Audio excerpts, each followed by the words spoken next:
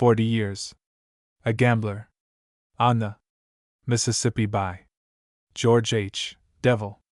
A cabin boy in 1839 could steal cards and cheat the boys at 11. Stock a deck at 14. Bested soldiers on the Rio Grande during the Mexican War, won hundreds of thousands from paymasters, cotton buyers, defaulters, and thieves, fought more rough and tumble fights than any man in America, and was the most daring gambler in the world. Illustrated. First edition. Devil and Haynes. Cincinnati, 1887.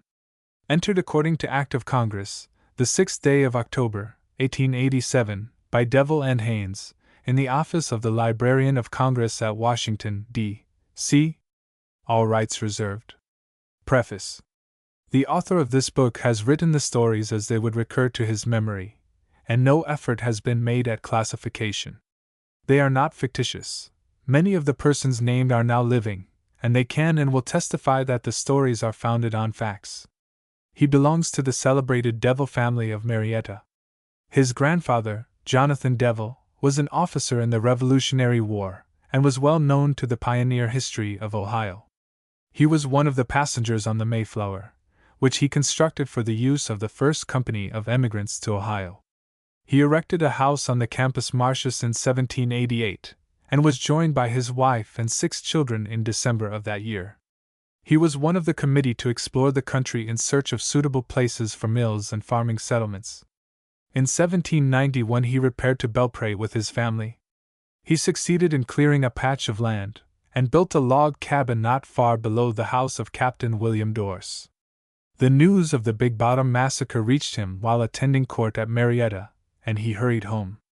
Mrs. Devil, hearing that the Indians were on the warpath, ordered the children to lie down with their clothes on, ready for the danger signal. He became famous by building the floating mill. In 1792 he built a 12-oared barge of 25 tons burden for Captain Putnam.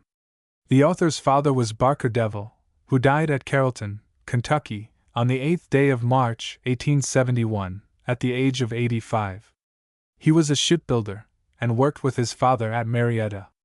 He left a widow and 6 children, who are all living, except one, the youngest being George H. Devil. The author. Boyhood days.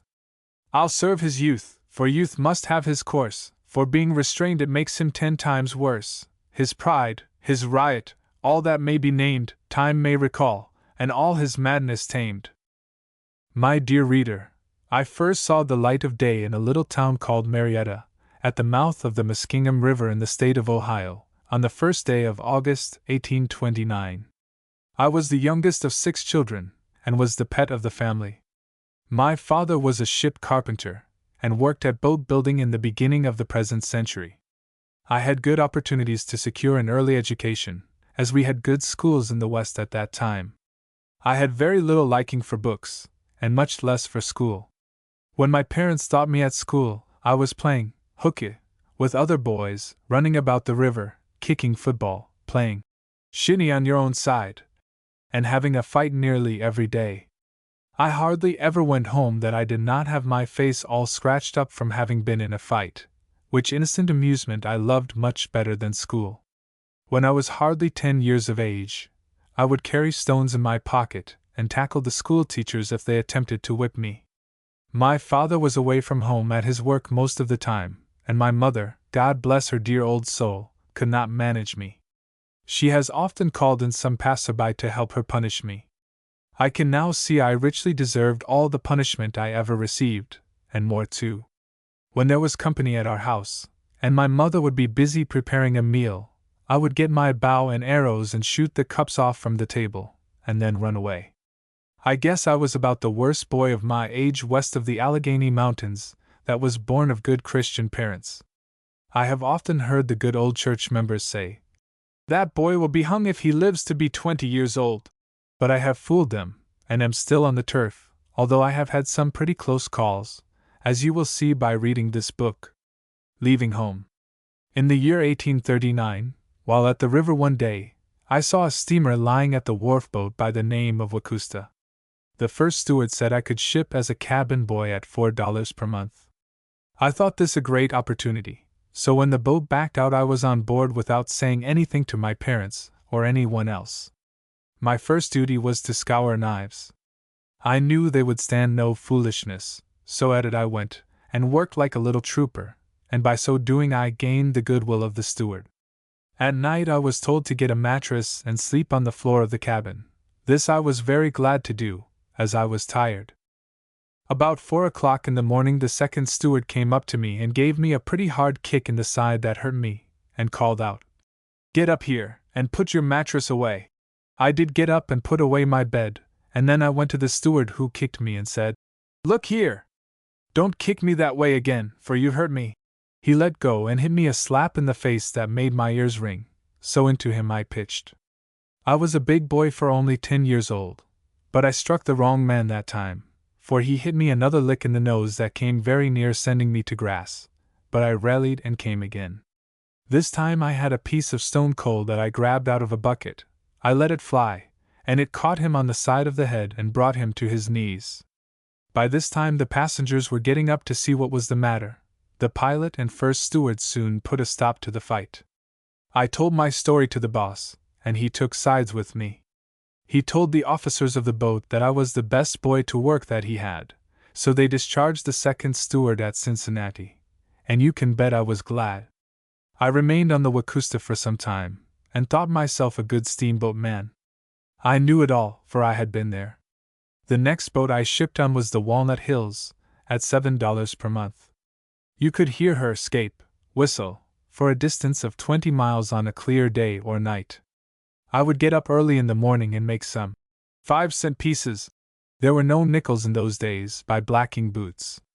Put ashore for fighting. I quit the Walnut Hills after 3 months, and shipped with Captain Patterson on the Cicero, bound for Nashville. The first trip up the Cumberland River the boat was full of passengers, and I had a fight with the pantryman. The captain said I should go ashore.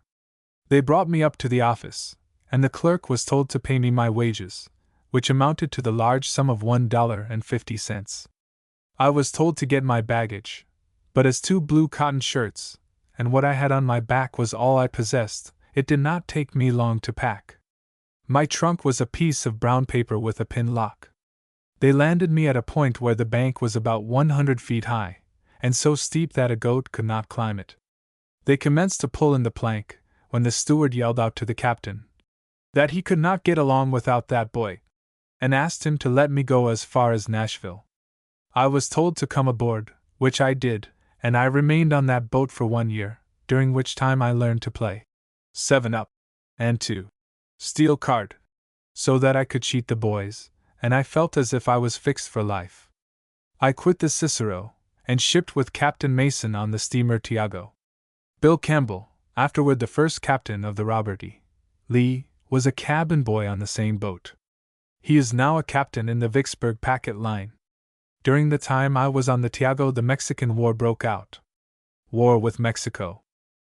Lands intersected by a narrow frith abhor each other. Mountains interposed make enemies of nations who had else, like kindred drops, been mingled into one. When the Mexican War broke out, our boat was lying at Pittsburgh. The government bought a new boat called the Corvette, that had just been built at Brownsville. A cousin of mine was engaged to pilot her on the Rio Grande. His name was Press Devil. He was a good pilot on the Ohio, from Cincinnati to Pittsburgh, but had never seen the Rio Grande, except on the map. I thought I would like to go to war, and to Mexico. My cousin got me the position as barkeeper, so I quit our boat, and shipped on the Corvette for the war. Jack McCourtney, of Wheeling, was the owner of the bar. There was a man aboard, on our way down, who took a great liking to me. He was well posted on cards, and taught me to stock a deck, so I could give a man a big hand, so I was a second time fixed for life. When we got down to New Orleans they took the boat over to Algiers, took her guards off, and part of her cabin, and we started across the Gulf, and you bet my hair stood up at times, when those big swells would go clear over her in a storm. But finally we landed at Baghdad, and commenced to load her with supplies for the army. I soon got tired of the Rio Grande, and after cheating all the soldiers that I could at cards, as there was no one else to rob, I took a vessel, and came back to New Orleans.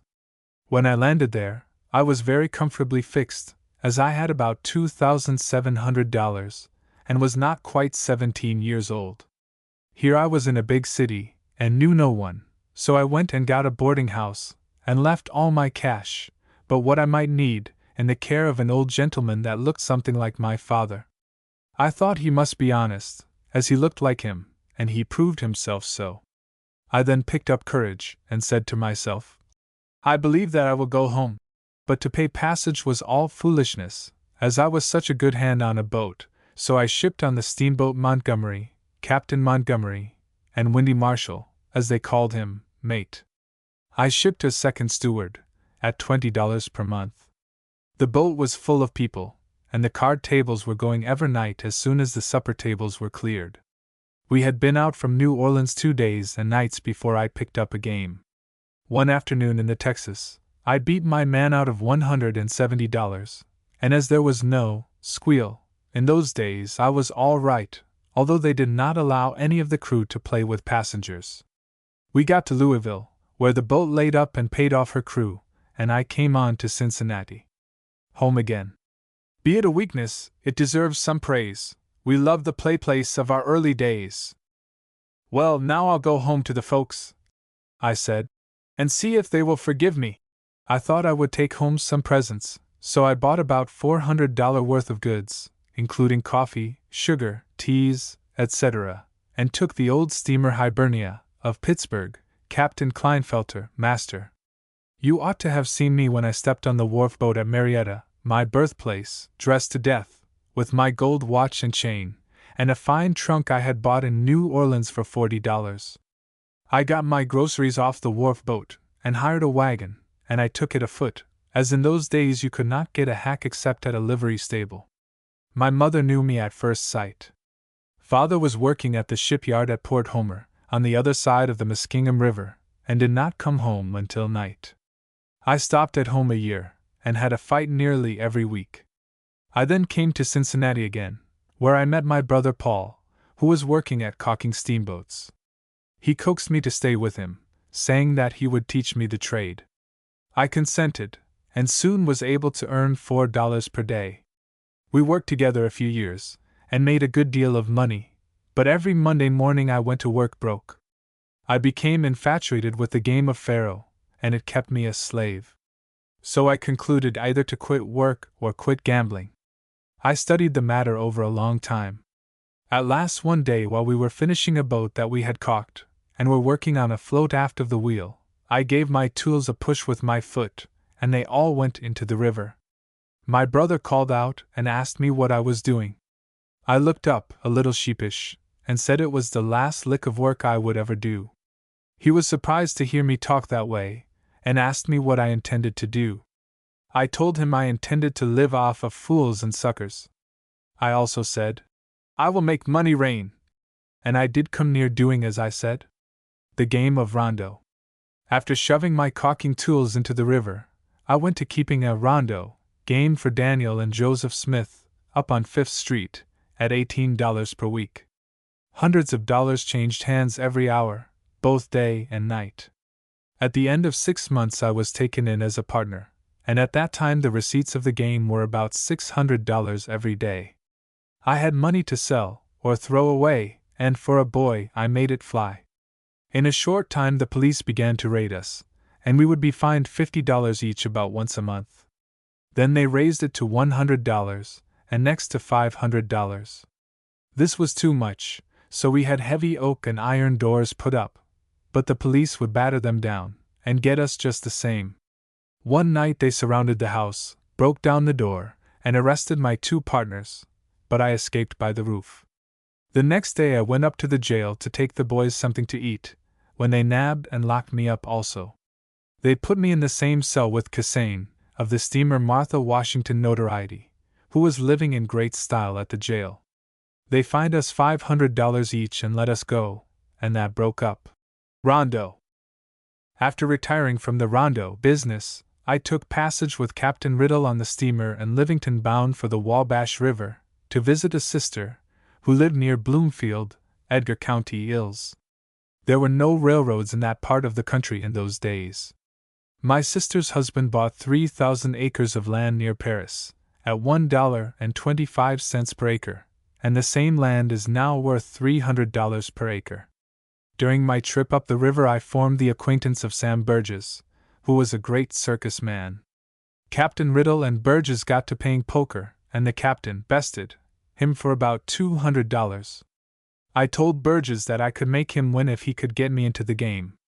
So, after supper, they sat down to play, and I was a looker-on. Burgess asked me to take a hand, which I did, and on my deal I would fill his hand, so that he soon had the captain badly rattled, and he lost about $900. The old captain was getting full, and I looked for a fight sooner or later. Burgess invited all to take a drink, when the captain refused, and told Burgess that he was a D gambler. Burgess called him a liar, so at it they went. The captain was getting the best of it when we parted them, and it was all we could do to keep Burgess from shooting. I got one half of the $900, and no one called me a gambler either. As the boat was going through the draw at Terre Haute, she took a shear on the pilot and knocked down her chimneys. The captain went up on deck, cursed the pilot, went down on the lower deck, knocked down 2 deckhands, and raised Cain generally. Burgess expected he would tackle him again, but the captain did not want any of that gun. When we arrived at the landing, I got off and went to my sister's. I remained there about 1 month, and had a good time shooting wild turkeys and chickens. On my return trip I got into a game of poker, and took in a few hundred. I stopped off at Louisville a short time, and then shipped for Cincinnati, where I remained until I was very near broke. Now a gambler. If yet you love game at so dear a rate, learn this, that hath old gamesters dearly cost. Dost lose? Rise up. Dost win? Rise in that state. Who strives to sit out losing hands are lost. I left Cincinnati for St. Louis, and when I landed there, I had just $40 left. I secured a boarding house, and started to take in the town. I made inquiries for a faro bank, and at last found one, and I bolted in as if I was an old sport. I stepped up to the table, and asked the dealer for $40 worth of checks. I then commenced to play, and won, and pressing my good luck, in 2 hours had $780 in checks in front of me. I told the dealer to cash my checks, and I walked out. The next day I was on my way to St. Paul, as at that time there was a great emigration in that direction. I took passage on a steamer that had nearly 300 people on board, going there to buy homes, and of course, they had plenty of money with them. After the supper tables were cleared, a game of poker was commenced, then another, until there were 5 tables going. I sat at one of the tables looking on for a long time, until at length one of the gentlemen said to me, "Do you ever indulge?" I said, "Hardly ever, but I do not care if I play a while." The bar was open, and they all appeared to enjoy a good drink, but I never cared for anything stronger than a lemonade. The result was that they all got full, and I thought I might as well have some of their money as to let the barkeeper have it, and I commenced to try some of the tricks I had learned. I found they worked finely, and at daybreak the bar and I had all the money. I got about $1,300, which made me $2,000 strong. When we arrived at St. Paul I struck another bank, and to my sorrow, I found one conducted by Cole Martin and King Cole, 2 old sports, who soon relieved me of my $2,000. I then was without a cent, and too game to let the gamblers know I was broke. After I had been there about a week, one of them stopped me on the street, and asked me why I did not come around and see them. He said, "I don't ask you to play, but come and dine with us." I accepted his invitation, and went around that evening, and had as fine a bird's supper as I ever sat down to. My first keno. 'Tis not enough to help the feeble up, but to support him after. The next day I visited another clubhouse, where they had keno going at 50 cents a card. I had seen it before, and took a great fancy to the game. I inquired how much an outfit would cost. They said they had 2 keno sets, and if I wanted one they would sell it to me for $250. Now came the tug of war, how to get the keno. I at last thought of a plan, and that was to borrow the amount of one of the dealers who had won the $2,000 from me. So I made a bold front and told him what I wanted to do, and he gave me $300 in cash, saying at the same time, "Pay me when you are able, as I like to help a young man who tries to help himself." I bought the Keno set, and had $50 left, which paid all my debts and started me in business. Cole Martin, one of the men who loaned me the money, said to me, "Now, after the Faro Bank closes tonight at my house, if you bring your Keno over I will help you get up a game." "All right," I said, so I took it over, and opened on the billiard tables, and he brought all of his players into the room, and said, "Let us start this young man's game." They commenced playing at $1 per card at 12 o'clock, and at 6 in the morning they were playing at $20 per card. I was taking out 10%, they all got stuck. That night my receipts amounted to $1,300. The result was they put the carpenters at work to fit up a nice room for me, and in 8 months my part of the game was $33,000. Then I began to think I was a blooded boy, and soon began to take the girls out riding and to wine suppers, and to play the bank higher than a cat's back, as the old Keno game was a great producer. About this time the town of Winona was looking up. There were but 2 or 3 little frame houses, but a great many people got off there, going back in the country. So I went down there and bought a raft of great lumber, hired carpenters, and put them to work building houses. They soon had 5 or 6 done, and in about a week after they were finished, you could stand outside and throw a big dog through the cracks. But they were full every night at $1 per head, bringing their own blankets and sleeping on the floor. I sent and got another Keno set, and opened a bar room, and was making money like dirt, when one day a man walked in with a bucket of water, and commenced pouring it on one of my billiard tables that I got in Chicago, and which cost me $500. I walked up to him and asked him what he was doing. He told me to go to H.L. I let fly, caught him on the neck, and down he went, and he lay there for some time. Finally they took him to where he and his wife were stopping, and that night he died. Then I commenced to think about getting out of that hot box. I got together what money I could, and carried a canoe to the river, and started for Dubuque. There were no telegraph lines at that time. I had been there but a few days before the news came to me that the doctors had held a post-mortem examination, and decided the man had had delirium tremens, and could only have lived a short time. They sawed open his skull, and found his brain a jelly in the center. So I went back and found his wife, gave her one of the houses which I had built, and $700 in money. I then put a man in charge of my business, and went back to St. Paul, where my Keno games were still going on. But the man I left in charge of my business at Winona sold all he could and skipped out, and that was the last seen of him till I went up the Missouri River 2 years after, when I found him in Kansas City. At that time there were but 3 or 4 houses and a hotel down at the river bank. It was a great point for the Santa Fe traders. I became acquainted with a man named McGee, who owned the largest part of Kansas City. He was a great lover of the game of 7-Up, so we commenced to play at $10 a game, and I beat him out of 5 lots, as he had no money, which I afterwards sold at $10 apiece. 12 years ago, as I passed through there, I saw those same lots bringing $600 per foot. I went from there to St. Joe, Omaha, and Council Bluffs, and broke a great many fellows playing poker. I then settled down at dealing faro in St. Joseph, Missouri. After staying there 1 year I went to St. Louis, where I remained 2 or 3 months, and then went to New Orleans. I landed there in 1853. The yellow fever was raging, there being 300 deaths per day. Then was the time, if there was any fright in the young gambler, for it to have shown itself, but I made up my mind that if I had to go I might as well go then as at any other time. I was taken down with the fever, and nurses were scarce, but I got an old colored woman, and told her to stick to me, and I would give her $25 per day as long as I was sick, and if I handed in my checks she might have all I left. In 23 days, by the grace of our good Maker, I was up eating chicken soup. They watched me so close I could get nothing else. During this time I got an answer from a letter written to my partner at St. Paul, telling him to sell out as best he could, and to send me my part, which he did. Indians can play poker. The year I was in St. Paul, they paid off a lot of Indians a short distance from the town. I was told that the red man was a good poker player, and was always looking for the best of it.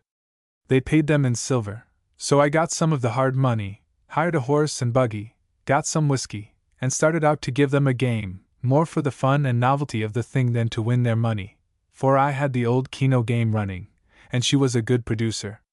When I got among the savages, they were having a war dance.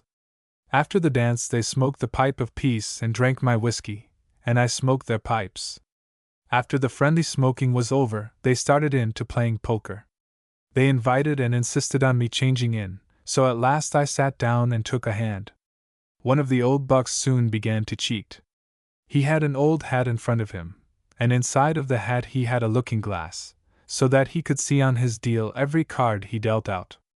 I knew he was after me, so I told him to put the hat away and play fair. He saw that I was no sucker, so he put it away. We played for some time, and it was all I could do to keep even by playing on the square with big Injuns, as I found them very good card players. I held out a hand, but had to wait some time for the wild man of the forest. At last there was a big blind in straddle, and I kept raising it before the draw. They all stayed, and drew 2 or 3 cards, I do not remember which. I took one, and when we came to show down, I was the lucky fellow. This was too much for the bucks, so 3 of them dropped out, and left an old chief and myself single-handed. As I was over $150 ahead of the game, I played liberally, to draw the old chieftain on, and as he had one of his bucks walking around behind, and talking, big Injun, all the time, he was getting the best of me. I knew that my hands were being given away, but I did not let them know that I was on to their racket. I waited my chance, and clinched onto 4 fours and a jack. I kept going blind, until the chief got a good hand, and then he came back at me strong. We had it hot and heavy. I let the buck see my hand until it came to the draw, and then I shifted the hand, and came up with the 4 fours and the jack, but the warrior did not see me get that hand. I then made a big bet. The old chief called his squaw, and she brought him a sack of silver. He then called me. We showed down, the money was mine, and then you should have seen the fun. The buck that had been giving my hand away started to run. The old chief jumped up, grabbed his tomahawk, and lit out after him. I jerked off my coat, dumped all the silver into it, jumped into my buggy, and lost no time in getting out of that neck of the woods. As I was going at a 240 gait, I looked back and saw the buck and old chief going through the woods. I never knew whether the old man caught the buck or not, but I do know he did not catch me. I took desperate chances to win that pot, and I was very lucky in not losing my scalp. I never inquired when the Indians were to be paid off again, for I had no notion of paying them a visit. Anyone who has a desire to play poker with big Injuns has my consent, but I would advise them to play a square game, and keep their eyes skinned for the big buck that talks to the chief. A religious captain. I was on board the steamer War Eagle going from Dubuque to St. Paul. The captain was a member of the church, and did not allow any gambling on his boat, and anyone caught at that innocent pastime would be put ashore.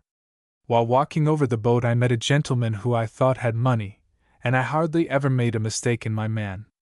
I invited him to join me in a drink, and then steered him into the barber shop. I told him I had lost some money betting on cards, but I did not mind very much, as my father was wealthy. While I was showing him how I had lost the money, my partner came, and after watching me throw the cards for a little while, he wanted to bet me $100 he could pick the card. I threw them again, and told him to put up. He turned, and won the money. Then, turning to the man, he showed him one of the corners turned up, and wanted to bet me again. I told him I would not play with a man that beat me. The man then asked me if I would bet with him. I said I would, providing the other fellow would not tell him which card to turn, which was agreed to. The man then got out his big roll, and put up $100. I told him if he won I would only bet him the one time, and if I won I would only be even, and that I would not bet less than $500. He put up the $500 and turned the wrong card. After putting the money out of sight, I began to throw the cards again, for I saw a diamond stud and ring worth about $1,000. While the cards were on the table, I turned around to spit, and my partner marked one of the cards with a pencil, and let the man see the mark. He then bet me $500, and won it. Then he walked away. The man began to get nervous and feel for his money, but he had only about $75 left, and wanted to bet that. I told him I had just lost $500, and would not bet less than $1,000. He insisted on betting the $75, but I told him to keep it for expenses, and that I would bet him $500 against his stud and ring. Up they went, and I put up $500. Over went the marked card, and he lost again. Out he went, and when I saw him again the captain was with him.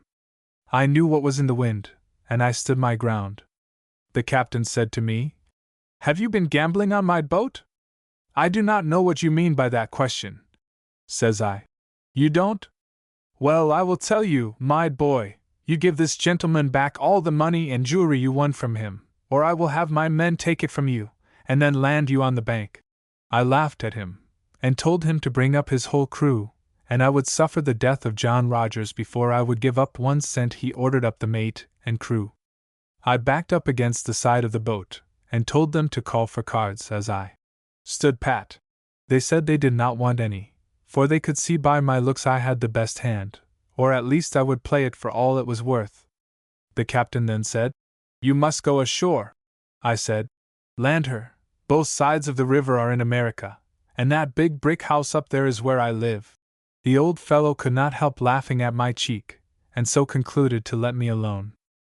I have often had steamboat captains tell me I must give up the money or go ashore, and I had them to tell the suckers to go and get more money and try it again. I have also had them to say they would put the suckers ashore, and that would break them all up. A sucker thinks when he sees a mark on a card that he is robbing the gambler, and he is just as much of a robber and gambler as the other man. When 2 persons bet, one must lose, and there is no law in this country to compel a man to bet his money or jewelry on anything. So my advice is, don't you do it. A cold deck. I was aboard the Sultana, bound for Louisville, and got into a 5-handed game of poker. When we landed at the mouth of the Cumberland, 2 of our party got off to take a boat for Nashville. That left our game 3-handed. For fear that another would get away, I thought I must get my work in without further delay, so I excused myself for a few moments and went to the bar. I got a deck just like the one we were using, and run up 3 hands, giving one 3 aces, one 3 kings, and myself 4 trays. We played a short time after my return, and on my deal I called their attention to something, and at the same time came up with the cold deck. The betting was lively. I let them do the raising, and I did the calling until it came to the draw. They each took 2 cards, and I took one, saying, "If I fill this flush, I will make you squeal." I knew they both had full hands, and they just slashed their money on the table until there was over $4,000 up. Then I made a raise of $1,200, and they both called. "Gentlemen," I said, "I suppose you have me beat. I have only 2 pair." "Oh," says one, "I have a king full." And the other one said, "I have an ace full." "Well, boys, I can down both hands, for I have 2 pair of trays." The game came to a close, for there was no more money on the other side. Caught a sleeper. I was playing poker once on the steamer General Quitman. The party were all full of grape juice. Along about morning the game was reduced to single-handed, and that man I was playing with was fast asleep, so I picked up the deck and took 4 aces and 4 kings out, with an odd card to each. I gave him the kings and I took the aces. I gave him a hunch, and told him to wake up and look at his hand. He partly raised his hand, but laid it down again, and I knew he had not seen it. I gave him a push and shook him up pretty lively, and he opened his eyes. I said, "Come, look at your hand, or I will quit." He got a glimpse of it, and I never saw such a change in a man's countenance. He made a dive for his money and said, I will bet you $100, for I want to show you I am not asleep. I told him I thought he was bluffing. I said in a joking way. I will raise you $1,000. So he pulled out all his money and laid it on the table, and said, I will only call you, but I know I have you beat. I showed down 4 big live aces, and he was awake sure enough after that. He never went into any more of those fits, and we played until they wanted the table for breakfast. I used to make it a point to cold deck a sucker on his own deal, as they then had great confidence in their hands. My old paw is large enough to hold out a compressed bale of cotton or a whole deck of cards, and it comes in very handy to do the work. I could hold one deck in the palm of my hand and shuffle up another, and then come the change on his deal. It requires a great deal of cheek and gall, and I was always endowed with both, that is, they used to say so down south. 10,000 in counterfeit money. We had a great graft before the war on the upper Mississippi, between St. Louis and St. Charles. We would go up on a boat and back by rail. One night going up we had done a good business in our line, and were just putting up the shutters, when a man stepped up and said he could turn the right card. My partner, Posey Jeffers, was doing the honors that night, and he said, I will bet from $1 to $10,000 that no man can pick out the winning ticket. The man pulled out a roll nearly as large as a pillow, and put up $5,000. Posey put up the same amount, and over the card went for $5,000, but it was not the winner. Mix them up again, said the man, and he put up the same sum as before. He turned, and Posey put the second $5,000 in his pocket.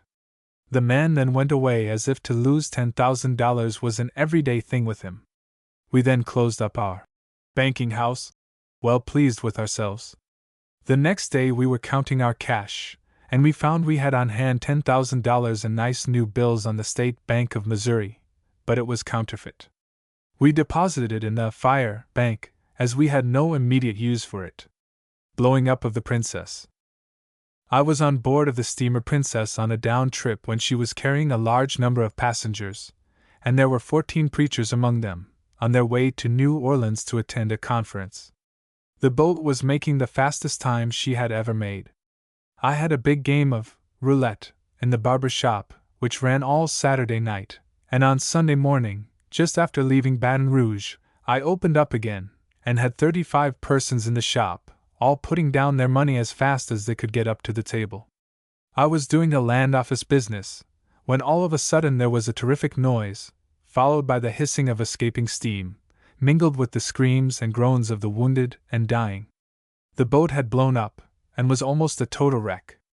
There was but very little left, and that consisted mostly of the barber shop, which was at the time full of gamblers, and not one of them was hurt. The steamers Peerless and McCrae came to our aid. One boat looked after the dead and wounded, and the other took us lucky fellows out of the barber shop. 100 souls were landed into eternity without a moment's warning, and among them were the 14 preachers. It was a horrible sight. The bodies were so mangled and scalded that one could not have recognized his own brother or sister. Captain William Campbell, now of the Vicksburg Packet Line, was steward of the Princess at the time of the explosion, and there was not a man on the boat that worked harder to save life and relieve the wounded. He richly deserved his promotion, and is now one of the best captains on the river. A woman with a gun. I was on a boat coming from Memphis one night, when my partner beat a man out of $600, playing poker. After the game broke up, the man went into the ladies' cabin and told his wife. She ran into his room and got his pistol, and said, I will have that money back, or kill the man. I saw her coming, pistol in hand, and stepped up to the bar and told the barkeeper to hand me that old gun he had in the drawer, which I knew had no loads in it. She came on, frothing at the mouth, with blood in her eyes. I saw she was very much excited, and I said to her, Madam, you are perfectly right. You would do right in shooting that fellow, for he is nothing but a gambler. I don't believe your pistol will go off. You had better take my pistol, for I am a government detective, and have to keep the best of arms. So I handed her the pistol, and took hers. Just a moment later out stepped the man who had won the money, and she bolted up to him, and said, You won my husband's money, and I will just give you 1 minute to hand it to me, or I will blow your brains out in this cabin." Well, you ought to have seen the passengers getting out of the cabin when she pulled down on him, but he knew the joke and stood pat, and showed what a game fellow he was. He told the woman her husband lost the money gambling, and he could not get a cent back. Then she let go, but the pistol failed to go off, and he got her to go back into the cabin, and pacified her by giving her $100. After taking the charge out of her pistol, I returned it to her. So, reader, you can see what a gay life there is in gambling. The Frenchman and the Horsehair. I knew a Frenchman who used to travel the river playing the wheel, who made a great deal of money and sent it to France. One night he opened a $1,000 snap at faro, and I was to loan him my tools. He shuffled his own cards, as he was too smart to use any other, and I went down on deck and pulled some hairs out of a horse's tail, and came back and got one of the coppers and fastened a hair to it. A copper is used to make a bet lose and take the banker's side. When the copper is off, the bet is open. So I got my partner to buy a big lot of white checks, so that I could get my small bet behind them. My checks were $12.50 apiece. He was playing white checks at 25 cents. We took one corner of the table, side by side. He placed his checks between the dealer and me. Then I would put my little stack behind his checks, and when the dealer made a turn he would have to rise from his seat to see if my bet was coppered or not. If the card lost that we were on, I would let the copper remain. If it on, I gave the horsehair a little jerk and pulled the copper off, and we both won. I used to take it off when he was going to pay the bet, for fear he would get his fingers tangled in the hair, and in this way we won the bank roll, which made the Frenchman very sick. Saved my partner's life. We were once coming down on the steamer Belle Quay, of Louisville, and my partner was doing the playing that day. We had won some big money, and were about to quit, when up stepped a very tall man, who looked pale and sickly. He watched the game for some time, and then pulled out a $1,000 note and laid it on the card he wanted, and of course he lost. He did not say a word, but started back to this room. I thought he acted strange, and I concluded to keep an eye on him. Pretty soon out he came with an overcoat on his arm, and he walked up as near the table as he could get, and commenced to push one of the crowd away so as to get closer. Finally he got at my partner's back, with me close at his heels, when he commenced to pull from under his coat a large Colt's pistol. As he leveled it to shoot him in the back of the head, I knocked him stiff, and the gun dropped on the floor. It was cocked, but it did not go off. They carried the man back to his room, put cold water on him, and finally brought him to. He sent for me, and when I went back he reached out his hand, and said, "Friend, you did me a kindly act, for I had made up mine to kill that man. I am glad it happened so, for it was all the money I had, and it was raised by my friends, who, knowing that I never would reach home again, were sending me to Florida, as all the doctors have given me up, and I thought I would kill him, as I do not expect to get off this boat alive. I have got consumption in its last stages." So I pulled out $1,000, counted it out to him, and he cried like a child. His pistol I gave to the mate, as I thought he had no need of such a weapon. Leap for life. Another time I was coming up on the steamer Fairchild with Captain Fawcett, of Louisville. When we landed at Napoleon there were about 25 of the Arkansas Killers, came on board, and I just opened out and cleaned the party of money, watches, and all their valuables. Things went along smoothly for a while, until they commenced to drink pretty freely. Finally one of them said, "Jake, Sam, get Bill, and let us kill that D gambler who got our money." "All right," said the party, and they broke for their rooms to get their guns. I stepped out of the side door, and got under the pilot house, as it was my favorite hiding place. I could hear every word downstairs, and could whisper to the pilot. Well, they hunted the boat from stem to stern, even took lights and went down into the hold, and finally gave up the chase, as one man said I had jumped overboard. I slipped the pilot $100 in gold, as I had both pockets filled with gold and watches, and told him at the first point that stood out a good ways to run her as close as he could and I would jump. He whispered, "Get ready," and I slipped out and walked back, and stood on the top of the wheelhouse until she came, as I thought, near enough to jump, and away I went.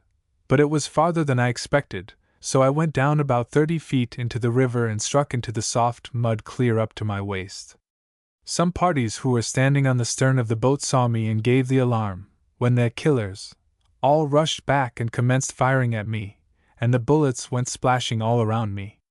The pilot threw her into the bend as quick as he could, and then let on she took a sheer on him and nearly went to the other side. The shooting brought the niggers from the fields to the bank of the river. I hallooed to them to get a long pole and pull me out, for I was stuck in the mud. They did so, and I got up on the bank and waited for another boat. I was always very stubborn about giving up money if anyone wanted to compel me to do it, but I wish I had 1/4 of what I have given back to people that did need it.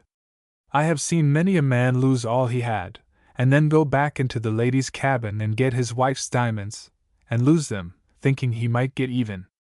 But that was always a good cap for me, for I would walk back into the cabin, find the lady, and hand her jewels back, and I never beat a man out of his money that I did not find out from the clerk if his passage was paid.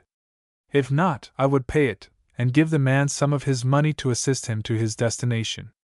By so doing I was looked upon as being a pretty good robber, that is, if you call it robbing. But I tell you that a man that will bet on such a game as Monty is a bigger robber than the man who does the playing, for he thinks he is robbing you, and you know you are robbing him. The chicken men and their silver.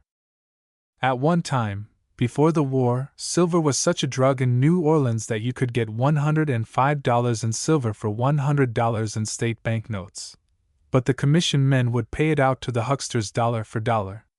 They would put it in bags and label it with the man's name and the amount. At this time I was coming out on the steamer John Rain, and in looking around for customers, I found 15 chicken men on board, who had sold their coops, and had their sacks of silver setting in the office, as there was no room for it in the safe. After supper I got my men in the barber shop, pulled out my 3 cards, and began to throw them, at the same time telling the men I had lost $1,000 at the game, and that I was going to practice until I could throw equal to the man that had beaten me out of my money. They all took a great interest in the game, and could turn the right card every time for fun. About this time the capper came up, and said he was positive he could guess the card, and kept insisting on betting me $100, so at last I concluded to bet him, and he lost the $100. Then the fun commenced.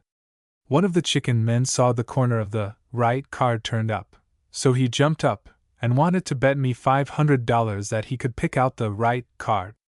I told him I did not want to bet, but if he made it $2,000 I would bet him, and if I lost I would quit. At the same time I pulled out a large roll of small bills, with a $100 bill on the outside, and laid it on the table. The chicken men held a council of war, and of course they all saw the corner of the right card turned up. They went for their sacks of silver, and planked down 4 of them, with $500 in each. I put up and said, "Gentlemen, you must all agree on 1 card, and select 1 man to turn it, as I must have the 2 chances." They picked out their man. He turned the card with the corner turned up. But of course, it was not the right card. The boat was just landing to take in sugar, so I said, "Gentlemen, I will have to bid you goodbye, as this is my sugar plantation." I called 2 of the porters and told them to take my sacks ashore. They said, "All right, Massa George." You should have seen the chicken men look at me when I landed with my sacks, and all the niggers came to shake hands and say, "Glad you's back, Massa George," for I knew all the niggers on the coast. After the boat pulled out, I opened one of the sacks and gave each black one of the chicken $50. They guarded the money until another boat came down, which they hailed, and I was soon on my way back to New Orleans to catch some more suckers. The hungry man. I was on board the John Simons coming out of New Orleans one night. I had a very lively game of red and black, and did not close up until 2 o'clock in the morning. We were sitting around the stove in the bar, drinking, smoking, and telling stories, when there was a man came in whom I had not seen since the boat left New Orleans. When he came aboard he was pretty full of bug juice, and had been asleep. When he woke up, of course he was dry, and had come into the bar to get a drink. I said to him, You look dry, and you are just in time to join us." After thanking me, he took a drink, and then told me he had missed his supper. I told him I would send the porter into the Texas, and get him a lunch, which I did. I then thought, if I can get some more of that "go your money" whiskey into him, I can size him up.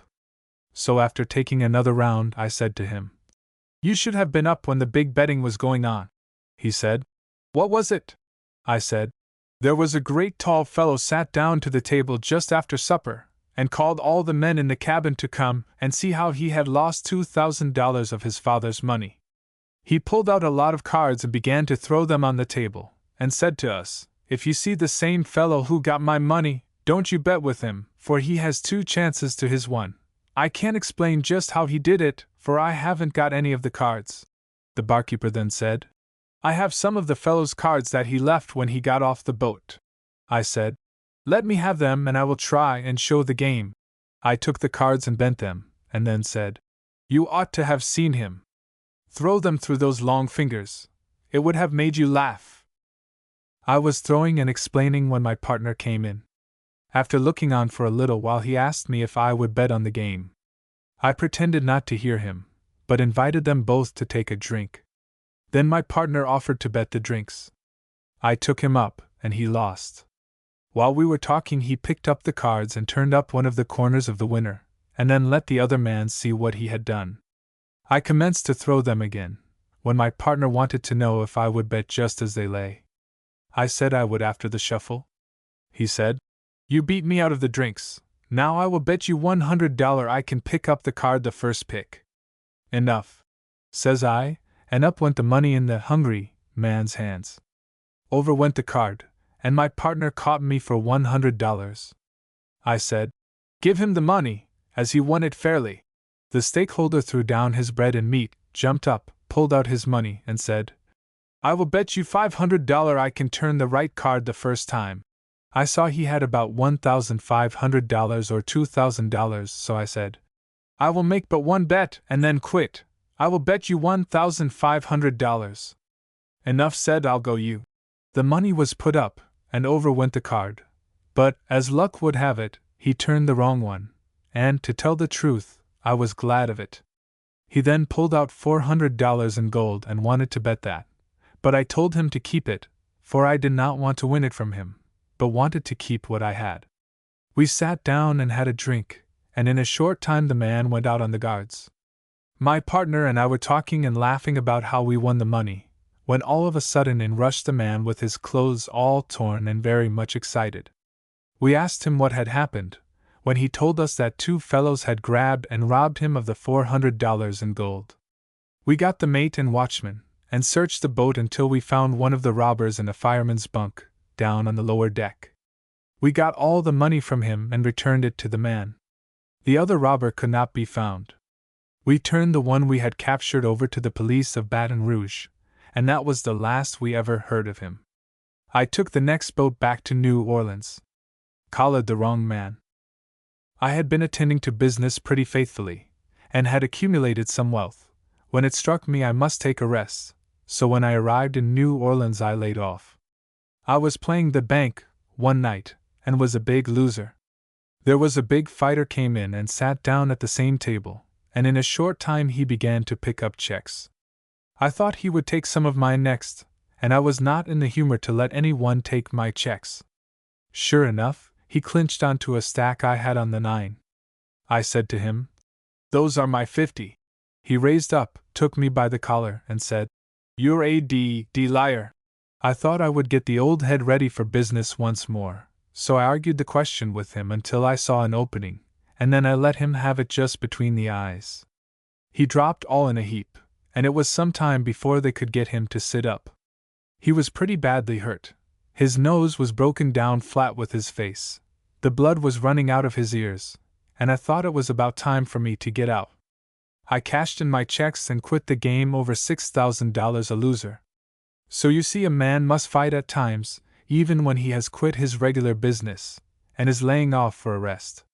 My Jew partner. I was on board the steamer Sultana one evening, coming up from New Orleans, when a Jew came up to me, tapped me on the shoulder, and said, Mr. Devil, I have heard of you for years, and have sat at the same table with you in New Orleans playing the bank. I caught her this trip for over $4,000, but I have often wished I could make as much money as you do.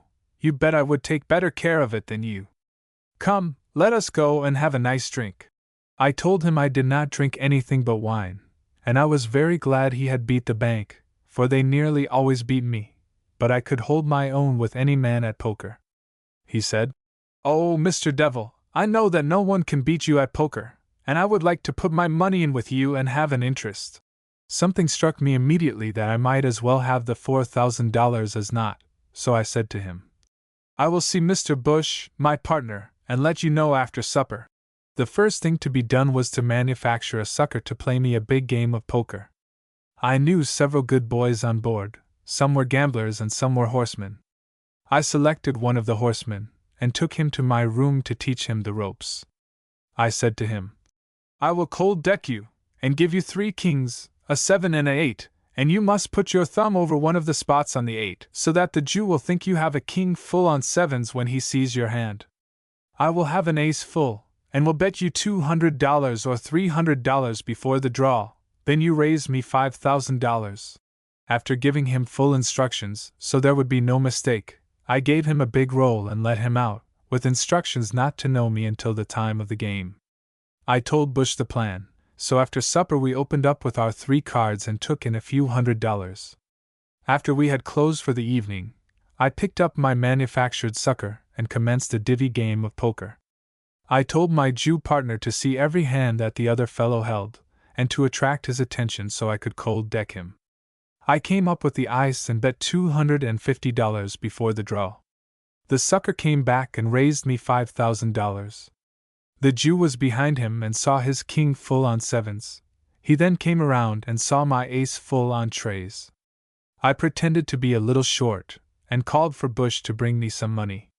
Then my would-be partner commenced to get out his money, and was in such a hurry, for fear he would not be in time, that he tore the buttons off his vest. He put up his $4,000. Bush got $1,000 from John C. Heenan, the prize fighter, who was on the boat, and I called the bet. The game had attracted the attention of all the passengers. They were all around us, some on the tables and chairs, and every one was holding his breath waiting for the result, except my Jew partner, who was so delighted with the sure thing of having won 1/2 of the money that he could not keep still a moment, but kept dancing around, rubbing his hands and smiling as if he had sold a suit of clothes without coming down a cent when, to everybody's great surprise, the sucker said, "Gentlemen, I have made a mistake in my hand, can't I take my money down?" The Jew said, "Oh, we don't rectify no mistakes in poker." The sucker looked up at him and said, "What in the I have you got to do with this game?" The Jew said, "I thought you was bluffin' dot." The sucker then said, "Hold on, gentlemen, we have not drawn yet. I thought I had a king full on 7s. He then threw down the 7 and 8 and called for 2 cards. The Jew said, "We don't care for your mistake," and then walked around behind the sucker to see what he would get in the draw. I dealt him off 2 cards, but the Jew did not get to see what he got. They had sent me some money from the office, and I bet him $500. The sucker hesitated a moment, and then bet $5,000. I put up all the money I had, my big single stone, pin and ring, but that was not enough. Then the Jew put up his Jurgensen watch, a large cluster pin and ring, and called the bet. The sucker said, "I have 2 pair. The Jew was so glad, thinking I had won, that he could not keep still, but went up and down like a jumping jack. I showed down my ace full, and then the sucker showed down 2 pair of kings.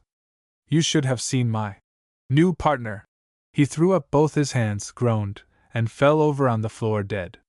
We had to throw water in his face to bring him around, and when we got him up he started for the guards, saying, "I go drown myself, I don't want to live." Someone ran and got him a life preserver, and told him to put it on before he jumped overboard. He finally quieted down, and went to his room. I took the horseman into my room, gave him $200 in money and my partner's diamonds. He was the lion of the boat, and did not have to pay for drinks from there to Louisville. I got off at Baton Rouge at daybreak, and was soon on my way back to New Orleans, and when I arrived there, everyone I met would ask me about my bad luck. My friends were sorry for me. I could have borrowed almost any amount of money.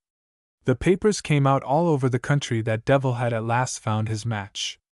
I saw the Jew in St. Louis some years later. He knew me and said, "Mr. Devil, come and let us get a good drink. See that clothing store? That's mine. I never played poker since that time on the boat, don't you remember? Sold out by a partner." One night I was coming up the river on the steamer Morrison. I had a partner with me named Charles Bush. He was a good, big-hearted fellow, but did not know much about beating a sucker out of his money. I had to teach him how to handle the blokes. Well, Bush and myself had made some money, and were sitting around looking at the gamblers. There were 25 of them on board, going to the Memphis races.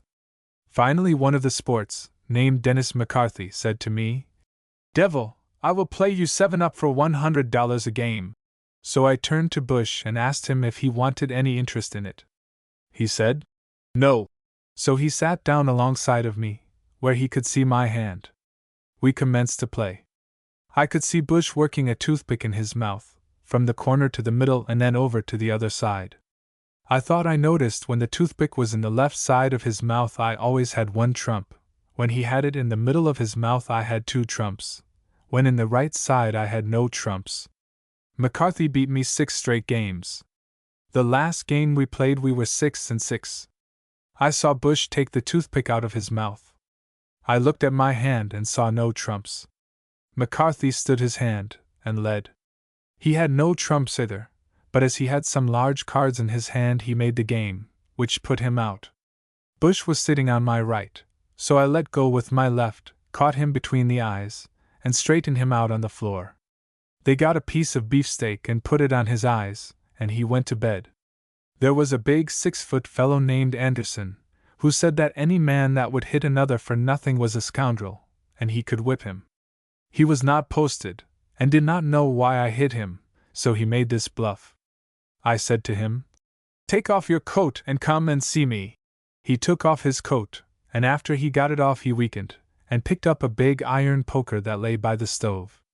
I pulled out old Betsy Jane, one of the best tarantula pistols in the southern country, and told him to drop the poker, which he did. "Now," said I, "if you want it on the square, I am your man." So at it we went, and I hit him and knocked him clear through the office door. I then reached down and caught him by the collar, raised him up and struck him with that good old faithful head of mine, and the fight was all over, for I had broken every bone in his nose. The clerks came rushing out of the office, the captain and passengers also came, and the captain asked me what was the matter. I told him, and the mate spoke up and said Devil was perfectly right, for he had seen it all. I offered to pay for the door and chairs we broke, but the captain would not accept 1 cent. I went back to the room to see Bush, for I was sorry I had hit him, although I thought he was guilty. I told him to get up and look out for me, and I would open faro bank for the gamblers, which he did. They all changed in except the big fellow with the broken nose. He went to bed. The result was, we broke every one of them, and then got off at Baton Rouge. They went to Memphis, where the races commenced in a few days. Bush was with me for 3 years after that, and many a night I have sat and dealt for a big game, and in the morning would divide several $100 with Bush, who was in bed and asleep. The big catfish. My old partner, Bush, and I had been up all night in New Orleans playing faro, and we were several $100 winners, and thought we would walk down to the French market and get a cup of coffee before we went to bed. We saw a catfish that would weigh about 125 pounds. Its mouth was so large that I could put my head into it. We got stuck on the big cat, and while we were looking at it an old man came up to me and said, "That is the largest catfish I ever saw." Bush was a little way off from me just at the time, and knowing I would have some fun, if not a bet, with the old man, he kept out of the way. I said to the old gent, "You are the worst judge of a fish I ever saw. That is not a cat, it is a pike, and the largest one ever brought to this market." He looked at me and then at the fish, and then said, "Look here, my boy, where in the Were you raised? I told him I was born and raised in Indiana. Well, I thought you were from some hoop pole state. We got to arguing about it, and I appeared to be mad, and offered to bet him $100 that the fish was a pike. Says he, "Do you mean it?" I pulled out a roll, threw down $100, and told him to cover it. He lammed her up, and I said, "Who will we leave it to?"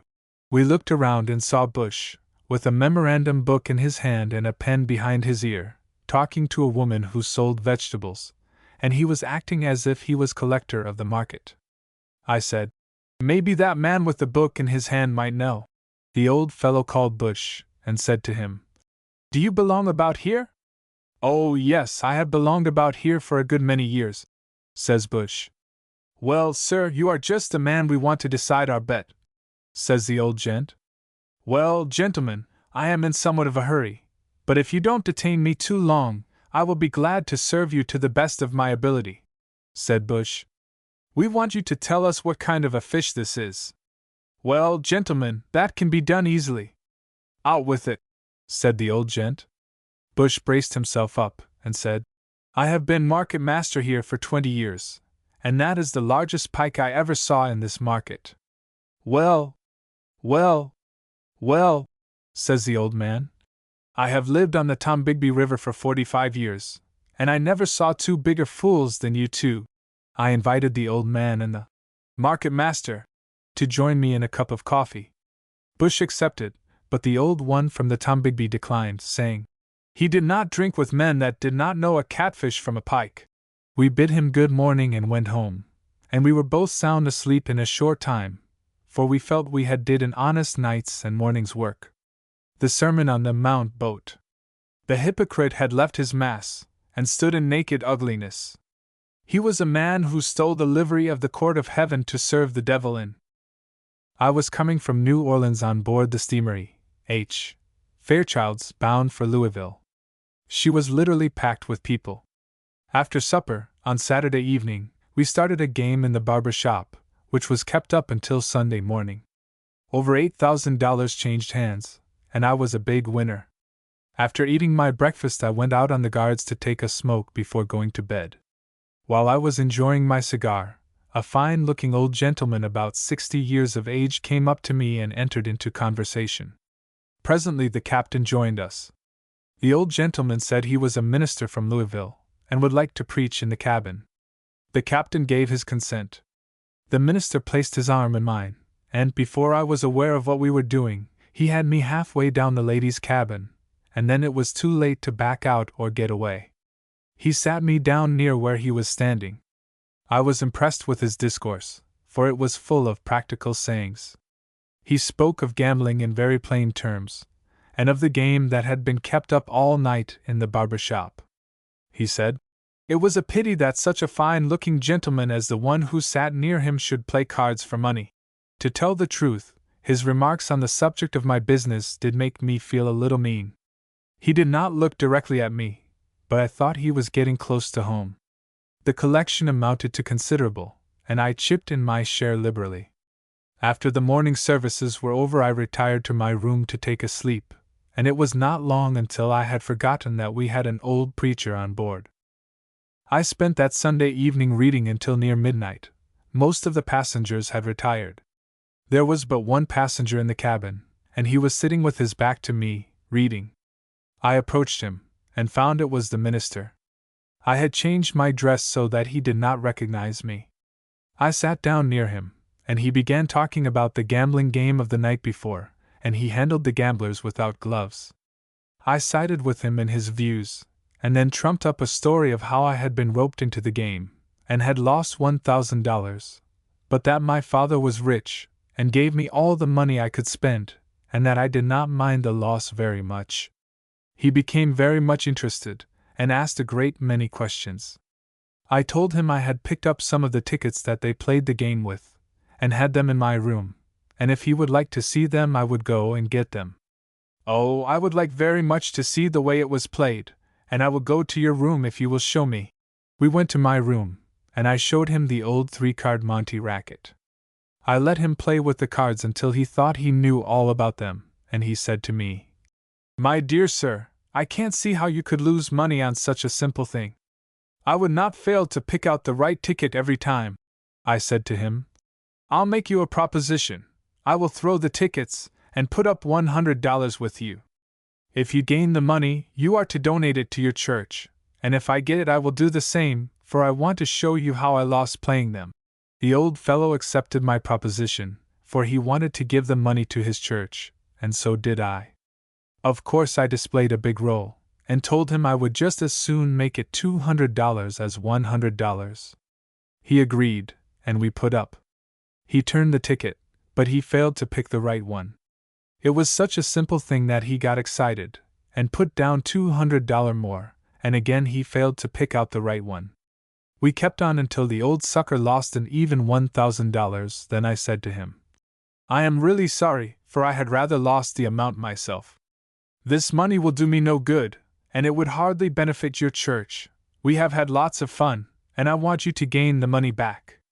I will put up the $1,000 against your watch and chain, and when you gain it back we can have a big laugh over it. He put up his handsome watch and chain, that had been presented to him by his congregation, and, as he was playing in hard luck, I soon had the ticker. He bade me good night, and went to his room. I went to see the captain, and when I showed him the reverend gentleman's watch, with the inscriptions on it, he could hardly believe his own eyes. After having a good laugh with the captain, I went to the minister's room, and found him on his knees. When he saw me, he said, I have just been praying for you. I replied, Brother, hadn't you do a little of that for yourself? Oh, says he, I have prayed mostly for myself this night. Well, I said, since you have prayed for yourself, and me too, here is your watch, chain, and $100. Go and sin no more, he said with tears in his eyes. God bless you. I left the boat at Natchez, and did not get to see the old gentleman again. I caught a preacher once for all his money, his gold spectacles, and his sermons. Then I had some of those queer feelings come over me, and when they came upon me I could not resist their influence, so I gave him his sermons and specs back. At one time there were 15 preachers on the Jackson Road, going to a conference at Hazelhurst. I got in among them, and, just for fun, I opened up Monty, and I caught 5 out of the 15 for every cent they had.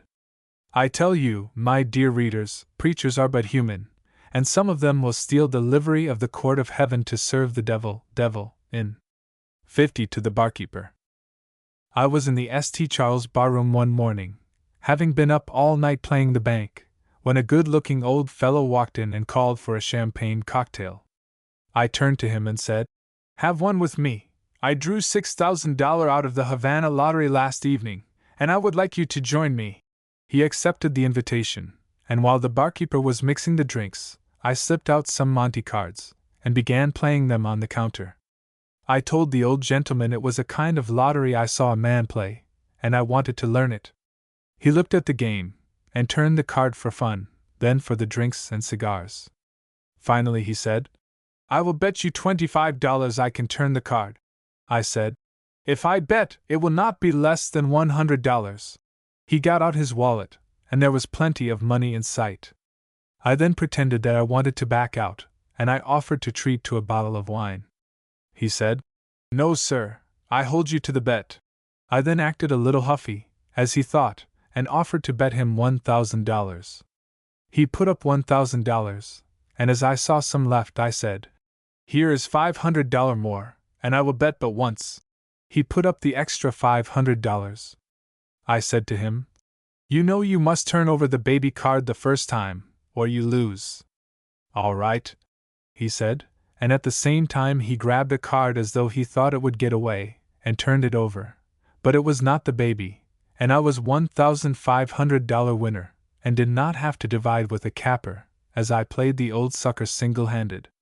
I invited him to take another drink, and then bid him good morning. As I was going out, I rolled up a $50 bill into a little ball, and shot it at the barkeeper. He caught it on the fly, and put it in his pocket. I went to my room and slept until evening, when I was up and ready for the bank again. Lost his wife's diamonds. I was playing poker with a gentleman on board the steamer John Simons, bound for Louisville, late one night, and had won a few $100s from him, when he got up without saying a word, and went to the ladies' cabin. In a short time he came back with a small velvet-covered box in his hand, and said to me, "Come, let us finish our game." He opened the box, and I saw it was full of ladies' diamond jewelry. I said, "What are you going to do with those?" Said he, "I will put them up as money." "Oh no, I have no use for ladies' jewelry." "Well," says he, "if I lose I will redeem them when we get to Louisville." I told him I was not going above Vicksburg. "Well," says he, "if you win, leave them with the clerk and I will pay him." I then loaned him $1,500 on the jewelry, and we sat down to play. It was about 3 a.m. when we commenced, and before they wanted the tables for breakfast I had won the $1,500 back. We drank a champagne cocktail, and he went to his room. The barber was at work on me, so that I was a little late for breakfast, and the steward had to take me into the ladies' cabin to get me a seat. There was a gentleman, a very beautiful lady, and a sweet little child at the same table. The lady's eyes were red, as if she had been crying. I looked at the gentleman, and saw it was the same persons who had lost the diamonds. Somehow, my breakfast did not suit me, and the more I looked at that young wife and mother, the less I felt like eating. So at last I got up and left the table. I went to my room, got the little velvet box, wrapped it up, and carried it back. They were just leaving the table when I returned. I called the chambermaid, and told her the lady had left a package, and for her to take it to her room. After it was gone I felt better, and I eat a square meal. The gentleman came and thanked me, and wanted my address. But as I never had any one to send me money lost at gambling, I told him not to mind the address, for I knew if I did not give it, I would not expect anything, and therefore would not be disappointed. The Monte King. After getting well of the fever in New Orleans, I took a trip up the river on one of the Vicksburg packets. On this trip I met a man by the name of Rollins, who was the first man I ever saw playing three-card Monte. Seeing I was pretty smart, he proposed a partnership. We commenced depredations on the packets. He did the playing, and I was the capper. I represented a planter's son traveling for my health. The first party that we fell on to was a nigger trader, who had 45 big black coons on board, taking them to New Orleans to sell. We found him an easy victim, and downed him for $4,100 and 4 of his niggers. We were afraid to win any more from him on account of a squeal, but he acted very honorably and made out a bill of sale. Well, here I was a slaveholder with plenty of money. My partner was one of the best that I ever worked with, except Canada Bill, whom I shall speak of later. We sold our slaves at one of the yards for $4,400. They averaged $1,100 apiece, and in 20 minutes after I saw one of them put on the block and bring $1,700. We knocked about the city, spending our money freely, riding to the lake, eating big suppers with the girls, and all were friends, for we would not allow any person to spend a cent, and the flowing champagne was a great luxury in those days. The next trip we took was on a Red River packet. We went as far as Shreveport and back on the same boat, and on the trip, clear of expenses, we were $6,000 winners, as it was no more trouble to win $1,000 then than $1 now. Well, the gamblers began to get a little jealous of us, and at the same time we lost heavily at their games when we played, as we were both good suckers at any game except our own.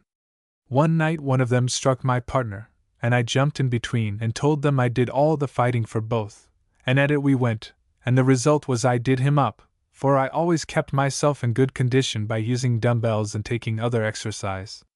When I was 25 years old, I did not think there was a man in the world that could whip me in a barroom or on the street. After I got away with this gambler, they made up their minds that they would get a man who would make me squeal.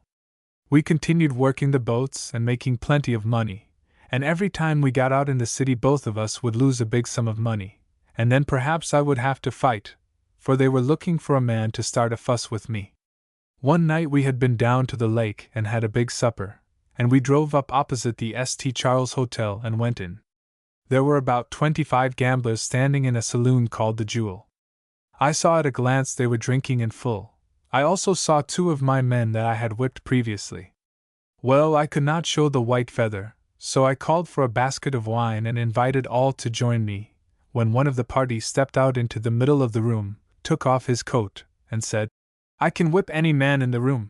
I looked around, and saw it was a job to either kill or whip me. I saw at a glance I had only one friend in the house. That was Captain Smoker, of the Vicksburg Packet Company. I knew he could be of no service to me. The door was locked. I turned to the challenger and said, "I know who you mean this for." And I untied my cravat. I had a single stone on my shirt that cost me $2,600. I took off my coat and vest, and handed them all to the barkeeper. The enemy was a powerfully built man, 6 feet and 1 inch high, and weighed 35 pounds more than myself. At that time I weighed 195 pounds. Well, to tell you the truth, it was a pretty hard fight, but I got one good lick at him with my head, and that won the battle for me. It took all the fight out of him. He said, "That will do." The doors were thrown open, and in less than a minute there were 1,000 people in there. We were both arrested and taken to the station house, or calaboose, where we gave bail, Captain Smoker going on my bond. While they were signing our bonds, my opponent made some remark that I did not like, and I hit him a good crack in the neck and brought him down on his knees, but they parted us, and the next day, when we appeared in court, the judge said he had a notion to fine us $100 apiece for not sending for him, as he wanted to see it himself. But I will let you go this time. The man's name was John Mortis, of Natchez, Miss. Well, to tell you the truth, I was pretty well used up, but I stayed in my room till I got all right again. We made several successful trips after that together. At last we parted, and he went to California, and soon after died. I was then king of the Monte men, and did all of the playing myself. I got a man named Charlie Clark to do the capping for me, and we made a world of money. F. Holland, Alexander, and I were coming out of the Red River one night. The boat was full of people, and a great many were playing poker. It was 2:30 a.m. when a large and powerful man rushed out of the ladies' cabin with nothing on but his nightshirt, and with a large butcher knife in his hand. He rushed to one of the tables, where there were 7 seated, and before they could rise he plunged the knife up to the hilt in 2 of the men. I jumped up and ran out into the hall, determined to kill him if he made a break for me, but the captain hallooed at me. "Don't shoot, he is a crazy man." He had been brought on board at Alexandria by his wife, who was taking him to an asylum. He came rushing through the cabin towards the hall, and I snatched up a big iron poker, for I made up my mind I would lay him out if he came within reach. He picked out another man and started for him, and they had it all around the guards. The poor fellow that he was after was almost scared to death. I jumped inside of the door, and as he came brandishing his knife I dealt him a heavy blow on the side of the head, which brought him down. We then got rope and tied him, and kept him in that position till the engineer made handcuffs for him. The daguerreotype boat. Good heaven! That sots and knaves should be so vain, to wish their vile remembrance may remain and stand recorded at their own request, to future days a libel or a jest. Before the war, F. Holland, my partner Alexander, and myself were waiting for a boat at the mouth of the Red River. There was a little boat lying at the landing, nicely fitted up for a daguerreotype gallery, and I proposed to the boys that we have our pictures taken all together, and I would pay for it, as I thought it would make a pretty group. They agreed, so we went on board the boat and let the artist take us all in a bunch. Holland was in the middle, and the picture flattered him, so he insisted on having a dozen copies. I saw that the picture did not do me justice, so I wanted F. to sit alone, telling him it would cost less. He said he would pay the bill, for he could see it was the contrast that showed him off to so great an advantage. Well, to please him we let the artist draw a bead on us 11 times more, for at that time they could only take one picture at a shot. Holland paid the entire bill, which was so large that I asked the daguerreotype man if he would sell out. "Oh no, I am making too much money," says he. Then I thought I will try and get some of it, at least the amount that poor F. had paid for his vanity. I told the old story of how I had lost my money, and began to throw the cards. I soon had them guessing. Alexander turned up the corner of the winner, and then bet me $100 that the artist could turn it. I took him up, and lost the money. The artist got excited and wanted to bet his money. The result was, I won all he had, and told him I would give him a chance to get even, and would bet all he had lost against his boat and contents. He accepted the proposition. Holland made out a bill of sale, the artist signed it, and in a short time he had lost his home and business. Then I said to him, "You have played in bad luck, so I will pay you a salary to manage the business for me." He accepted the employment. We bid him goodbye, and took a boat for New Orleans. 2 weeks later I saw my picture boat at Bayou Sara. I went on board, and my employee was glad to see me, or at least he said he was. I asked him about the business, and he told me he was losing money, so I told him I would like to sell out. He wanted to know my price. I told him $150. He offered me $40 cash, and his note for the balance, so I thought, as he had been losing money for 2 weeks, I had better sell. I have his note yet, and the first time I see Holland I am going to try and sell it to him. There was no money in the business for me, as it was outside of my line, and I have come to the conclusion that a man should stick to his legitimate business. Holland was sorry afterward that he ever had his picture taken in a group, for the next time he went to New Orleans he was arrested on the street and taken to the chief's office, and there he saw his group picture in the rogues' gallery. He tried to explain how it was that his picture came to be grouped with 2 unknown horse thieves, but the chief couldn't see it.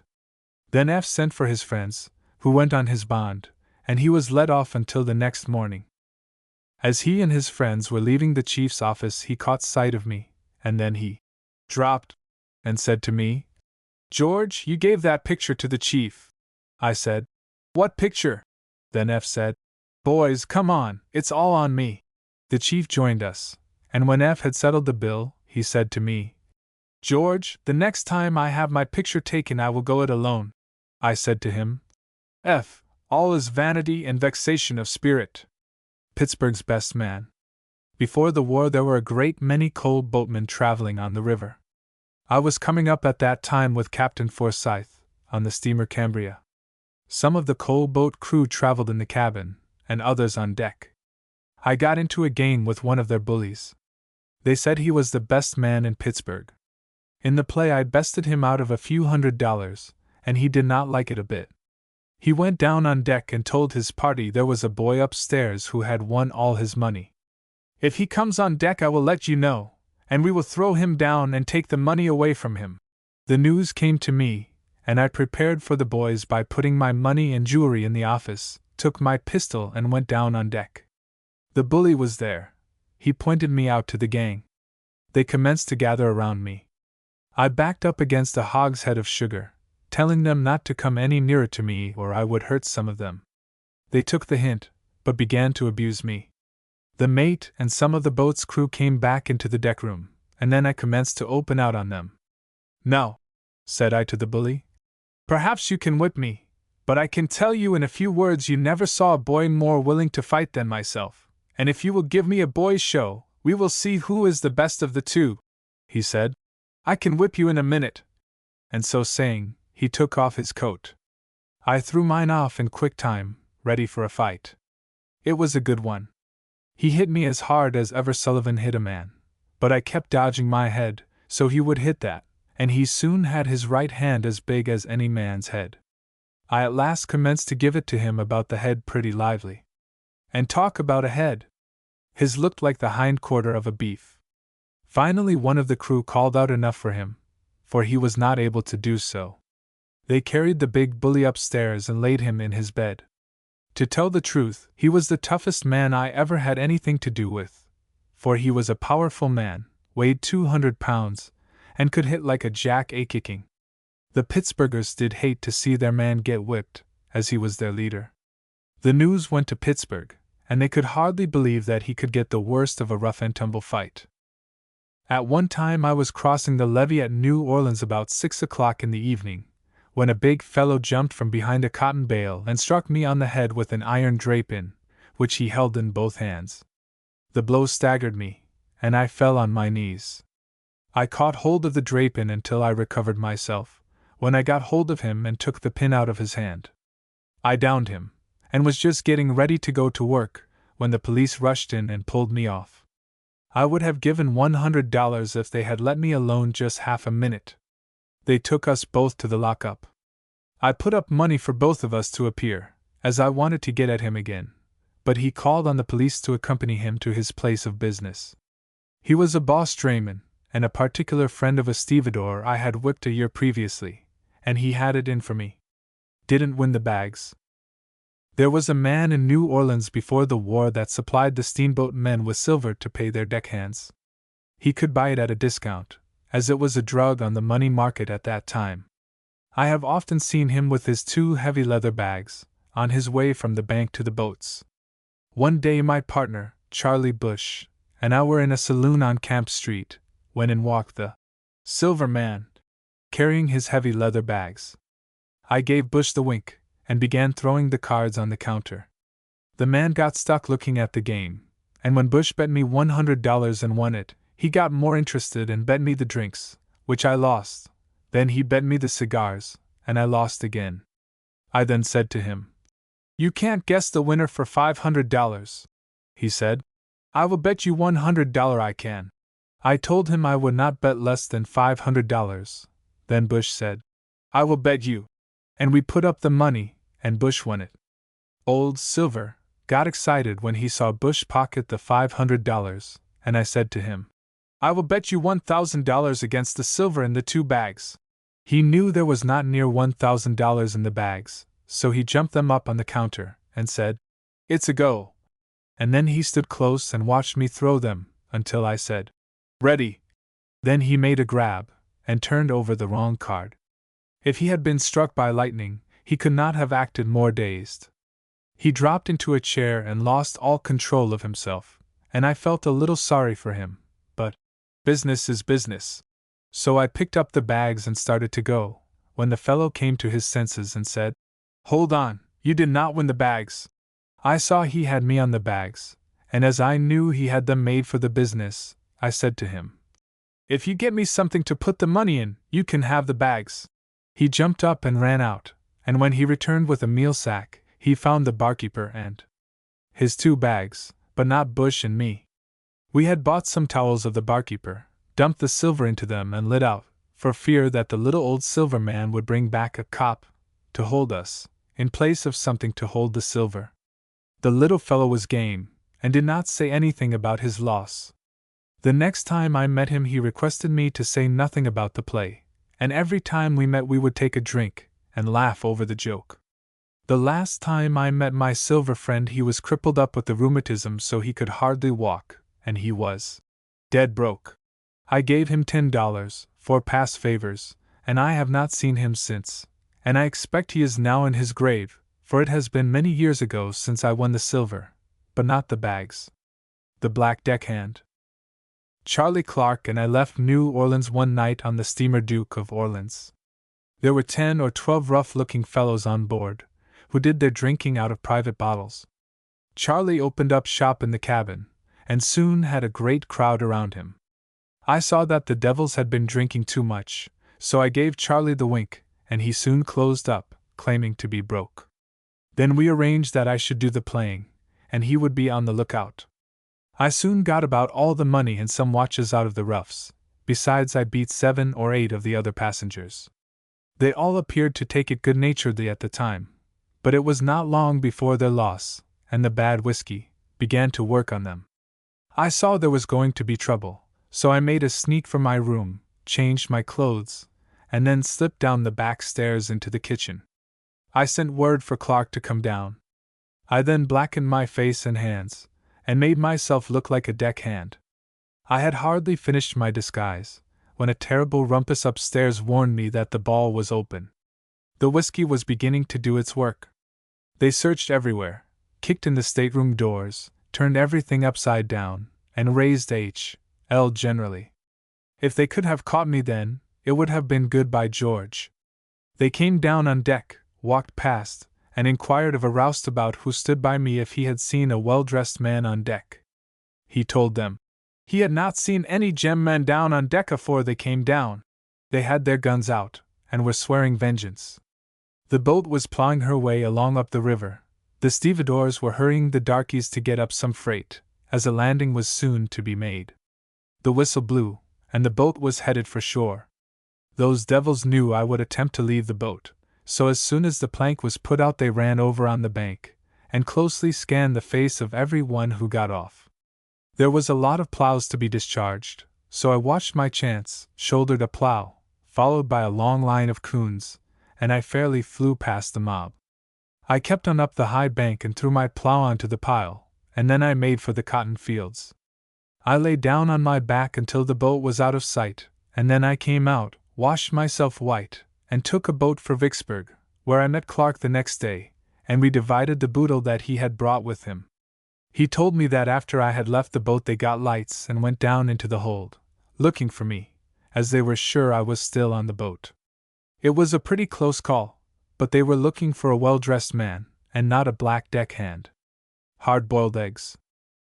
I was going from Baton Rouge to New Orleans on the steamer Grand Duke, one New Year's Eve, and had spent a great deal of money at the bar for wine.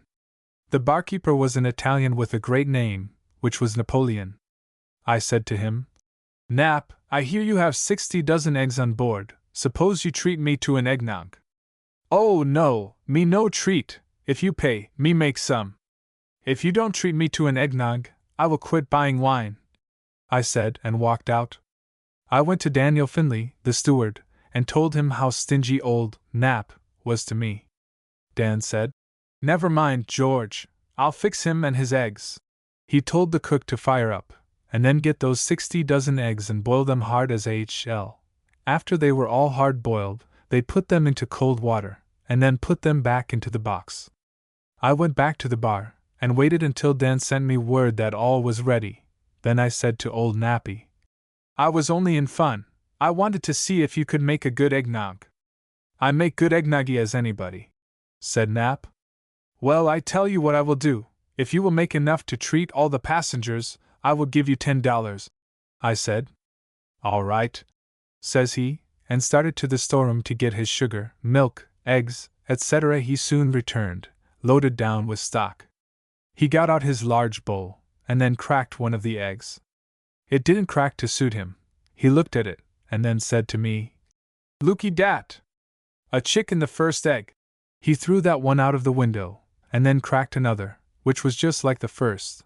Then he said, "Me body the egg for fresh, no good, all rot." Then he broke another, and finally he broke one open and found it hard-boiled. Then he said, "Who biley the egg? Me give $5 to know who biley the egg." His Italian blood was up to fever heat, and it was some time before we could get a drink of any kind. He sold the eggs in market when we got to New Orleans. We did not have our eggnog that New Year's Eve, but we had the best laugh at the expense of old Napoleon that I ever had in my life. Snap games. I was coming down from the Memphis races on the R.W. Hill. There were about 25 gamblers on the boat, and they were all crazy for a game of faro. I told them I had a set of tools on board that I would loan them if they wanted to open. They accepted the offer, and took turns in opening snaps. Some opened as high as $1,000 at a time. I was playing poker, and did not pay much attention to their game. After supper I told them that I would open a $1,000 snap, and they could tap it when they pleased. When I sat down to deal, I had a match set of boxes. You could not tell one from the other. One box was fixed for all the cases to lose, and this I kept secreted. They knocked me out of $400 on one deal. On the next deal I shuffled up the same cards and put them in the box, so they could see that everything was on the square. As I did so, my partner tipped over a big lot of silver on the layout, which he had stacked up on purpose to draw their attention, and I came to change on the boxes and threw my handkerchief over the box I held in my lap. Everything went on all right. The first case that showed on the casekeeper they all jumped on to play it open, as they wanted to break the snap, as then I would open another. But the case lost, and I was a good big winner over the last deal. When it came to another case, they played it to win, and it lost. But they did not think anything was wrong, so they kept firing away till they were all pretty well crippled in money matters. They played the deal out, and nearly all were broke. At the end of the deal I said, "Boys, I will have to quit you, as it is too much of a seesaw game." And then they commenced to smell a rat, and you would have given $100 to have heard them cursing for not watching me shuffle that deal. The game closed with nearly all the money won. Some of them I had to loan money, to pay their expenses. The Jurgensen watch. I won a Jurgensen watch one time from a Jew. I put $1,000 against it. After I got the watch, the Jew came to me and said, "Look here, I want to tell you something. I bought that watch for $5. It is not worth that much, so help me gracious, but I bought it for a brother on a farm, and he don't know the difference. I'll tell you what I do, I will give you $10 for it, for I don't want to fool him, as I am going out there now." I told him it was good enough to give to a boy, and I would keep it for a black boy I had. "I tell you what I do, rather than let a nigger boy get it, I'll give you $15. I said. No. He kept raising till he got to $400. As I knew I could get no more, I let him have it. After he got the watch, he commenced to laugh and said he cheated me, for the watch cost him $600. I knew what they cost, for I had priced the same watches, and they were worth $600 at that time. It was one of the finest make, split seconds, and had an alarm. The cases were very heavy, with a diamond in the stem that would weigh a carat. The Jew thought he had beat me, but he seemed to forget that I had beat him first. It made a man of him. Yet fondly we ourselves deceive, and empty hopes pursue, though false to others, we believe she will to us prove true. On my way up the river on board the old steamer Natchez, the boat that was burned up during the war, I won some money and a check for $4,000 on the Louisiana State Bank of New Orleans. The check was signed by one of the largest planters on the coast, and I knew it was good if presented before payment was stopped, so I took passage on the Mary Keene, one of the fastest boats on the river, bound for New Orleans. We landed in the city about 4 o'clock Monday morning. I got a cab to take me down to the French Market to get a cup of coffee before going to my room. As I was passing the St. Louis Hotel on my way from the market, I saw a man that I recognized as hailing from Cincinnati. I will not give his name. He appeared to be glad to see me, but I could see he was not at his ease, so after a little while I thought I would sound him, so I said, "What was that trouble you got into in Cincinnati?" He looked at me in surprise and said, "How did you hear about it?" There was no telegraph line from Cincinnati to New Orleans in those days. I told him it was all right, and he could trust me. I invited him to take breakfast with me. He accepted the invitation, and told me he would tell me about himself when we were in a more private place. After breakfast, we walked over to the bank, and I drew the $4,000 on the planter's check. Then we went to my room, and he told me his story. He was a bookkeeper for a large pork house, became infatuated with a gay married woman, made false entries, and finally ran away with the enticing married woman. I advised him to put on a disguise, for I knew the police would soon be looking for him. He invited me to go with him and see his lady love, for, said he, "She is one of the truest and best women in the world." I went with him, and met a very fine-looking lady. I did not blame him very much for being infatuated, but I wondered how much money he did get away with, and how am I going to get my share, for I always felt that it was my duty, as an honest man, to win stolen money. I soon found out he had about $8,000 of other people's money, and I wanted it. I first taught him to play poker, so he could be in with me the first time we caught a sucker. I got Clark to play the part, and he beat us out of $6,000, most of which was pork money. The best and truest woman in the world ran off with another fellow, which little thing nearly broke my young friend's heart. But in a short time he went to Galveston, Texas, got into a large cotton house, and the last time I saw him he said, "George, we live and learn. That little game made a man of me." The cotton man. My partner and I were waiting at the mouth of Red River for a boat to take us to New Orleans. There was a man who had 12 bales of cotton on the wharf, and he was also waiting for a boat. I told my partner to get acquainted with him, and to keep away from me. The result was that they were good friends when a boat arrived. We all took passage, the cotton was loaded, and we were on our way. I opened up the 3-card racket. My partner won $100, and then the cotton man was crazy, for he did not have any money to bet. My partner told him he would loan him some on his cotton. They went to the clerk, who made out a bill of sale for the 12 bales. He got the money, and then he was happy, for he was sure of doubling it with me. He was happy but for a short time. I had all his money, and my partner had all of his cotton, so he, being a good friend, let him have some money to pay his expenses. He did not remain long, so the cost was not very heavy. The cotton was worth about 12.5 cents per pound at that time, but during the war it was many times that price. I was never very much stuck on cotton, as it was too bulky to get away with in case you had to leave a boat in a hurry. Taught a lesson. I was playing poker with a man, who, after I had broke him, went to a gentleman friend of his and promised him $25 for the loan of $500 until he got home. As he was worth a great deal of money, his friend loaned him the $500. After he got a new stake, he came to me and wanted to renew the play. I had played a square game, and believing him to be a gentleman, I sat down to play the same way, but I soon saw he thought himself a better player than myself, so I lit into the new stake, and it was not long until I had him broke again. Then he went to the captain and set up a great kick. The captain said to him, "If you had won the money, would you have given it back?" He said, "Captain, I give you my word of honor that I would." "Then," says the captain, "why did you pay $25 for the loan of the money?" "Oh," says he, "I only wanted to teach him a lesson." "Well," says the captain, "if you pay $25 every time you want to teach such men as he is a lesson, you will soon get broke. I can't do anything for you, my fine fellow."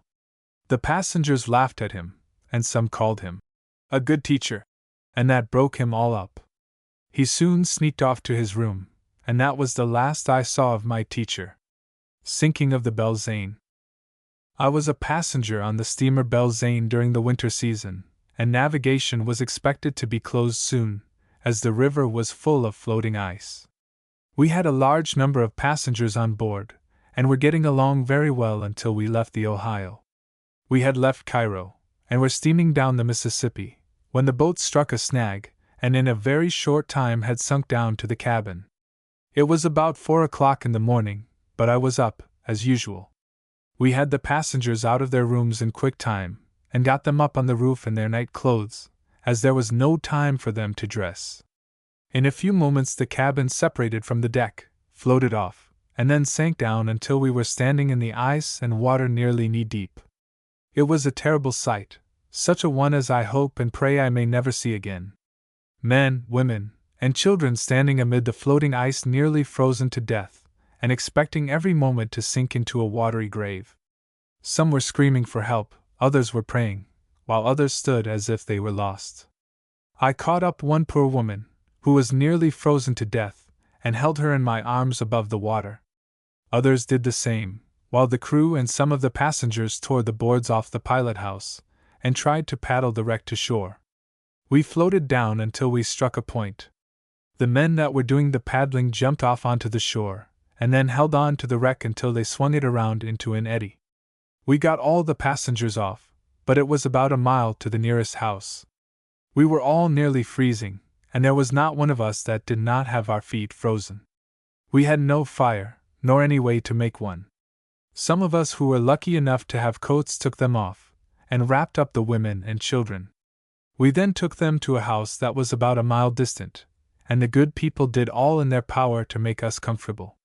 The news reached Cairo, and they sent a boat, with blankets, provisions, and medical aid to our relief. 3 or 4 men jumped overboard, and tried to swim ashore, but got chilled, and were drowned. Some of the women were frozen so badly that they did not survive. I feel the effect in my feet to this day, and the accident happened over 30 years ago. Jew versus Jew. When Greek meets Greek, then comes the tug of war. When Jew meets Jew, they want each other's gore. We were going down the river from Baton Rouge at one time, and I had an old fellow with me they called Jew Mose. There was a young Jew from Vidalia on board, and Mose got him into a game of euchre. We had not played long until the young Jew said, "I have got a good poker hand." Mose spoke up and said, "My hand is worth $10. Then the young one put up his money, and as Mose had nothing, he backed out. I saw Vidalia had some nerve and money, so on my deal I ran up 2 hands, giving the young one 4 kings and the old one 4 aces. Mose said, "I have a poker hand." Vidalia said, "My hand is worth $25. And he put up. I tipped my hand to him, and raised it $100, at the same time giving Mose the office not to raise, as I thought it was all the fellow would stand. They both called. We showed down, and Mose had won the money. He made a reach for it, when Vidalia made a grab, but Mose was too quick for him. Then the young one jumped up and said to Mose, "You are a Jew and I'm a Jew, and you shan't have my money." Mose would not give up, so at it they went. They hit, bit, scratched, gouged, and pulled hair, until they were rolling around in each other's gore. Everybody came running to see what had broken loose, and it was ducks to see those 2 fellows fight. Neither would give up, and it is no telling how long the circus tumbling would have kept up, if the officers of the boat had not separated them. After the fight the cabin looked as if we had been fighting a half-dozen Newfoundland dogs from the amount of blood and black hair that was on the floor. The young one told Mose if he ever came to Vidalia he would lick him, so we supposed from that remark that he did not feel satisfied with the result. Poor old Mose did not live long enough to visit Vidalia, so the young one could make his word good, for he went up to Chicago, and soon after died. Beat a good hand. I beat a man at poker out of $1,200 on the steamer Wild Wagoner. After he quit playing he asked me where I would get off. I told at the mouth of Red River. When I left the boat I saw my friend had concluded to stop at the same place. It was not long before an officer called on me to take a walk with him, and we said, "We will go up and see the judge." When we arrived at his honor's place of business, I found that my $1,200 friend was there before me. The judge spoke to him before he did to me, and said, "How did this man swindle you out of your money?" "We were playing poker, Your Honor." "Do you call playing poker swindling?" said the judge. "Well, Your Honor, he must have swindled me, for every time I had a good hand he would beat it," said he. "If that is all the evidence you have, the case is closed, the defendant is dismissed, and you will be held for the costs," said His Honor. I told the judge I would pay the costs if he would let the fellow go. He accepted the proposition, and that night I had the honor of playing in the same game with the judge, and I played a square game for once in my life, for fear I would have another friend who would want to see me at His Honor's office. They paid the costs. I had beat a man out of $600 on the railroad from New Orleans to Jackson. I saw that if I got off he would put me to some trouble, so I kept on until I got to Canton, 25 miles above. He followed me there, and had me arrested. The trial was to come off in an hour, as it was meal time with the judge. We were all assembled in the courtroom, and the judge wanted him to tell how I got his money. He said, "I could show you, Judge, if I had some cards." I pulled out some of the same cards I beat him with, and gave them to the judge, and he wanted to know how they could bet money on the 3 cards. I said, "Judge, I will show you so you can understand." I took the cards and mixed them over a few times, telling the judge to watch the jack. He did watch it, and he could turn it over every time, as one of the corners of the jack was turned up, and he said it was as fair a game as he ever saw. I told him I had 2 chances to his 1, so he dismissed the case. I came near giving it to the judge for a few dollars, and then give them back, but I thought best not to do so. When the fellow went out of the courtroom, the Canton boys laughed at him and called him a fool. After he left, the judge and I went over to a saloon and had some cigars. He said he dearly loved to play poker, but I did not want any of his game, as I thought I might need him again some time, and it proved I was right, for it was not long after that I was coming down on the train from Vicksburg, and beat 5 or 6 of the passengers out of a few $100s.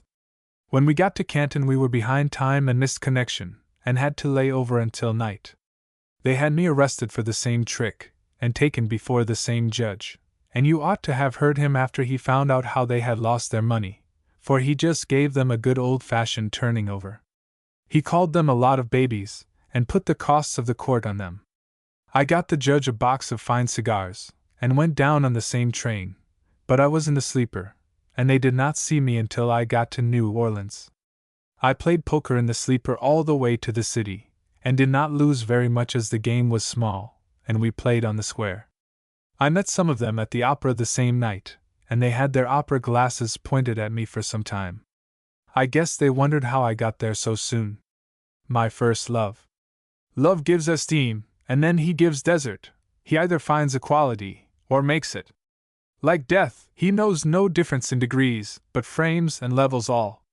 There was a dance in the cabin of the steamer Magnolia one night, which was a fine affair, as there were a great many wealthy people on board. I had not done any playing on the boat, so I put on my good harness, and went back into the ladies' cabin to join in the dance. I was introduced to a number of fine ladies, among whom was a beautiful young widow. She joined me in a waltz, another dance, and a promenade on the guards. I thought her the most agreeable and sweetest woman I had ever met in my life. I was in her society most of the time, until the dancing ceased, and then I bade her good night, good night. Parting is such sweet sorrow, that I shall say good night till it be morrow. I met the fascinating widow the next day, and before I bade her good-bye I had received a pressing invitation to visit her at her plantation, and, boys, you can bet your life it was not long before I availed myself of the opportunity. During my visit I received every attention. The Negroes could not have done more for their master. There was a nice lake on the plantation. The servants would drive the lady and I over to it, and we would enjoy ourselves at fishing for a few hours. On our return she would play and sing for me, and as I sat and looked at her I thought, what would I give if I was a square man, and how happy I could be with such a woman as my wife. I did not tell her my business, for fear she would think less of me. I could not endure the deception, so after 3 days of happiness I tore myself away, feeling as if I was unfixed for life. In a short time she visited relatives in New Orleans, and sent me an invitation to call. But as I was acquainted with her friends, the same old dread came upon me, so I declined, with the excuse that I was compelled to leave the city the same evening on the steamer Judge McLean. We met again on board a steamer. She had been told my business, but she treated me more kindly than ever before. She begged me to quit gambling, and settle down. I partly agreed to do as she wished. We spent a very pleasant time together, for I would not attend to business while she was on the same boat. Before she left the steamer she took off a large single-stone diamond ring, and said to me, "Wear this until we meet again." I tried to refuse it, but she insisted, so I at last accepted the token. I bade her good-bye at the stage plank, and went up on deck. She remained on the levee waving her handkerchief, and I returned the compliment, until we were out of sight. I talked to the clerk until I felt that I was myself again, and then I started out to find a succor, for I had enjoyed the pleasure before business. It was about 3 months before I saw my lady love again. I was glad to see her, and she appeared to be pleased at meeting me. Before we parted I put the ring back on her finger, but she said she did not want it, and I believe she meant what she said. I received another invitation to visit her at her plantation, which I have neglected to this day, and that has been over 30 years ago. I have often thought what a different man I might have been if I had accepted that last invitation. There is one thing that I am sure of, and that is, if I had married my first love, I would not now be writing 40 years a gambler on the Mississippi. The Boys from Texas. I got on the steamer B.L. Hodge at Baton Rouge, bound for New Orleans. It was on a New Year's Eve. Everybody was feeling jolly, and I felt somewhat that way myself. There were 5 tables of poker going at one time, so I opened up the good old game of Monte for the benefit of a lot of Texas boys that didn't play poker. They all got around the table and watched me throw. In a short time my capper came up and wanted me to show him how to play the game. I showed him, and he wanted to bet $1. I told him if that was all the money he had better keep it. He got as mad as a wet hen, and told me he had just as much money as I had. He pulled out a big roll and slashed down $1,000, saying, "I will bet you I can turn the winner." I said, "You can't bluff me." And I put up. He turned one of the cards and lost. While I was putting the money away, he picked up the cards and turned up a corner on the winner, letting the boys see what he had done. Then he said to me, "Mix them up again." Which I did, and he put down a roll, claiming it to be $500. He turned and won. Then the boys began to nudge each other and get nervous. The capper then said, "I will let it all lay, and bet you again." He turned and caught me for $1,000, and then you should have seen the boys from Texas. There never was such a cutting of cloths. One fellow pulled off his new coat and cut the lining nearly all to pieces. Another took off his coat, vest, and shirt, for his money was sewed up in his undershirt. Others had their money down their boot legs tied to a string, so that they could pull it up when they wanted it. They all wanted it just then, and they were in the biggest hurry of any suckers I ever saw. They all put up their pile, except 2 or 3 who had more than the rest. I told them to pick out one boy to turn the card, so they selected Jim, who was their leader. Jim made a grab for a sure thing, but when he turned it over, all the boys were sure they had lost their money. They took it good-naturedly, and said it was fair. One said I was the greatest man in the world, and if he could do it as slick as I did he could get all the money out in their country. I promised that I would come out and see them, and that they would all be in with me. I did not say just when I would keep my promise, and as I do not like too many partners, I have put it off over 30 years, in hopes that some of the boys would give it up and move out of the country, so if a slick man did get all of their money he would not have to divide up so often. Marked cards. While waiting for a boat at Donosville to take me to New Orleans, I fell in with a fellow who proposed a game of cards to pass the time until the boat arrived. We went into a saloon and sat down to play a game of poker. He brought out an old deck of marked cards, which I recognized the minute I saw them. We began to play. I knew the fellow took me for a sucker, so I let him play me with his cards until I got a chance to down him, which I did for all he had, amounting to about $80. About this time someone announced that a boat was coming, so I proposed to quit, but Mr. Gambler did not want any quit in his, so long as he was loser and he had a sucker. I knew he had but little, if any, money left, so I quit and started for the landing. The boat had arrived, and was just about ready to leave, when an officer stepped up to me and said, "I have a warrant for your arrest." "The hell you have! What have I done?" "You have swindled a gentleman out of his money, sir," says he. "All right, sir, I will go with you." He took me before a magistrate, and there was the fellow who had played the marked cards on me. The justice wanted to know how I had swindled him. He said, "He put up the cards on me in a game of poker, and he is a gambler. You ought to have heard that old fellow give it to me," he said. "How dare you, sir, come in this place and rob our respectable citizens out of their money? I will teach you a lesson that you will not soon forget." He was going on in this strain, when I stopped him by saying, "Hold on, Your Honor, I would like to say a word." "Go on, sir." "Well," says I, "this man invited me to play a game of poker with him, and when we sat down to play he brought out this old deck of marked cards on me, and I happened to know them as well, if not better than he did. He took me for a sucker, and I beat him at his own game. He calls me a gambler, but he is much worse, for he attempted to rob me with those marked cards." "Show me the marks on those cards," said the justice, so I walked up and began reading the cards by their backs to him. He watched me as I read the cards, until I called a 10 spot and turned it over. Then he grabbed it up and examined the back, and said, "Hold on, that will do. This is the same deck those D rascals have been playing on me, for the other night this 10 of hearts fell in the spit, and here is the mark on it now. They have been swindling me for the last 6 months. Then turning to me, he said, "You are dismissed, but I will fine this rascal $50 in costs, and send him to jail if he does not pay it immediately." I thanked the justice for his just decision, and took the next boat to New Orleans. My crooked partner. My partner, Hugh Foster, and I were on board the Alonzo Childs, bound for New Orleans. Foster had the reputation of being a wolf, and I did not have much use for him. He was acquainted with a man on board that claimed to have a man who had $5,000, and he could make him lose against Monty, but he wanted half or there would be no play. Foster told him to get his man into a stateroom, and they would win the money, and not let Devil know anything about it. So Foster came to me and said, "George, we will not try to do anything until after we leave Cairo, will we?" "No," I said. "I want all the sleep I can get." Foster said he felt tired, and would go to bed. I knew that the sneak had some scheme on hand, so I went to my room, but I did not go to bed. I went out the back door and up on the roof, where I could see what was going on down in the cabin.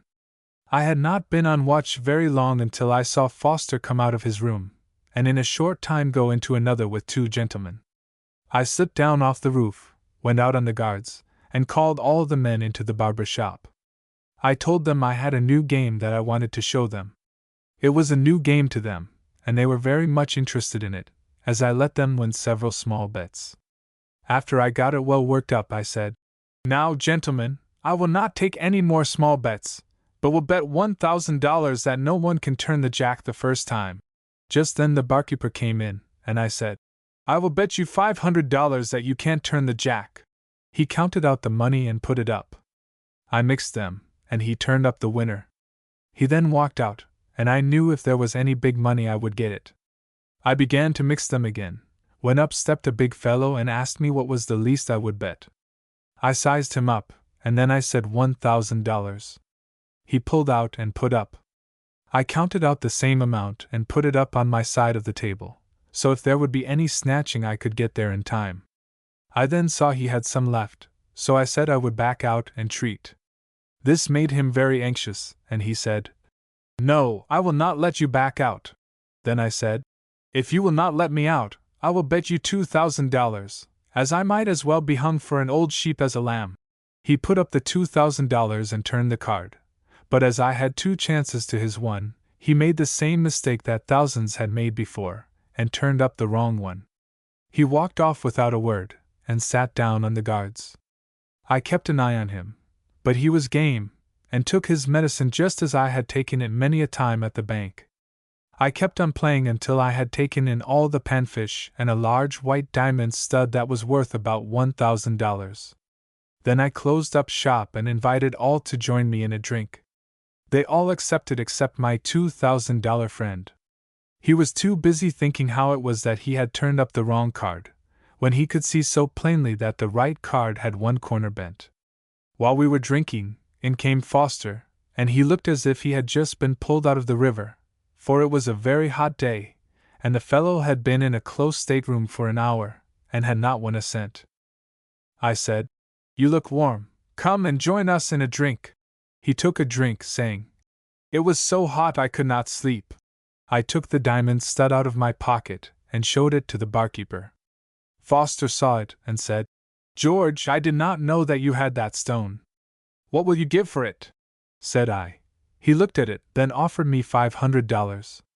I told him he could have it, so he paid me the money and put the stud in his shirt. In a few moments after he got the stone, a gentleman said to him, "That is a very fine stone. I am acquainted with the gentleman who lost it. He is a large jeweler in St. Louis." "You must be mistaken," said Foster. "Oh, no, I am not, for I saw him lose it in the barber shop about half an hour ago."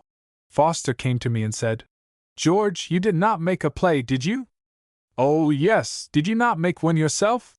That made him look sick, but when a friend of mine came up and said, "Devil, you must have won $4,000 in that play," then he looked sicker. I said, "Yes, I guess I got about $4,000 out of it, and I will treat."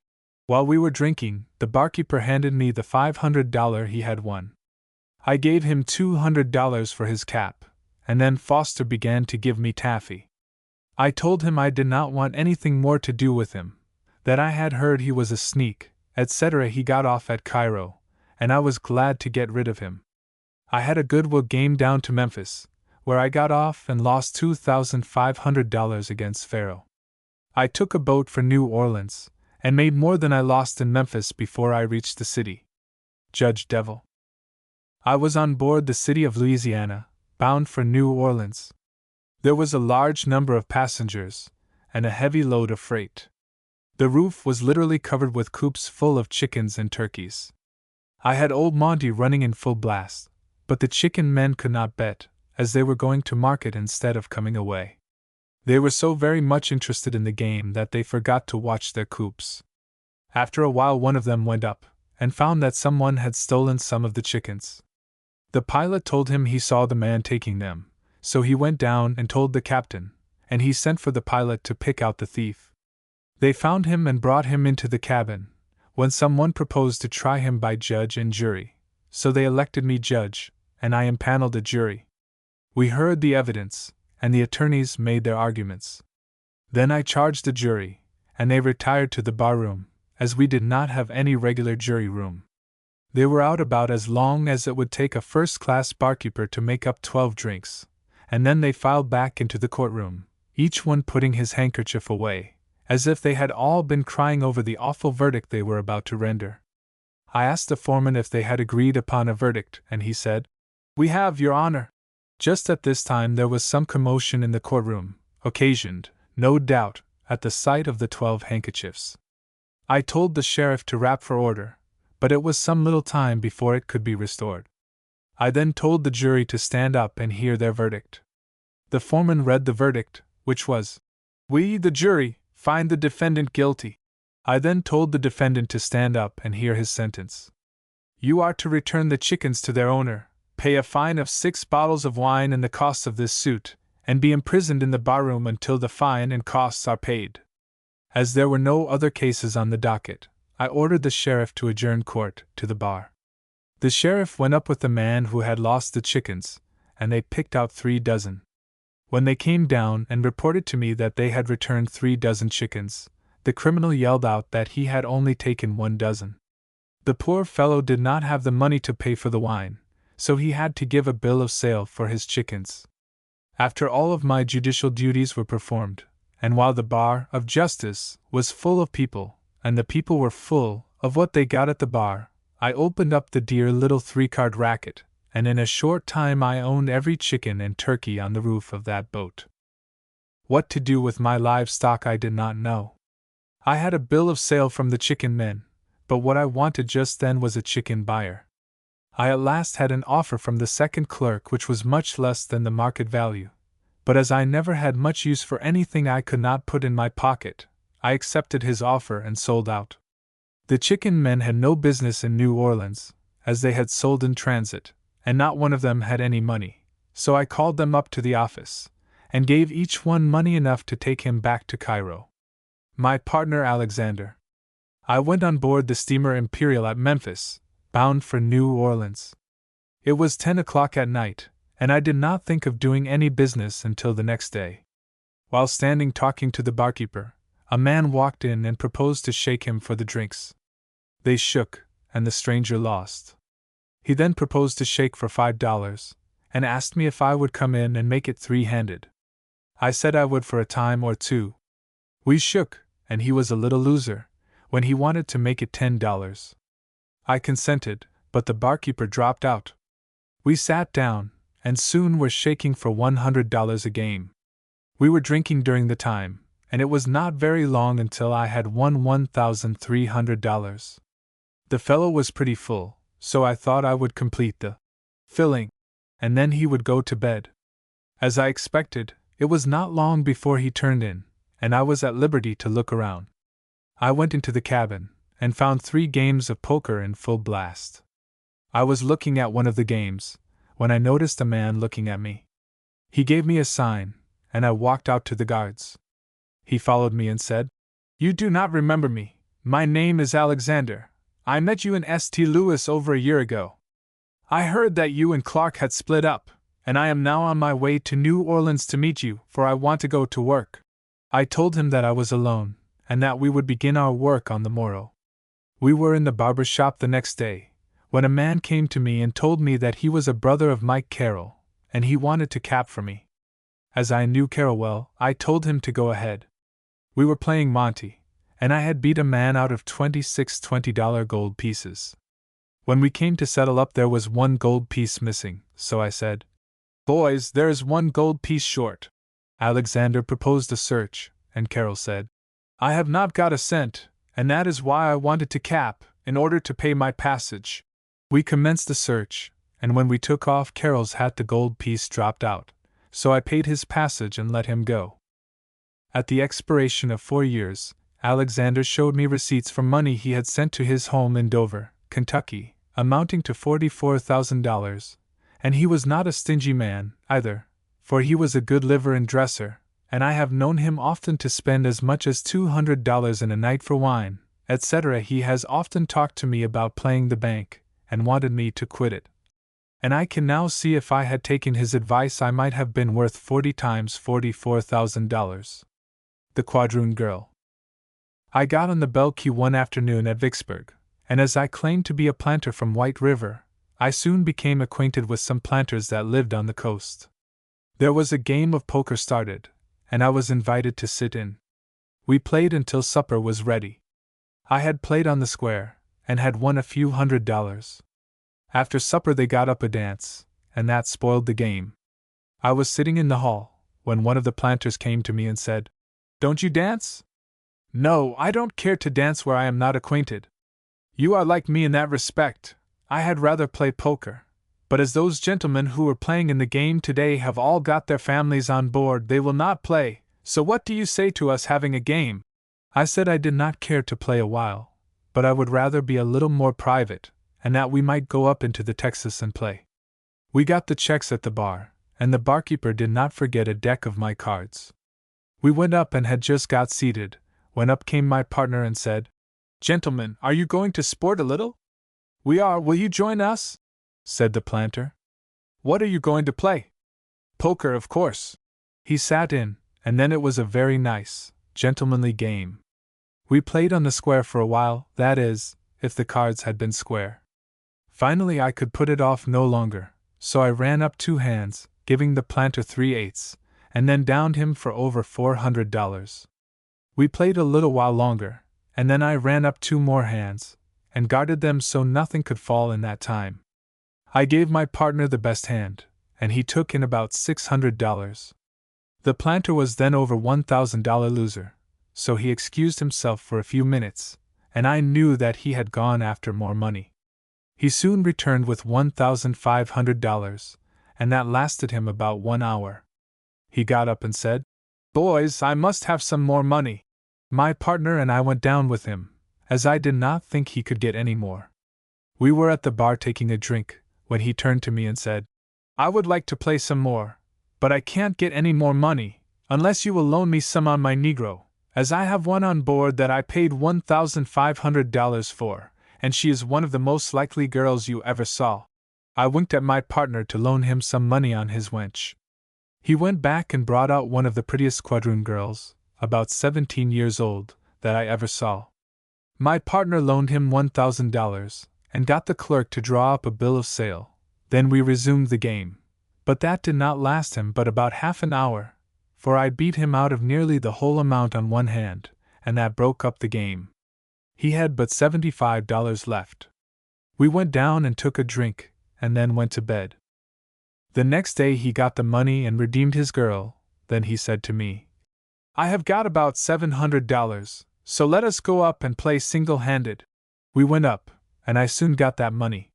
He said, "In all my poker playing, I never played so unlucky in my life." He went to my partner and borrowed $1,000 more on the girl, and I took that in. He then went to Captain Keyes, and tried to borrow the money to redeem his girl again, but the captain would not loan it to him. He found a man that loaned him the money, and he redeemed her again. He was considerable loser, but he got some more wine in him, then he wanted more poker, but I told my partner not to have anything more to do with his Negro, for it was making too much talk on the boat already. When he got to his landing, he and his Negro left the boat, and I tell you she was a dandy. The captain spoiled the game. I was coming out of New Orleans one night on the Ohio Belle, a Cincinnati boat, and she was full of good-looking suckers. I went out on the guards and called them all into the cabin, and opened up Monty. They all gathered around the table, and among them was the captain of the boat, who insisted on betting. I said to him, "You are the captain of the boat, and I do not want to bet with you." He kept insisting that his money was just as good as anybody's, and he put up $300. I gave my capper the office to take him away, but he would not have it. I then told him I would not bet less than $500. He called to the clerk to bring him $200, and then he put up $500. I told him not to bet if the loss would distress him, when he told me it was his money. I told him to turn the card, for I saw it was the only way to get rid of him. He turned, and lost. Then he got mad, and made me close up. I had no intention of keeping his money, so I walked out on the guards, and then up on the roof, where I found him. I said, "Here is your money. I did not want you to bet, and you have knocked me out of many a good dollar." He was surprised to get his money back, and he said he bet in good faith. I talked to him until he told me I could open up again, and then I told him to give me the $500, and so soon as I got opened up for him to come up and make a play, and I would let him win it back. I went down and called all the boys into the cabin again, and had just begun to throw them, when up stepped the captain and said, "I lost once, but I will try it again."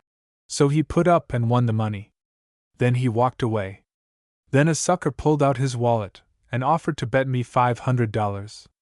I saw he had plenty left, so I said, "I will not bet less than $1,500. While he was hesitating, my partner came forward and said he did not have that much money, but he would bet $1,000 that he could turn the winner. I took him up and he lost. Then the sucker was all excitement, for he saw that he didn't turn the card with the corner turned up, so he wanted to bet $1,000. I would not bet less than $1,500, so he at last put up. I gave them one more shuffle, and then he was so nervous that he turned the wrong card. It made him so sick that he went out on the guards and threw up his supper. The balance of the suckers did not want to get sick, so I closed up. But if it had not been for the captain's first play, I would have done a much better business on that boat. Such is luck. Too sick to fight. I was playing poker on the steamer Capital with a Negro trader, and had won some money from him, when he got up and went down on the boiler deck. In a little while he came back followed by an old black woman, and wanted me to loan him $1,500 on her. She was too old for me, so I told him I was not keeping a pawn shop, but my partner told him he would loan him $1,000 on her, if he would make out a bill of sale. The bill was made out, and he got the money. We began another game, and in about half an hour I had his $1,000, for we were playing with my cards, and they never went back on me or told me a lie. He went off, borrowed some more money and wanted to renew the game, but as he was getting very drunk, I declined to play with him any longer. Then he set up a kick, and said he had been cheated. I told him all suckers talked that way when they lost their money. That made him hotter than ever, and he wanted to fight. I told him I was sickly and could not fight, so he left me to find my partner, to buy his old woman back again. I never refused to sell a nigger I had won, if any one would give me anything near the value, and I never had any use for old nigger women. The Gambler Disguised. I started out one night on the Crystal Palace. This boat left New Orleans about 6 o'clock in the evening. After supper I opened Monty. There were some rough customers from Greenville, and I knew if they lost their money there would be the devil to pay, but I took the chances, and caught some of them for a few $100s, and there were some 2 or 3 of the passengers who also lost. After the Greenville killers had lost their money they commenced to fill up, and I knew there would be war soon. I closed up, slipped around and got on another suit of clothes, put on my plug hat and gold glasses. Then I gave my valise to the porter, and told him to have it ready to go off at Donaldsonville. I walked out in the cabin. They were all standing by the bar holding a consultation how they could get the money back. One said, "The first time the boat stops he will get off." "Well, if he does he is a good one, for I will fill his hide full of lead if he tries that," says another. The boat blew her whistle to land, and you ought to have seen them break for the lower deck, gun in hand. I walked out through the cabin with my plug hat, white necktie, and gold glasses. You would have bet $500 I was a preacher. You ought to have seen those fellows make room for me to pass by. My partner remained on board, as they were not on to him. I got a boat soon after and went to Baton Rouge, where my partner was waiting for me. He said they raised the D.L. after I got off. Married his money. I was on board the steamer H.R.W. Hill going up the river and had got my work in, and what money I had accumulated was at poker. We landed at Natchez, and most all that were playing in the game got off. After supper I was sitting on the guards smoking, when a man came up and commenced conversation about gambling. He said, "I love to gamble, but my wife is bitterly opposed to it. I did want to play in that game today, but I dare not, as I have my family on board, so if you play tonight, I want to sit in." "Well, I guess that we may make up a game after it gets later," I said. About 2 hours after supper he came out and proposed a game. I asked the barkeeper to pull out a table and put the checks and a deck of cards on it, which he did. I could see that this man was crazy for a game, so I told him to sit down at the table and to ask every man that came by the bar to play, and he did so. Presently my partner came up to the bar and he got the invitation, so he sat in. They counted the checks and got all ready, when I dropped in. Then we had a nice three-handed game, and as we were all first-class gentlemen there could not be anything wrong. I wanted to play along until the passengers got thinned out a little, as they were too thick about the table to suit me, and then my friend wanted his wife to get to bed before he started in. Everything was going on beautifully, and I had not given my man a hand to see if he had any blood in him, but presently he got a hand on the square, and I knew I could beat him before the draw, so I slashed it at him pretty lively, but no big bets, and he stayed like a man. When it came to the draw, he filled his hand, and I did not. It was my partner's age and the man's first bet. He bet $100, and I told him to take the pot. I had gotten before the draw about $150. Then I knew he was a darling sucker, and I nursed him like a baby. We played a hand or two, then I ran him up 3 aces and took 4 nines pat. I did not want my partner to raise it too much before the draw, for fear he would drop out. We had up about $150. It was my deal, and I asked him how many cards he wanted.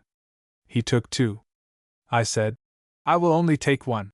My partner took 3, as he had nothing, but had to stay in to cross-lift. He tipped his hand to the man, and the gentleman bet $250. I just called the bet, so my partner bet $1,000 better, and the gentleman tore his pockets getting at his money, and he called the bet. So I said, "Boys, I expect you have got me beat, but I will have to raise you back $1,000. That made my partner throw down his hand. Then it was between him and myself. He said to me, "I know I ought to raise it, but we'll just call the bet." When I showed down 4 nines, it made him lie quiet. We were just getting ready to give the boy another hand, when his wife came out into the hall, and made him quit and go to bed. I was sorry to see such an angel leave the game, but such is luck. I found out that he was very rich, but had married the money. The best-looking sucker. I was on board the steamer Eclipse from Louisville to New Orleans, and she was crowded with passengers. I knew all the officers, and they were glad to see me, as they knew I would make it lively while I was with them.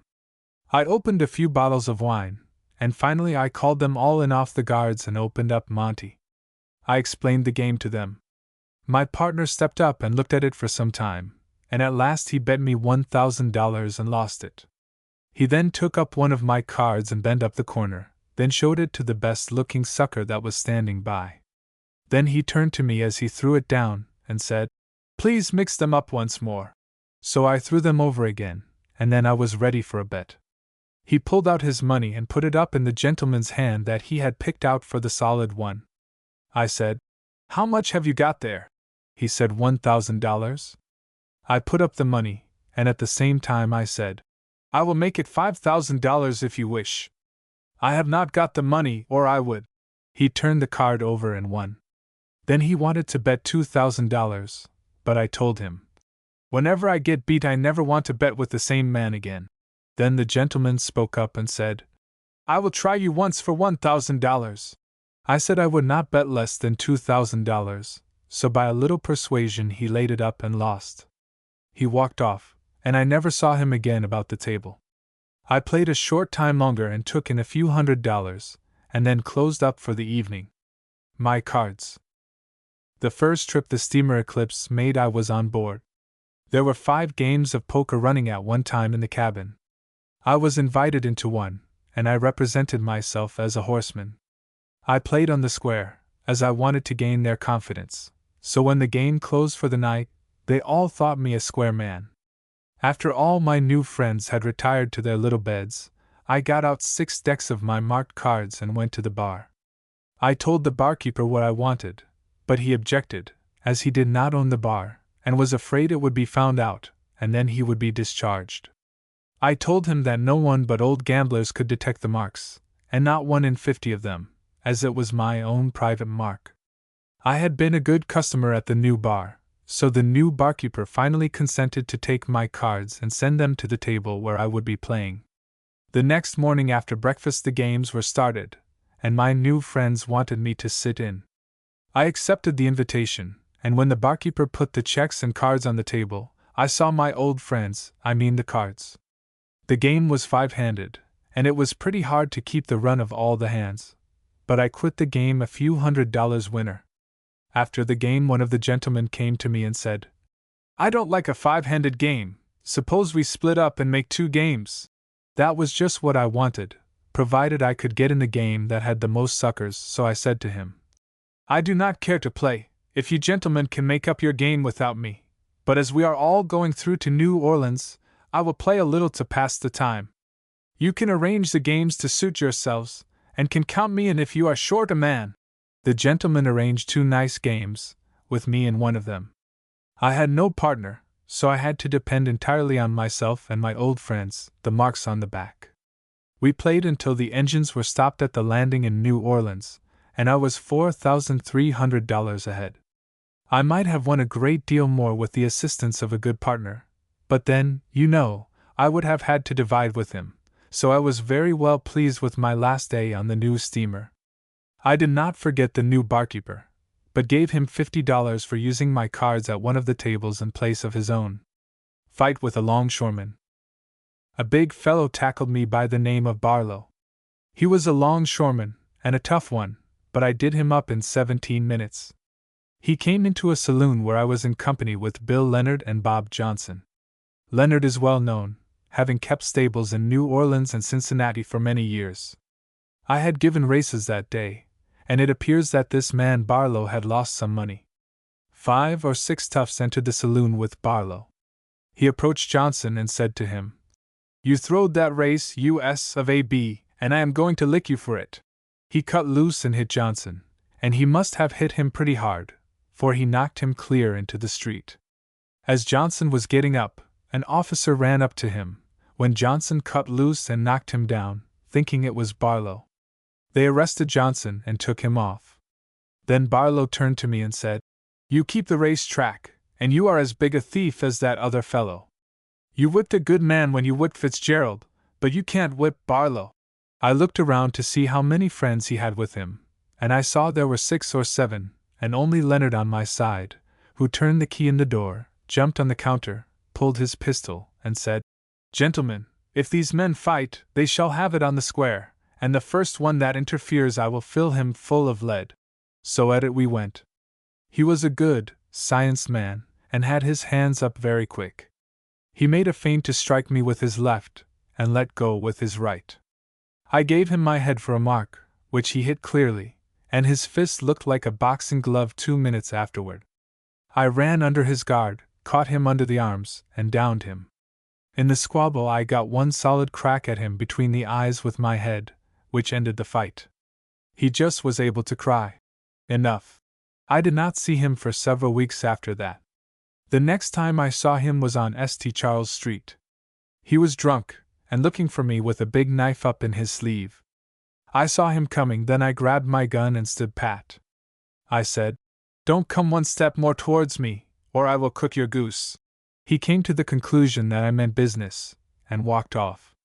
About that time there was a man done for every day in the Crescent City, but now New Orleans is a moral place, and some of the best people in the world live there. Don't dye your whiskers.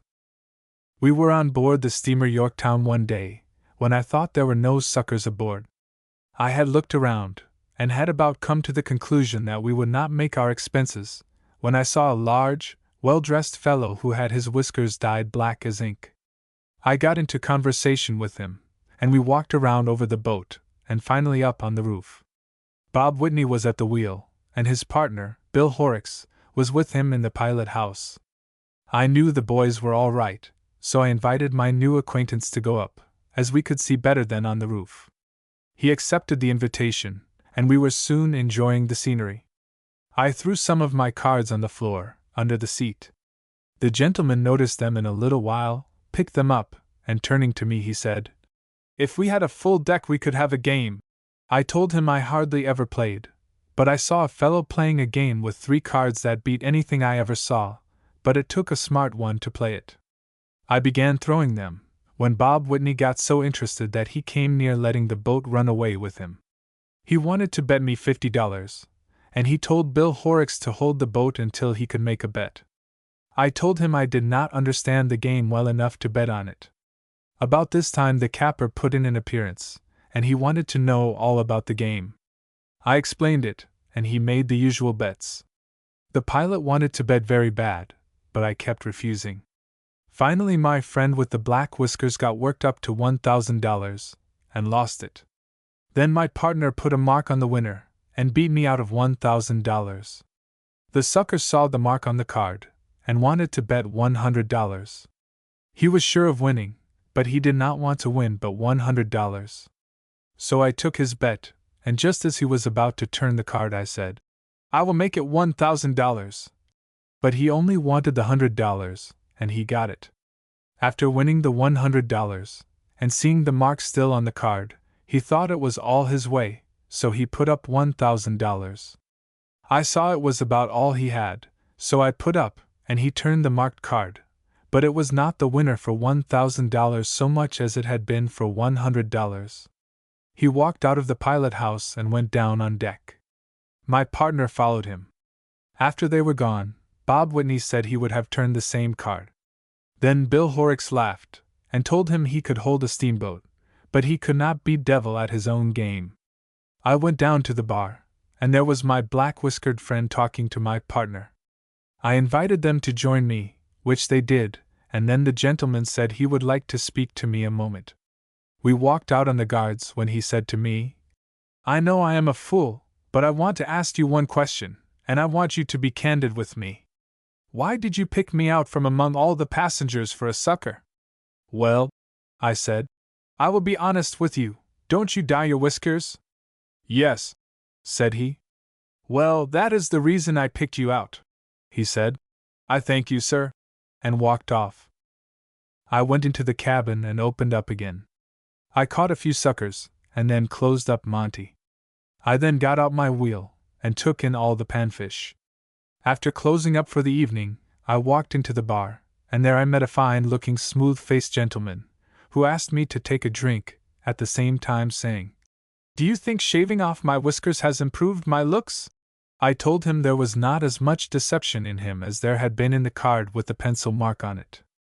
We took another drink and separated, I with about $2,000 of his money, and he with the experience. Called a gambler. I was coming from New Orleans on the Duke of Orleans at one time, and had won a few $100s from some of the passengers, but had quit playing, and was standing in the hall talking to some gentlemen that had played in the game, when a big fellow stepped up and said he believed we were a set of gamblers, and had divided the money he lost in the game. I gave him the laugh, and that made him hot. He then pulled off his coat and said he could whip any man in the crowd, and he kept his eye on me all the time. I told him I could lick him for $50 or $100 in a fair rough-and-tumble fight down on deck. He said if anyone would see he had a fair show he would fight me.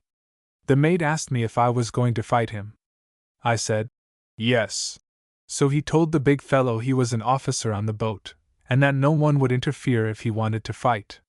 So he put up his $50 in the mate's hand, and I covered it. For those days I would rather fight than eat, and I could fight for a man's life. We went on deck, and they cleared a place for us. While this was going on I offered to bet him $50 or $100 more that I would make him squeal. He said he had no more money to put up. We stripped off and got in the place prepared for us. He struck at me with one of those old-fashioned Dutch winders. I ducked my head, and he hit that. I knew it hurt him, for he did not use that duke any more. I got in under him, let fly with my head, and caught him square in the face. It made him grunt, but the next time I got one in on him I made him look silly, for the blood came out of his ears and nose. He said, "That will do?" The mate took him upstairs, and had the barber wash and patch him up. I changed my clothes, as they were covered with the fellow's blood. I asked all hands to take a drink, and my man came up and joined us. I then paid the bar bill, and gave him back the balance of the $50 I won from him on the fight. He claimed that it was his first whipping, but he could not stand the old head, it was too hard for him. I have had a great many fights in my day. There was a fellow tackled me on the levee in New Orleans at one time when I was all alone, and he had a lot of his friends with him. I got him down, and was getting the best of him, when some of his friends began kicking me pretty lively. I guess I would have been licked that time, if it had not been for some men on a ship, who saw too many on one, so they came to my assistance, and then I made the fellow squeal in a short time. They had it in for me for a long time, but finally gave it up as a bad job, and I was glad of it, as I never wanted to kill a man, which I expect I would have done if they had not let me alone. The alligators. I went up on the Princess. My old friend Truman Holmes was the captain of her. I was standing on the hurricane deck when we landed at the mouth of the Red River to take in some passengers. I saw the Negroes carrying some long boxes built like chicken coops. I asked Captain Holmes what was in the boxes. He said, "Alligators." So I went downstairs and found the man that owned them. I took him up to the bar and had a drink, then I asked him what he was going to do with the alligators.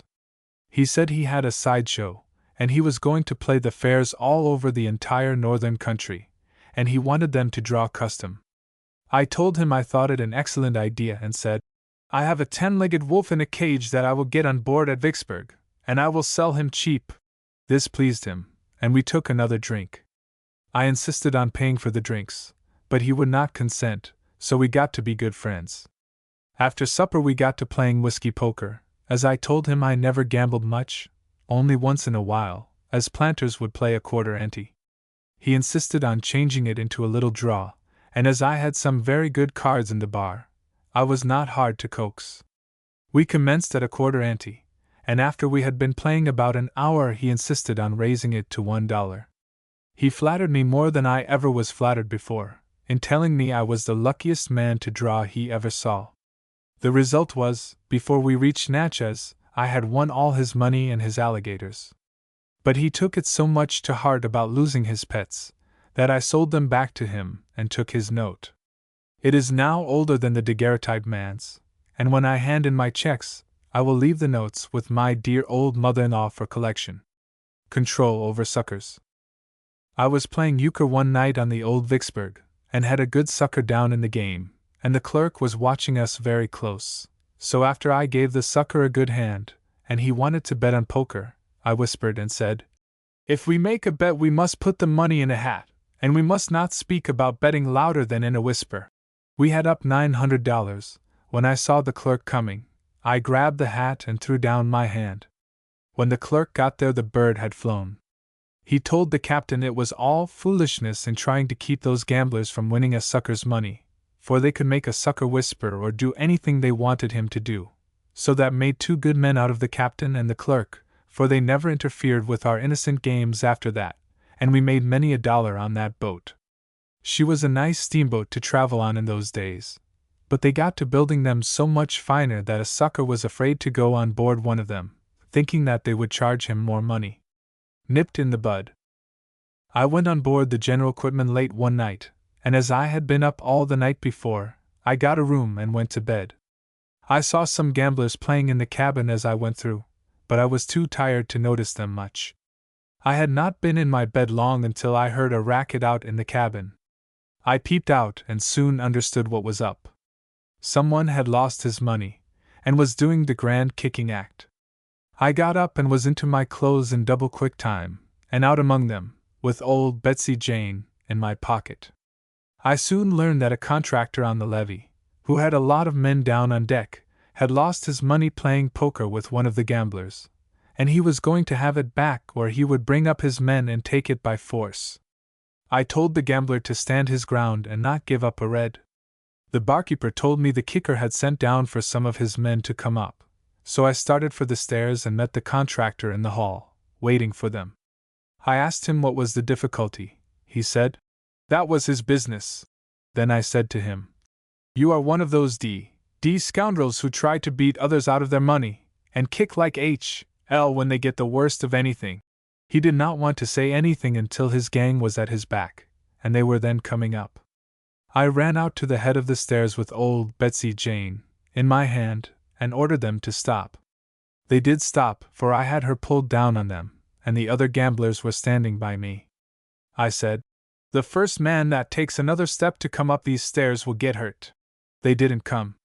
Then I turned to the kicker and told him if he made a move I would cook his goose. He saw we meant business, and weakened. The gang went back to their bunks, the kicking contractor went to his room, and we held the fort.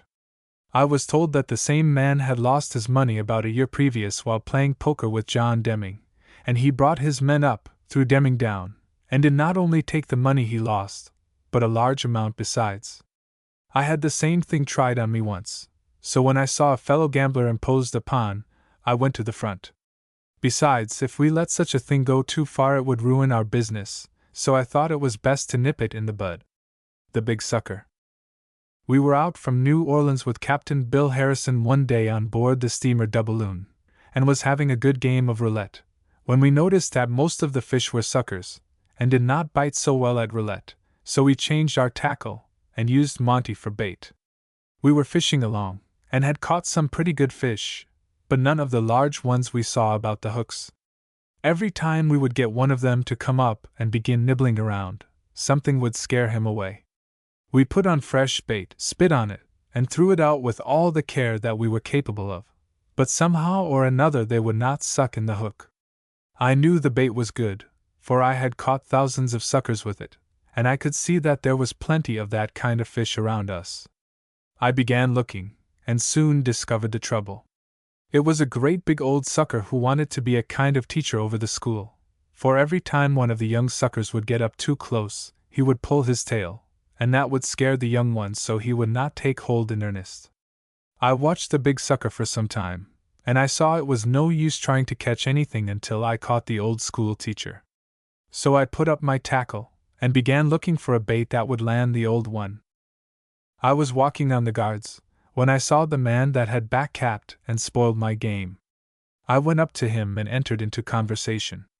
I did not let him know I was mad, but I was, all the same, and would have given $100 to give him one between the eyes. But I soon thought of a plan to make him contribute a part of what he had kept me from winning, so I said to him, "I was surprised to see you back-capping my game, for I could see you were a sporting man. I tried to give you the wink, and have you come up and win out something, so the suckers would take hold, but I could not get your eye." He said, "I did not understand it, or I would have been glad to help you." I told him that after dinner I would open up again, and for him to walk up and make a good big bet, and I would let him win, then for him to walk away, and I would catch all the suckers on the boat. After all had been arranged, I went to my room and got old Betsy Jane, for my new capper had one on him so long that it stuck down below his coat tail. I told my partner to look out for the big gun and our new capper. I called the passengers around a table, and began to throw the hooks. Up came the big fish, and wanted to know what was the least bet I would take. I told him $200. He planked her up, when I saw about $50 left, so I told him I would make it $250. He put up the extra $50, for of course the more he put up the more he would win, as he was to suck in the hook with the extra kink in it. I gave them a little mixing and said, "Ready!" He darted in, and nabbed the bait more like a goggle-eye than a sucker, but he was caught all the same. He did not swim away, as he had been told to do, for he was held by a line that cost him $250, and he could not break it without a great struggle. I thought I had let him play about long enough, so I said, "Gentlemen, there are no more suckers to be caught on this boat." And thus landed the biggest sucker I ever caught in all my life. I put up my fishing tackle and invited all hands to the bar, for I was feeling like all fishermen, a little dry. My big sucker joined us, as he had been out of water just long enough to want to get back. After we had quenched our thirst, he said he would like to see me a minute. I told him he could see me for an hour, as I had no other business to look after. We walked out on the guards, and my partner was not far away. The big fellow said to me, "Why didn't you let me win the money?" I looked up at him, but kept my hand on old Betsy Jane, and said, "My business is to catch suckers, and you are the biggest one I ever caught in my life if you think I will give you back your money." He went back for his gun, but I had old Betsy out and up to his head before he could say Jack Robinson. I told him to put up his hands, and be d quick about it too. He put them up, and said he did not want any gun to whip such a fellow as I was. I told him that he might be a good man down in Texas, where he came from, but he was a sucker up in this country, and I could eat him up.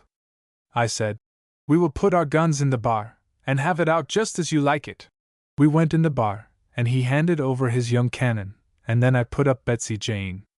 I told my partner to get the captain and tell him to land the boat, and he would see some fun, for I knew he would rather see a fight than eat when he was hungry.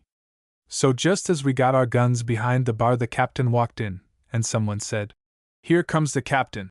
The Texas fellow said, "To H.L. with him, I don't care a.d.n. for any captain." That made old Bill hot, and he wanted to know what was all this racket about. I told him the big fellow wanted to lick me. He said, "I'll soon settle this, you will go ashore." The big fellow said there was not men enough on the boat to put him ashore. The captain then sent word to the pilot to land, and also sent for the mate and some of the deck hands. The pilot ran the boat up on a point, and she got aground. I jumped off as soon as she struck, and the mate, assisted by 2 big deck hands, soon had Mr. Texas off. The passengers were all out on the guards, for they had heard the racket and wanted to see the fun. I pulled off my coat and told Texas to clean himself and come fighting. He was just as sure of licking me as I was of catching him for a sucker, but he had forgotten. Nothing is sure that grows on earthly ground. He was on to me in an instant, and if he had hit me just where he aimed, he would have hurt me, for he was a hard hitter. But I gave him my dear old head, and he hurt himself very bad, but I did not care if he did. I then ran in under him, and had him down on his back before he recovered from the blow he struck against a rock, as he afterward called my head. After I got him down, I gave him one just between the eyes, and he saw stars, although there were none in the sky just then. I gave him one more punch, and he said, "That will do." I let him up, and he was so dazed that he staggered and fell into the river. They pulled him out, and I heard someone remark, "That's the biggest sucker ever caught in this river." While the fight was going on, they were trying to get the boat off the point, but I guess they did not try very hard, for as soon as they fished out the sucker, the captain called for me to come aboard. I said, "Captain, it is only 3 miles to Donaldsonville, and as I want a little exercise I will walk, but take good care of my big sucker." The crazy man. I was going up the Illinois River once with Dad Ryan. We did not try to do anything the first night out from St. Louis. The next day I picked up a man who had been to St. Louis with wild game and butter, and had a great deal of money for a man of his caliber. I told him I lived in Galena, Illinois, and had some of the finest lead mines in that part of the country. We got pretty well acquainted with each other, and had some drinks together. He got to feeling lively, for whenever he took a drink he would take a tumbler half full of whiskey. After getting him warmed up pretty well, I walked him in the barber's shop to see a white squirrel. During the while the barber was after it, Dad opened out the 3 cards, and my friend and I had become very interested in the game. I looked on a while, then I said to Ryan, "I think I can turn the winning card for $100. He accepted the proposition, and I laid up the money and turned the wrong one. I then picked up the jack, as that was the winner, and bent the corner, showed it to my friend, whispered, and told him not to say a word, as he would not detect its being bent. He said, "All right." I told the dealer to throw them over again, which he did. I then said, I know you have 2 chances to our 1, but I will try you for $200. We put up our money into the butterman's hands, and I turned the card. The dealer told the butterman that he lost fair, and to give the money to me. Then I wanted to try it for the $400, but he would not bet with me, saying, When a man beats me once, I will not bet with him again. So I handed the money to my friend, and told him to bet it for me. That will do, said Ryan. He mixed them up again, and my friend turned the card and won for me.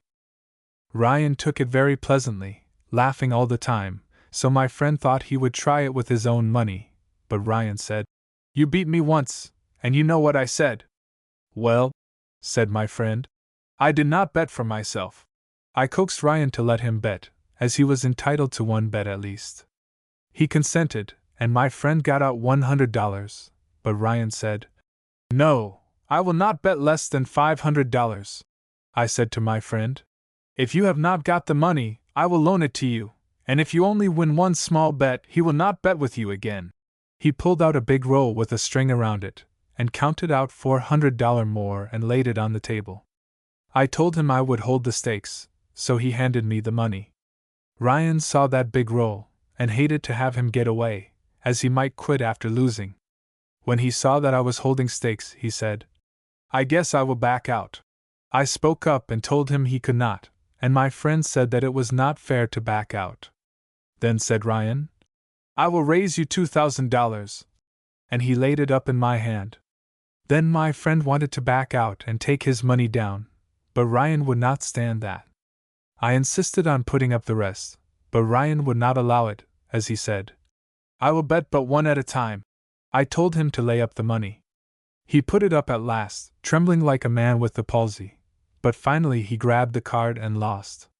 Just about that time there was a little boat landed alongside of us, as we were lying at a landing putting off freight. I gave Ryan the office to get on her. He slipped over on the boat, and the sucker just then came to his senses. When he saw that Ryan had gone out, he said to me, Where did he go? I told him he had gone back in the cabin, so he started back to look for him, and while he was gone the little boat backed out. I walked out in the hall to see what had become of my friend, and found him searching all the rooms in the ladies' cabin. He then rushed into a gentleman's room where his wife was, and then there was H.L. to pay. The man came near shooting him, but I ran back and told the gentleman that the fellow was crazy and did not know what he was doing. He ran all around the boat, frothing at the mouth, and never said a word to anyone. Finally some of the officers grabbed him, got a rope and tied him, for they all thought he was crazy, and I commenced to think so myself, as all he would say was, Where is he? Where did he go? No one had seen the game but the barber, and I slipped him a $20 bill and told him to keep mum. They kept the man tied for about 1 hour, until he promised he would behave if they let him loose, which they did. He sat perfectly still and did not have a word to say. I knew he was not broke, for I saw he had about $200 left, and that amount, together with his late experience, was capital enough for any man. Didn't win the key? We were playing Monte on board the steamer Magnolia, out of New Orleans, one night, and had a very lively game. We had won a few $100s. There was a Jew on board who had no money, but he had a fine watch. During the play he was very anxious to bet it, but I told him I did not want to play for his watch, as I knew I could win it whenever I saw fit. So, just as the game was about to close, I said to him, What is your watch worth? $300, and I can get that for it. I told him I would put up $300 against it, and bet him he could not turn the picture card. He pulled out, put her up, and then turned over the wrong card. The passengers all laughed. He never said a word, but appeared to take it all right. After a while he came to me and said, I have the key, and would like you to keep the watch wound up, as I think a great deal of it, and as soon as we get to Natchez I can borrow the money on the wharf boat, from Charlie Fraser, to redeem it. When he spoke in that way I handed him his ticker, and he ran away with it. I laughed, and began thinking how to get it back again. So I took my partner, Alexander, to one side and told him to get in with the Jew, Then tell him he heard me say I was going to give the watch back. Tell him you have been watching me play, and that you believed you could play it as well as the man he played against." He got in with him, and finally got some cards to show the Jew how I played. The Jew got very much taken with the game again, so he said to my partner, "I know that I could beat you, if you will play for something." So he won the drinks and cigars from my partner, and at last he wanted to put up his watch against $500 that he could turn the card. My partner put up the money, and the Jew the watch, but he missed it that time, and you never did hear such laughter as there was on that boat, for the passengers all turned loose and played the poor Jew all the way up to Natchez, asking him what time it was. He did not redeem it at Natchez, so I had to buy a key, and that nearly broke my heart. Was in with the judge. I was on the train from Jackson to New Orleans. I opened in the smoking car, and won a good deal of money. We were just coming to a station called Amite, about 60 miles above New Orleans. I waited until the car got in motion, after learning the station, as I did not want to go into New Orleans, for they were kicking like the D.L., and I knew there would be a big crowd at the depot. I slipped off, and told my partner to bring my valise, and come up the next day. They went into the city kicking like steers, and they had the officers looking for me, but they did not find me. 2 of them took the train and came back to Amite that night, and in the morning when I came to breakfast there they were. I could not help laughing at them. After breakfast they went to the magistrate, and swore out a warrant for my arrest, and the constable came over to the hotel looking for me, but I had skipped out. I walked down the railroad and kept hid until they were satisfied I had gone. They left orders if I showed up to have me arrested, and telegraphed them. I took the first train and went to the city. They came in on the evening train. The next day they found out I was in the city, and then I was arrested and brought before the recorder's court, when the judge asked me if I had an attorney. I told him I could plead my own case. I soon convinced him that the gambling was done in another parish, and I was discharged. They then took a train and went back, got the warrant they had out for me, and brought an officer with them. The officer stepped up to me and said, "I have a warrant for you." "All right, but we can't leave here until night. Let us pass away the time until the train leaves." There was a big crowd followed us to get a look at the notorious devil, and the officer kept pulling out the warrant and showing it to the throng. He was getting pretty full of whiskey, when I saw a thief in the crowd. I gave him the wink, and in less than 5 minutes he had the warrant. I got one of my friends to ask the officer to show him the warrant. He dove down in his pocket, but could not find it, so I told him he must have the paper, or I would not go with him. It sobered him up, and the last time I saw him he was with the 2 fellows going to the train to get fresh papers. I went up myself to see what they could do with me. I took a train and passed them coming down. They went into the city, and found that I had left for Amite that morning, and that they had missed me. When I got there I took the judge and prosecutor out, and we had several drinks. Then we went to a shoe shop, and ordered 2 pairs of boots for them, and took the size of their heads, and sent to New Orleans for hats. When they came back, and the case was called, the judge heard their story, and then mine, and decided it was nothing but a case of gambling, and that he would have to fine us each $5 and costs. We paid our fines, and they all took the train that day but myself. I stayed a day or 2, and had a fishing game, as it was a great place to catch the little flappers.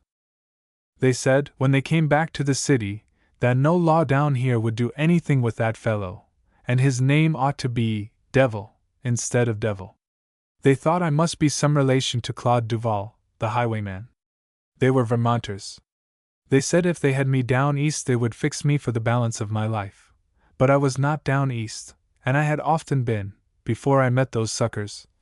Fixed for life. The Brilliant Stone. We were on board the steamer Southern Belle, bound for New Orleans.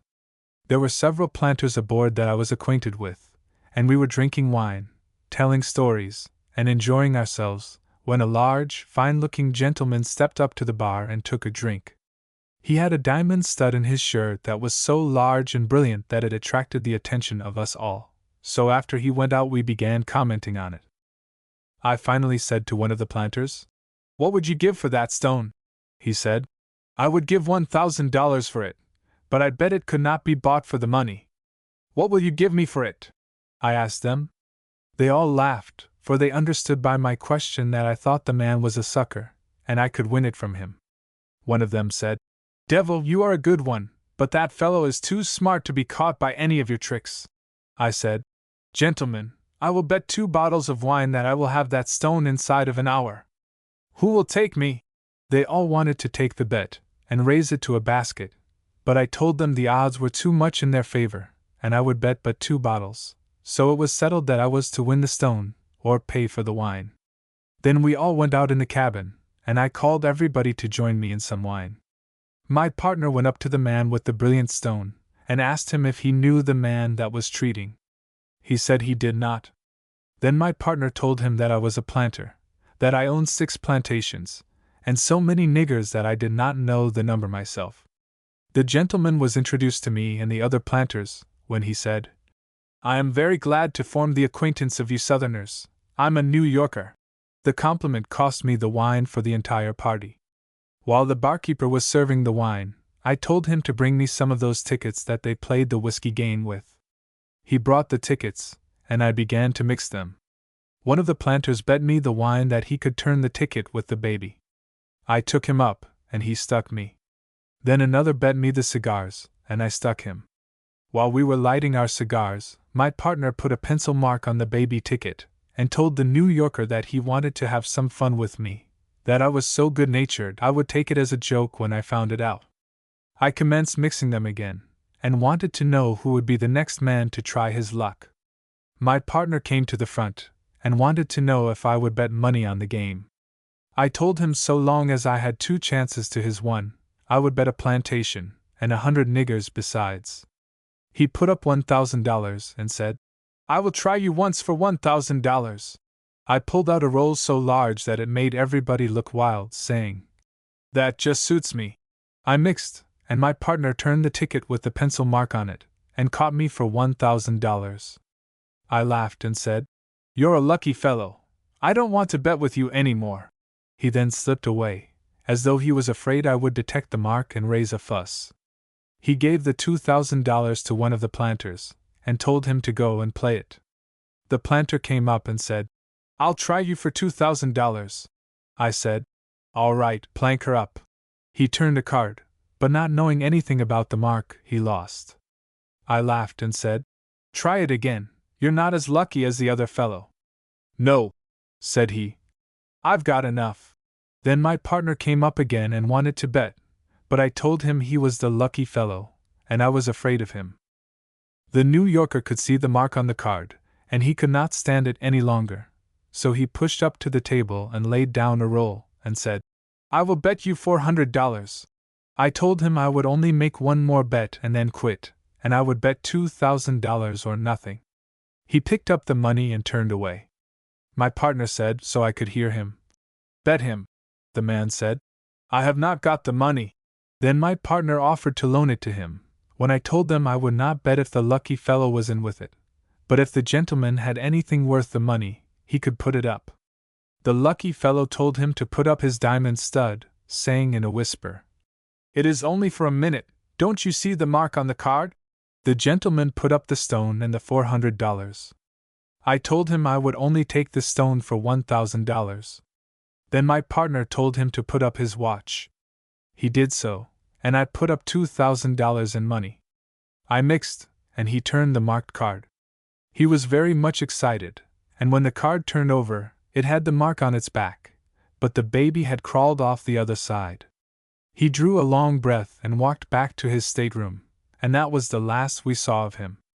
As he was walking away, someone called to him to join us in some wine, but he could not hear so well as when the capper told him in a whisper to put up, as it was only for a minute. We looked at our watches, I had 2, and it wanted just 5 minutes of the hour. The planter that made the bet of 2 bottles spent over $200 for the wine that night, and before he left the boat he gave me $1,000 for the brilliant stone. Lucky at poker. One night I went out on the steamer Belle Lee. She was running from Memphis to New Orleans. Captain Hicks was the commander, and a jolly fellow was he. he said to me. Devil, I never saw a gambler in the world that I was afraid to play with. I am just as smart as any of them, I said. Captain, you will get no game out of me, as I do not want any of your money. After supper I noticed the captain had a man, and they went to his room in the Texas. I opened up and had a fine play at roulette, but it fell off at 12 o'clock, and I closed up. I was sitting in the hall when the captain and his man came down. The man said, Captain, I am winner, let's have a bottle of wine. They invited me to join them. The captain said, George, I will turn this gentleman over to you, as I can't beat him. Well, I said, Cap, if you can't beat him, I can't, for you are a better poker player than I am. Then I winked at the barkeeper, who had a few decks of my cards that I had put in when I came on board. He knew what I wanted. I said to the man, I'll tell you what I will do, I will play one game of 7-Up for a bottle of wine, as I thought that was the best way to get him started. He agreed. I said, Barkeeper, give us a deck of cards, and we will see who is the lucky man. We began, cut for deal, and I beat him. I dealt, and I knew every card in his hand. He had no trumps, and I had the jack alone. He begged, I gave him 1 and made 4. He dealt, and I made 3 on his deal, which put me out. He was as hot as a pepper pod, but he called for the wine. After we drank it, he said, I wonder if you are that lucky at poker. If so, I will try you a little while. I said, All right, I think myself, I am in luck tonight. We went at it, but he said the limit must be $50. We played until daylight began to peep through the skylight of the cabin, and I had to loan him money to defray his expenses. He told the captain it was the hardest game he ever struck. He sent me the money I loaned him by express, and wrote that if he ever met me on the river again he wanted to be in with my play. It was not long after that when I met him on the steamer Natchez, and we made some big money together, as he got up some fine games with the planters. He was known all along the river, and Captain Leathers thought it strange to see him playing with me, but the gentleman understood it, for I was always lucky at poker. The hidden hand? While in St. Louis just before the war, I got acquainted with a man from Detroit by the name of James Scott. He was dealing faro bank, and was such a square fellow that all the boys would play against him. He had a big game one evening, and had downed quite a number of the boys, but he did it on the square. He quit dealing to go and get his supper, and while he was out the boys tried to think of some scheme to stick him for enough money to get a square meal for themselves. Finally one of them thought of the same racket that I played on my Jew partner, and they manufactured a sucker. When Jim came back, they were playing a single-handed game of poker. Jim loved poker, and as he had not finished picking his teeth, he stopped at the table to look on. That was just what the boys expected and wanted, so the 2 hands were run up. Jim was behind the fellow that had the 3 kings and a pair of 7s, but just after he saw them, someone spoke to him on the other side, so he went around the table. The man with the kings made a big raise, and the other fellow said it was more money than he had. Jim saw his 3 aces and a pair, so he said, I am with you, old boy, for $1,000. The money was put up, and then the sucker said he had made a mistake in his hand, and wanted to take down his money, but everybody said he could not take down. Then the fellow threw down 2 cards and called for 2 more. The old boy, Jim's partner, gave them to him, and the sucker made another raise just large enough to use up the balance of Jim's 1,000. The old boy called the bet just in time to save Jim from putting up another 1,000, for they did not want to strike him too heavy the first time. They showed down, and the sucker had caught another king in the draw, and he won the pot. Jim did not say a word, but began to deal the bank. The next night some of the boys that had eaten a good supper at Jim's expense invited him to the theater. Jim wanted to know the play, they told him. The hidden hand? Jim said. No, boys, I saw that play last night, and I would not see it again for $1,000. Jim is now living in Detroit, and is one of the wealthiest men in the city. His father left him a fortune, and he has not laid down $1 on a gambling table since, yet he likes the boys, and can tell some of the best stories of any man in this country. He is very fond of the theaters, but he says he never goes when they play. The hidden hand? caught again. While sitting in the hull of the steamer Petonia, I noticed a fellow who kept looking at me so closely that I at last said to him, "Do you live on the river, sir?" He replied, "Are you speaking to me?" "Well, yes, I asked you if you lived on the river." He answered me very gruffly, "No, sir." I let him alone, for I thought I had seen him before, and it might be I had beat him out of some money, so I got up and walked down the cabin. After I left, he asked the barkeeper who I was, and he told him I was a planter, and the son of one of the wealthiest planters on the coast. The fellow said, "Darn me if he don't look just like a fellow that beat me out of $5,000 some years ago." "I guess you are mistaken, although all planters gamble more or less," said the barkeeper. "Well, let's take a drink," but I was sure he was the same man. Just as they finished their drink, I walked up and called for some wine. The fellow spoke up and said, "Have a drink with me." I said, "No, you join me, as I see you have finished yours." He accepted, and I ordered a bottle of wine. We sat down to drink the wine, when he said, "You must excuse me for the manner in which I spoke to you a while ago, as I took you for a man that beat me out of $5,000 on one of these boats, some years ago, at a game they called Monte." "Well, now," I said, "it must have been the same fellow that beat me, for that's what they called it, Monte, but I did not care very much, as I was spending the old gent's money at that time." He replied, "But I did mind it, for I had just sold my place, and was going to put the money into business, but on account of that D rascal, I have had to work hard ever since, and I have sworn to kill him the first time I met him. I do not blame you for feeling as you do, for you could not afford to lose the money, but I did not care, as the old gent had plenty more that I could get whenever I asked for it, and as he sometimes lost pretty heavy himself, he would say to me, 'Son, if you bet you will win or lose, but if you lose, take it cool, for if you could not afford to lose, you had no business to bet.'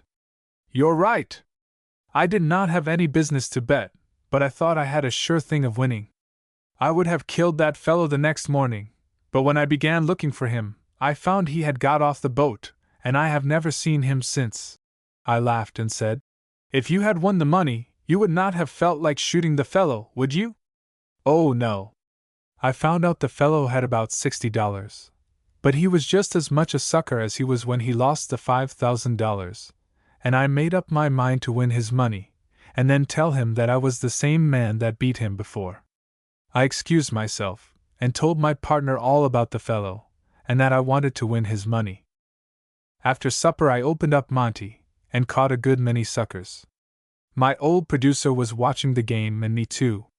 We had about finished up, when my partner said to my old friend, "I would like to make a bet, but I am unlucky. Will you bet this $50 for me?" He took the $50, put it up, and won. Then he put up $50 for himself, and lost. My partner wanted to know how he had made such a mistake, when he swelled up like a porpoise, and said, "I believe that is the same fellow that beat me out of my money before." He walked away, and my partner followed him.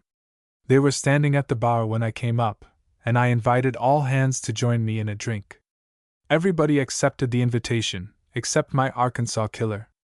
I made up my mind that we would have a fight, so I thought I would not put it off any longer. I turned to him and said, "Come and take a cigar with me, for I see you are not drinking." He replied, "I pick my company." Then I said, "You are in better company just now than you ever were in your life, except the time, some years ago, when you were in my company and lost $5,000. He said, "You are a D rascal." I then called him a liar and a coward. He attempted to draw, when my partner caught his arm and gave him one in the face, which was not a very heavy one, for he did not appear to mind it. I had old Betsy Jane out and had him covered. Then I said, "Lay away your old pop, and we will go down on deck and have it out. You are a much larger man than I am, but I will take a licking from you, if you are man enough to give it to me." We gave our guns to the barkeeper and started down. I heard some bets $50 to $25 on the big Arkansas man, so I gave a friend of mine a roll and told him to take all the odds. When we got down on deck, the mate made a ring with some barrels, and said, "No man but the fighters shall get inside the ring."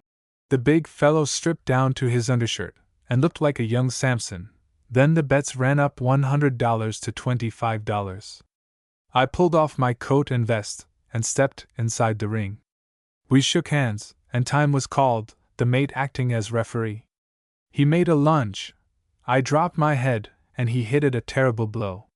Then he got one in below the belt, and I thought for an instant I would lose my supper in the fight, but I rallied, and got a good one in on the side of his neck, which doubled him up like a jackknife. Then I ran in, caught him, and let drive with my head. I struck him between the eyes, and he fell over as if he had been shot. I took a seat on one of the barrels, folded my arms, and waited for time to be called. The mate said, "That will do, this man can't fight any more." They took him upstairs, and had the barber fix him up. I was not much the worse for having been in a fight. My friend handed me all my money, and over $400 besides, that he had taken in on the result. I treated all hands, and sent some wine, also the $50 I had won, back to my Arkansas friend.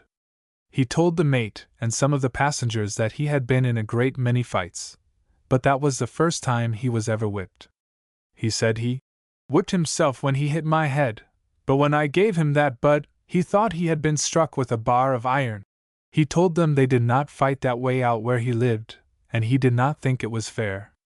The mate told him everything was fair in a rough and tumble fight. I felt sorry for the big fellow when I saw his face, for his nose was broken all up. He forgot all about that he was going to shoot the man that beat him out of his $5,000, for you see I returned the money that I won from him when I had him caught again.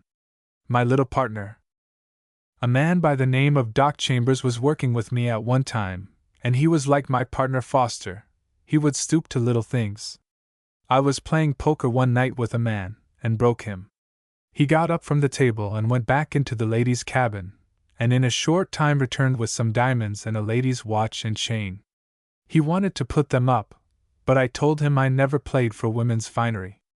A man offered him about one half what the stuff was worth, and he was so crazy to play that he was about to let them go, when I advanced him much more on them than the stranger had offered, for I knew he would lose them. We began our play, and in about an hour I had won all the money that I had advanced him on the jewelry. I asked him if he was broke, and he told me that their passage was paid and his wife had some money. I bid him good night and went to bed. The next morning I put the jewelry in a cigar box, gave it to my partner, and told him to find the lady and return it to her. He found her and returned the box. She opened and found everything her husband had lost. Then she gave him $300 and told him to thank me for her. He came back and gave me the thanks, but did not say one word about the $300. I was well paid with the thanks, until I found out that she had sent $300 with them, and that my partner had hogged onto it. I did not say a word at the time, but waited until I could get a big even. We were coming out of New Orleans a short time after the Chambers trick, and had a good Monte business, which we closed up as soon as we had caught all the suckers. I went to a friend of mine who kept a drug store in Vicksburg, and told him I wanted to get even with my partner. I gave him some money, and told him I would open my red and black, and that the jack paid 8 for 1. I said to him, "You come up and bet $10 on the jack 3 times, and on the 4th time you put a $100 bill inside of the 10 and put it on the same card, and I will make it win." He did just as I told him, and the jack lost the first 3 times, but the 4th time it won. I paid the $80, and started to make another turn, when the drug man said, "You will have to come again." I said, "There is your $80 and your $10, sir. Please look at the $10. He replied. I did look at it, and there was a great, big, live $100 inside of it. It was over the limit, but I had turned, and there was no getting out of it. To tell the truth, I did not want to get out, for I was just getting in on my partner. I paid the $800 over to the pill mixer and shut up shop, as I did not want to lose any more of my little partner's money. Lacked the nerve.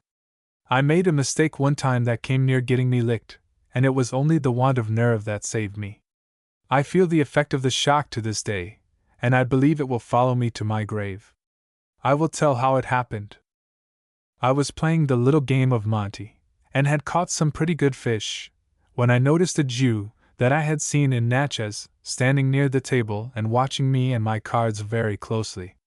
I took him for one of the finny tribe, and expected to see him swim up and take hold of the hook, but he walked over to the bar and commenced talking to the barkeeper. I found out afterward that he asked the barkeeper who I was, and told him he could beat me at that game I was playing, for, says he, "Do you know, there is a little spot on one of the cards, and I don't believe he can see it." The barkeeper was a friend of mine, and he told the Jew that I couldn't see very well, as I was up so much at night. I was fishing along, when back came the sucker. Then I began to think a little better of myself, for I had spotted the fellow, and when I saw him walk off, I began to think that for once I had made a mistake in my man, and was losing some of my conceit. He got up very close, and then he asked me how much I would bet him that he could not turn the card with the old woman on it. I looked at him for a moment, as I had lost a little of my confidence when I saw him go away, but soon I remembered that the best fish will sometimes play around the bait and then swim off, only to come back, dart in and swallow it, hook and all, so I said to him, "I will bet you $500 you can't pick up the old woman the first pick." I had $500 worth of confidence 30 years ago that no man could pick up the old woman, but I am married now, and have quit gambling, but I will bet $5,000 that no man can pick up my old mother-in-law the first pick. Well, the Jew put up $500 and picked up one of the cards, and as his eyesight was so much better than mine, he got the one with the little spot on it, and while he was looking for the old woman on the other side of the card, I put the $500 in my pocket and rang down the curtain. The Jew stood and held on to the card, until I told him if he was done with it I would like to have it. He handed it to me, and then walked over to the barkeeper and said to him, "That man devil can see better than we thought he could." I was standing out on the guards smoking, when up came my food for the brain. He said to me, "Mr. Devil, I am a poor man, with a wife and 4 little children. That money I lost was all I had in the world, and it was given to me by my friends to start me in a little business. If I don't get that money, I am a ruined man, and my poor wife and little children will starve to death, for I will never see them again. Oh, Mr. Devil, take pity on my poor wife and 4 little children, and give me back the money. You are a rich man, and can make money so fast, and my poor wife and 4 little children will pray for you as long as we live, and I will tell my children's children what a good man Mr. D. Hold on," I said, as I saw the big tears running down the heartbroken man's face. "Here's your money, take it and give it to your family." I handed him a $500 bill and turned away, took out my handkerchief, and was just wiping something off my cheek, when I thought I heard something like a laugh. I turned around, and there, a little way off, stood my poor Jew with 7 $500 bills in his hand, shaking them at me, and he said, "I haven't got no wife nor no 4 little children, Mr. D." He did not finish, for I started for him, and he lit out as if the devil, instead of devil, was after him.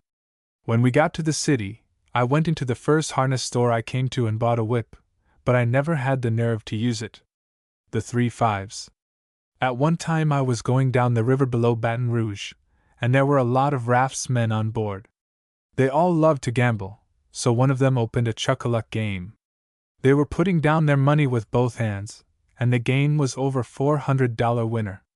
I thought I would give him a little play, so I went to my room and got a set of dice the same size as he was using, and then changed in a 5 without winning a bet. Then I asked him if I could shake them once for luck. "Oh, yes," he said, for he was playing on the square. I came to change on him, then I put $100 inside of a dollar bill, and put it on the 5. He shook them up, when, lo and behold, up came 3 5s. He picked up my money, and when he saw the $100 he looked worse than a sick monkey, but he paid up like a man. I then came the change back, and quit. A man should learn all the tricks in his trade before he takes down the shutters. Snake the wheel. We were going up with Captain Bill Harrison on board the doubloon, and just after leaving the wharf I took a look around to find some good-looking suckers. I had not found anything that I thought suited me, and was standing at the bar talking to Captain Bill, when he asked me if the fellows in the barber shop were with me. I said, "What fellows?" For I could see my partners, Brown and Chappell, sitting out on the guards. He said, "Go back and take a peep at them." I did go back, and I saw some fellows with 2 tables covered all over with jewelry and silverware. They had a wheel with numbers on it, and the corresponding numbers were on the table under the jewelry, etc. They were just getting started, and had some customers who were paying their dollar and trying their luck turning the wheel. I looked on until I thought I understood the game, and then I went to the pantry and came back. I saw a nice-looking watch on one of the numbers, but the space on the wheel that had the same number on it was so very narrow that the wheel would not stop on it one time in 1,000. I asked the boss if the watch was good, and he told me that anyone who won it could have $100 in gold if he did not want the watch. I fooled around a little while, then I put down my dollar and gave the wheel a pretty heavy whirl. She went around about twice, and stopped on the number that called for the watch. The fellow was all broke up, but he gave me $100 in gold, and I put up another dollar. I started the wheel again, and I hope I may never see the back of my neck if she did not stop on the watch again. The boss was dumbfounded. He looked at the wheel, paid me another $100 in gold, and as he paid over the money he looked at me as if he did not like me, and as I make it a rule not to stay where I am not wanted, I went out to see the boys. I told them how it was done, and they went in and got $100 in gold. As they were coming out they heard the fellow say, "Who in the H.L. put this molasses on the wheel?" We opened Monty, and caught the wheelman for his entire stock, and we had more Christmas presents than anybody in the state. Molasses will catch more suckers than soft soap. The killer. At one time I was dealing red and black on the wharf boat at the mouth of Red River, and as there were a number of Texas boys on the boat I was doing a good business. While I was very busy watching the game, a big fellow who was employed by the proprietor of the boat came up and asked me to loan him $100 for a few minutes, as he had made a bet with a man that he could show up that much money. I saw he had been drinking, but I was too busy just then to argue the case, for I knew if I refused him he would want a fuss, as he had the reputation of being a great fighter, and I had been told that he had killed 3 men, so I handed him a $100 bill, and went on with my game. After getting about all the money that the Texas boys would give up, I closed my game and went out to find my $100. I inquired after the fellow, and was told that he was up on the levee, so I waited for him. It was not long until he showed up, and he was pretty drunk. I asked him to give me back the bill, and he told me he had spent it. I was mad, but I did not want to have a fuss just then, as the Texas boys were standing around, and I did not want them to join in, so I said, "If you have spent it, all right, you can hand it to me tomorrow." I was just giving him taffy, for I knew he intended to rob me out of the money, thinking I would not dare to tackle him, but he did not know me. The Texas boys had gone to bed, and there were but few persons in the room. The big killer was standing near the bar, when I saw a chance and let fly. I caught him under the chin and knocked him as stiff as a poker. Then I took his big gun out of his pocket and threw it out into the river. I told a black boy to go through his pockets and see if he had my $100 bill. He did so, and finally found it in his fob pocket. After I got my money back I let him up, and told him to get off the boat, and I said, "If you come back while I am here, I will beat your head off." He lit out. I gave a black man a gun, and told him not to let the fellow on the boat. The next day I was told he was saying he was going to kill me, so I got a double-barrel shotgun, and sent him word to come down and see me. He did not come, but went down to Hogg's Point, took a boat, and left that part of the country, as it had got too hot for him around there. I saw him some years later at Laramie City, Dakota, and put the police onto him. They gave him 1 hour to get out, and that is the last I have ever heard of him. Caught a whale. An old friend of mine by the name of William Hines, who was one of the best steamboat mates that ever ran on the river, and I were laying off at one time in New Orleans, and we took a notion we would get a yacht and have a big sail. We laid in a supply of provisions, and did not forget a 5-gallon jug of whiskey. We went out to the lake, hired a yacht, and started. Bill was pretty full, so I told him to go below and lay down for a while, and I would look after the boat. The wind was shifting about, and I was afraid the boom would knock him overboard. I was sailing along at a fine rate, tacking about with the wind, and did not notice that Bill had come up on deck until I heard him yell out to me. I looked around and saw the big fat fellow floundering in the water about 100 feet away. I gave her all the rudder, down sail, and then threw out a line. Bill swam up and caught hold of the line, and then I began pulling him in. I had landed many big suckers, but Bill was no sucker, he was a whale. I got him up alongside, but I was not man enough to pull him up, as the boat stood about 4 feet out of the water. He was so full of whiskey and water that he could not help himself. He was about played out, when he said to me, "George, I'm a goner." I told him to hold on just a minute. I got a small line, took 2 half-hitches around his arm, and then made fast to the boat. I knew he could not go down unless his arm pulled out, and there was no danger of that. I took a rest, and then led on as if I was going to raise sail, when Bill said, "George, what are you going to do?" I looked back at him and said, "I have caught a whale, and am not able to pull him in, so I'm going to tow him ashore." Bill looked at me just long enough to satisfy himself that I was in earnest, and said, "For God's sake, George, give me one more pull, for I don't want you to sail in with me in tow." So I went to him, as I had got rested, and he had got sober. We pulled together, and I soon had the big fellow on board. We sailed around for some time, but when we had to make a tack, you can bet your life that Bill was on the lookout for the boom. Every time we would consult the jug, Bill would say, "George, don't tell the boys about how much fun we have had on this trip, will you?" The deckhand? The deckhands of the steamer Niagara had been drinking, and some of them were a little drunk. They came up to get more of the fighting stuff, and got into some difficulty with the barkeeper. I was sitting near the bar at the time, and as I was always ready to do my friends a favor, I went out on the guards and tried to stop the fuss, and get the men to go down on deck. One big fellow, who was the fighting man of the crew and a favorite with the mate, thought it was none of my business, and the first thing I knew he cut loose at me. I saw it in time to get up my guard. I did not want to have any difficulty on a boat with any of the officers or crew, so I tried to quiet the fellow down, but he would not have it, but came at me again. I could not avoid it, as he was too drunk to have any sense, so I let fly, caught him under the chin, and brought him down. He was a game one, for he was up and at me once more. I then led into him and gave him a pretty good licking. They took him down on deck, and it was not long until Tom Hawthorne, the mate, came up and asked who it was that had whipped one of his men. The barkeeper told him about all the fuss, but he was mad, and would not excuse any man for defending himself against one of his men. I was in the barber shop at the time, but the barkeeper sent me word to look out for Tom. I went and got my old friend, Betsy Jane, and waited for the fray. I was in the hall when Tom came up looking for me. He walked up and said, "Can't you find anyone else to whip, without jumping on one of my men?" I knew he had been told the circumstance, and if he had any sense he would not blame me, but he was mad, and then he intended to teach me a lesson. I knew he would not listen to reason, so I said, "I gave that fellow just what he deserved." He began to pull of his coat, and at the same time said, "Any man that licks one of my men has got to lick me."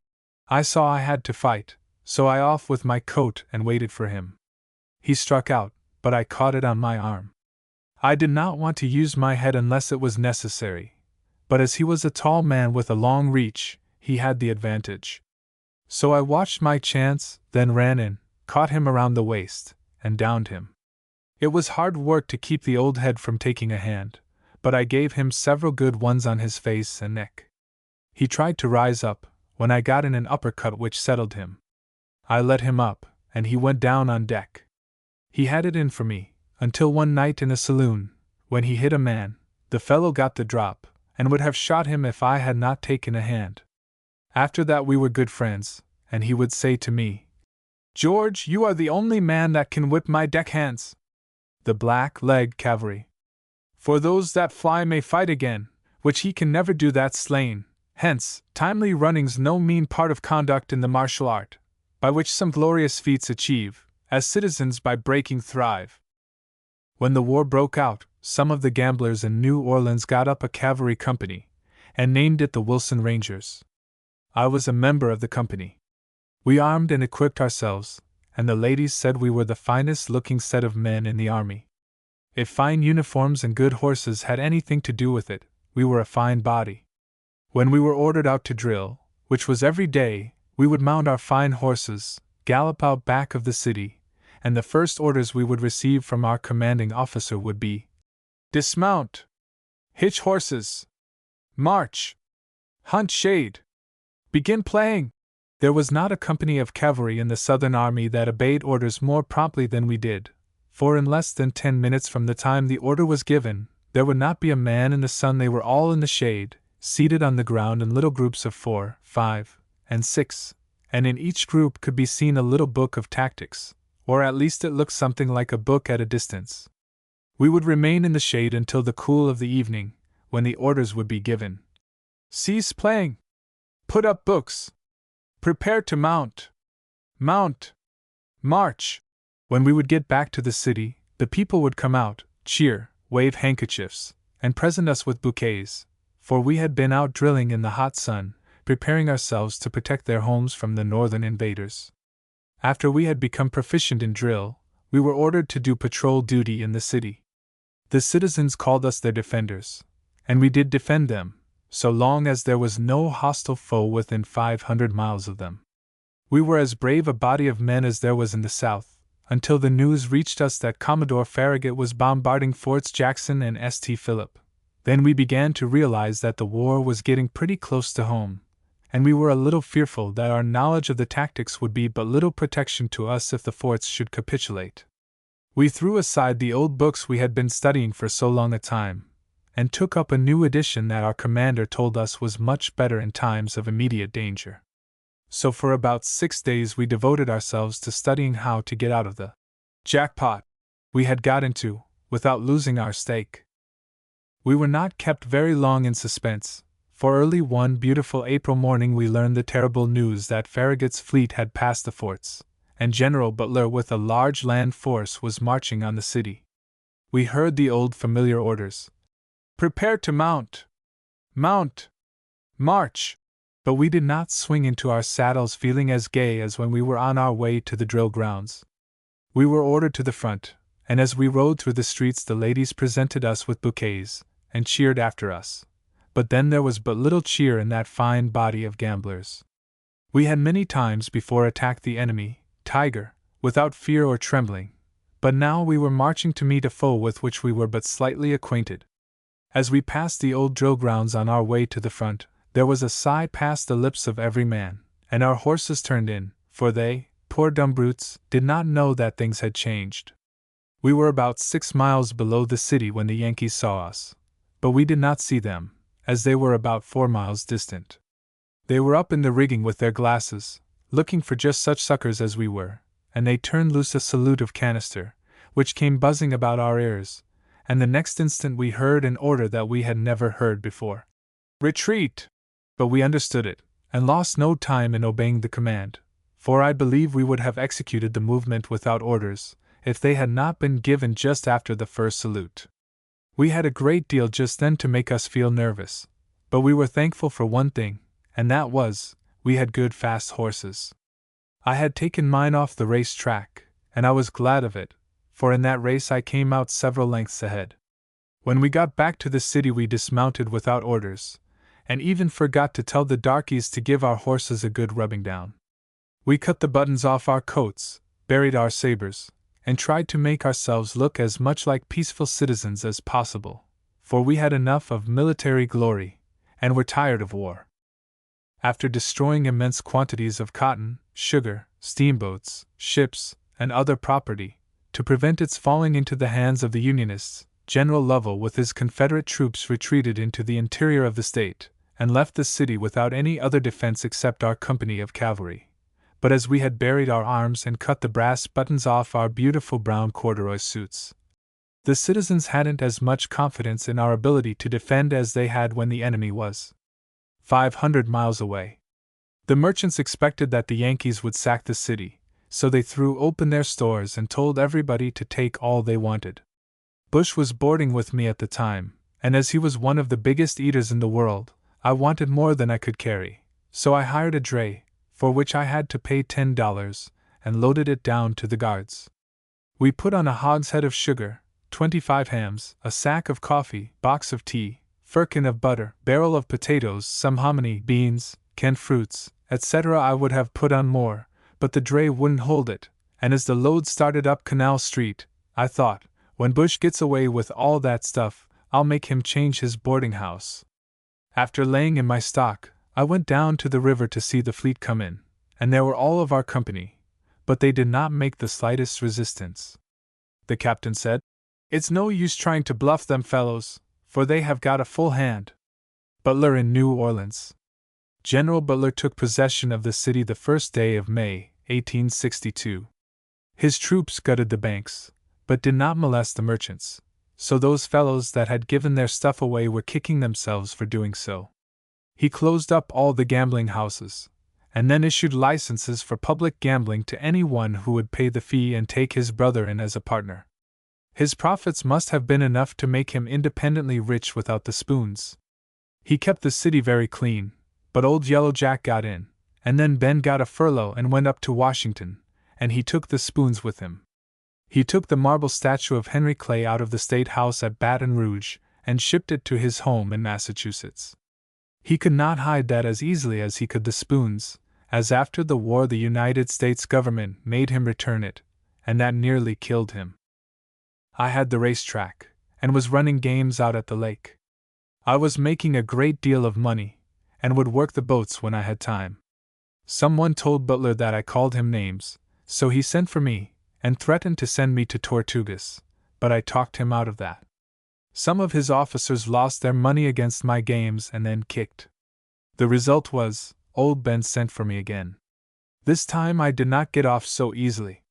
He took me before the provost judge, who fined me $1,000 and sent me to jail for 1 year, and no amount of money could get me out. There were some of the best men in the South in with me, and our friends on the outside did not forget us. We had good beds, and everything to eat that the market afforded. We played poker, and I was making money all the time. I would feed the jailer, and at night he would take me out in the city, so that my prison life was not so very bad. Butler made us a visit one day just at dinner time, and when he saw the birds and wine, you should have heard him roar. "Why," said he, "those D rascals are living better than I ever did." The jailer told him that our friends sent in the luxuries. He looked at our big beds, shower bath, and other surroundings and said, "I have a D notion to send them to the penitentiary." But the jailer told him it was pulled down, so he had to give up his D notion, and we were glad of it.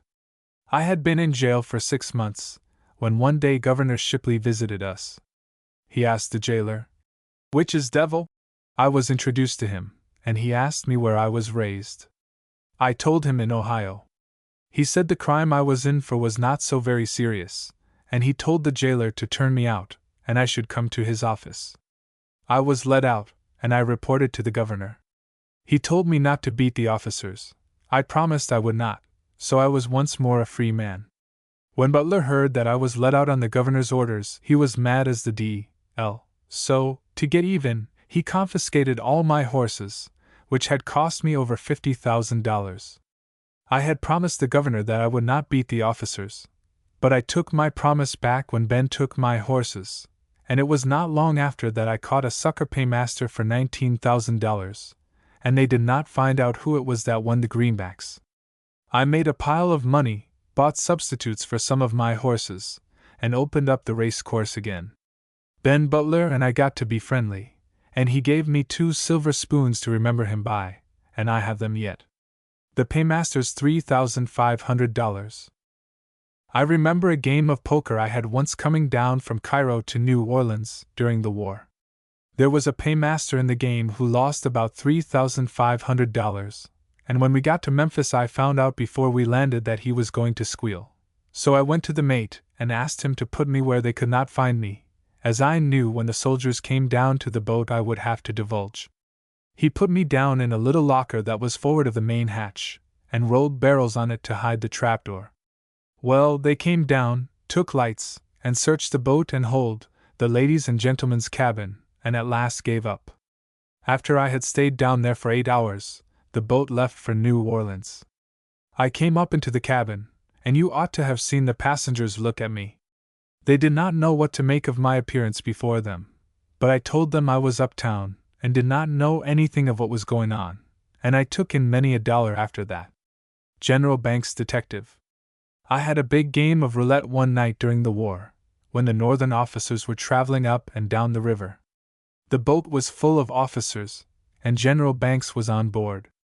Up stepped a big fellow from Texas, who was a detective for General Banks. He pulled out a $100 Confederate bill and laid it on the red. I picked it up and said I had no Confederate money to pay him in case he won. He got very saucy, and went over to the bar, where I could hear every word he said, and told the barkeeper that as soon as I closed that game he would whip me. So I closed up and sent my wheel downstairs in the locker, and walked up to the bar and asked him to take a drink, so that he would make some remark. He said, "I pick my company." I let drive and knocked the ginger out of him, and kept him spinning around until he yelled out. Then came the rush. General Banks and staff, followed by all the boat's officers. The fellow was bleeding like a stuck pig. The clerk told the general how he talked, and he said he got just what he deserved. I then sent down and got my wheel opened, and all the officers played except General Banks. I was sorry he did not appreciate the game, and change in a few greenbacks. The U.S. Detective's Bluff. I was coming up once on the steamer Fairchild, of Louisville, and had won considerable money. There was on board a United States detective. He was asleep at the time the games were going on, and when he came to his breakfast the next morning, there was a great deal of kicking going on about the money and diamonds that the gamblers had won the night before. Some of the passengers at the table knew the detective, and when they got through breakfast they all got with him, and they told him finally they would give him half they had lost if he would get it back. So he saw a big opening, and concluded to make a big bluff to get the money. He came to me as I was standing by the office, and said, "Are you the man who won all the money and diamonds last night?" I told him I was the man. He said, "You must give it back, every cent." That made me laugh, and I think it made him mad, for he pulled back his coat and showed me his badge. Well, I thought he was as good a sucker as any of the rest, or he would not make such a break as that, and when he spoke of my swindling them, I said to him, "Now, sir, I will show you just how I beat those fellows." And I pulled out 3 cards and said, "If you will walk over to the table, I will show you.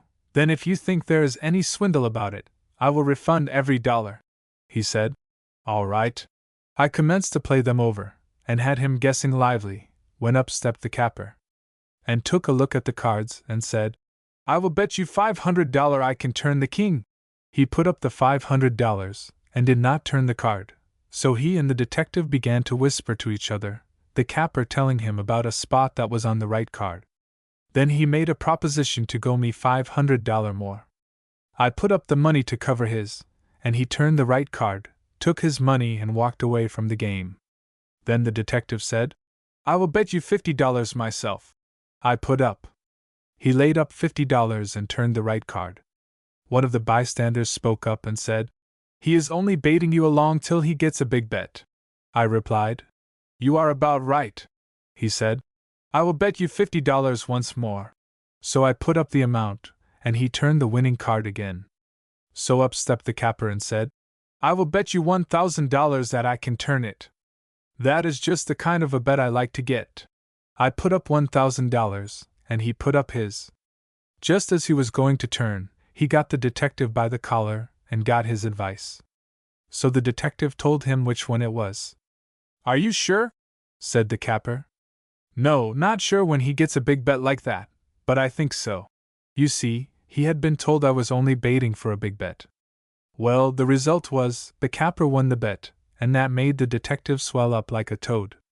He would not listen to any of the outsiders' talk any more, but offered to bet $200. I said, "If that is all the money you have, you had better keep it." That made him mad, and he pulled out his long pocket-book and said, "I have got as much money as you." "Perhaps," said I, "you might cripple yourself if you lost much money." "No," said he, I am no child. When I bet on a fair game like this, I expect to either win or lose. He counted out the money, and I saw he had the $100 he won from me and a little more left. I told him I would bet him $1,100 that he could not turn the king, so he put up. Just as he was about to turn the card, I looked at him and said, I will let you back out, and give you $100 to take down your money and not turn. No, no, said he. Not I.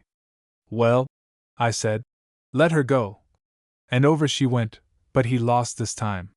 He drew a long breath and sat down in a chair, and he looked like a sick kitten. Then he got up and went to his room, and finally came out. I thought there would be the D.L. to pay.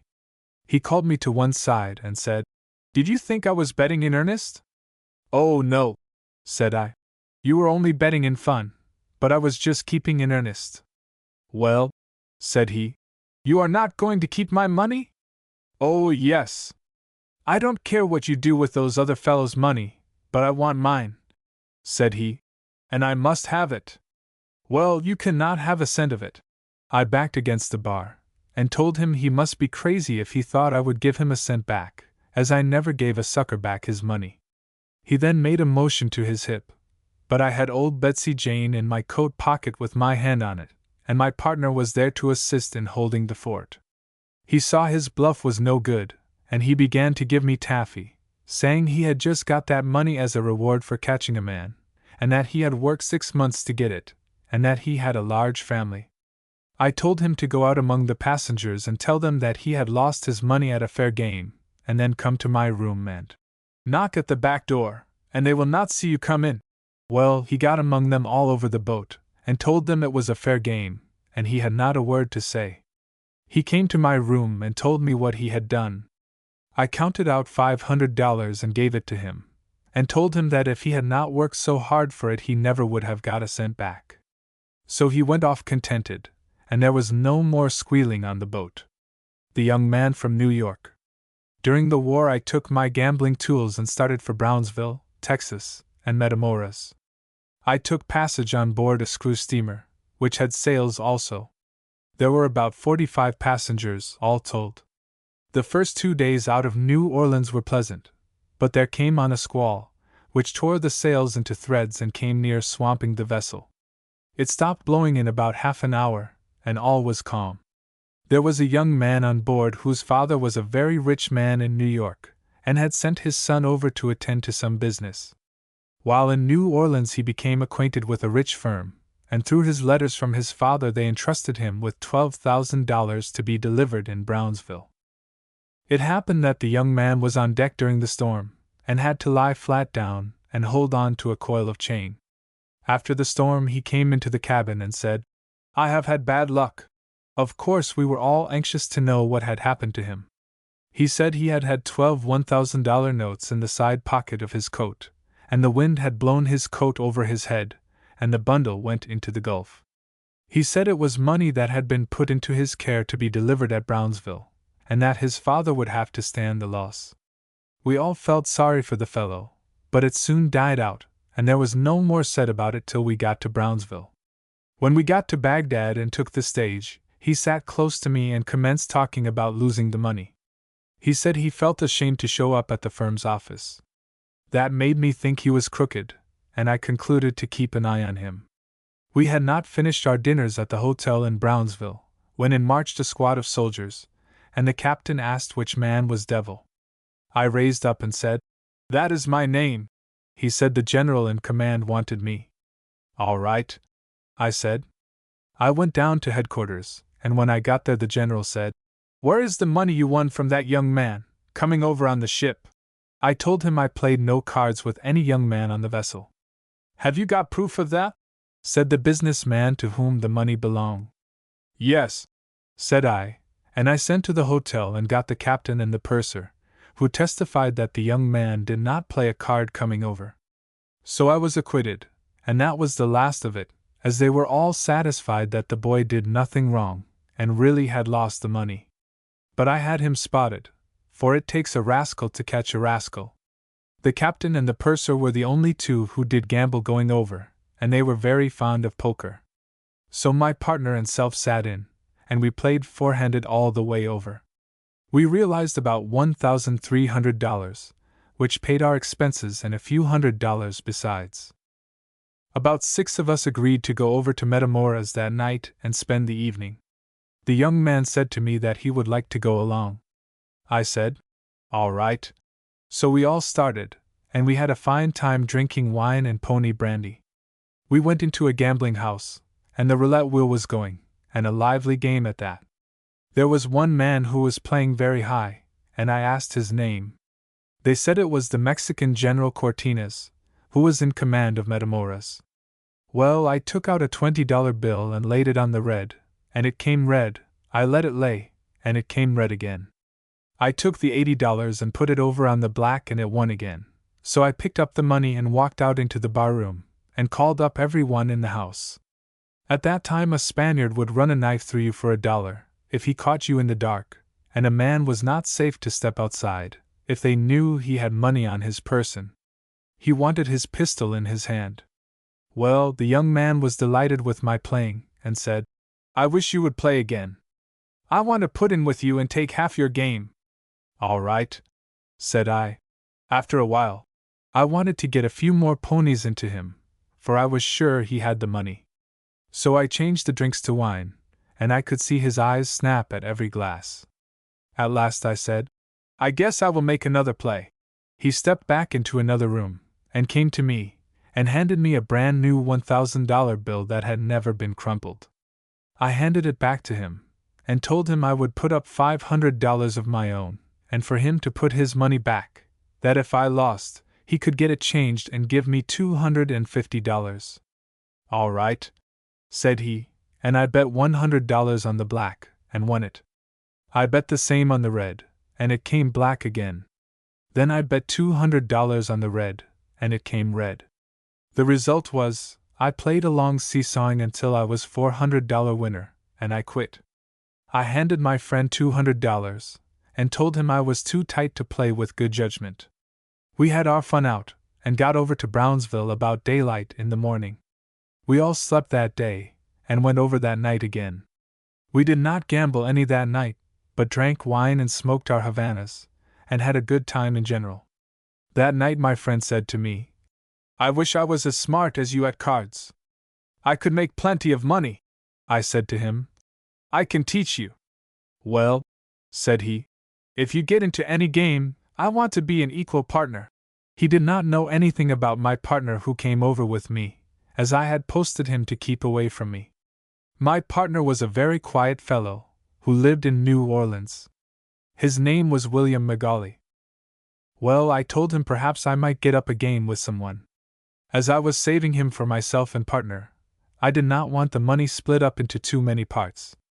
I had too much sense to play in Brownsville, so I fixed up a plan for him and me to take the stage and go to Baghdad, to see if I could not find someone there to play poker.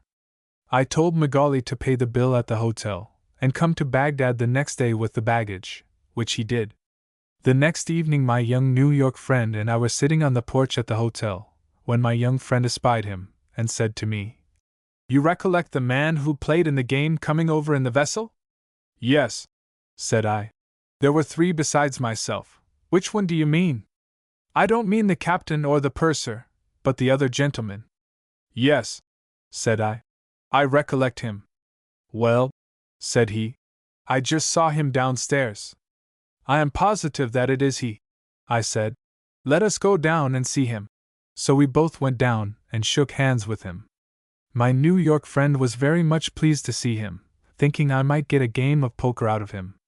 So I said, "It is very dull here, what will we do to pass away the time?"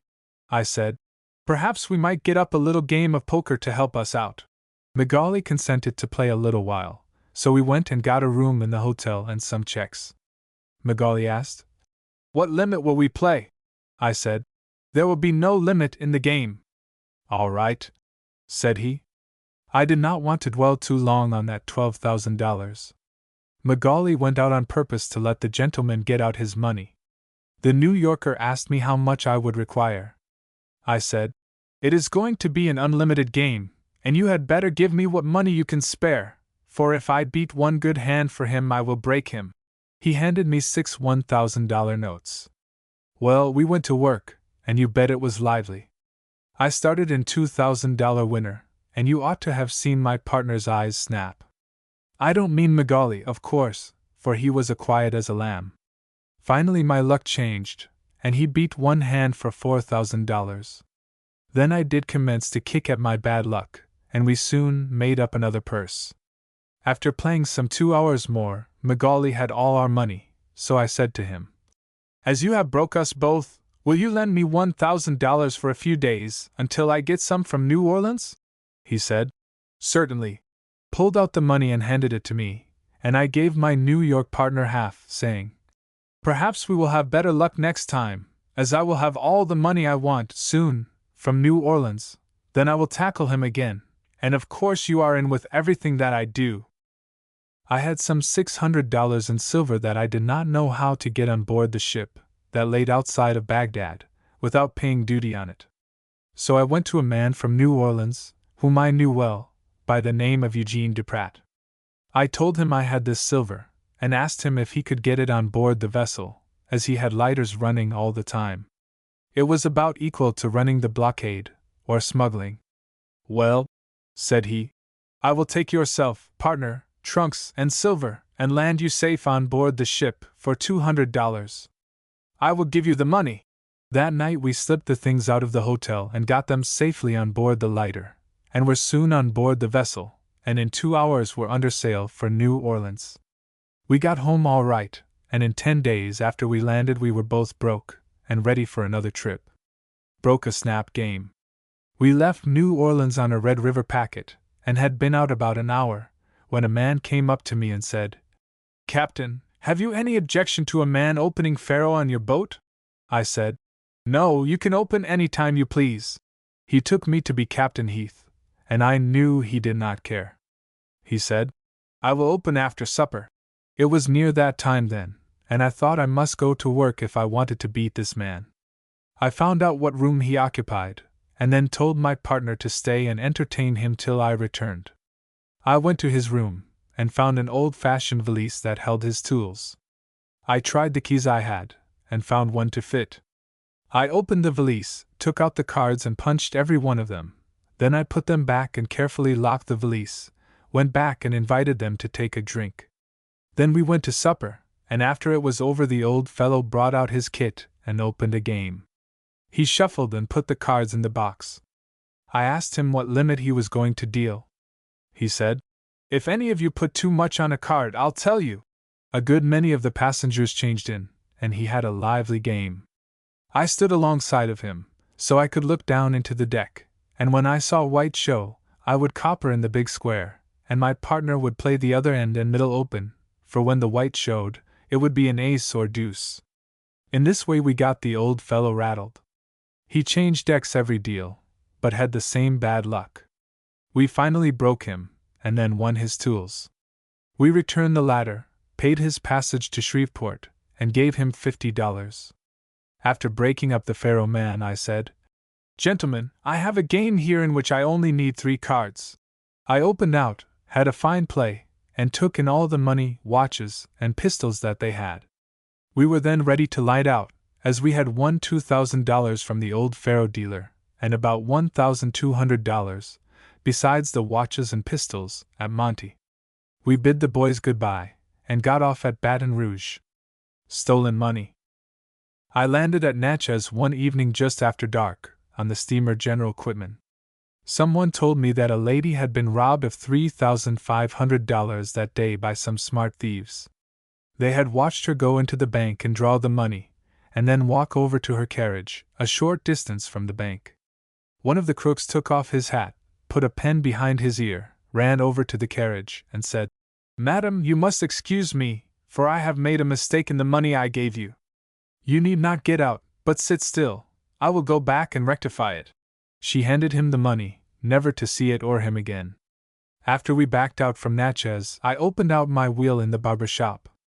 The passengers came in and played until 1 a.m., when I closed up. While I was packing up my wheel, a fellow came to me and said, I've got a man with me who has got about $1,700, and I want him to lose it.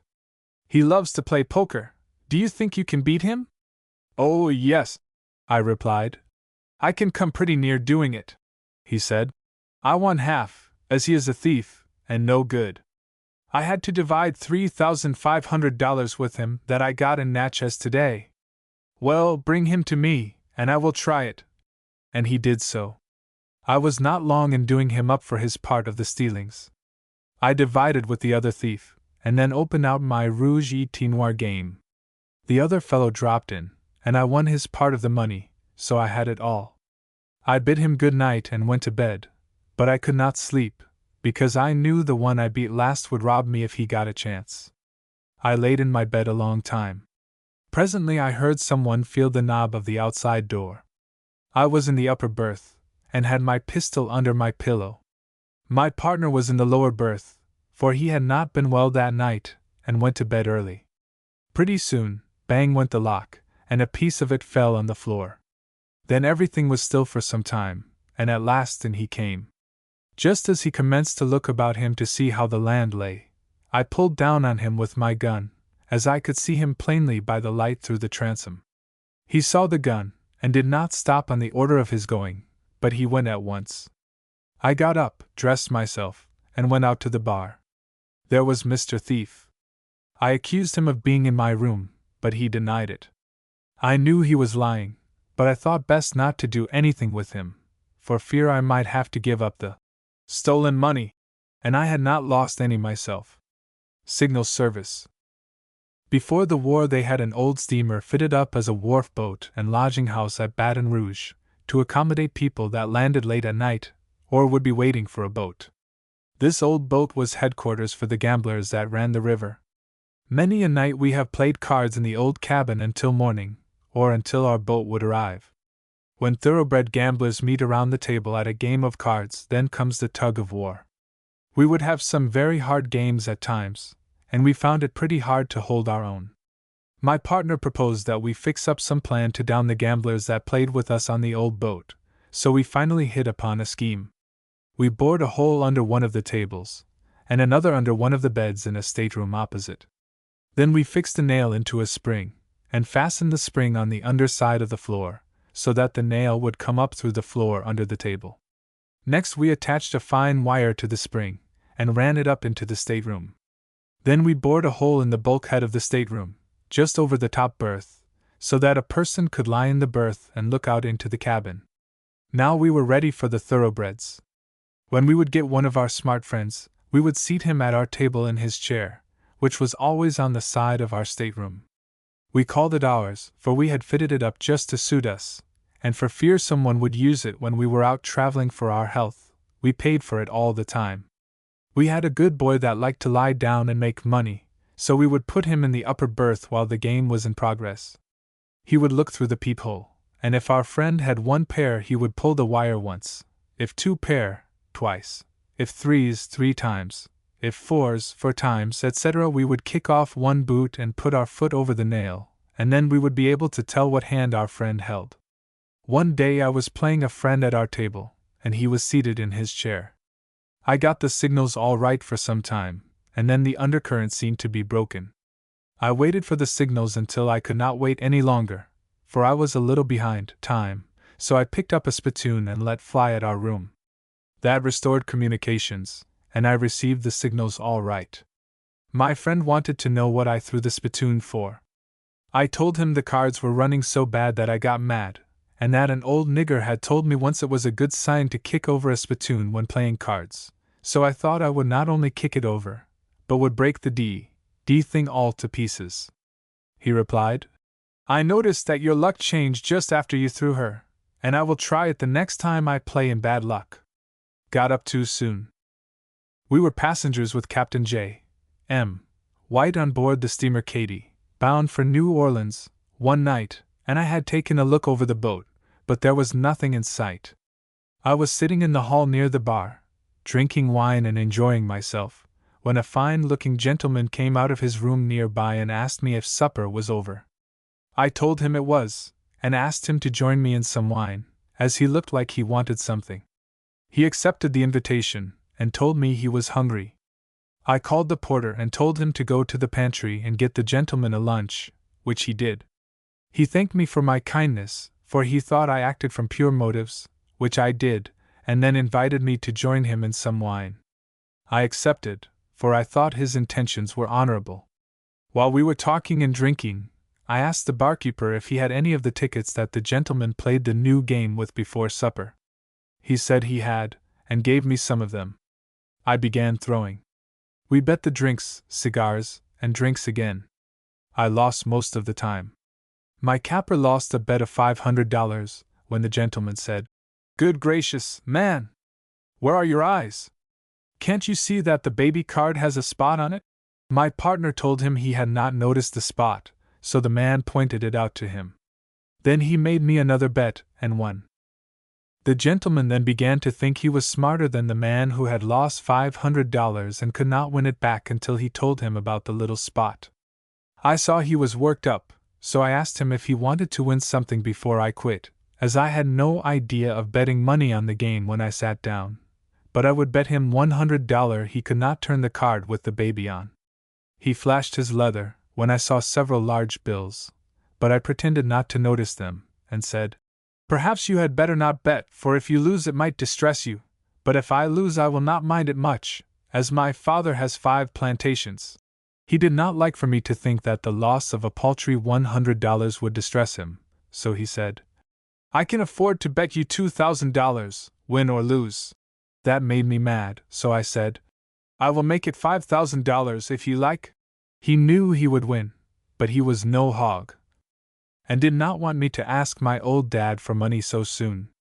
My partner wanted him to make it $5,000, and offered to take half, but I said, "No, one at a time, gentlemen." Then the fellow put up, saying to my partner, "I thank you, but I am able to take it myself." He turned the spotted fawn, and found that, if he was not a hog, he was a sucker. I then told him I thought he was too much excited, and invited him to join me in a drink, for I was always very liberal about treating a man that had but little if any money. He accepted the invitation, for now he knew I was a gentleman, and that my motives were honorable.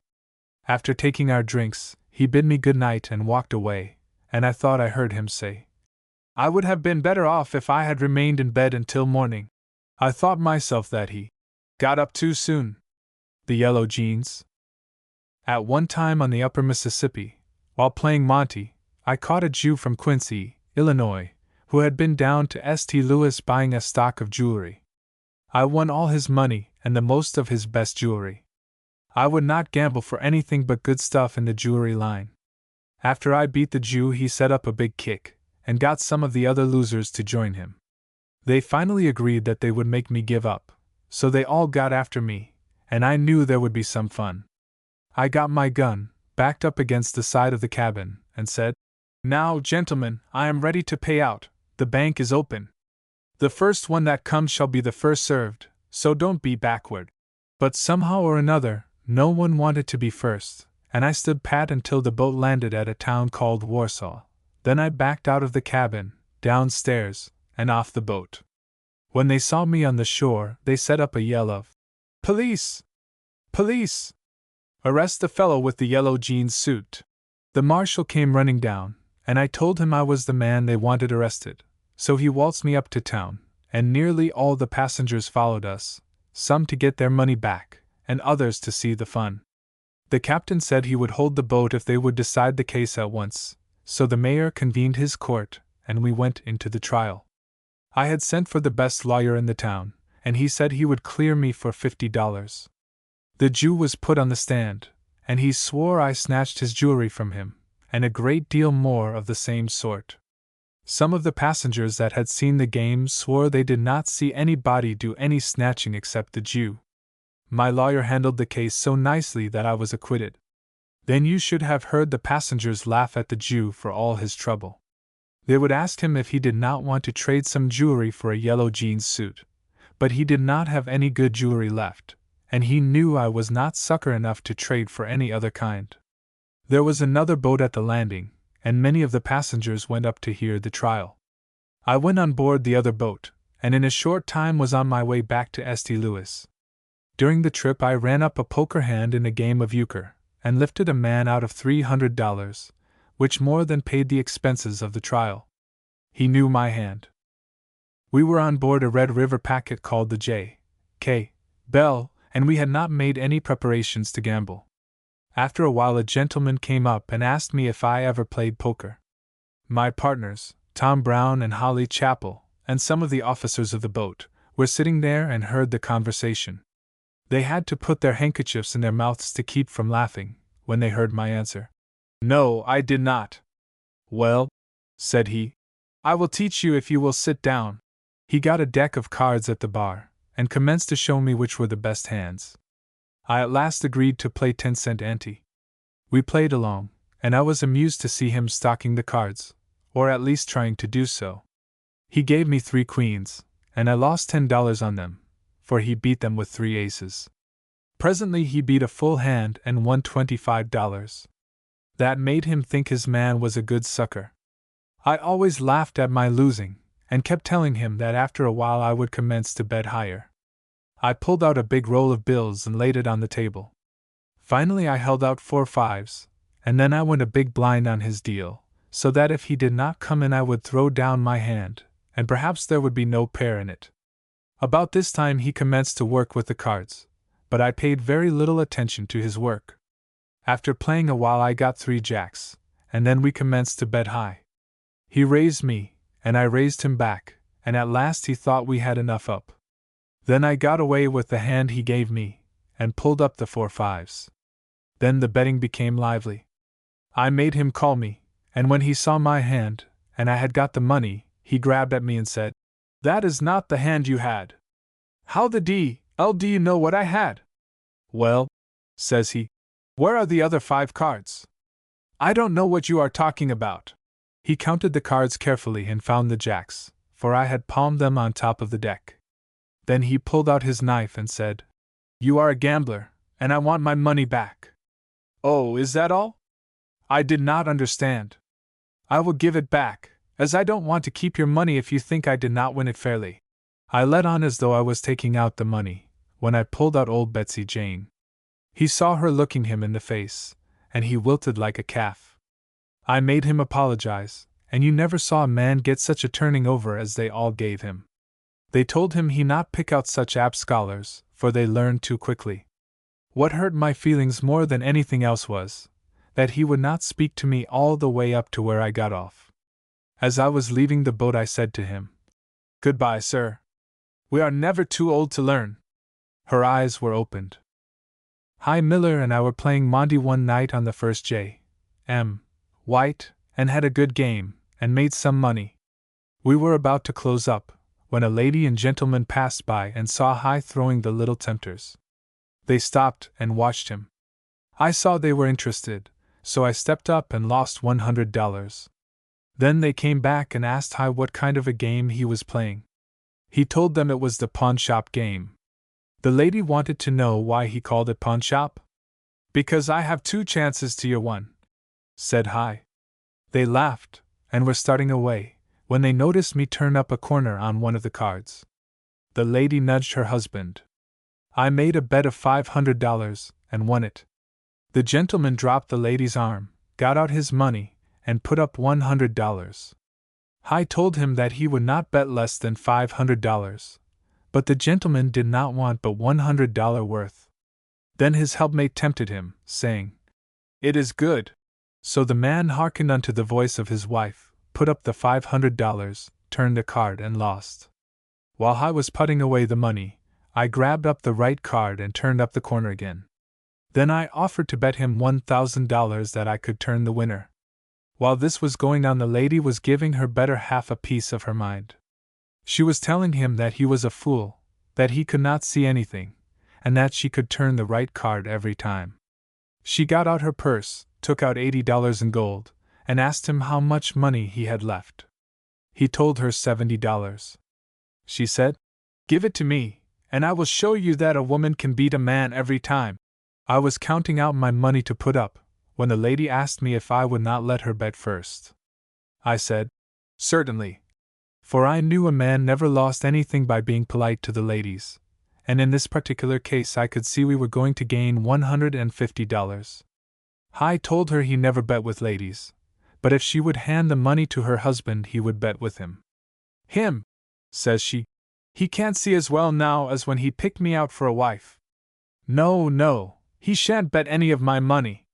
All right, says Hi. So she put up the money. Hi put up the same amount, and she watched him as though she was afraid he was not going to put up the full $150. After mixing them up a little, Hi said, "Ready!" The woman took up the card, turned it over, saw it, and then threw it down, instead of giving it to her husband that he also could see. She then took her husband's arm and said, "Come away, my eyes are open. If we stay here that man will win you next, and I don't want to lose you if you are a fool and can't see as well now as when we were married." We had a good laugh, took something, and then Hi said, "George, that woman's a game one. What do you say to giving her back the gold?" "All right," says I. So he offered me the $80 and wanted me to return it. I told him I was not afraid of any man, but said I, "That woman has got her eyes open, and she may think I am your partner." "No, George," says he.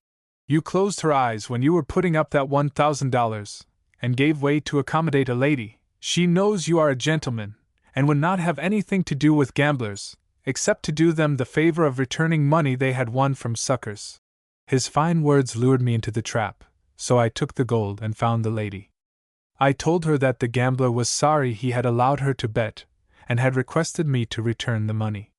She looked at me a moment, with her eyes wide open, and said, "I will greatly multiply thy sorrow by refusing to accept the money, and may it be a sorrow to you gamblers all the days of your lives." The Jackfish. My old partner Bush and I would play the trains on the Jackson Road out about 40 miles above New Orleans, and then get off and wait for a down train. Sometimes we would be compelled to get off before we had gone that far, but, as a general thing, it would be about that distance before we would get our work in on the suckers. We would go up in the morning to a place called Manchac, and fish until the train would come down in the evening. One day we were fishing and had got some distance apart, when I saw a school of large jackfish coming down like lightning. I jumped up and grabbed a pike pole that was lying near, slipped the noose over my hand and let fly at them. I struck a big fellow, but he did not stop. He kept right on and pulled me in after him. I yelled to Bush, and he came running to assist me. He reached me a long pole, and then pulled me out. The rope was still on my hand, and the fish was on the pike pole, so we pulled him out, and he weighed about 60 pounds. We took him down on the evening train, and had a part of him broiled for our supper. Bush said it was the largest fish he ever caught. I told him I caught it, when he said, "Why, George, I caught you both. Red and black." I have been in some big games in my day, and have always been ready to win $1 or so whenever I saw a chance. Often in the flush times after the war I have stood up in the barroom and tossed up a silver dollar or a $20 gold piece. Heads or tails, for from $100 to $500 a throw, and have even indulged in the innocent amusement of spitting at a mark, the money, of course, going to the one that came nearest the spot. But of all the games that I ever ran, I think the biggest was during the war, just after Captain Leathers had purchased the elegant steamer Magenta. The soldiers of the Union Army had burned his fine boat, the Natchez. The story illustrates the old saying, that one good turn deserves another. When we left New Orleans the boat was full of passengers, and the trip was worth $3,000 to the boat. Reaching Memphis, the captain soon saw that his chances for a big trip were the best that he had ever had. The boat was loaded to the guards with cotton, and the passenger list was 2,350, most of them being cotton brokers, who, of course, carried a great deal of ready money with them. After supper the boat laid up, and commenced blowing off steam. I stepped up to the captain's office and said to Bob Owens, the clerk, "Bob, what's up? What's the boat laying here for? We are in a fix, haven't got enough money in the office to pay the charges on the cotton. It's too late to get anything from the banks, and we shall have to borrow." I took in the situation in a twinkling, and said, "You needn't look any further. Perhaps I can let you have all you want." Bob's face brightened up as he said, I can get along with $1,000.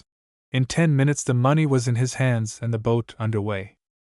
The supper was over and tables cleared, when I opened out my game of Rouge et Noir, and it started in big at once. There were 25 players, and the smallest money on the table was $50. At the end of every deal I opened 4 bottles of wine, which cost me $20, as the sparkling vintage was then worth $5 a bottle. There was one man at the table who got pretty full, and finally commenced to put down $1,000 at a bet. I was somewhat surprised to see him roll out $3,000 snapping new bills, and put them down. At first I supposed he was a paymaster in the army, but soon learned that he was a cotton buyer, operating for a rich New York firm. Everything was moving on swimmingly, when up came a contractor from Memphis, whose name was Harper. He was a knowing sort of chap, perhaps best described as a smart aleck. He began to nip out.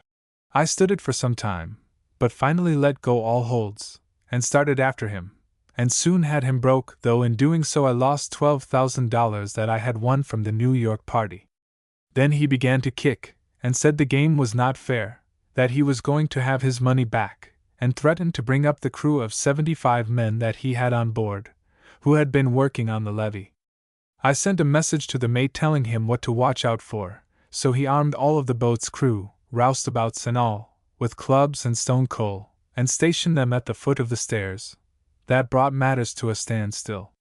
The contractor's men weakened, and the players who were the heaviest losers wanted to throw the contractor overboard, as they said the game was on the square and perfectly fair. There was so much noise made, however, that the passengers began to come out of their staterooms. The captain hurried down from the hurricane roof, and ominously shook his head, so I cleared the game, and all was quiet once more.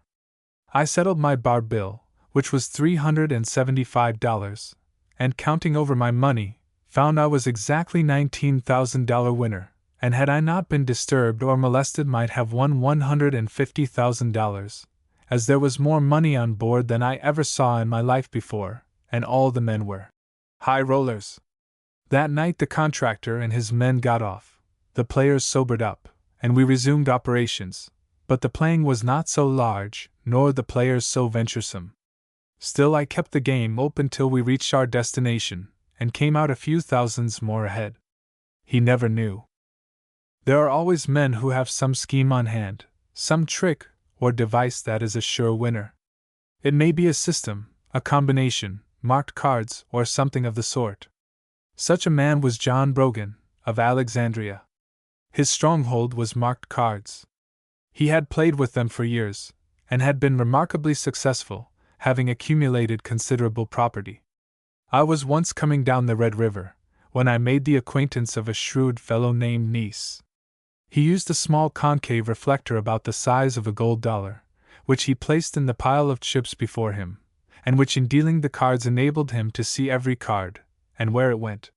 He generally played with gamblers, and so adroit was he in his manipulations that they were unable to catch him. I made up my mind that we could both make some money, so I told him that I had a man for him who was well heeled. He was willing to help me, and we started for Alexandria. I got the captain to land about 3 miles above the city, and put off my partner, whom I had thoroughly posted. When I reached Alexandria I went at once to the Ice House, for that was the odd name given to the hotel, where I soon found Brogan, and having had a good shake of the hand and a few drinks, we sat down for a social chat about old times, beguiling away the time with choice Havanas. We had been chatting away for about an hour and a half, when a rough-looking fellow walked into the barroom and asked if he could get a dram. "I've come a good distance," he said, "and am very tired. The fact is, I have been out in the back country looking up a mill site, and tramped round a good deal more than I calculated." "Take something with me, my friend," spoke up Brogan. "I don't mind," and we all three took a drink together. The stranger called shortly for another round, and as he settled, pulled out a roll of bills as big as a pillow, that at once caught Brogan's eyes. He gave me a significant hunch. After supper the miller walked into the barroom, purchased a cigar, and walked out. Then Brogan said to me, "How is the best way to get some of that money?" I told him. I'll play Monty for you, perhaps he'll bite at that. John hunted around, and soon brought the miller into the barroom again. I was up to snuff, and made my talk and showed my cards, and John won $100 from me. Then the miller said, I'll take a hand. He lost $200. I kept on playing the cards, but the miller would bet no more, remarking to me, I think you are a sharper. John then asked the miller if he ever played poker. Oh, sometimes. I used to play for a quarter ante. Let's have a little game, then, to pass away time. The game began, and Brogan trotted out his marked cards. I insisted on playing, but the miller said, no, that I was too smart. So, somewhat crestfallen, I walked out and took a stroll, and was gone perhaps a couple of hours. When I returned they were playing for $10 ante, and Brogan was losing very fast. I remained around the card table only for a short time and then went away. When I came back the miller had won every dollar Brogan had as well as his diamonds, amounting to something like $4,500. Brogan came to me and wanted to borrow $500. I said, certainly you can have it, but John, you are drinking too much. Take my advice and wait till morning. All right, then my luck will change. Of course, and that miller will be on hand. Late that night a boat came along, and the miller skipped out. Morning came and I bade John Brogan goodbye. Poor fellow, he never knew why his marked cards didn't work, and I never told him. Both John Brogan and niece have been dead many years, and I trust, are happy in the spirit land, perhaps playing chuck-a-luck, marked cards, and concave reflectors with St. Peter and the Apostles. The Black Man. We were playing Monty in the barber's shop on board a steamer on one occasion, when a big black fellow, who had been watching the game through the window, asked me if I would bet with a black man. I had never gambled with the niggers, for in those days they were nearly all slaves, and had but little money, and I was looking for suckers who could afford to lose. So I inquired of this big fellow how much he wanted to bet. He said, I'll bet $5 or $10. I replied, if that is all you have, you had better keep it, for I don't want to win a black man's money anyway. That got his African blood up, and he pulled out a pretty big roll, saying, I got money, massa, if I is a black man. I saw he was well fixed, and so I asked him how he made his money. He replied, I's a planter, sir, and I just done and sold my cotton. I took out 10 $20 gold pieces and said, I will bet you all this against what you have in your hand. Oh, no, honey, says he. I got more'n dat. Then I'll bet you this, I said, pulling out $1,000 note. He put his money down and turned the card, and it was fun to see him open that big mouth, roll the whites of his eyes up, and then throw up both hands, ejaculating, Laws golly! If dis old nigger hasn't done gone and lost his eyesight, sure enough. The Persuader. Bluff is a good game, and sometimes it will turn a trick when everything else fails. I boarded Morgan's Railroad, as it was called, upon one occasion at Algiers. Trains on that road were generally full of suckers, as the road connected with the Galveston steamers at Berwick's Bay.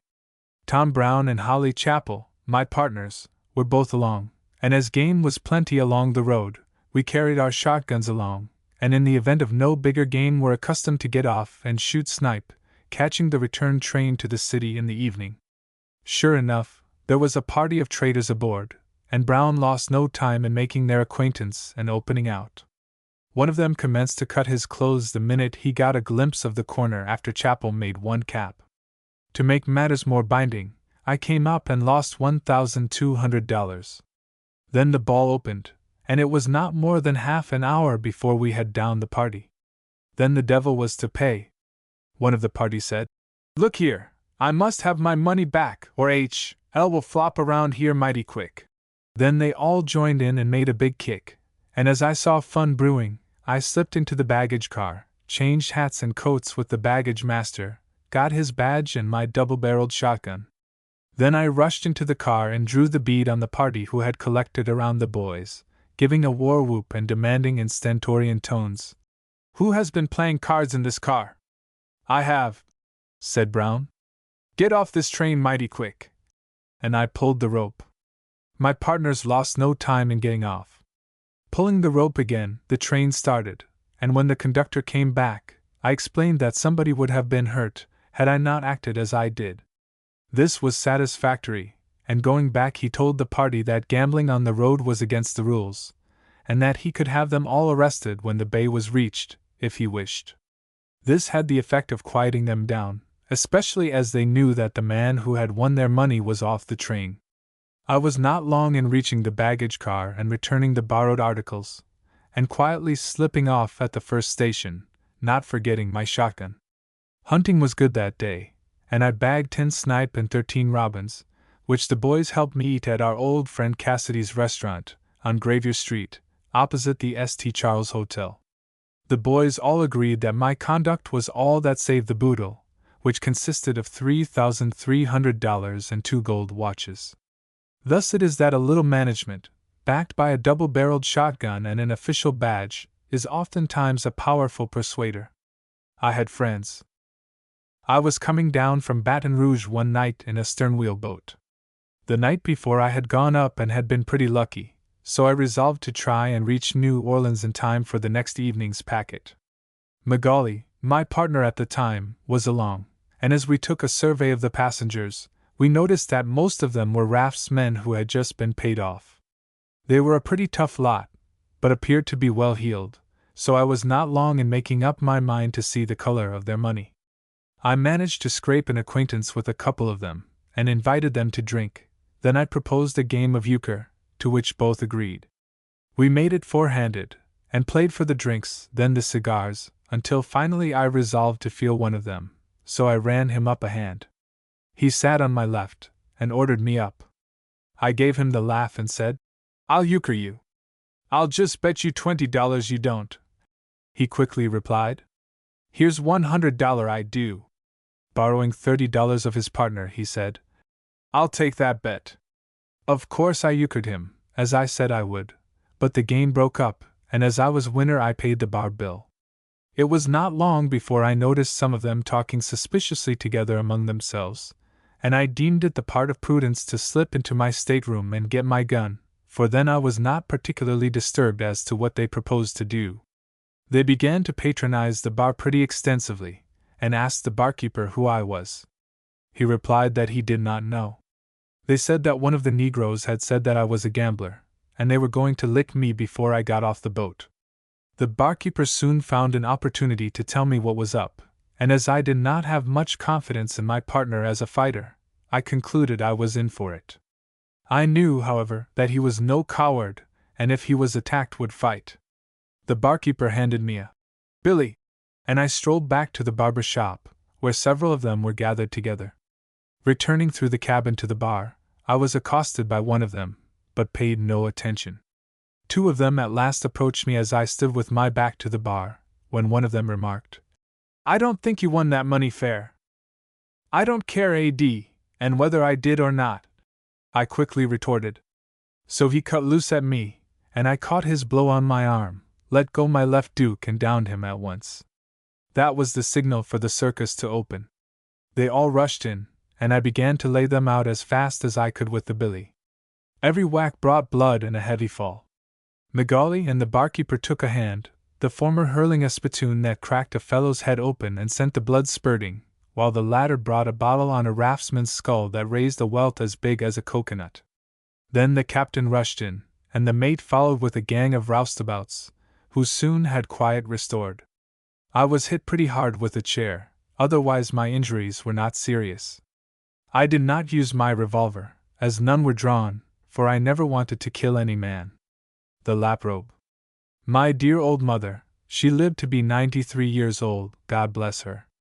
I can see her now, with her silvered hair and tottering step.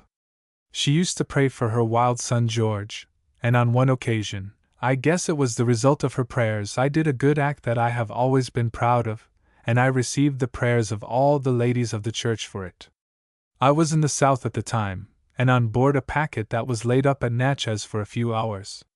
Some of the ladies of a prominent church there sent down a magnificently embroidered laprobe, wishing to raise $100 on it. I took 10 chances at $5 a chance, and then circulated among the passengers and easily raised a good sum. We shook the box, and one of my throws won. Of course I had to set up the wine, but I put up the robe again, and got one of the blackest men on the boat to throw for me, and a second time I won. A third time the robe went up, and this time for good, but not until $400 was realized, which was sent to the delighted ladies. I think that money spent did me more good than any that I ever squandered, for I was the recipient of the thanks as well as the prayers of the ladies. The preacher away from home.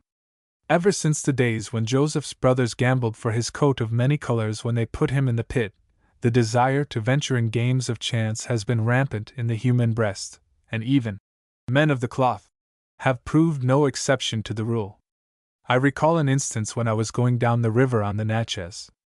As I got aboard the boat I said to myself, "Everything looks blue, I've got no partner, and I don't think there is $1 in sight." I scanned over the faces of the passengers, and soon found one of the old boys who formerly used to play a little, but who had now forsworn cards and become a prominent railroad magnate in New Orleans. Bob and myself were soon talking over old times and sipping juleps, until at last we got a stack of chips and a deck of cards, and began to play for a small limit. Presently a tall, portly, fine-looking gentleman came up to the table, and appeared to be so interested that I invited him to take a hand, as we were playing for a small limit just to pass away time. He readily consented, and the game went on smoothly enough, when I ran him out 3 queens and helped myself to 3 kings, and gave Bob the office to remain in, as I wanted him to cross-lift, which he did. The game was a $2 limit, and at last we got him in for about $50 before the draw. After the draw things livened up. He bet $2, Bob went 2 better, and I chipped in 2 better than both of them. We got him in for about $100, when he borrowed $20, and we still kept on raising him until we were confident he could raise no more money. Hands were shown, and the portly man wilted like a leaf before a November blast, but never even murmured a kick, and I soon knew the reason why, for Captain Leathers came up to me and whispered, "Why, George, do you know who that was you were playing with?" "I do not." "He's a preacher. I have heard him in the pulpit many a time, and I know that he stands very high all along the coast. I don't know what to make of his gambling here tonight." I never mentioned his name, and I knew the captain would not, and as for Bob, he'd never say a word, for he was afraid I'd give the snap away, and as for me, I had my reasons for keeping quiet, since Bob was always generous with his passes, and John Kilkenny would have the laugh on him, for all are now strict churchgoers. A shrewd trick. Some men are born rascals, some men have rascality thrust upon them, others achieve it.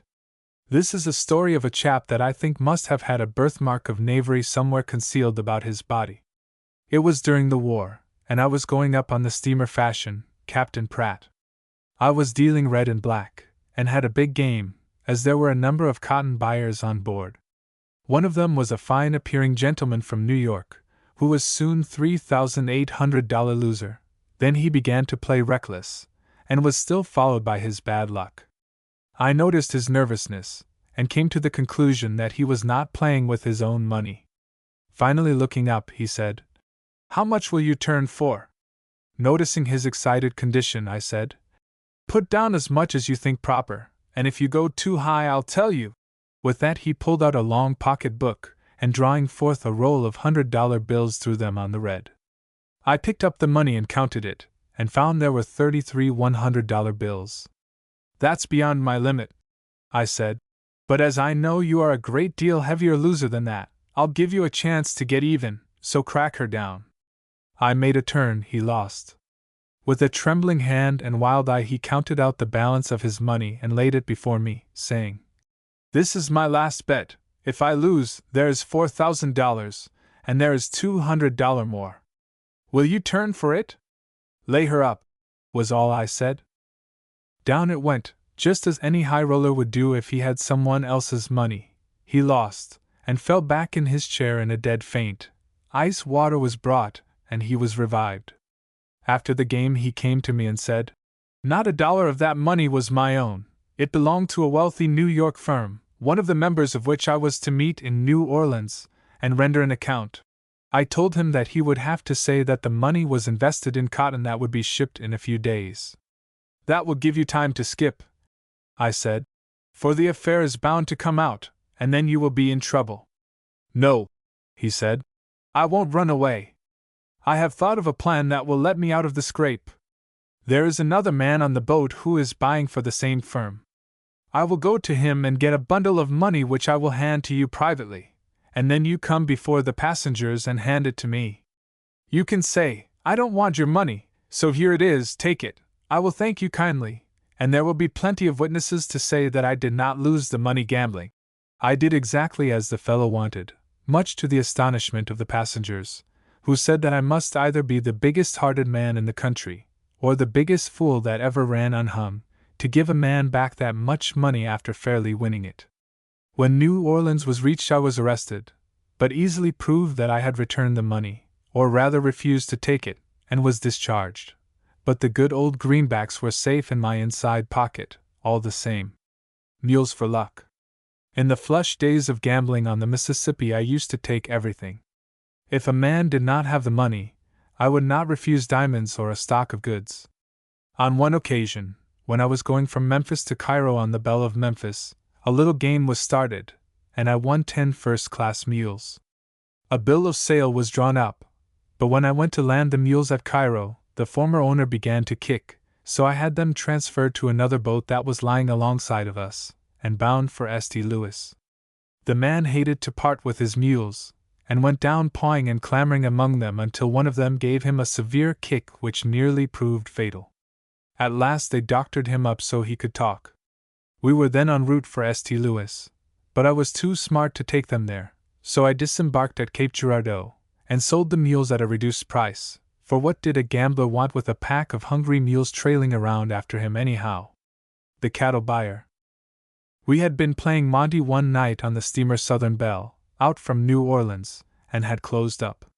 My partner was sitting out on the guards, and I was in the hall near the bar, when I saw a gentleman coming down the cabin toward me. I stepped up and ordered a drink, and as the man came up I invited him to join me. He accepted, and we entered into conversation. I proposed a game of euchre to pass the time, he assented, and we sat down. He proposed to play for $10 a game, as it would be more interesting. I said, all right. I found him one of the best players I had ever met. He beat me 2 straight games, and I saw I could not beat him on the square, so I began to complain of my bad luck, and said the deck was unlucky to me. He proposed that we get another, so I told the barkeeper to bring us a new deck of cards, which he did, and when he put them on the table I saw they were my old friends. At this time my partner came up to the table and remarked, You gentlemen seem to be enjoying yourselves. I replied, We have played 4 games, and it's a stand-off. He then said, If you were playing poker, I would like to take a hand. The gentleman said, That will suit me, if you are satisfied. I said, All right. And I invited my partner to sit in, which he did. We bought 50 checks each at $1 apiece, and commenced playing. There were a great many of the passengers around the table, so we played on the square until everybody went to bed and left us alone. Then I ran him up 3 large jacks, and gave my partner 3 queens, and guarded both hands so that nothing could drop in. Our friend was on my left, and had up a big blind. My partner just saw his blind. I exposed my hand and said, That is too good a pot to lose, so I will raise you gentlemen $150. Our friend put up, and my partner said, I believe you are both bluffing. I see that and raise you $100. I did not want to drive our friend out, so I raised $100. He put up, and we came to a draw.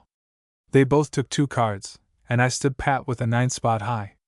It was my partner's first bet. He hesitated, and finally bet but $50. I gave them one of those old "go your money" laughs and said, Boys, I have you both. And I put up $500. Our friend saw it, and raised back $500. My partner looked at his hand, and after a while said, I will call. I then bet $1,000 cold. They both called, and we showed down. The 3 queens just beat the 3 jacks, and I said, I was trying to win that pot on a bluff. Our friend remarked it was not safe to bluff when such hands were out against you. I said, That is so, But I thought you were both bluffing. We had something to drink, and started in again. I ran up 2 hands, giving our friend 3 aces, and taking 4 tens myself. I did not give my partner anything, as I wanted him to do the tipping. The betting began, and it was pretty lively. When we came to the draw, our friend took 2 cards and I took 1, remarking at the same time, "If I can fill this flush, good evening to you fellows." The betting was lively, and finally came to a call. We showed down, and I took in $4,700. Our friend was no kicker, but was as game a man as I ever met. He got up, laughed, and said, "Gentlemen, let's take a drink, and I will go to bed." He bade us good night and went to his room. I learned during our play that he was a large cattle buyer from Texas. We got a nice slice of his cattle money, but I must say that he could hold his own with anyone in a square game of poker. But with 2 old sharks, and a deck of marked cards, there is no man that can win much money, as his bluffs don't go. Even the judges do it. The love of gambling is confined to no class of people. Preachers and lawyers, doctors and men of business, are as susceptible to the smiles of the fickle goddess of fortune as well as the roughest men. George Hardy and myself were once going from Jackson, Mississippi, to Vicksburg, and for want of something better to do, fell to talking over old times and tricks with cards. Near by sat a gentleman who appeared interested in our conversation, and I asked George who it was, as I had often seen him at Vicksburg. "Why, that's Judge So-and-so," and he introduced me. Pretty soon George remarked, "Devil, you ought to show the judge the baby ticket." And as I had just played the trick for a joke, I said, "Yes, Judge, I have one of the best games for the drinks in the world. They play it out west altogether now instead of dice." Of course, he was anxious to see how it was done. Taking out some cards, the judge was greatly amused, and at last George offered to bet me $50 that he could turn the card. I took him up, and he lost. Then the judge, not at all discouraged by George's ill luck, said he could turn it up for $50. But I told him I did not want to bet with him, since he had never seen the game before. At last I consented to go him once. He turned the card and lost, and then I thought that George would die with laughter. This only riled the judge, who was now bent on getting even, so he put up his gold watch and chain, and lost them. He was satisfied then, and the next day sent around a friend and redeemed them. George remarked, "The judge stands very high in this vicinity, so never say anything about this transaction." And as I never did, I do not suppose George did. George had no idea that the judge would bet. Both the parties are still living, and will, when they see this in cold type, heartily enjoy the story. No play on this boat. Captain Dan Musselman, who was running the Belle of Memphis from Memphis to Cairo, said to me one day as I got aboard his craft at Memphis, "George, I don't want you to play that Monty on this boat." "All right," I replied, as smiling as a maid of 16. As we were near Hickman, Kentucky, I downed a fellow in the barber shop for the trifling sum of $900.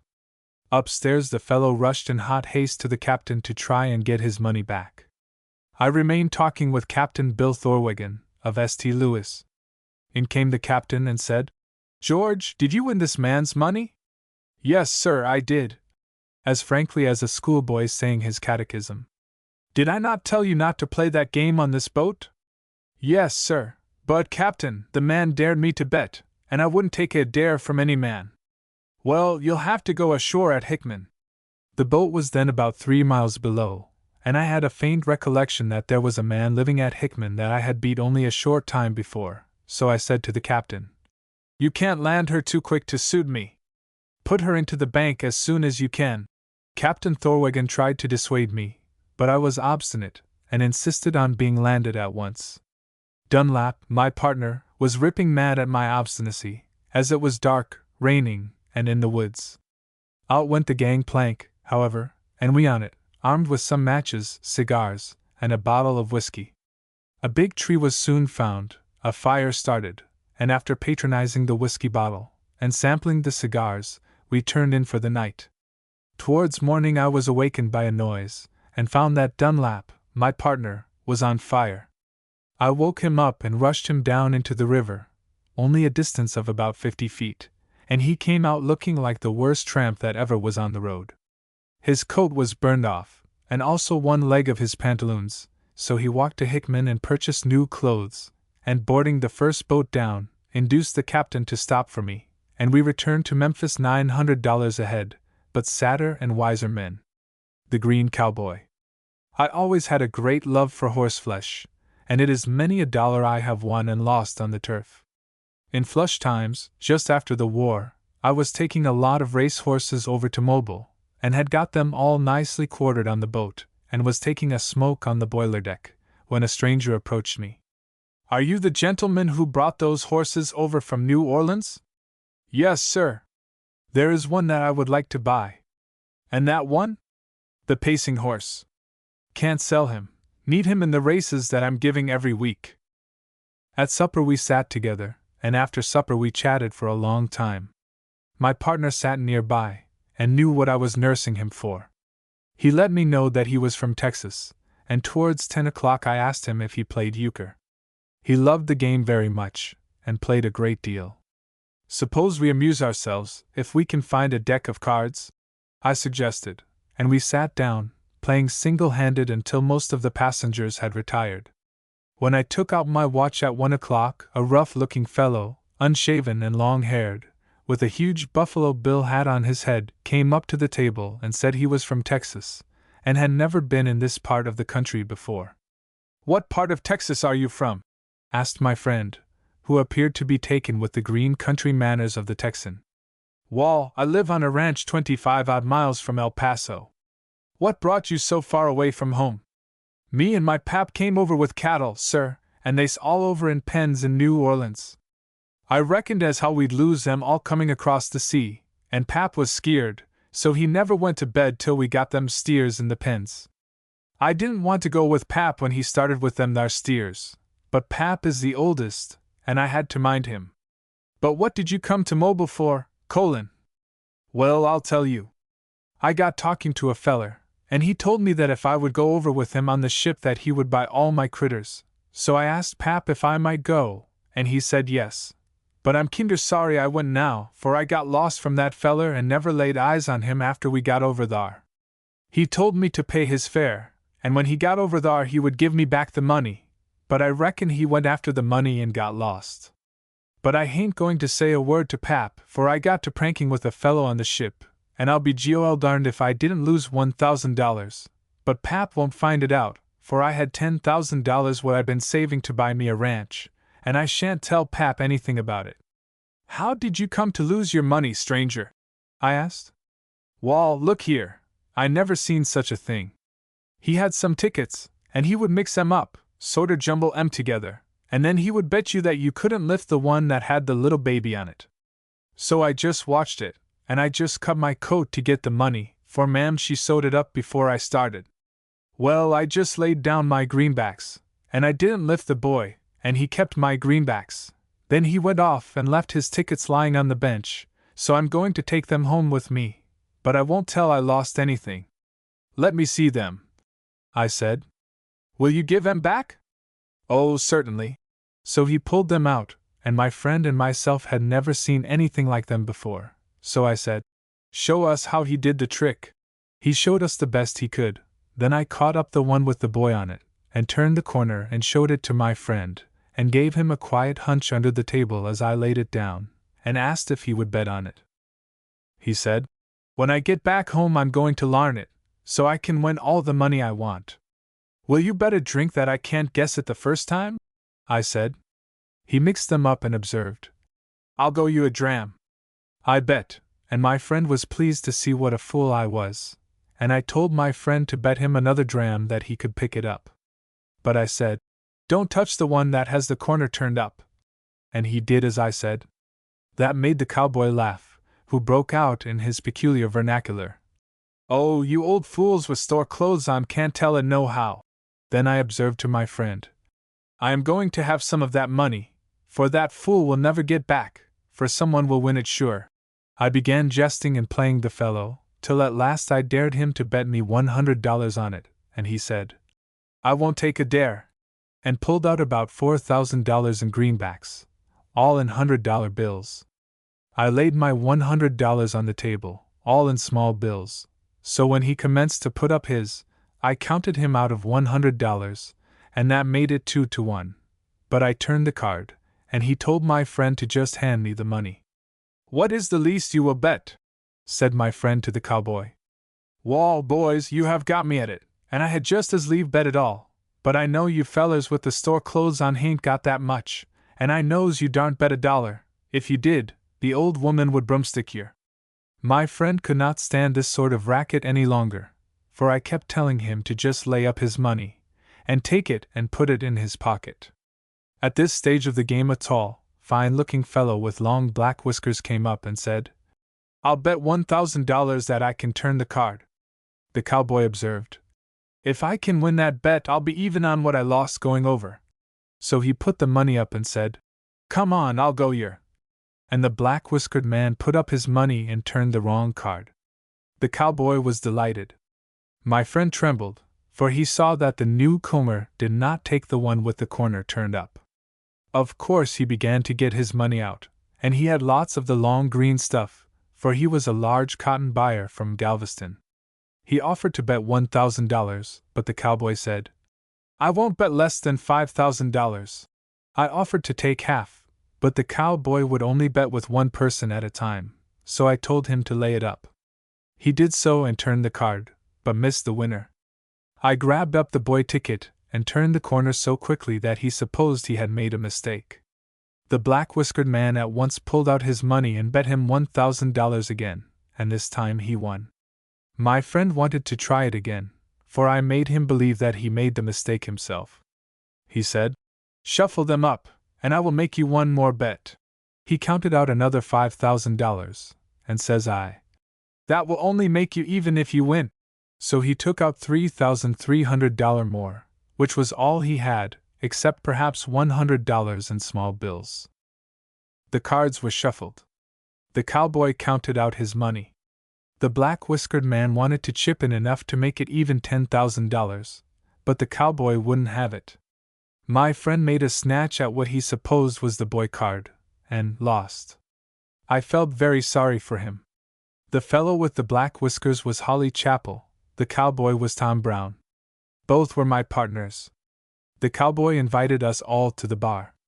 My friend and I retired to our staterooms for the night. No money in law. A man by the name of Levy, of course he was a Jew, and myself were once traveling on the Jackson Railroad, amusing ourselves playing in the smoking car, when along came a horseman from New Orleans, and dropped in, thinking he could pick up the right card. I was doing the playing, and I asked the horseman if he thought he could pick out the card with the baby on. He said that was just what he could do for $300. "Put her up," I said, and in a twinkling I covered his $300. He turned the card, and lost. Then he studied for a moment and remarked, "I am going to try that once more."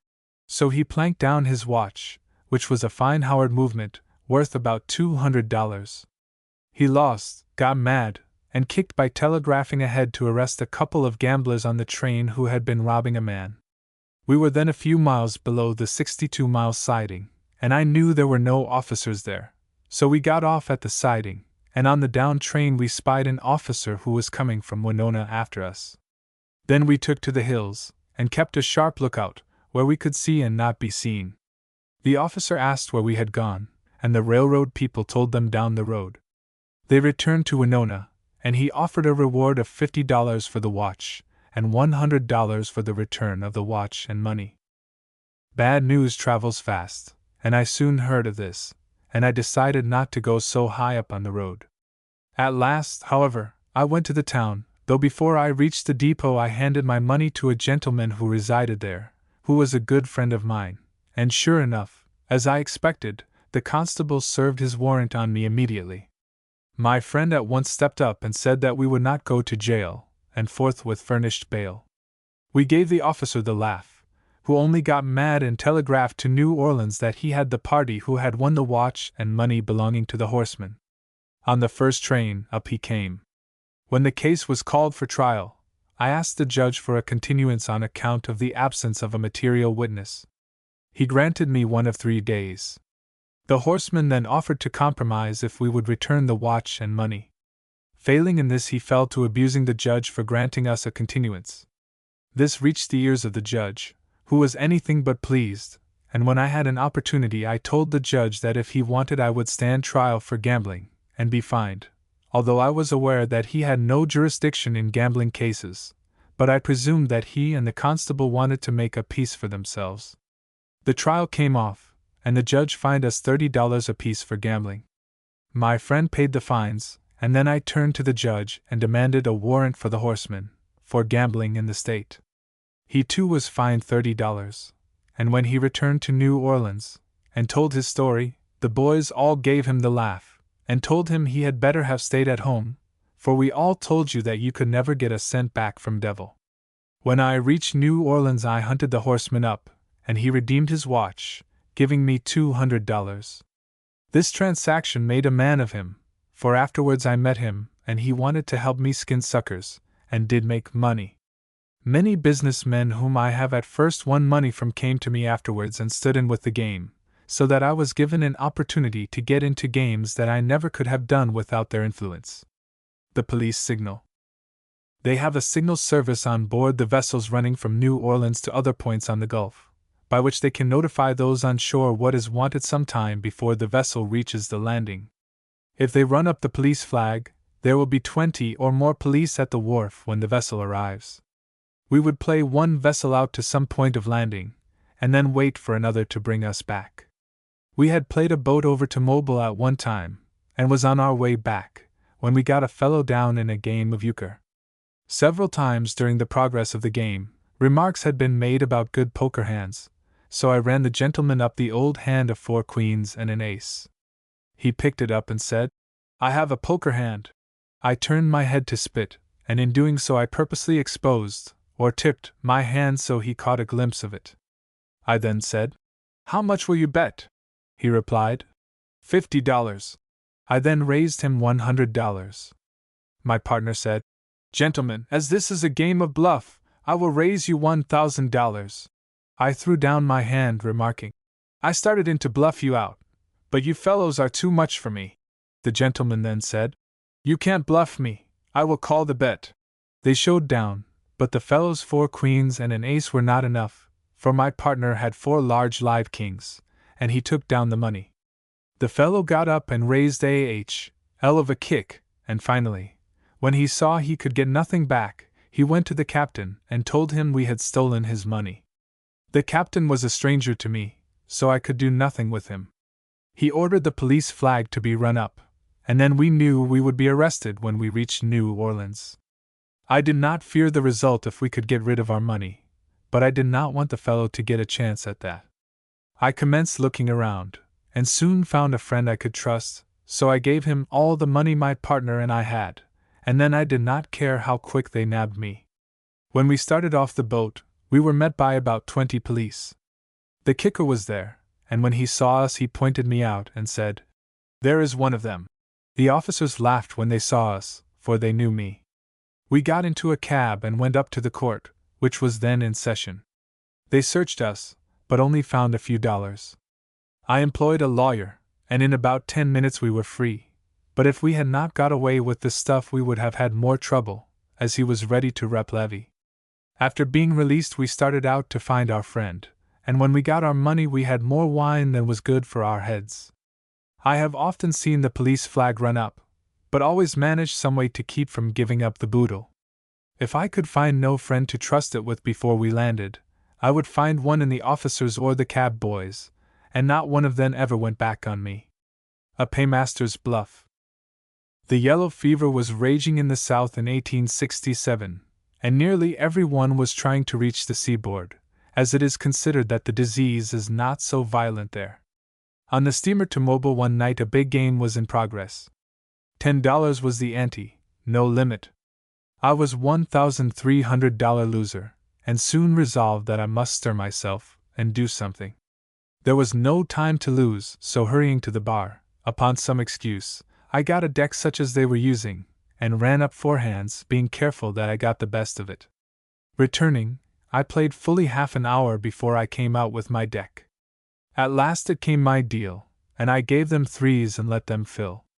It would have brought a smile to a dead man to have seen them bet, for they put up all the money they had, and one of them went to the office, and bringing out a valise, said, as he laid it on the table, "There is $18,000 in that valise, and I raise all of you that much."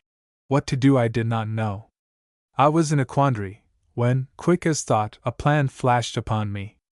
I jumped up, and rushing to the office, got all the small bills they had, mostly ones and twos, and securing a piece of brown paper, wrapped these bills around it, which made an enormous roll.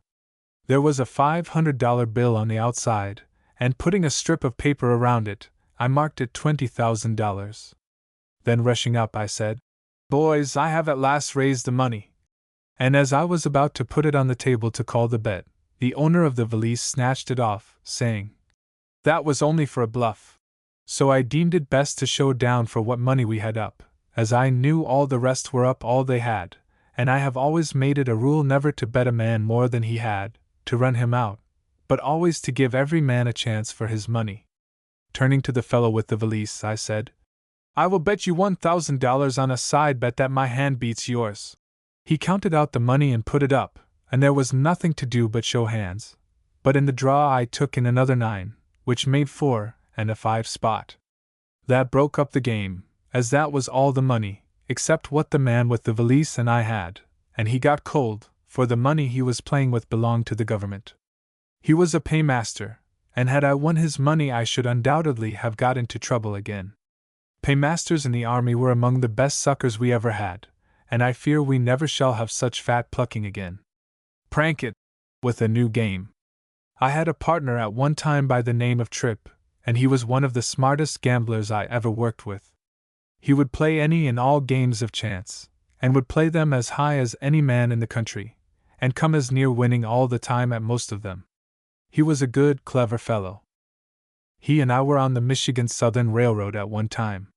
Tripp was to do the playing with the 3 cards, and I was to be on the lookout. I began my part of the business, and in looking around, I saw an old gentleman that I thought might be well fixed in money matters, and if he was, I judged he would be a good subject, so I sat down and opened up conversation. I told him I was a miner from Colorado, that I had some of the richest mines in the country, and that I was on my way to Washington to take out a patent on a crushing machine that I had invented. He became very much interested, and I learned that he was from the state of Michigan, and was very well fixed in this world's goods. I gave him some big talk about the mining business, telling him I often took out $1,000 a day, and much more of the same sort. He did not let me do all the blowing, but gave me to understand that, while he was not taking out of Mother Earth $1,000 per day, he was, and had been for many years, getting out of the ground quite a number of thousands. While we were telling each other how much money we had accumulated for a rainy day, a cowboy came up and took the seat just in front of us, and in a few moments he turned around and said, "Be you gentlemen going to New York?" The old gentleman said, "I am, but this gentleman is going to Washington City. I be going to New York with my steers, for them fellers in Chicago won't pay my price, and some of them beat me out of $2,000 in less than no time," said the cowboy. I then told him to turn his seat over and tell us how they got his money. He got up, turned his seat, and said, "They had some kind of a game that they bet on. I got to pranking with it, and I just lost $2,000 afore you could say Jack Robinson." "It must have been 7-up or some game of cards," said I. "It wasn't no 7-up, for I reckon as how I can play 7-up with any of the boys." "Well, tell us about the game," said the old gentleman. The cowboy then took out an old dirty rag, which I suppose he called a handkerchief, unfolded it, and produced 3 cards, saying, "Them thar fellows gave me these AR cards, and I'm going to larn that AR game, so as when I get back to Texas I can beat all the boys." I told him to show us how they could bet on 3 cards. Then he bent them up and began throwing them on the seat beside him, saying at the same time, "I'm not as good at it as those Chicago chaps, but I'm going to practice, and when I get down in Texas I'll get even on our boys." I asked him if they got all his money. "Oh, no, I just got loads of money, and then when I sell them thar steers in New York, I reckon I will have some more. Now you see this card has got an old man on it, and you have to guess this or won or you lose. We guessed a few times, and then I bent up the corner of the old man card, saying to the Michigan gentleman, "Now we will have some fun." Then I said to the cowboy, "Will you bet money on the game yourself?" "I can't play it good enough yet to bet, but as I have 2 cards to your 1, I would just as soon bet on it as on a pony race, and I often put up big money on a pony." I told the Michigander not to turn up the card with the corner turned up so long as we were guessing for fun, so he turned up one of the other cards, and the cowboy said, "You see, you are just as big fools as I was in Chicago." I then said, "I will bet you $1,000 that I can turn up the old man the first time." I told the old gentleman that we might as well get some of his money, as he would lose it anyway before he got back to Texas. Finally, the cowboy took out another dirty rag, unrolled it, and displayed a roll of money the size of one's leg.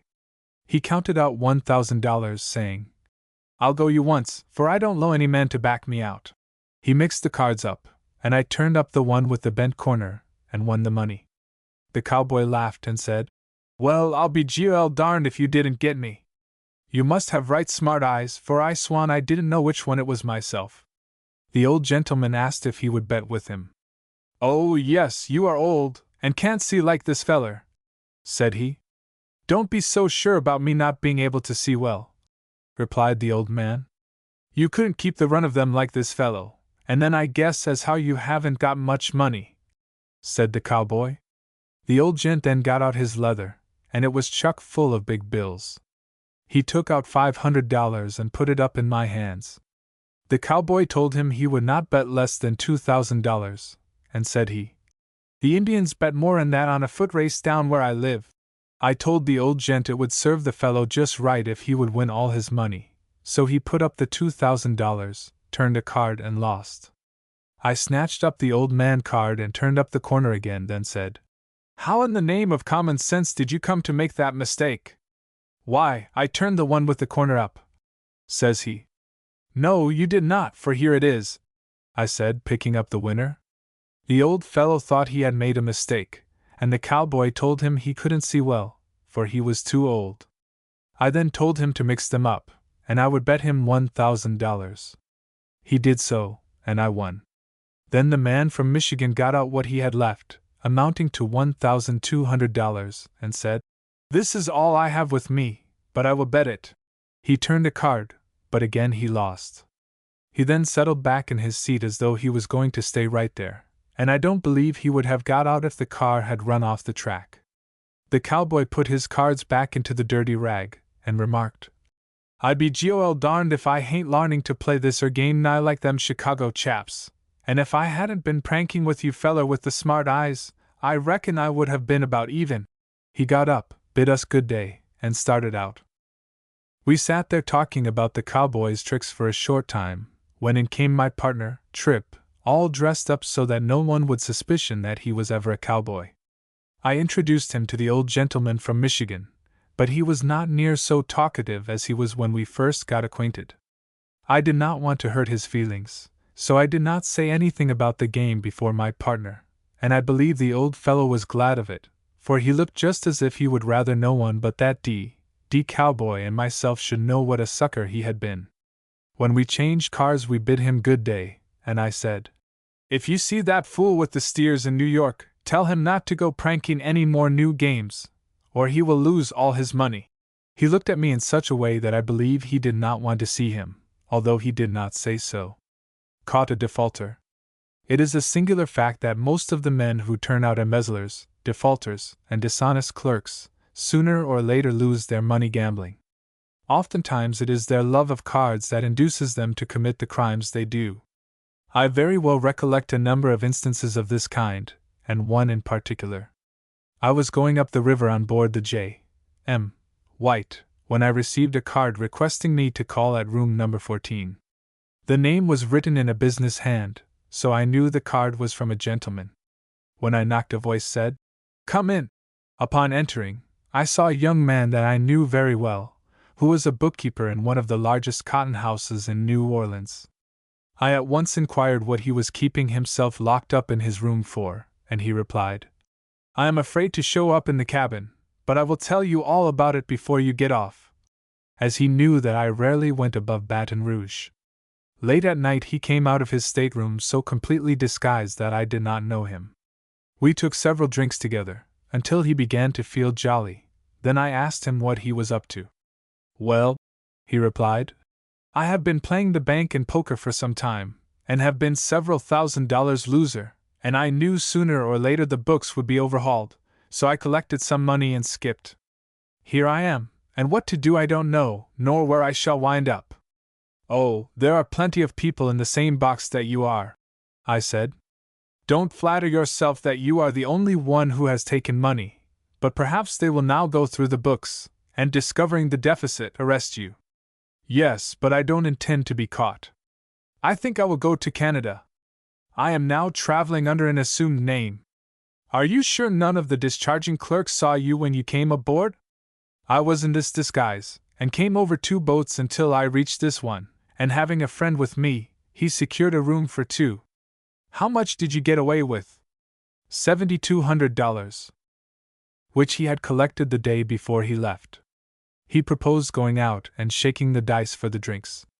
I stuck him again and again, and at last he proposed to shake for $5. That suited me, and when he proposed to shake for $10, I was ready. Then I began to work on him, for I thought I might as well have that money as anybody, as I knew he would gamble, and never reach Canada with it. I suggested that we go to my stateroom, as the barroom was too public a place, and he acceded. In half an hour we were throwing for $100 a throw, and when I quit I was $4,100 ahead, as I knew that it would not do to win it all from him, so I told him that I was sleepy and tired. We took a drink at the bar, and he drank so heavily that I was obliged to tell the porter to see him to his room. I knew that he must have money to go out of the country, and it would not do to break him, as I would then have to loan him money. We were then 25 miles from Baton Rouge, and I slept on a couple of chairs in the cabin, and was awakened by my partner, who wanted to know if I wanted to sleep forever, as I had retired with him, but, unable to sleep, had risen. When I told my partner of the roll I had made, he said that I was the luckiest man he ever saw, but I told him it was no luck to hold out the dice most of the time. When we reached New Orleans the detectives were hunting him high and low, but they thought he had gone out on one of the trains, and I never made them any the wiser. When I inquired if I had seen him, I replied, "Oh, such fellows wouldn't get on a boat where I was." From that day to this I have never seen him, but I think he went west, as when he was under the influence of liquor he talked a great deal of that part of the country. He's one of us. Tripp and I at one time played an early train from Chicago down to Michigan City, and there we got off to wait for another train to take us to Detroit. We were in a saloon, and wishing for something to turn up that we might pass the time until the next train arrived. There was an old fellow in the saloon who was very talkative, and we learned from his talk that he was well posted about that part of the country. I did not think he had any money, so I had no idea of playing him, but thought I would talk about the country, crops, and such like. We had not talked long until I found he was waiting for the same train that we were expecting to take. I asked him if he would play euchre to pass the time, and he said he would. We then sat down and began a game for the drinks. Once in a while the old fellow would say something about poker hands, so I finally ran him up the old chestnut of 4 queens and an ace, giving Tripp 4 kings, and taking nothing myself. I came the old spit racket, and exposed my hand. The old fellow says, "I've a good poker hand. How much will you bet on your hand?" I inquired. He said, "I will bet $5. "Put her up," says I. He pulled out his money and put up. Tripp then said, "I believe my hand is worth a call." I gave them the old bush laugh, and said, "Boys, I believe you are both bluffing, so I will raise you both $25. Then the old one got out his money again and called. Tripp said, "You fellows haven't got anything, and I will make you lay down. I will raise it $100. He was right, so far as I was concerned, for he did make me lay down. The old fellow said, "I'm still on hand, boys." So out came the money again, but this time it took all there was in the roll. He put up, and called the bet. Tripp had hardly time to show his hand when the old fellow, feeling so confident, began to pull her down. Tripp showed down the old four kings, saying, "Hold on, old fellow, not quite so fast." He put up his last $100 to see that hand, and he saw it. About this time our train was coming, so we grabbed our grips and lit out. I saw the old gent talking to the conductor on the platform, and then go into the smoker. We went into the ladies' car, but in a short time I went over to take a smoke. I saw the old fellow just across from where I was sitting. The conductor came in and passed him without getting any ticket or fare, so when he came back he sat down with a gentleman just in front of me, who was the superintendent of the road. He asked the conductor why he passed the old fellow. "Oh," says he is one of us." "One of us? That old seedy cuss?" said the superintendent. "Yes, he has been out west running a freight on a salary," replied the conductor, posing as Nick, Longworth's son. On one occasion, while traveling from New Orleans to Baton Rouge, I espied a gentleman who was a judge at the latter place. He was a man of aristocratic bearing, and somewhat haughty in his manners. I started up my will after supper, and soon had a fine game. It was not long before I noticed a slick young man that I knew was from Cincinnati, walking arm in arm with the judge, and apparently on terms of utmost intimacy with him. This slick young Cincinnatian had introduced himself as a son of the late Nicholas Longworth, who was well known up and down the river. He claimed that he was traveling for his health. I had made up my mind that he was playing a dead card, as I did not think the judge was of much force, though he always appeared to have plenty of money. They soon were playing euchre, and began talking about poker, and presently the judge came to me and said, "Devil, will you loan me $500? I will pay you when Baton Rouge is reached. I am a sure winner," he continued, and looking at his hand, I saw the old familiar 4 queens and an ace, with which I had downed so many suckers. I must say I wanted to see him get it in the neck, and I was not disappointed. I took chances, and loaned him $500, and when I saw Longworth's would-be son putting it in his pocket, that was the last time I ever beheld that money. The judge never recognized me again. This is what an honest man gets when in bad company. The good deacon. I was playing on the North Missouri Railroad, just out of Kansas City, having a man named Jeffers as a partner.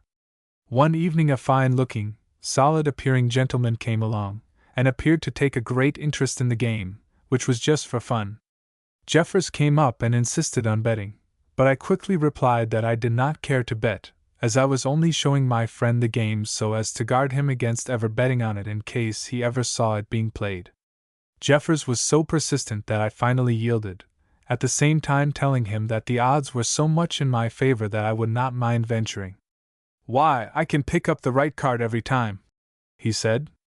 At last, turning to my friend, I observed, "I have a great mind to let the fool lose his money."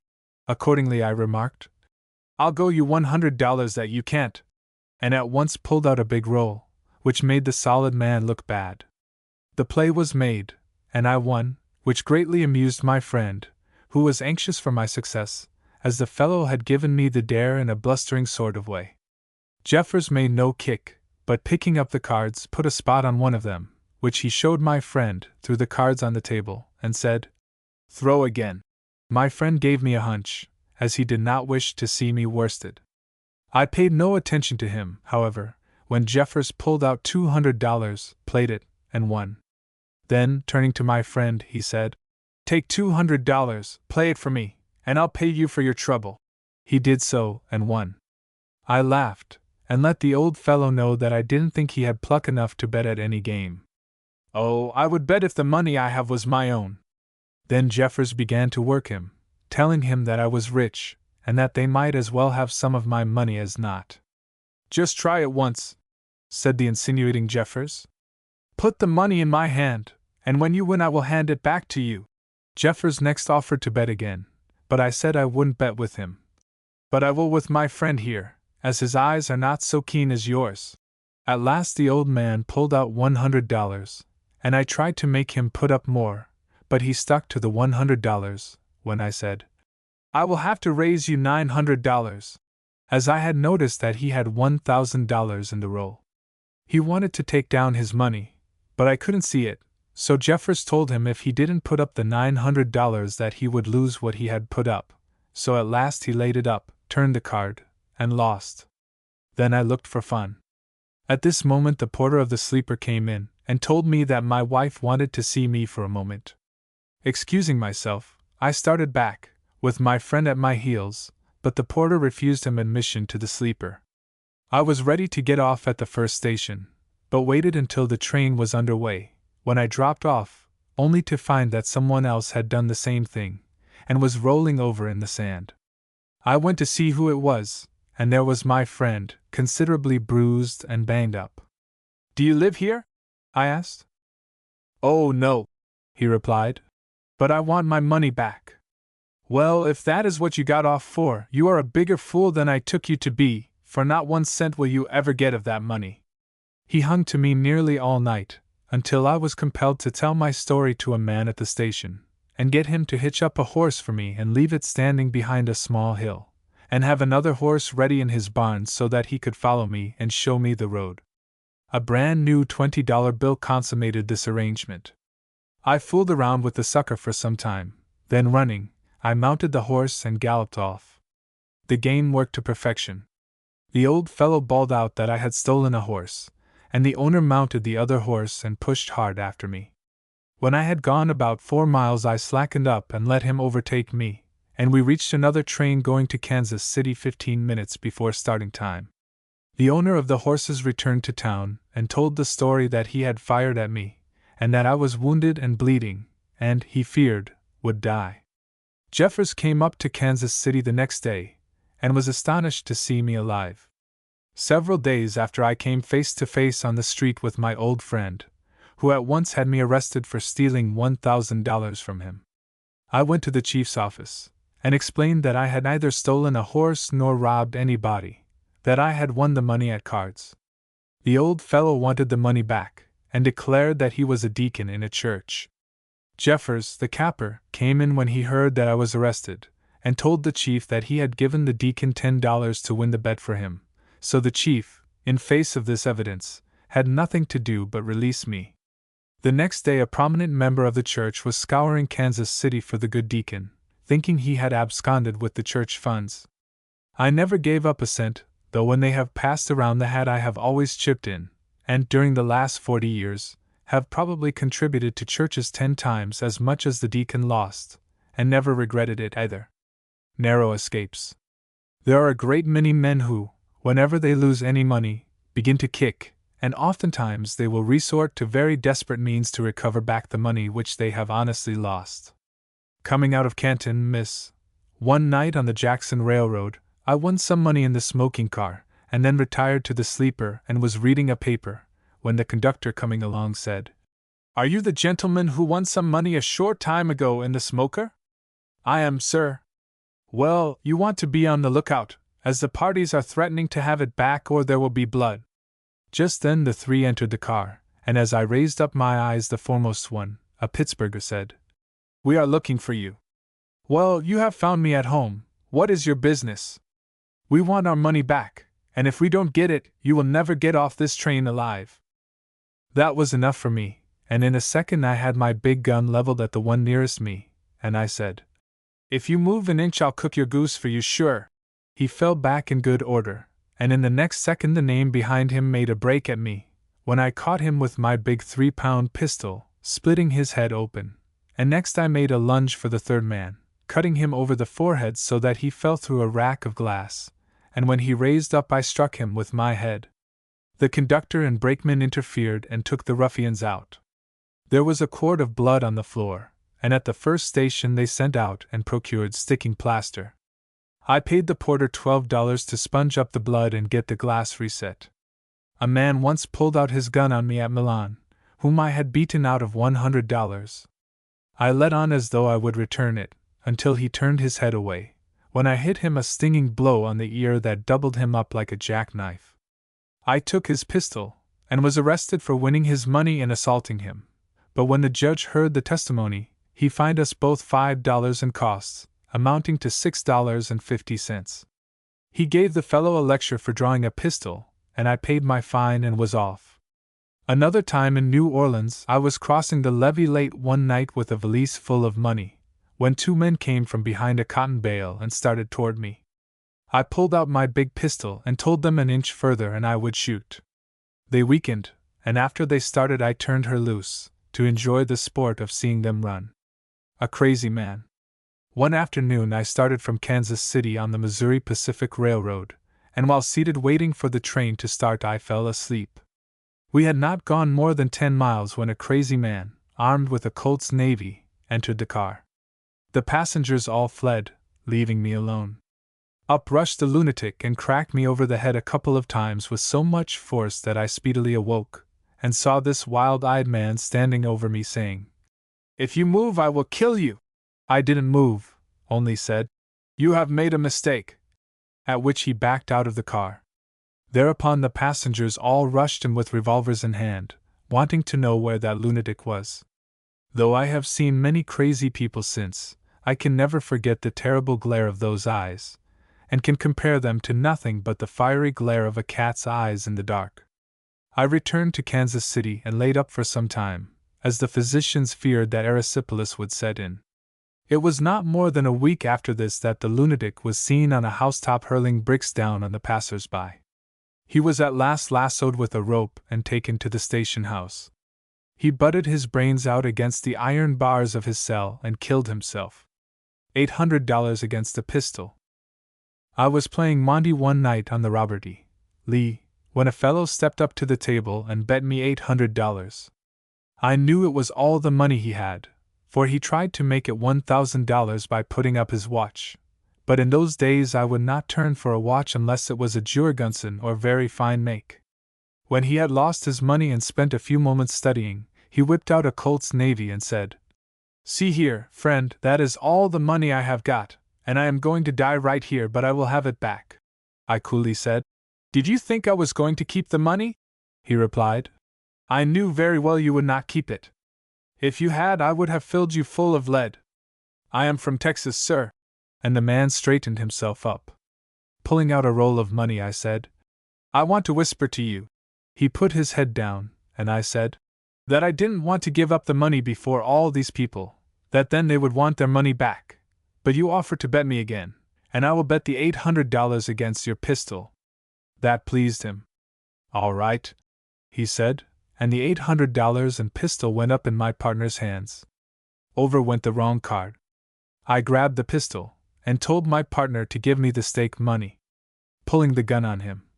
"No," I said, "you have acted the wet dog about this, and I will not give you a cent of your money, and if you cut any more capers I'll break your nose." I presented the pistol to the mate of the boat, who kept it for a number of years, and said that it was the best he had ever owned. Another time on the same boat I was playing euchre with a Californian, when we got to betting on poker hands. He lost $1,600 and his watch, then told the clerk that he was going to his stateroom for his pistol, and going to kill that gambler on sight. The clerk soon gave me a hint, and I got out old Betsy Jane, and pretty soon he came along, holding his pistol under his coat, and just as he stepped out of the cabin door I pulled down on him, saying, "I have got you, my boy, and if you make one move I'll turn her loose." He saw I had the drop on him, threw up both hands, and taking his pistol away, I threw it into the river. It was cold. There are many occasions when a shrewd man can get in his work on gamblers. It matters not how smart they are, provided his conduct is not suspicious, and his ambition so vaulting that when it leaps it is not lost upon the other side. I shall never forget the trip I made down the river from Louisville in the good old antebellum days. When we reached the mouth of the Cumberland River, Anderson Waddell, who is now one of Louisville's wealthiest citizens, and William Cheatham came on board bound for the New Orleans races. Charles Burns and Edward Ryan, better known to the sporting fraternity as Dad Ryan, were along with me. Both Waddell and Cheatham were gentlemen of good repute in Nashville, and it was not long before they proposed a game of poker. Burns and Ryan both sat in the game, and at the time they were unknown to the gentlemen. The wine flowed freely, and everybody felt very happy, and I resolved it was about time for me to go to the bar and procure some cards similar to those they were playing with. It did not take me long to run up 3 good hands, and sitting down by Ryan, I laid the cold deck in Ryan's lap. It was not long before the cold deck came up, and then the boys began to bet lively, each getting in a few hundred. Then Waddell commenced to smell a rat, and turning to Cheatham said, "Hold on, Bill, don't go in any deeper, as I think this deck of cards does not feel as warm as it did a few minutes ago." "Oh no," responded Bill. "I hardly believe there is anything wrong." At last they came to a call. Then they knew that they had got the worst of it, yet they never uttered a word or make a kick, and when we reached New Orleans they confessed that the boys had made suckers of them. Poor Bill is now dead, and Waddell, who is still living, would, if asked, laugh and say that he had long ago learned not to hunt up poker games on steamboats. How I was beat! Sam Houston and Harry Manel were in business with me working the Missouri Pacific, and we were very successful, making a great deal of money. During the summer we played the bank, and in the winter operated on the river and southern roads. Immediately after the big fire we resolved to go to Chicago, but, at the last minute, Houston was unable to go, but I told him he should be in with the play, and share the profits as if he was along. Manel and I started, and made a few $100s, and when Houston joined us he received his share of the spoils. We were all stopping at the Tremont House, on Lake Street. We made a little money, and one Sunday morning I arose early, and resolved to go out on the road about 20 miles. While waiting for breakfast I made the acquaintance of a gentleman from Texas, who had just sold some cattle that he had brought with him. We had a cocktail together, and I sent the porter to awaken my partners, whom I duly introduced to the stranger, letting them know that he had money, and to keep a sharp lookout on him until Monday morning.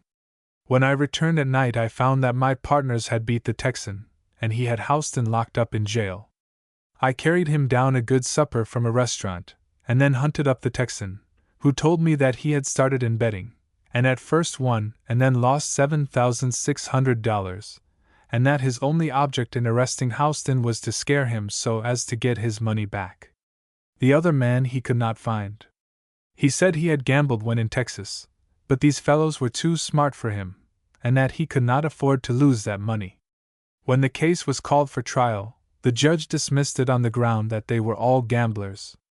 Nothing was said about the settlement of the game for a couple of days, when one morning they both arose, paid their bills, and skipped, and I never received a cent of that money. I have since learned that Manel is doing time at Sing Sing, along with Paper Collar Joe, while Houston is an old man trying to lead a square life, I understand, down in Florida. The late Sherman Thurston once said to me, "George, those fellows are rotten apples." But I did not heed his advice, and let them alone. Settled our hash. Jew Mose and myself were once traveling on the Missouri Railroad, having headquarters at Cheyenne and making a good deal of money, when one evening I picked up a man on the sleeper and beat him out of $1,200. That game settled our hash, for he proved to be one of the directors of the road, and as soon as he reached Omaha he had a lot of handbills printed and hung up in the cars, not only prohibiting gambling, but that conductors permitting the game on their cars would be at once discharged. I was then running a game in Greer Brothers' Gold Room Saloon, and occasionally slipped out and started a game on some of the trains. There were a dozen cowboys aboard one night, when Mose opened out and took in a couple of them. They began to drink heavily, and then resolved to make the gambler disgorge. I expected fun, so I told Mose to get off and jump on the engine at the first station. He was none too quick, for the boys went through the train and never found him.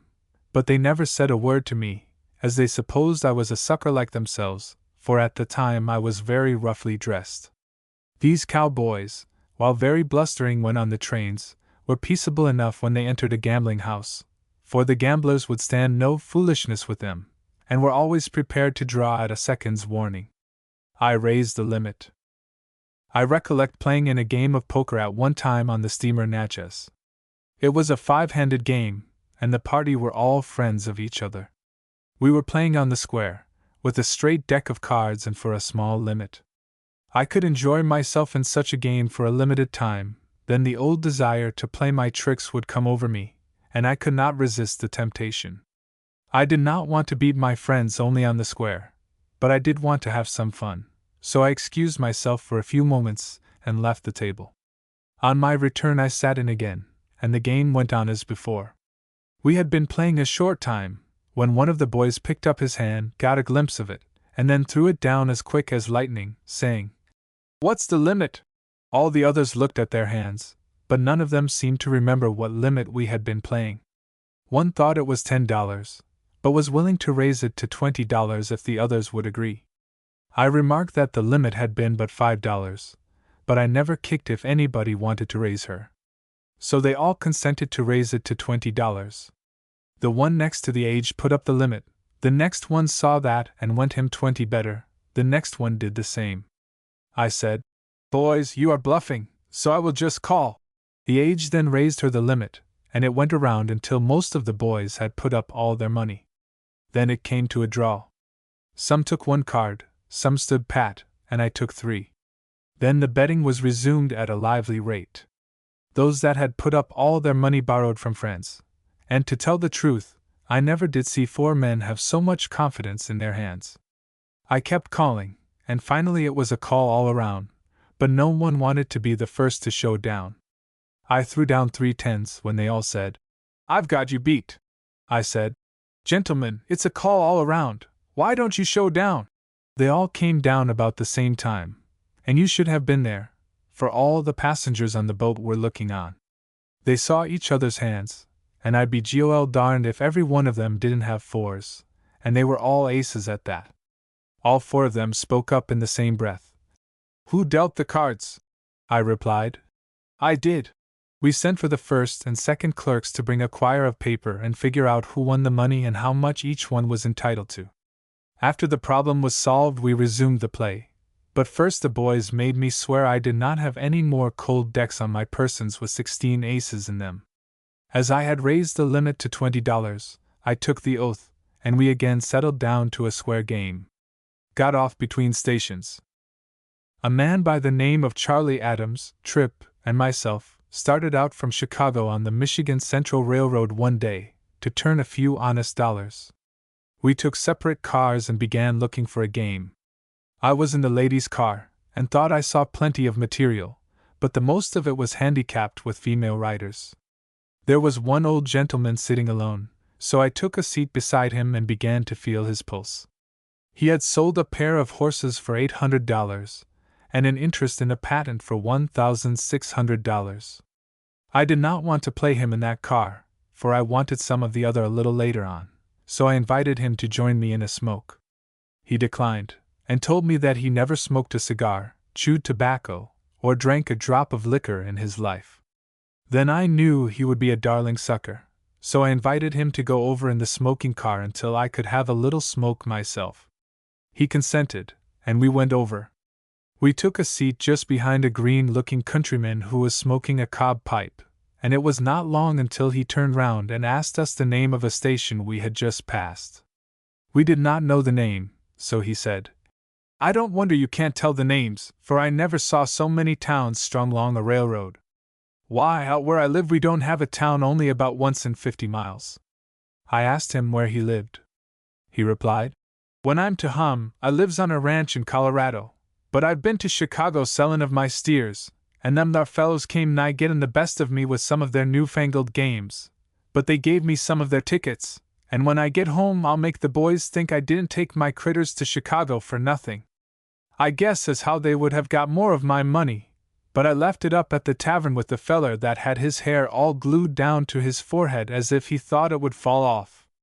So when they got all I had with me they thought I was broke and let me go." The old gent asked him to show us how they beat him with the tickets. He said, "I've not learned it yet, but I will try and show you." So he got out his 3 tickets and began to throw them on the seat, explaining that we must guess the ticket with the little boy on it. We guessed, sometimes right and sometimes wrong. I bent up the corner of the little boy ticket, and told the old gent not to turn that card until we got a bet out of the fool, so we would miss it every time after that. Finally I offered to bet him $500 that I could turn up the boy ticket the first turn. He said, "No, I won't bet on her yet, for I can't play her good enough." Then I offered to bet him 5-2, so he got out his big roll, saying, "This is the money I left up to the tavern, so I'll just try you once." I put up my $500, and he put up $200. I turned the ticket with the corner bent, and won. He looked at me a moment, then said to the old gent, who was holding the stakes, "Give him the money, for Gol darned if he didn't get her fair." Then I offered to bet him $1,000, but he said, "You got an eye like an Indian, and I don't want to play with you any more, but I will play with your pap," pointing to the old gent. The old fellow said, "I am a church member and never bet, but I expect someone will win all that fellow's money before he gets home." "Certainly," said I, "and we may as well have it as anyone else." The old gent got out his money and wanted to bet $100, but the fellow would not bet less than $1,000. I then offered to put up the balance, but the fellow would not have it, saying, "Your eyes are too good." Then the old gent put up the money in my hands and turned the card. But it was not the winner, for somehow, in mixing them, the corner of the boy card had got straightened out and the corner of another was turned up. I put a mark on the boy card with my pencil while the fellow was putting away his money, and then told him as he was a little winner he should let me bet once more. He said, "All right." So I put up $1,000, turned the marked card, and won. The old church member could not stand it to see me win all that fool's money, so he put up $1,000 more in order to get even. The fellow told him he would make it $1,500, and as that would get him out ahead, up she went, and he turned the marked card. But, as was the case with the crooked corner, the little mark was on another card. The old gent dropped back in his seat with a groan, and just then a gentleman who had been sitting across the aisle got up and said, "You fellows have been trying to rob this boy out of his money. I have been watching you, and will report you to the officers at the next station." The old gent got up and started back to his car, saying to me in a whisper, "You had better get out of this, or you may get into trouble." I replied, "I think so myself." So I got up and started back with him, but he was in such a hurry that I got lost from him. When the train got up to the next station, there were 3 less passengers on board than when that fellow said, "I will report you to the officers." A good night's work. There had been quite a number of communications received by the officers of the Michigan Southern, complaining about the gamblers beating the passengers on that road. Consequently, orders were issued to the conductors not to allow any gambling on their trains. They did try to prevent it, but the boys were too smart for them, and got away with many a good dollar while the conductor was collecting fare or out on the platform at a station. The result was, the complaints continued to go to the officers of the road, and some of them went so far as to claim that the conductors were in with the gamblers. The poor conductors insisted that they could not watch the rascals and their trains at one and the same time, but the superintendent thought they could, and threatened to discharge any one who was complained of again. He found out one day that he conductors were right, and he was wrong. I will tell you how he was convinced. Tripp, Adams, and myself got on a train going out of Chicago on the Michigan Southern one evening, and took seats in different parts of the car. In a few moments after the train started, the conductor and a fine-looking old gray-headed gentleman came into the car where we were seated, and something told me that he was one of the officers. I saw them talking together a short distance from where I was sitting alongside of a big fat man. The conductor was evidently pointing us out, for I could see by his actions that they had us spotted. The other boys knew what was in the wind, for we had all been there before and understood our business. The conductor left the car, but the old gentleman took a seat facing us, so we began to think the jig was up for that trip, for there was a pair of eyes constantly upon us. But as we did not make a move, the old fellow got a little careless, took out a package of papers, and began to look over them. When I saw he was very much interested in the papers and began to use his pencil, I gave Tripp the wink, and he slipped over to my seat. We went through the old business about the same as if the old pair of eyes was not in the same car, only we talked low, and while the car was in motion no one could hear what was going on. Just before we reached a station, Tripp beat the big fat man out of $600, and he had beaten me out of $500 before we got him to put up. I gave him the office to get off at the station, so when the cars stopped, he was on the platform. There was a Jew sitting just behind us who had been watching the game, and he saw Trip out on the platform, so he laughed and said, "You see that fellow? He gets off when he wins your moneys." The old superintendent jumped up, put away his papers, and said, "What's this? Someone been gambling in this car?" The Jew told him that the fellow with the slouch hat had won $600 from the big fat man, and $500 from me. I told my fat friend it was no one's business if we lost our money, so when the old gent, who had been watching his papers just long enough for us to get our work in, came up to us and asked if we had lost our money, my fat friend said, "It's none of your business. The money did not belong to you." Just then the conductor came in, so the superintendent said to him, "Those D villains have played their games right under my very nose, beat these D fools out of over $1,000, and got off. Now, if anyone comes into my office and tells me our conductors are in with the D gamblers, I will take a club and knock his D brains out. You attend to the train hereafter, and let the D suckers take care of themselves." The conductor said, "All right, sir." The old fellow was so hot that he went out into another car to cool off. My fat friend bid me goodbye soon after, and asked me to call on him, should I ever stop off at his place. I promised to do so, and we separated warm friends. When I told Trip what the old superintendent said, he replied, "George, it's the best night's work we ever did." At another time we were playing a train, or at least we had paid our passage for the purpose of turning a few dollars, but I noticed the conductor was watching us very closely, and I knew that about the time we had our man ready, he would drop down on us and tell the sucker that we were gamblers, and then we would have all our trouble for nothing. So I told my partners to work up the business, and when I saw everything was okay, I would go to the conductor and entertain him until the job was finished. Well, the boys had a fellow all ready to blow himself, when I saw the night of the punch bearing down upon them. I jumped up and met him, but he was in a hurry, and did not want to stop, so I caught him, and held on until all was over. He kicked like a government mule, but it was too late, so he said I would not catch him again. I gave him a cigar, and told him I would try a new scheme next time, as a burnt child dreaded the fire. He laughed, and so did I, and that ended it. He's not that old.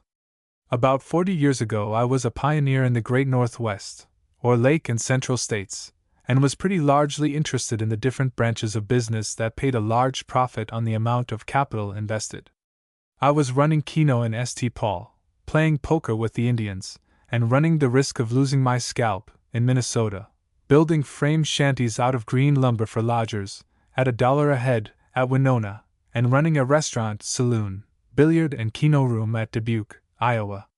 I was kept pretty busy looking after and attending to my different branches of business, and I divided my time between them. At one time while I was in Dubuque looking after my restaurant, saloon, billiard and Keno rooms, I met a robust, rosy-cheeked young man, who had come out west seeking his fortune in the show business. He came into my place and introduced himself, as he was a total stranger in those parts.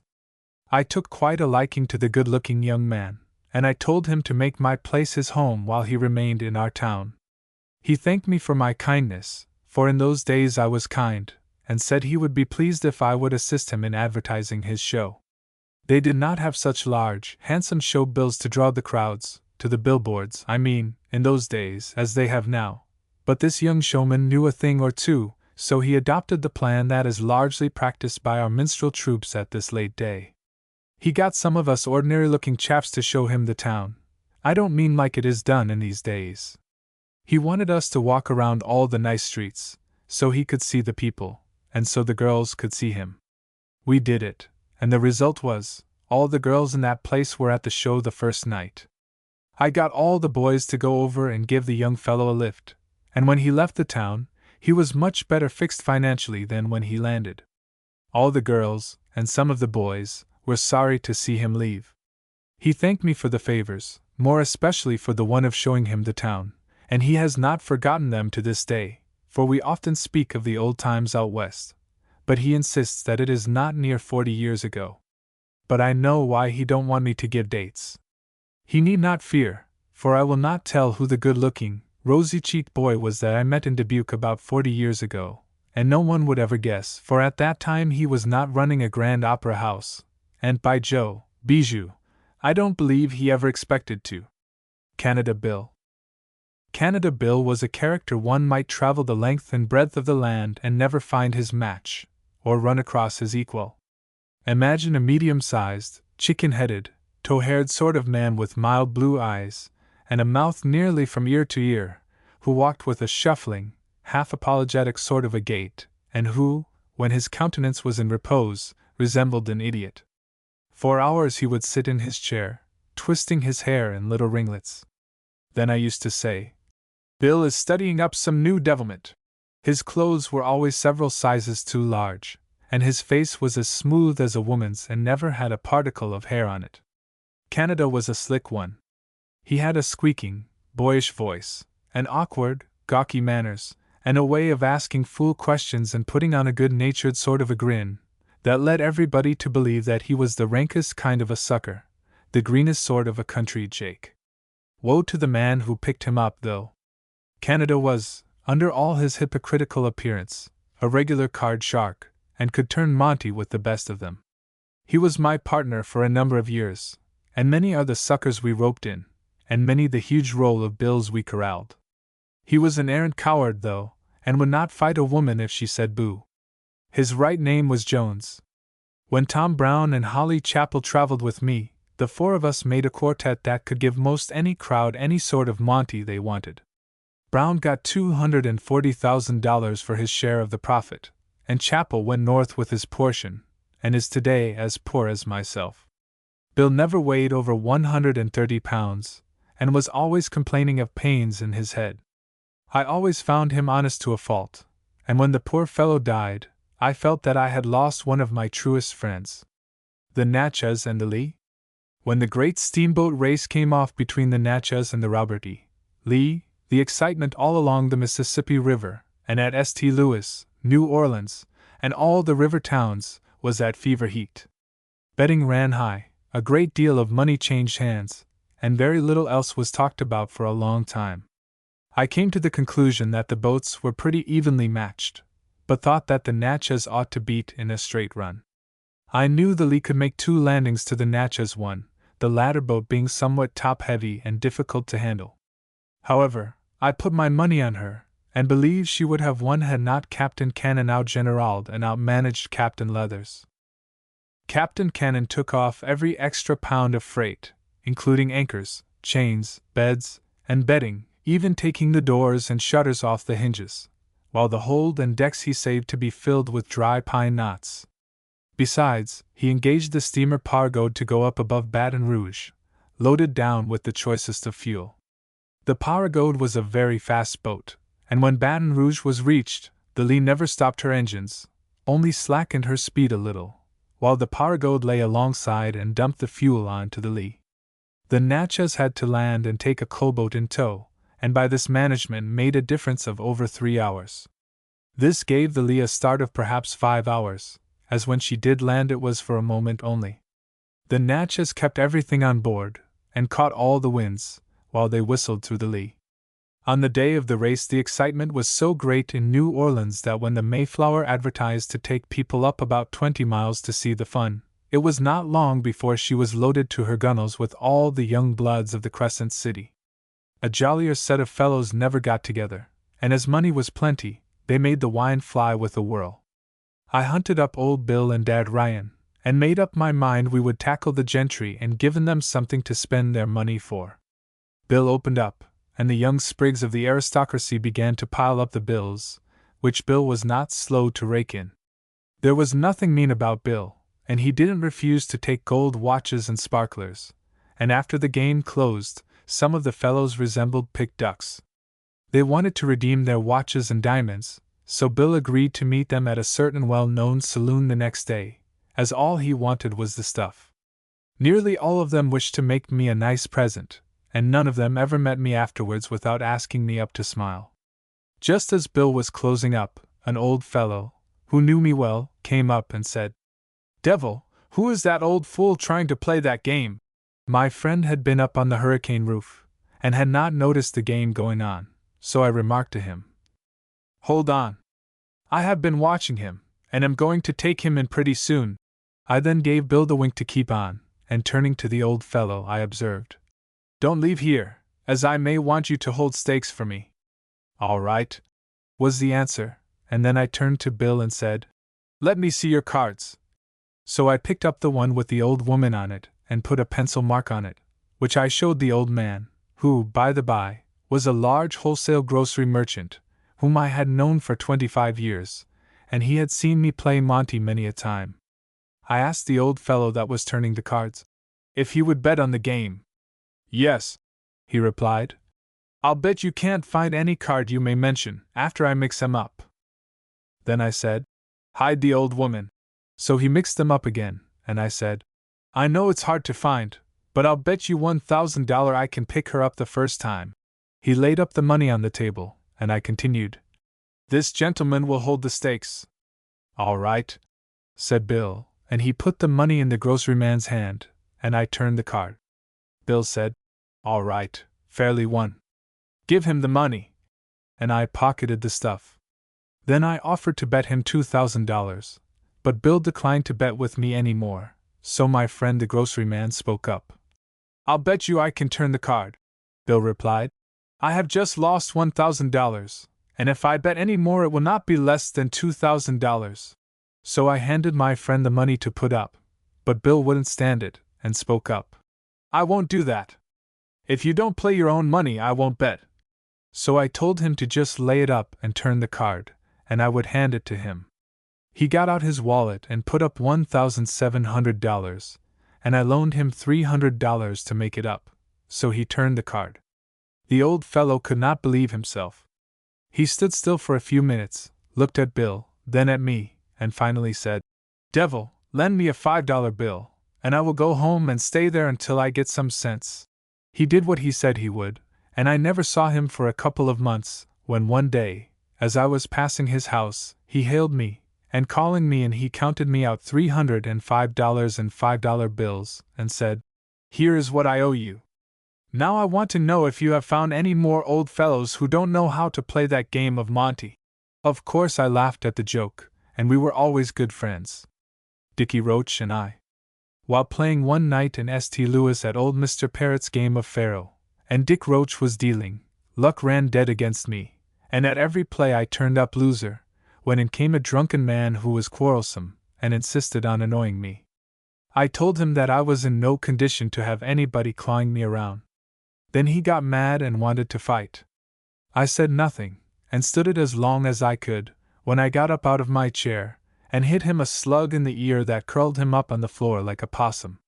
Then I cashed my checks and set out for a walk. I knocked around for about half an hour, and got to thinking about how much money I had lost, and resolved to try my luck again.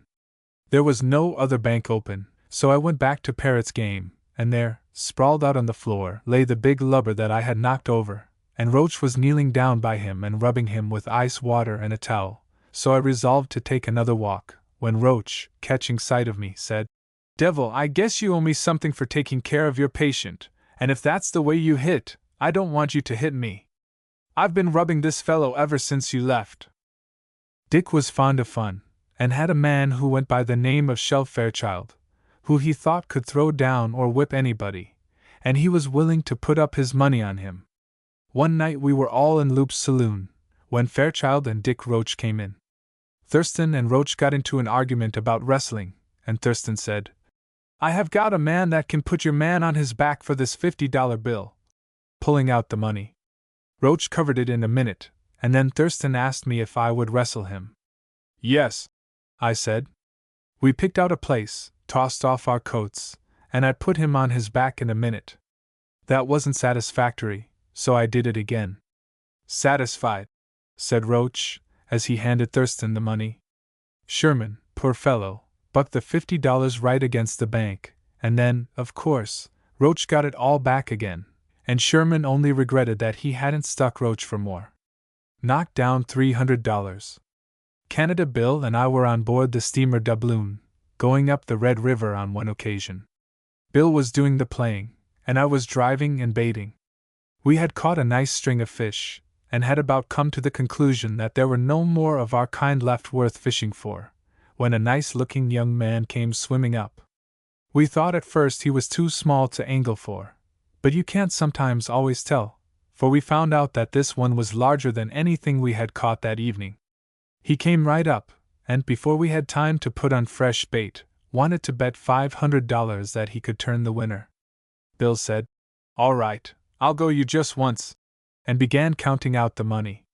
I caught a glimpse of the sucker's leather, and gave Bill the office to raise him about $4,000. Bill then said, "I'll just raise you $3,000 if it breaks me." The young one then turned to me and asked if I would hold the money. I told him that I did not like to hold stakes, for one or the other must lose when two men bet, but if they had a thorough understanding, and would promise not to quarrel, I would hold the money. The sucker replied, "I guess I understand what I'm about, and all you have to do is to give the money to the one who wins it." "All right," says I, "but I know the loser is not as well satisfied as the winner, and I want you gentlemen to have a fair understanding. Put up your money, and I will hand it over to the one who is the lucky man." He counted out what he thought was $3,500, but I saw it was $3,800, for I was not a bit excited, although I did not like to hold stakes. Bill put up $3,500, for he heard me tell the young man he had put up that amount. After Bill had mixed them up and said he was ready, the sucker made a dive and nabbed the card with the mark on it, but it was not the winner. I asked him if I should give up the money, just as if I did not know anything about the game. He replied, "I made a mistake. Give him the money." I handed it over to Bill, and said to the young man as he was walking away, "I am sorry for your loss, but someone must lose when two men bet." He replied, "It's all right, but I thought I had a sure thing." After we closed up, and were taking our nightcap, I said to Bill, "What do you think of our last catch?" "Well, George, when that chap came right up and offered to bet $500, without any coaxing, I thought he was a smart one, and maybe he would get the right card. I don't believe I would have raised that $3,000 if it had not been he wanted you to hold the stakes. Then I knew he was a sucker sure enough." We had another nightcap and then went to bed. The next day we settled up, and when Bill divided the $3,800 we had won on the last shuffle, he only accounted for $3,500. I said, "Bill, that fellow put up $3,800. "I guess not, George," he replied, but I could see that he had knocked down $300 on me. My visit to Old Bill. A short time after the occurrence narrated in the preceding story, Canada Bill said to me, "George, don't you think we could make big money on the wharf boat at the mouth of the Red River, out of those Texas boys that get off there to take the Red River boats?" I replied, "Yes, there is plenty of money there, Bill. When do you want to go up?" I thought he wanted to stop off for a few days, as we had often done before, but he said, "George, I am in poor health, and I want to quit the river and settle down, and I want you to be with me." I did not blame the old fellow, for many a time we would have some pretty hard knocks and duckings in our business on the rivers and railroads. But I was well and hearty, and then I was of a roving disposition, and enjoyed the life I was leading, so I said, "Bill, you go up there and take a rest just as long as you like, but for me, I could not think of settling down on a wharf boat, with nothing but cowboys to break the monotony. I'll stick to the old thing as long as they will let me, or until I get married." I did not think just then there was any possibility of my doing the latter thing, but men don't always know just what they will do, for I am married now, and have a dear old mother-in-law, too. "Well, George, I don't like to leave you, but I will try her just once, anyhow." We separated. Bill went to the wharf boat, and I began looking for another partner. A few months after dissolving partnership with my old friend Bill, I met a man from Red River who told me that Bill was making big money up there. He said, "Why, that crazy-looking old fellow is running a corner grocery, livery stable, and winning all the money and horses about the landing." I was not sorry he was doing well. In fact, I was glad of it, and I resolved that I would stop off on my next trip and see him. So in a few days I was on my way up to the mouth of the Red River. When the boat landed I started off, and there stood the old fellow, just as natural as life. I would have known him among 10,000. He caught sight of me, and then he began to stretch those long thin legs of his, and in an instant he had me by the hand, saying, "Why, George, I'll be darned if I hain't downright glad to see you, old boy. Come right up and let's take something." We had a few drinks, talked over old times, and to tell the truth, I was just as glad to see the old boy as he appeared to be to see me. After we had drank enough to make us feel pretty good, Bill said, "George, I've got some of the best critters in my barn that there is in this part of the country, and I won most of them playing the baby ticket." As we had been together for about an hour and had got no further than the bar, I proposed that we go to his stables and see the horses, for I was always fond of good stock. As we went into the stable, we saw a fellow sitting on a box just inside of the open doors. He looked like a bull driver, with his large whip, slouch hat, pants and boots all covered with mud, and an old pipe in his mouth. I did not take much notice of him, as I supposed he belonged around there, and then I had come to look at Bill's fine horses. While we were looking at the stock, someone called Bill, and he excused himself for a few moments. In a short time Bill came back, and I began asking him some questions about a horse I had been looking at, but Bill did not appear to hear me, but said, "George, did you notice that bull driver sitting by the door as we came in the stable?" "Yes, I saw a fellow sitting there, but I suppose he belonged around here, and I did not pay any attention to him." "Why, George, what do you think?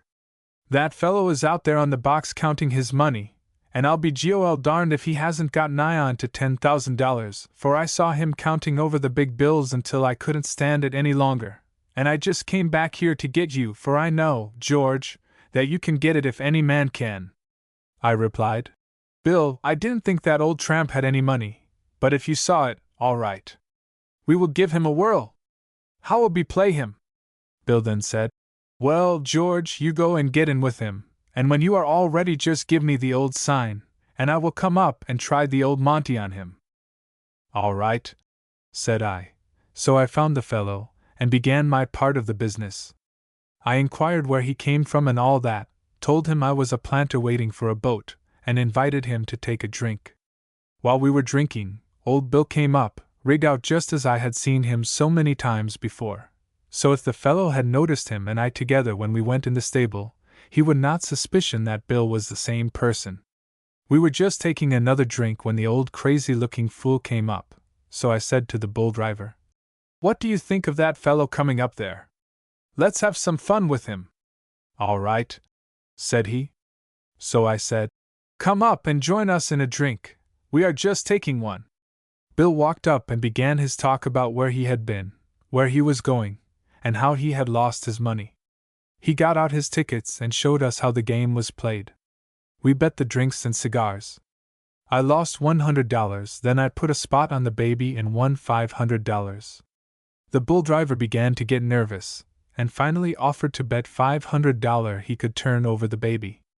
Bill thought his time had come, so he said, "I'll just go you $5,000 that you can't turn the baby." The driver got out his big roll and counted out $5,000. Bill counted out $4,200, but I called it $5,000. "Mr. Bull Driver," then said to me, "if I win that money I'm going to have it. If I lose it, all right, but I won't stand any foolishness."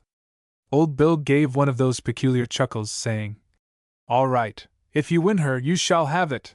He then mixed them up as well as I ever saw him do it in my life, and when he was ready the driver made a grab and we both thought he was going for the one with the spot on it, but I'd be darned if he didn't grab up the one with the baby on it, just as he said he would. Then he turned to me and said, "Hand over that money, for I won it." Bill said, "Hold on, that's one rub on me. Try it again." Mr. Bull just yanked out a gun as long as your arm, and drew her down on me, saying, "See here, I want that money D quick, for I won it fair." He then turned the big gun on Bill, and said, "Tell him to hand it over or I be D if I don't blow L out of you'd, D quick." Poor old Bill was shaking all over, but he managed to say, "Give her up, George." He forgot himself when he called my name, but the old fellow was excited, and did not know that he was giving us both away. I handed the fellow the money, and he walked away, saying, "I don't want any more to do with you'd, D fellows, for you are in with each other." Bill and I stood looking after the fellow until he got on the wharf boat, then he turned to me and said, "George, I've been thinking, and I'd be darned if I can make out how it was he turned the baby. And, George, another thing I can't understand. I've seen more than 10 guns cocked up against your head, and that's the first time I ever saw you weaken." "Well, Bill, I tell you there was blood in that fellow's eyes, and I could see he meant business. Besides, Bill, he won the money fair, and you know a fellow will fight like thunder for his own." "All right, George, but I've always said no man living could make you give up. But I guess you was right this time, for I'd be darned if I didn't think he was going to let her go at me before you could hand over." We took a drink, and then Bill went to his room to take off his makeup. While he was thus engaged, I walked down on the wharf boat, and there was the bull driver, waiting for a boat that was just coming in to the landing. I waited for Bill to come down, but I guess he was feeling bad, so I went up to the stable, and there he sat, on the same box where he saw the bull driver counting his money. I went up to him and said, "Bill, I won $500 and lost $100 while we were playing that fellow, so I owe you $400. He said, "That's right, George." Then I said, "Bill, you only put up $4,200 against his $5,000, but I called it $5,000. "That's right, George." "Well, Bill, do you remember the fellow that put up $3,800 against the $3,500, and you thought I didn't know it?" He looked all around the stable as if he was looking for the bull driver, but he didn't say a word. I counted out $4,200 and handed it to him, saying, "Bill, here's all your money but $300. I wanted to come up and see you, but you know I like to have some fun at the expense of my friends, and it cost me just about $300 to rig out the bull driver to play you for a sucker." Bill looked at me for a moment, and then said, "George, I am a sucker, for I might have known you was up to some of your old tricks." Before breakfast, after settling up with Canada Bill for the bull driver racket, I said to him, "Well, old boy, you now see that we are all suckers, and can be caught if the bait is nicely handled." "You're right, George," he replied. Then I said, "The faro banks are my diet, and short cards have landed you many a time, but I must confess that I was a little fearful that the bait I had fixed up for you would not land a sucker. But it did, all the same, didn't it, Bill?" "Yes, George," was all he would say. "Well now, Bill, that we have had our fun, let's shake hands and be good friends." He looked at me for an instant, gave one of those old chuckles, held out his hand, and said, "All right, George." We went over to the bar, and sealed the compact with a. He arranged his business, and we started on the warpath once more, and were together for 2 years after that, and made a world of money, but we were both suckers when our kind of diet was spread out before us. At one time, after forming our new partnership, we made our headquarters at Canton, Miss, and worked the trains up and down the railroad. We made big money during the week, but on Saturday night we would run down to New Orleans, and get away with the most of it before Monday morning. We were at the Canton depot one evening when the train arrived from New Orleans, and among the passengers that got off was my old friend Jack Hardy, from Brookhaven, Miss. He was one of the best men that the sun ever shone upon, and loved to play poker better than to eat when he was hungry. After supper we got up again with some of the Canton boys to amuse my friend Hardy. We played along until about 4 o'clock, when some of the Canton boys thought I had bested them, so I quit and went to bed. Bill was not in the game, but had gone to bed early, as we were to take the up train at about 6 o'clock in the morning. I overslept myself, and the train had left when I reached the depot. I did not see old Bill, so I went back to the hotel. About 8 o'clock I went in to breakfast. While I was enjoying my morning meal, old Bill walked in and sat down with me, saying, "George, where was you this morning when the up train came in?" I replied, "I was up late last night playing poker with Hardy and the Canton boys, and overslept myself. But what in the d*l have you been doing with yourself? For I walked down to the depot to find you, for I knew you would not go out without me." "Well, George, I did go up about 6 miles, but could not find you on the train, so I got off and walked back." "The h*l you did," says I. Yes, George, I went up, and if you had been with me, we would have made over $3,000, for the train was full of the best suckers I ever saw. I'm d sorry, but I wanted to entertain my old friend Hardy, and that's what I get for neglecting business. Bill then said, George, we got $1,700 out of the trip, anyway, and here is your half. I laughed, and told Bill he had done well to make so much, and walked 6 miles before breakfast. He did not need to tell me of his winnings, for I could hardly believe him when he did, but the bull driver racket at the mouth of Red River had taught him a good lesson, and I believe did him good, at least it did me, to the amount of $850, before breakfast. Foot race. One day, after Bill and I had worked the morning train on the Jackson Road with that degree of success which was warranted by our prudence and perseverance, we took an afternoon train into the city, and as I was glancing through the cars I spied both of the superintendents aboard, so of course I made up my mind that there would be no playing on that train. To make the matter doubly sure, one of them came to me and said, George, do not play any on our trains. Certainly not, gentlemen, and you can rest assured of that. While you are aboard, I said to myself.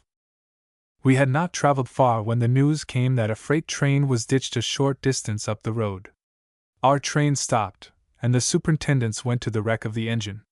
Then I saw my chance and got up a foot race among the passengers. Meanwhile, Billy opened up on a log as the contestants were getting ready to run. A crowd soon collected around Billy's booth, and he garnered in $1,200 good dollars and some fine gold watches. Up came the engine, and when the superintendents heard of it, they said, We might have known that devil would fix up some plan to get these suckers money. Thus it was that I was always blamed for all the devilment that was done. I really believe if a horse had been stolen, the verdict would have been, Devil did it. 40 miles an hour. The train was going out of Louisville. The rate of speed was 40 miles an hour. 10 Owen County yahoos had been beaten at 3-card Monte. They pulled at long black bottles. The vacuum made by the loss of their money, they filled with whiskey.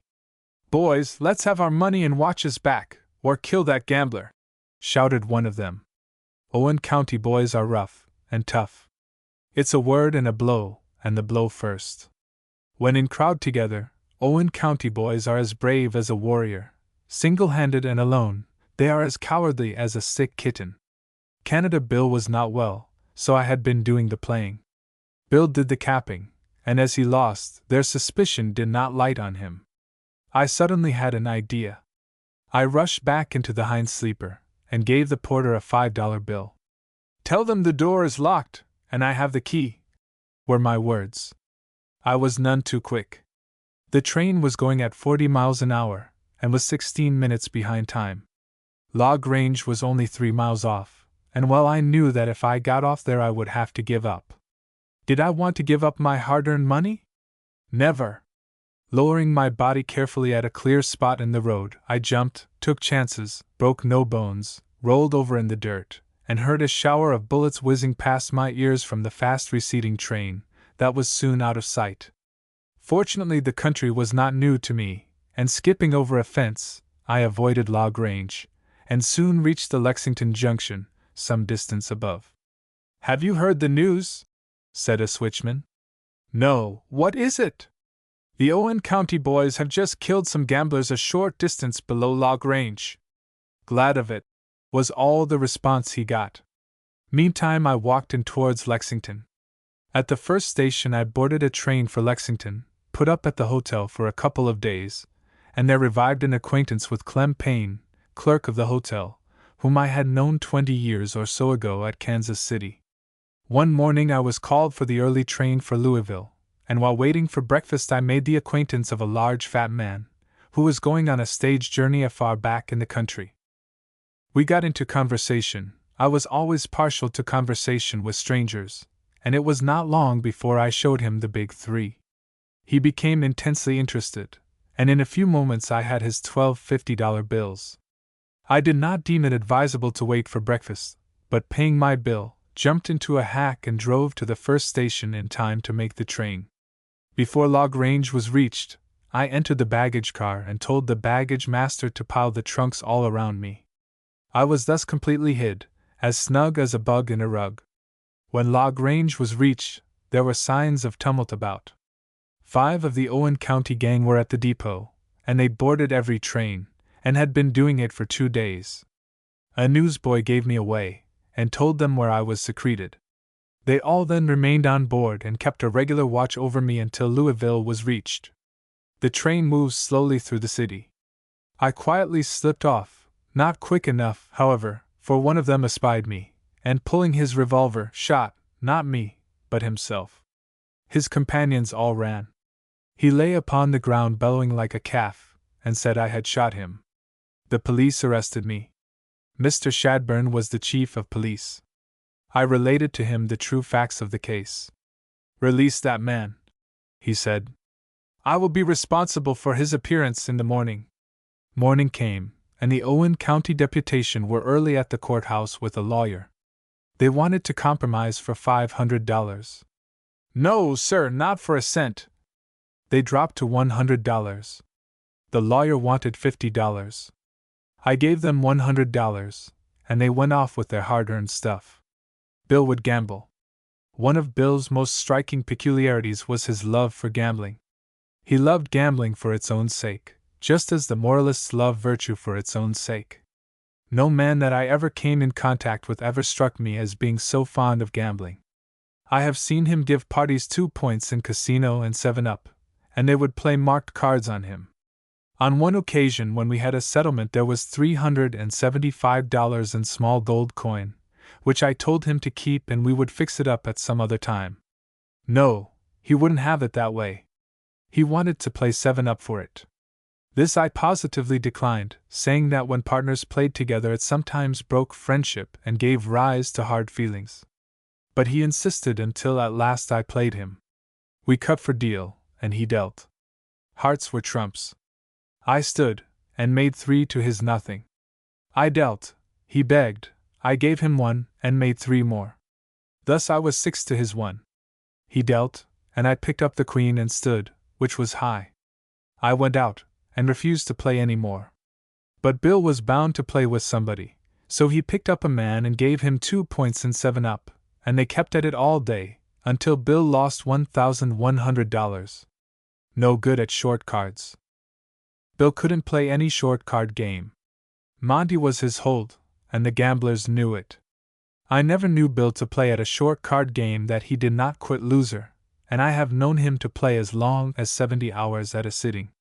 One night we were on a boat that was putting off freight at the wharf boat that lay at the mouth of Red River. Bill was in his element. He had a big pile of money up in front of him, and a large crowd intent on watching the game. Soon I noticed a fellow sitting at Bill's right who was fishing for one of the $100 bills, trying to coax it over to his side of the house. I waited patiently until he got it, then went around to him and said, "Is that the way you gamble where you live?" "I don't know what you mean," he said, still holding his hand over the stolen bill. I gave his hand a push, and there lay the bill, which I grabbed.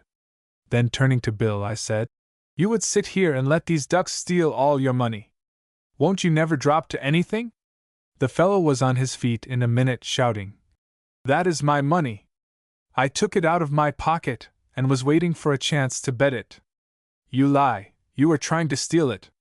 3 or 4 of his friends at that arose, and I knew that war was in sight, so I slipped my big gun into my overcoat pocket, and expected H.L., but just then somebody yelled, "Monty!" And the mate coming up, the facts of the case were stated to him, and he said, "Everybody must keep quiet."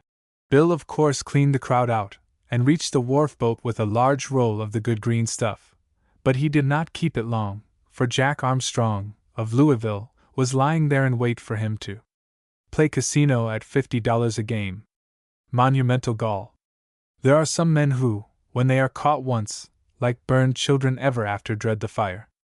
Others there are who have such overweening confidence in their own smartness that their lives are nothing but a series of losses. Canada Bill and myself were nearing Magnolia, about 100 miles above New Orleans, when Bill opened up his 3 cards. It was not long before a crowd gathered about to witness the sport. One large man in particular watched the play as a hawk does a chicken. This I was not slow to perceive, so turning to Bill I said, What'll you bet I can't turn the baby? $1,000 that no man can turn it.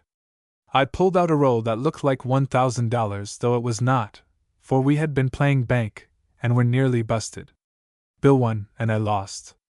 Then he said, in his screechy voice, "By golly! You see I've got 2 cards to your 1, and can win every time." The big fellow was getting terribly worked up, for he knew that the corner of the baby card was turned up. Then he commenced getting out his money, and I was soon by his side. "Can you guess it?" I innocently asked. "If you can, tell me, so I can get even." But he was too selfish, and proposed to win it all. He offered to bet $100, but Bill wouldn't have anything but $1,000 bet. Up went the money quicker than you could say Jack Robinson. The result is easily foreshadowed. The man turned up the wrong card.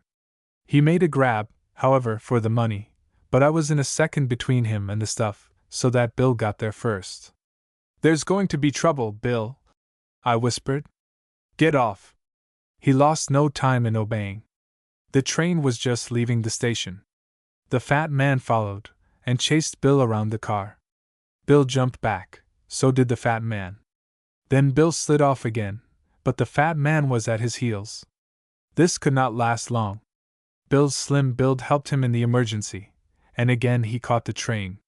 The fat man was unable to, but the conductor backed the cars and took him aboard. "Where is the tramp cowboy that robbed me?" he excitedly demanded. "He jumped off as you got on." "I wouldn't mind the loss of the money," he said, "but the idea of being swindled out of it by such a cowboy-looking kind of tramp breaks me all up." Where was Bill? In the sleeper was a smooth-faced young man who had taken off a cowboy suit of clothes, put on a brand-new suit of black broadcloth, gold eyeglasses, clean-shaved face. This preacher-looking fellow soon came into the car where the big man and myself were talking over the loss, and sat down near us. I was busy pumping the sucker to see if he had any more money. "Why, anybody can play that game," he said, and of course I remarked. "The dealer, though, has every advantage, as he has 2 cards to your 1. If I had some cards, I would show you how it is done." That was enough for the preacher-looking man, and slipping back into the sleeper, he procured some cards and dropped them down into one of the seats near me. I saw them and picked them up, observing, "I believe these are the same cards." The sucker looked at them and declared that he believed they were. I began playing the cards, but the fat fellow said, "You are pretty good, but you can't handle them like the cowboy did." "It wants practice," I said. I practiced on, when up stepped the preacher-looking, gold-glassed individual, saying, "I'll bet you $1 I can guess the card." "Oh, I don't want to bet with any boy preacher," I said. "I'm no boy preacher. I'm studying to become a priest. You'd better keep that $1, that's my advice." I was only waiting for Bill to put a mark on the card, which he soon did while I went back to get a drink. As I came back, they all began to laugh at me, and the big fellow said, "Any fool could tell the card the way you throw them." Then I pretended to get mad, so I offered to bet $2,000 that no man could turn the right card. The priest spoke up. "I'll bet you $200 in gold that I can do it." "Put it up," I said. This made the sucker crazy, for he was so anxious to get even that he pulled out and counted down $860. But I would not bet less than $1,000. There was a little man standing near who offered to loan him the $140 to make up the $1,000, when Bill turned and said, "I'll bet you $500 that my friend, the big man, wins." Talk about monumental gall. I thought then that calling the fat man his friend, who a few moments before had been chasing him around, ready to kill him, was about the grandest specimen of sublime impudence that I ever saw. The big fellow turned the card, and lost as usual, and the little man looked at me, then at the fat man, as much as to say, "You 2 rascals are partners." He took the priest aside, who was no other than Canada Bill, and assured him that he was positive of this fact. I won the money, and there was no kick. Close calls. I never will forget the night that Canada Bill and myself were on the Michigan Southern Road, where we had been working for some time, and finally shaken down a man for $1,200. He telegraphed ahead for a warrant to arrest Canada Bill, and I knew that Bill would have to hustle, as the cars would be searched. I hurried him into the sleeper and found a top berth that was empty, while a lady occupied the lower. Her dress was laying in the top berth, and she was fast asleep in the lower one. "Bill, jump into this," I cried, holding up the garment. He refused at first, but as the emergency was desperate, at last consented, and tying a handkerchief around his head, his face being as smooth as a baby's, made as fine a looking woman as you would want to see. Along came the officers with the conductor and lantern, and searched all the berths in the sleeper. But as soon as they spied the two ladies in the two berths, upper and lower, they apologized and hastily withdrew. When I was asked where Bill was, I informed everybody that he had gotten off, and I feared was seriously injured. Reaching Detroit early in the morning, Bill managed to escape from the cars unnoticed, and I got out at the depot as if nothing had happened. Another time, on the Missouri Pacific from Kansas City to St. Louis, Bill and I succeeded in beating a Jew out of a few $100s. He was a gamey little hook-nosed son of Abraham, and, like all the rest of his class, loved money as a duck does water. So when he was on the platform he drew a pistol from his hip pocket, and resolved in an instant to die, thinking, no doubt, it was preferable for a Jew to be dead, rather than penniless. Placing the muzzle to his mouth, he pulled the trigger. A flash, loud report, when all the passengers rushed out to see what had happened. The Jew lay on the platform, bleeding at the mouth. We straightened him up, held over his head to spit out the blood, when out dropped the bullet. 2 of his teeth were gone, which must have checked the speed of the bullet, as it had found lodgment in the rear of his mouth. Of course he didn't die, but he had a close call. Bill and I made a good deal of money one night going up on the cars from Jackson, Miss, to Vicksburg. The suckers began to kick, and I saw trouble ahead, so I told Bill to hustle into the sleeper, but he sat still. I went on into the smoking car. A large man grappled Bill, and pulling a long bowie knife, demanded every dollar he had won, and the watches. The conductor hurriedly called me, and grabbing my Betsy Jane, I rushed back just in time to knock one of the men senseless with the butt end of the weapon, which I drew on the rest and held them at bay. This was long enough to allow Bill a chance to reach the platform, pull the bell cord, and jump off. I was not long in following, and that, too, was too close a call to be styled pleasant. A euchre hand. One evening I played a game of euchre on the Grand Republic with a sucker. I gave him a big hand, and told him I could euchre him. He offered to bet $100, and I bet him $500. Up went the money, when down came the clerk, who I knew would stop the game. But quickly giving my hand to my partner, I rushed up and grabbed the clerk, good-naturedly holding him until Bill had all the stuff taken. The clerk made a holy howl and a terrible kick, but I gave him the laugh, telling him that if he made me give up the money it would be taking the bread and meat out of my mouth.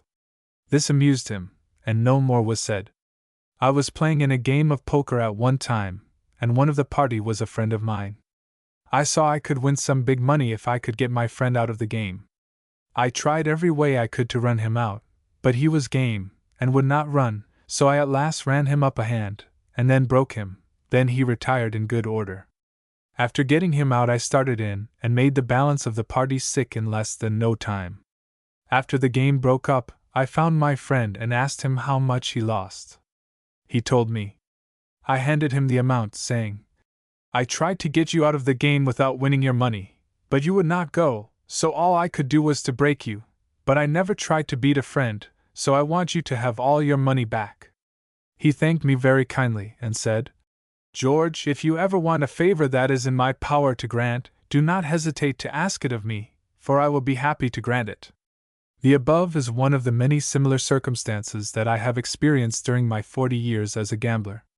I always loved to play a social game with my friends, for a small limit, and I never took any advantage, unless it was for a joke or to run a friend out, and then I would return all I had won.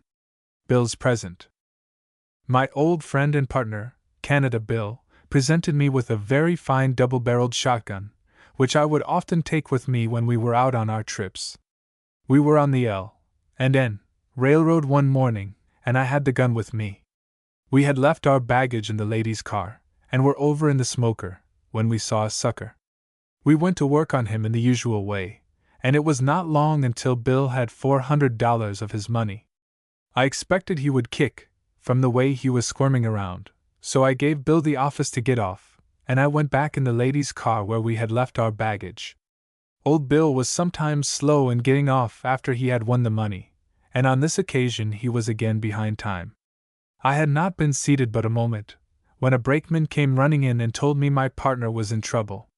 I jumped up, grabbed my shotgun, and started for the smoking car, and I did not get there any too soon, for the $400 sucker had Bill crouching in a seat, and was standing over him with a big gun covering him. He had given Bill but 2 minutes to give up the money, and Bill had out his roll counting her out. I rushed up, struck the big fellow with the new gun on the side of the head, and knocked him senseless. His big gun dropped on the floor. I picked it up and stuck it in my pocket. Bill lit out as soon as he could get out of his seat, and left me to look after the big fellow on the floor.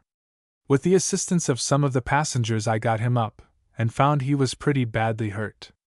I told him I was sorry I had hit him, but I thought he was going to kill the old fellow.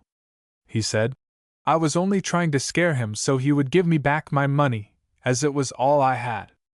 I could not have shot him if I had wanted to, as the pistol was not loaded." I pulled out the old thing, and sure enough there was not a load in it. I asked the fellow what business he was engaged in, and he told me he was a ship carpenter.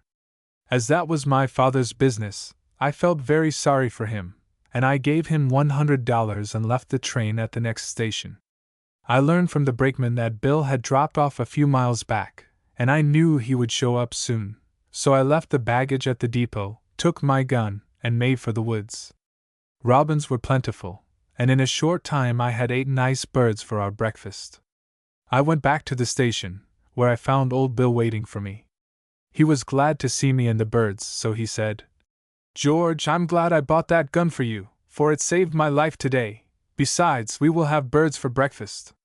I replied, "Yes, Bill, that was the worst fellow you ever met. He would have killed you, sure, with that big gun. Good luck." Canada Bill and I went over from Canton, Miss, to Vicksburg at one time, to catch a boat for New Orleans. We met all the boys, and had a good time while waiting for a boat. The Meter boys, Jesse and Aud, had fitted up very fine faro rooms but a short time before our visit, and they were very glad to see us. Jesse wanted to buy all the wine in Vicksburg for me, for he knew I was a good producer. After he had expended about $50 for wine, he invited me to go down and see their rooms. He did not ask me to play. He said, "Just come down, George, and see our new place." I went down and took a survey of the house, and then I was introduced to the faro table, where Aud was doing the honors. They knew well I could not see a bank in full blast without changing in. I told Aud to give me $100 worth of checks and I would try my luck in the new house. I got the checks, and they gave me a front seat so that I could bet all over the layout if I so desired. On the first deal I won out about $400. Aud shuffled up again with a great deal of care, and I started in again. I played 3 deals, and then looked up at Aud saying, "This is too much of a seesaw, and I guess I will quit, for I don't want to miss that boat." I cashed in my checks, and I had won just $1,900. Some of the boys laughed, but Jesse and Aud looked as sober as Mose Wilson used to look when he was on the police bench saying, 30-50. The Meter boys were game to the backbone, and although they could not laugh with the other boys when I made my first play in their new house, they did ask me to have some wine, and gave me a very pressing invitation to come and see them again, for well they knew my luck would change, and then they could laugh as heartily as any of the boys.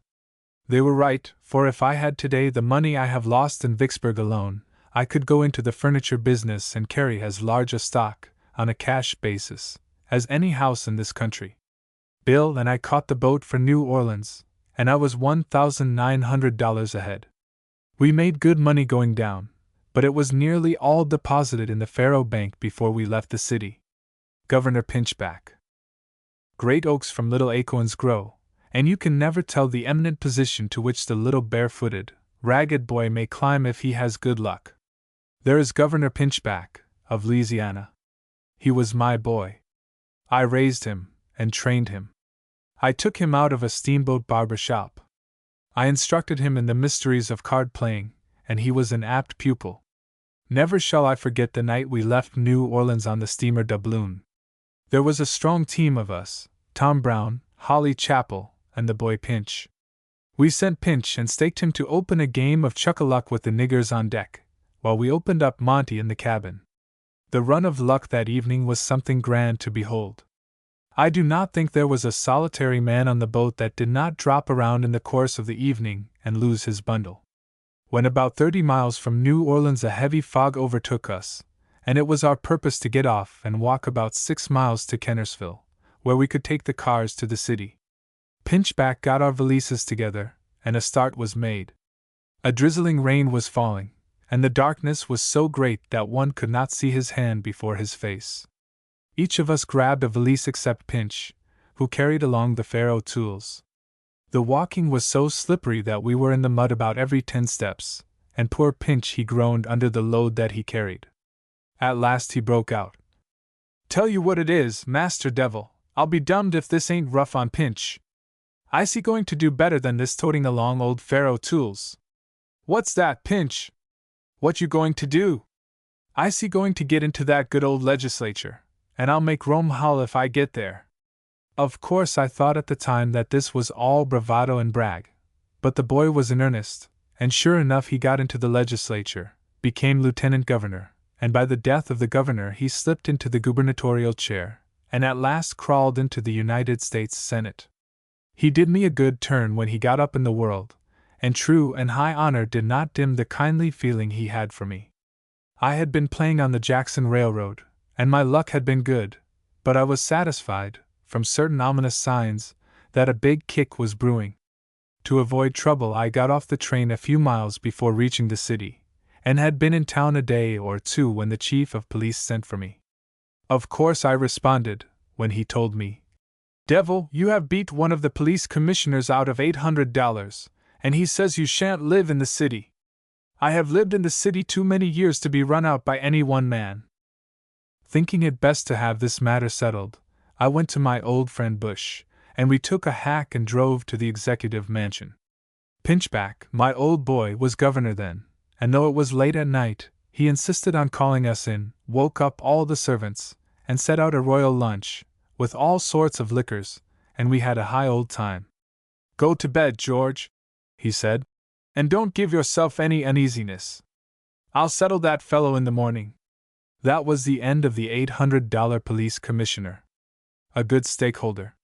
Sherman Thurston, my old friend, is dead. He has passed in his checks, shuffled his last cards, dealt his final layout, and been gathered to the gods. He was an honorable, great-hearted man, and I can recall the time when no living man could do him up in a rough-and-tumble fight. Cowboy Tripp was once doing the playing for me on the Missouri Pacific Railroad, and as I saw Sherman, I said to him, "See that conductor? I've got a little game going on here, and a first-class sucker in tow. Now the conductor is watching us very closely, and as soon as he sees him put up his money, he will walk up and stop the game. What I want you to do is to go and sit alongside of him, and entertain him until the lawful proceedings are over." Tripp opened up the game, and the sucker put up his stuff, and sure enough the conductor made a rush to stop the game. But Sherman grabbed him by the waist and held him as you would a baby, and kept on talking all the time, telling him not to have any fuss, that he didn't want to see any trouble, etc. Sherman Thurston was the best stakeholder in America. He was death to coattail pullers. He had a way of acting as if he was in a terrible passion, and coming down on their feet with a stamp that made them lie quiet. Sherman was a man of hard sense and native resources that rendered him ready for any emergency. Once when we had won some money from a man, he began to raise a fuss and carry on like one bereft of reason. Sherman humored him. He locked him up in the car, and told everybody that he was a lunatic that he was removing to the asylum, to keep away from him, as he was dangerous and entirely irresponsible. Then when the fellow got too noisy, Sherman went and said, "See here, old fellow, you had better keep still, for gambling is a penitentiary offense in this state, and you are just as much implicated as the man who won your money." That settled it, and the man quieted down as mild as a pet lamb. She kissed me. A woman's heartrending shriek rang through the cabin of the steamer Huntsville one afternoon, as she lay taking in wood.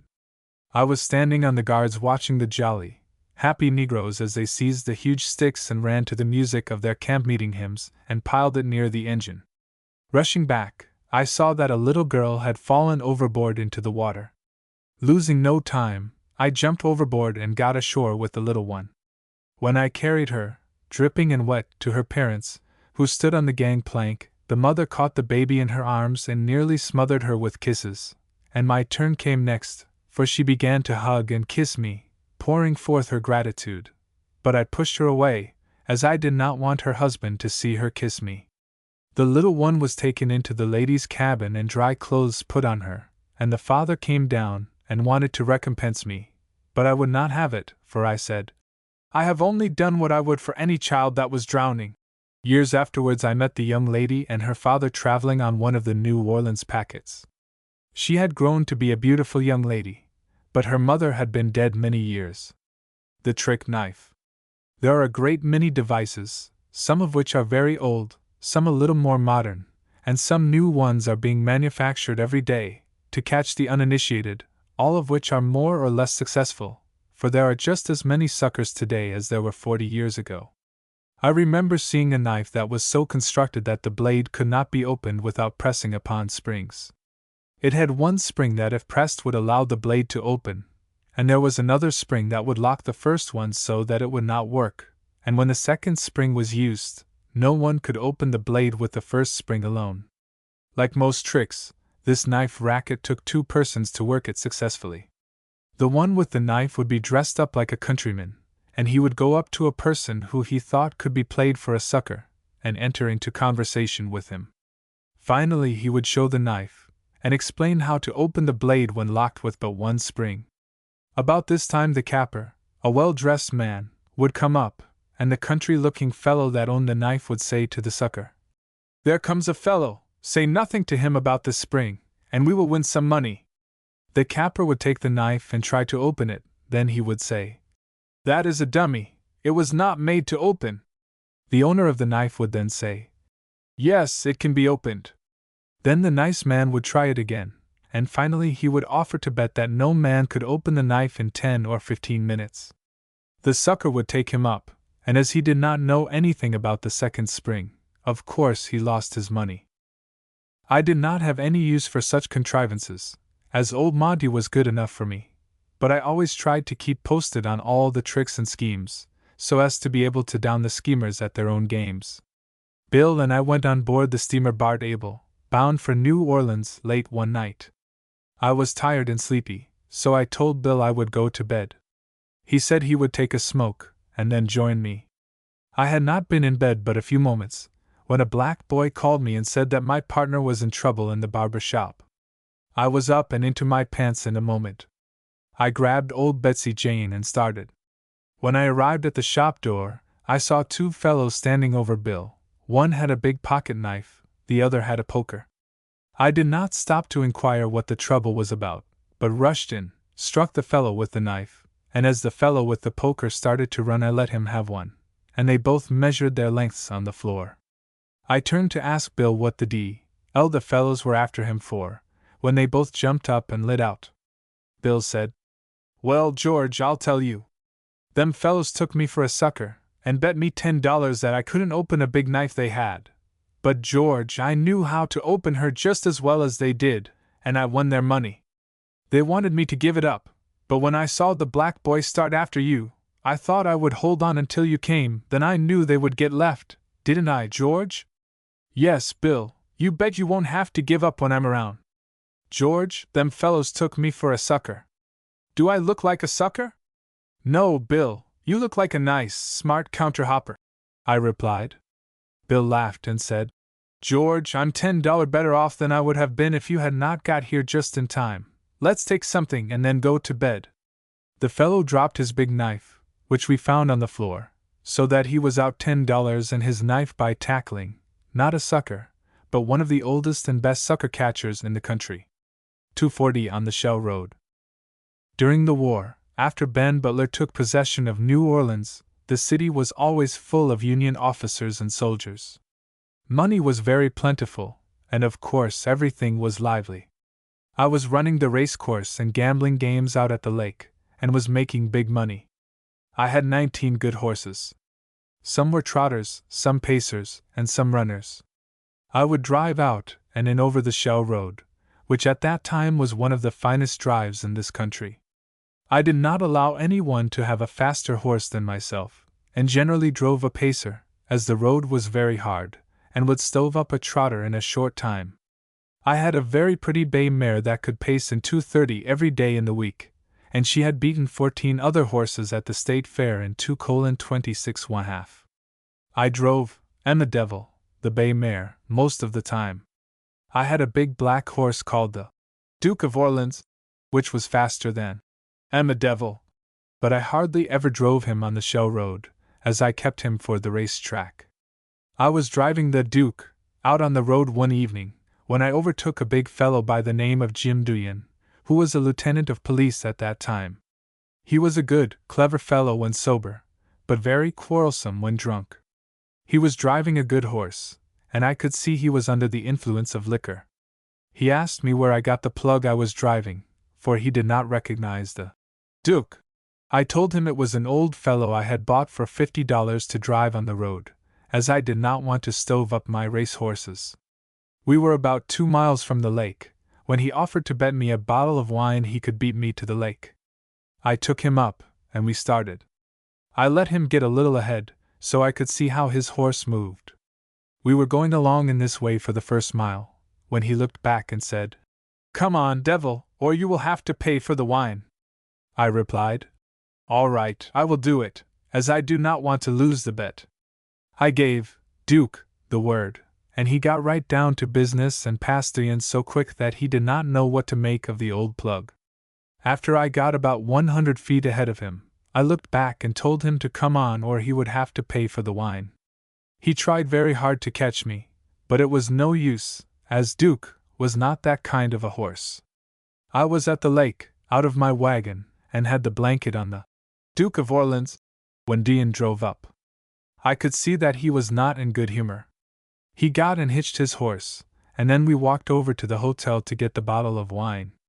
I began laughing at him, and wanted to know what he thought of the Duke as a $50 plug, when he let drive at me. I ducked my head, and he hit it a pretty hard lick. I started for him, but some of the officers jumped in between us and put a stop to the fight, and in a little while he apologized and we were drinking together. I could have whipped him, for I was in my prime at that time, but I was glad they separated us, as I did not want to have any trouble with the police. While we were drinking and talking about the race, a great big colonel of a New York regiment, who was pretty drunk, spoke up and said, "I can whip any man that will do anything to Dean." I knew he had reference to me, but the room was full of shoulder-strapped fellows, and I did not want any of his chicken pie just then, so I paid no attention to his remarks. He kept on with his abuse, and I was just itching to get at him, but knew I would not stand a fair show unless some of my friends should drop in, which I expected they would do before long, as it was a little early for the town boys. In a short time a friend of mine, by the name of Joe Summers, and a crowd of New Orleans boys came in. Then I knew I would have a fair show, so I walked up to the big colonel and said, "You are a big lubber, and can't fight just a little bit." Up went his hands, but before he could lead off I gave him one under the chin, and he measured his length on the floor. My friends were all around us in an instant, and Joe Summers said that it should be a fair fight. I was ready to give him my head when he got up, but the big lubber said, "That will do." In 10 minutes after I knocked him down we were drinking wine together, and no one would have though we ever had a difficulty. He was so big that he thought he could bluff me, but he did not know that I was about the worst man in that part of the country at that time to bluff at any game, more especially at the game of fight, for I would rather have fought than not, and I did not think there was a man living in those days that could whip me in a rough and tumble. We had several bottles of wine on the strength of our little misunderstanding.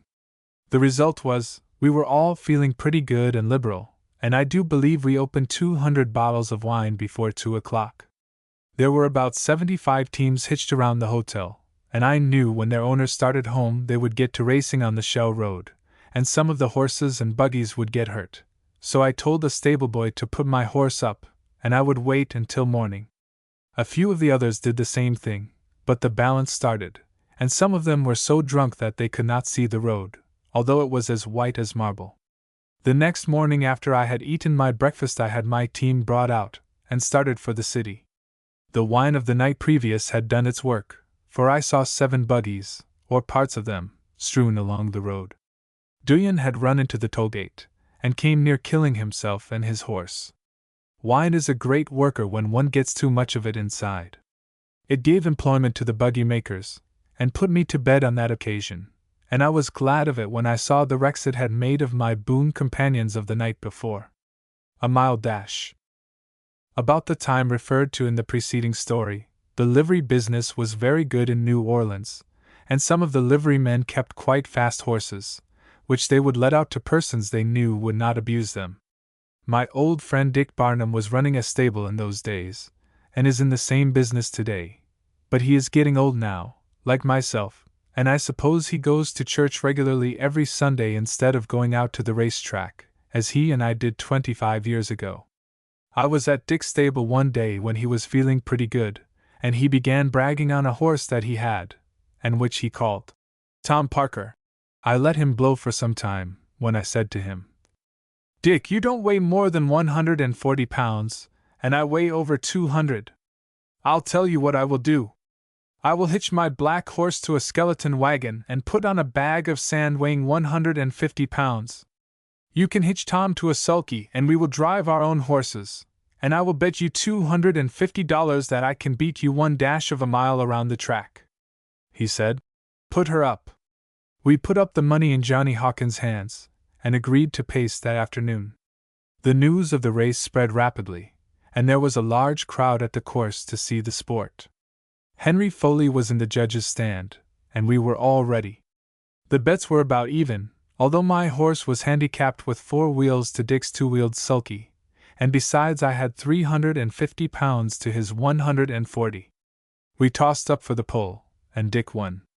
We went up the stretch and came down for the tap, but Dick wanted the best of it, and was about 10 lengths ahead when he went under the wire. I nodded to Henry, so he let us go. Dick went flying from the start, and I eased my horse around the first turn, so that when I got straightened up on the back stretch Dick was 100 yards ahead. The betting was then $100 to $5 in favor of Dick, as they all thought that I could never close up that big gap. I gave old Duke 1 cut across the back, and he went down that stretch like a racehorse, sure enough. We came around the next turn, and when I got square into the home stretch I gave the horse a war whoop, and we went past Dick so fast that he thought he was tied to the fence. I went under the wire about 10 lengths ahead of Dick, and the fellows that had taken some of the $100 to $5 bets raised the yell and kept it up until you would have thought they were a pack of wild Indians.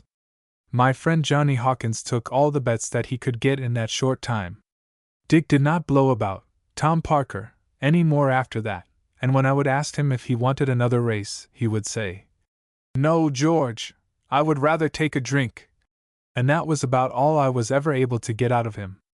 I hope to see the old fellow alive and happy the next time I visit New Orleans, for he is a good, clever fellow, and I hope he will live as long as I do, and I expect to live forever. Mule Thieves. During the time I was running the race course and my games at the lake I was taken down with the yellow fever, and was confined to my bed for about 20 days. I was about well, and had been sitting up for a few days, when my horse trainer, and a friend of mine by the name of George Leonard called to see me, and as I was feeling so much better they wanted me to go out to the track and time one of my pacing horses with a running mate. So I muffled myself up in a big overcoat, and went out. I sat in the buggy and held the watch, but when they came to ask me what time had been made, I was lying in the bottom of the buggy. They took me back to my room, and I was just as sick as I had been any time during the fever. I had the best physician in New Orleans, and he said, after I was out of danger, that if it had not been for my iron constitution he could not have pulled me through. I felt the effects of my last attack with Yellow Jack for 2 years afterward, and I am not afraid of it today.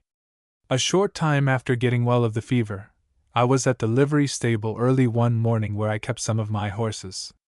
The stable was owned by my friends William and George Leonard, and they were large dealers in horses and mules. When I arrived the boys were red hot, for they had sold 20 head of good mules to some fellows the evening before, and had allowed them to put the mules on board of a little boat lying at the landing, on the promise that they would pay the money as soon as the bank opened the next day. The boys had been down to the landing, and had found that the boat and mules were gone. They wanted me to go with them and catch the thieves, so we armed ourselves with pistols and double-barreled shotguns, took a fast packet, and started. About 40 miles above the city we saw the little boat lying at the levee, but as we passed, it could be seen that there were no mules on board. We went up about a mile, and then got off and started back afoot. When we got near the little boat, we saw the mules in a pasture. We let down the fence and started to drive them out, when the fellows saw us and came off to stop us. I told the boys to take the mules and I would take care of the D thieves. They were coming with their guns out. I pulled my shotgun down on them and told them to halt, which they did. When the boys got the mules on the run up the levee, I followed them, and the thieves followed me. They ran us up into a little town, when they got out a rep levee and took the mules. We had a trial and won the case, so we put our mules on a boat, and were soon back in New Orleans. The Leonard boys get the money now before they let the stock go aboard a boat. An honorable man. Some men are the soul of honor, and if they lose a bet will walk right up to the captain's office and settle, while others are fast enough to make bets, take chances, and all that sort of thing, but when it comes to paying their losses, if there is a hole to crawl out of, they are the very men to do it. Coming out of New Orleans one time on the steamer Peerless, I was open for business, waiting for somebody to try his luck, when, looking around, I espied one of the leading dry goods merchants of the Crescent City, whose place of business was on Canal Street. He asked me the kind of game I was running, and I explained it to him, when my capper came along, and looking on, made a bet for the drinks that he could turn the jack. The capper won, and we had the drinks all around, when he took the jack and turned up a corner, taking care to let the merchant see what he had done. Then he began bantering me to bet with him. I persisted that I had the best of it, as I had 2 chances to his 1, and was dead sure to win 2 out of 3 times. The merchant had often seen me playing short cards and rouge et noir. We kept up a running conversation for some time, till at last I told him that I had never run a game I would not bet on, except this one. Then the capper offered to wager $100 that he could turn the right card. "Put up your money," was all I said, and I handed mine to the merchant. Sure enough, he turned the right card, and I unconcernedly remarked, "Well, you got her." Then the merchant wanted to bet me $100 that he could turn the right card, when I replied, "I will make just one bet with you for $500. He began going through his pockets, and only found $425, so I said, "I'll back out, as I do not know much about the game anyhow, but if there is any other game you want to be on, why, I am your man." Continuing, I said, "Any other game but this one, I will bet $10,000 on. I pride myself on betting as big as anybody." "This is the first time I ever knew of your backing out," replied the merchant. The capper then offered to bet $500, and began to abuse me. He put up his money, guessed the right card, and of course won. Things were now getting exciting, and my merchant friend was very warm under the collar, and wanted to bet me the $425, but I wouldn't have it, and said in a majestic manner, "No, sir, nothing less than a cool 1,000, as I am now a big loser." The capper offered to loan the merchant some money to make up the balance, but I would not allow it. At last he put up his watch and diamond pin, and went to turn the jack. Of course he lost. Afterwards he came to me and gave me a check for $1,000, and I returned him his jewelry and money. We stopped for half an hour at one of the landings, and he slipped off and countermanded the payment of the check by telegraph. When I presented the check at the bank I was shown the dispatch, and to this day the check has never been paid, though the merchant still does business on Canal Street. He was an honorable, high-toned merchant. My partner won. Dunlap and I got on the steamer Pargoed one evening at Baton Rouge, and seeing no one aboard that I thought was of any particular service to me, I got a bottle of wine and a good cigar and was sitting in the hall, when a coal merchant whom I knew very well in Baton Rouge came along, and seeing me said, "Devil, this is rather a slim trip for your business." Laughingly I replied, "Yes. But that don't hinder us from taking a drink together, does it?"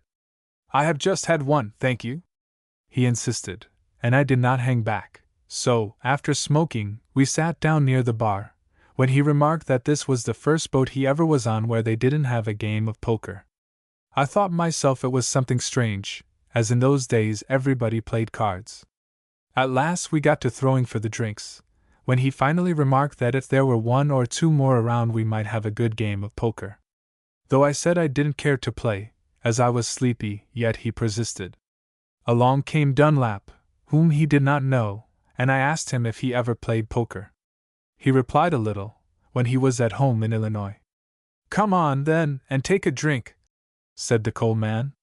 I gave Dunlap the wink, and excusing himself for a moment he went to his room, and procuring a pack of marked cards gave them to the barkeeper.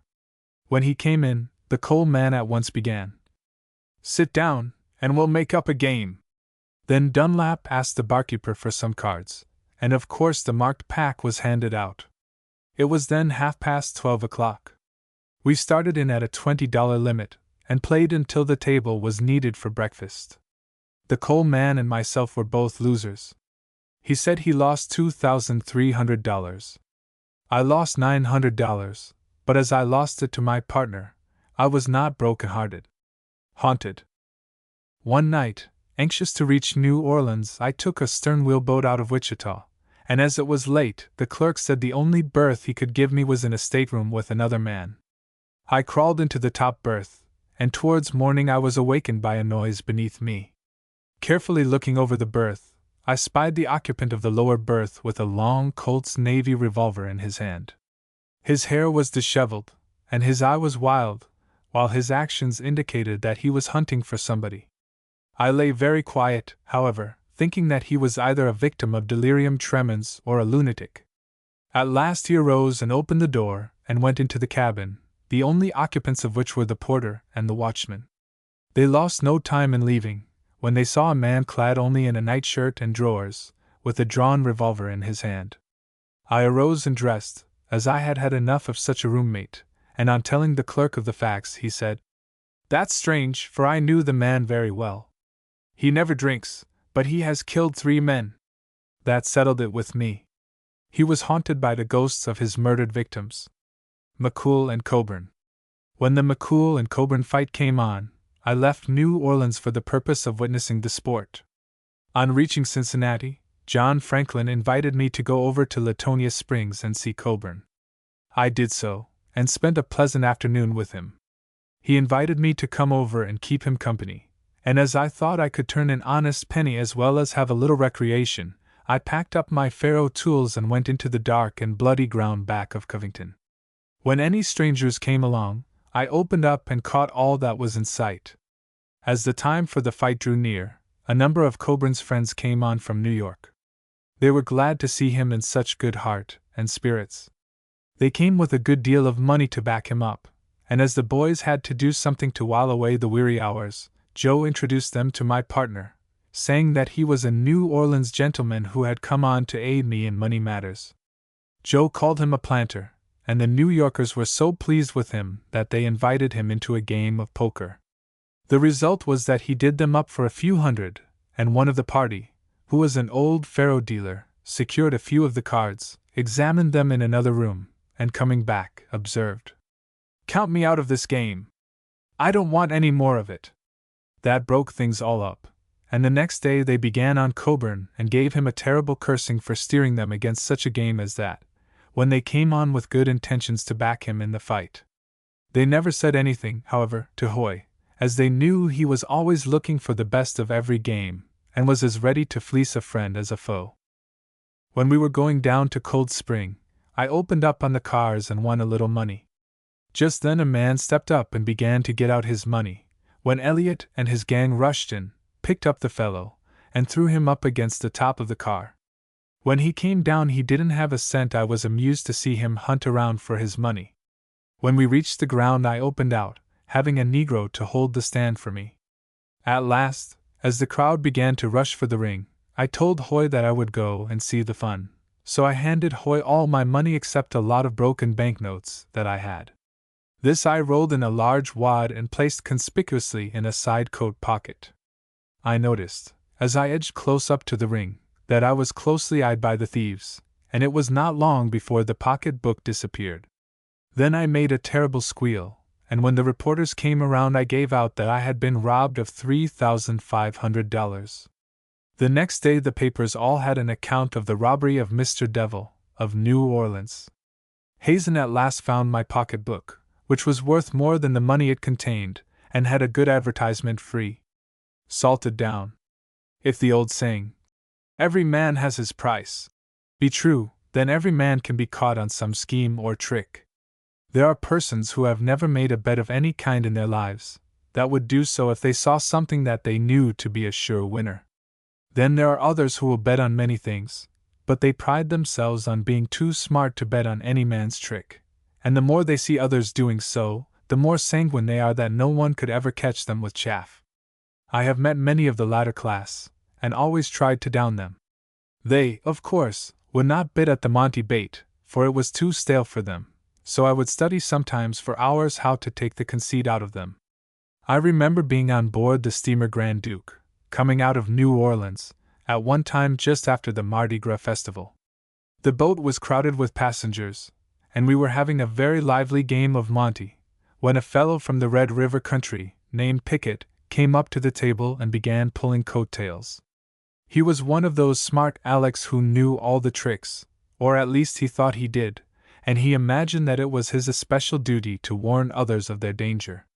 If he could not stop them with a tail pull, he would tell them not to bet, as I was a regular gambler, and would win their money sure when they thought the sure thing was in their favor, and some of them would not heed his warning, but put down their money, and of course lose it.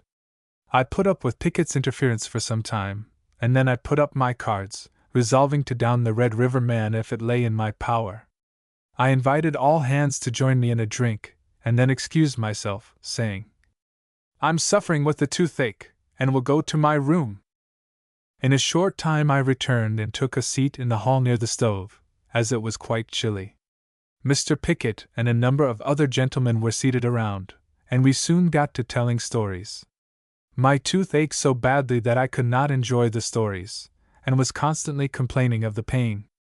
A great many remedies were suggested, but they could not be had on the boat. Finally the barkeeper recommended hot salt held on the side of the face. I asked him if he had any. He said no, but I could get it in the pantry. I got up and went for the salt. I returned in a short time with a package of salt about the size of a goose egg, which was twisted up in a piece of paper. I put it on the stove, and when it got hot I held it to my face until it cooled off, then I put it back on the stove.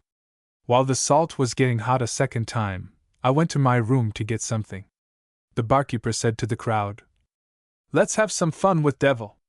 So saying, he opened the package, threw out the salt, and filled up the paper with ashes. I came back, picked up my salt, and held it to my face. Pickett asked me if it was doing my tooth any good. I told him I thought it was. Then they all laughed at the idea of hot salt being good for the toothache, and Pickett said, "Devil, do you know that when salt gets hot it will turn into ashes?" "No, I don't." "What do you take me for?" "You must have been drinking," I replied. They all laughed again, and Pickett spoke up, saying, "I don't believe you have any salt in that paper." I set the package on the stove again, and replied, "You must take me for a d fool, sure enough, but you don't look like you had any more sense than the law allows.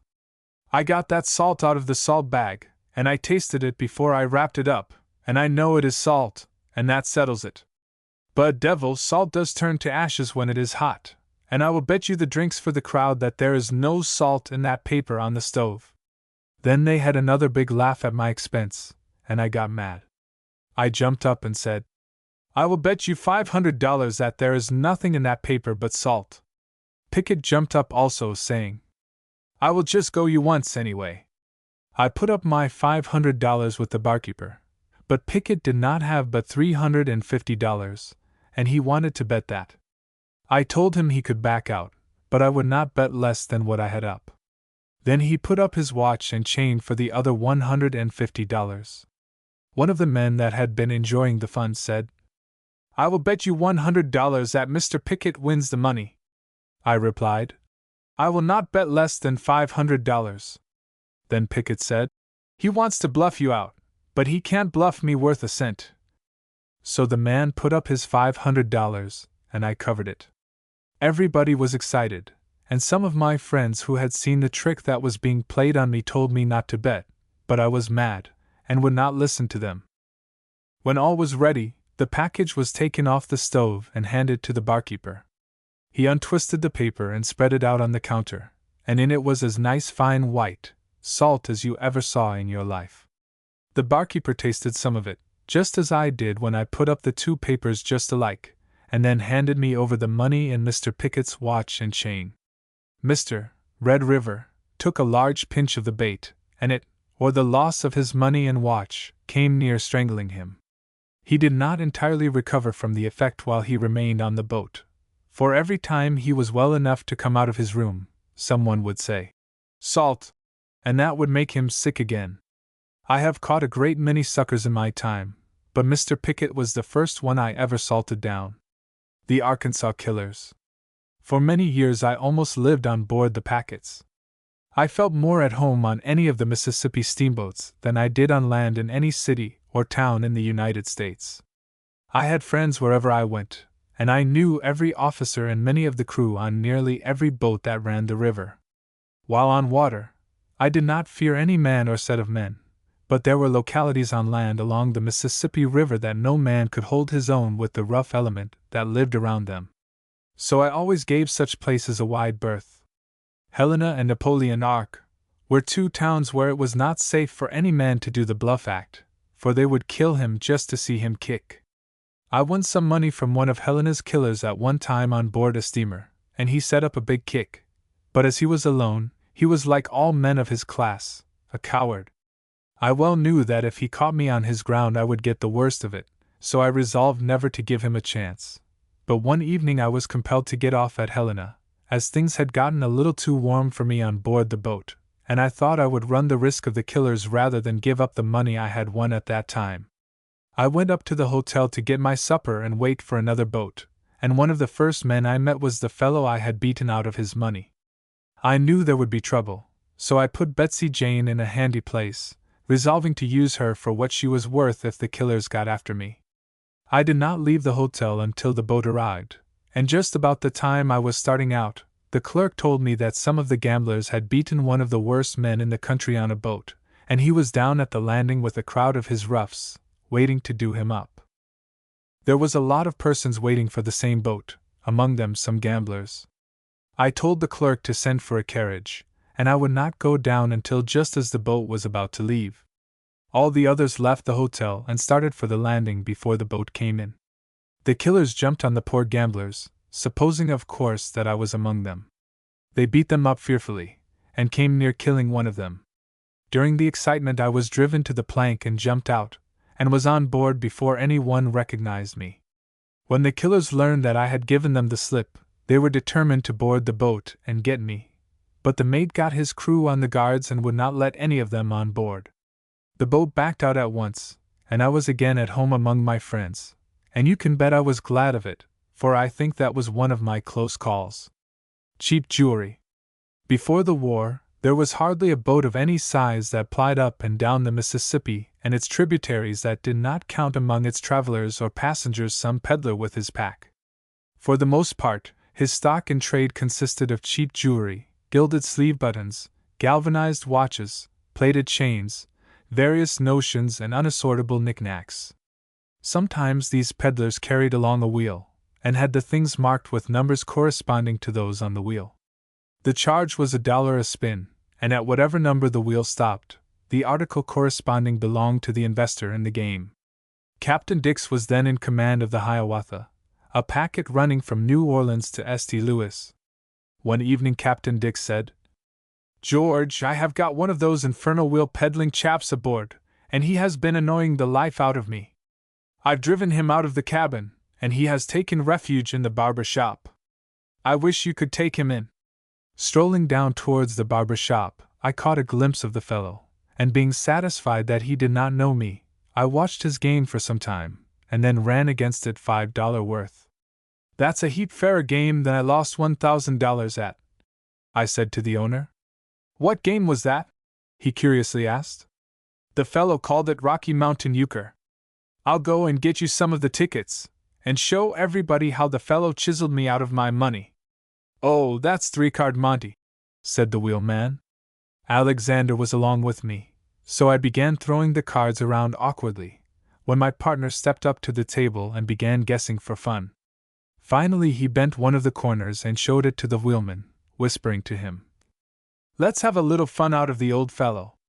Alec told me to mix him up, and offered to bet the drinks that he could turn up the old woman. "I've got 2 chances to your 1," I replied, "but I'll go your." He turned the wrong one, and I laughed, as did the wheelman. Alec then began blackguarding me, saying that I dare not bet on it, that he did not believe I had any money, till at last I pulled out a bundle that made the wheelman look wild.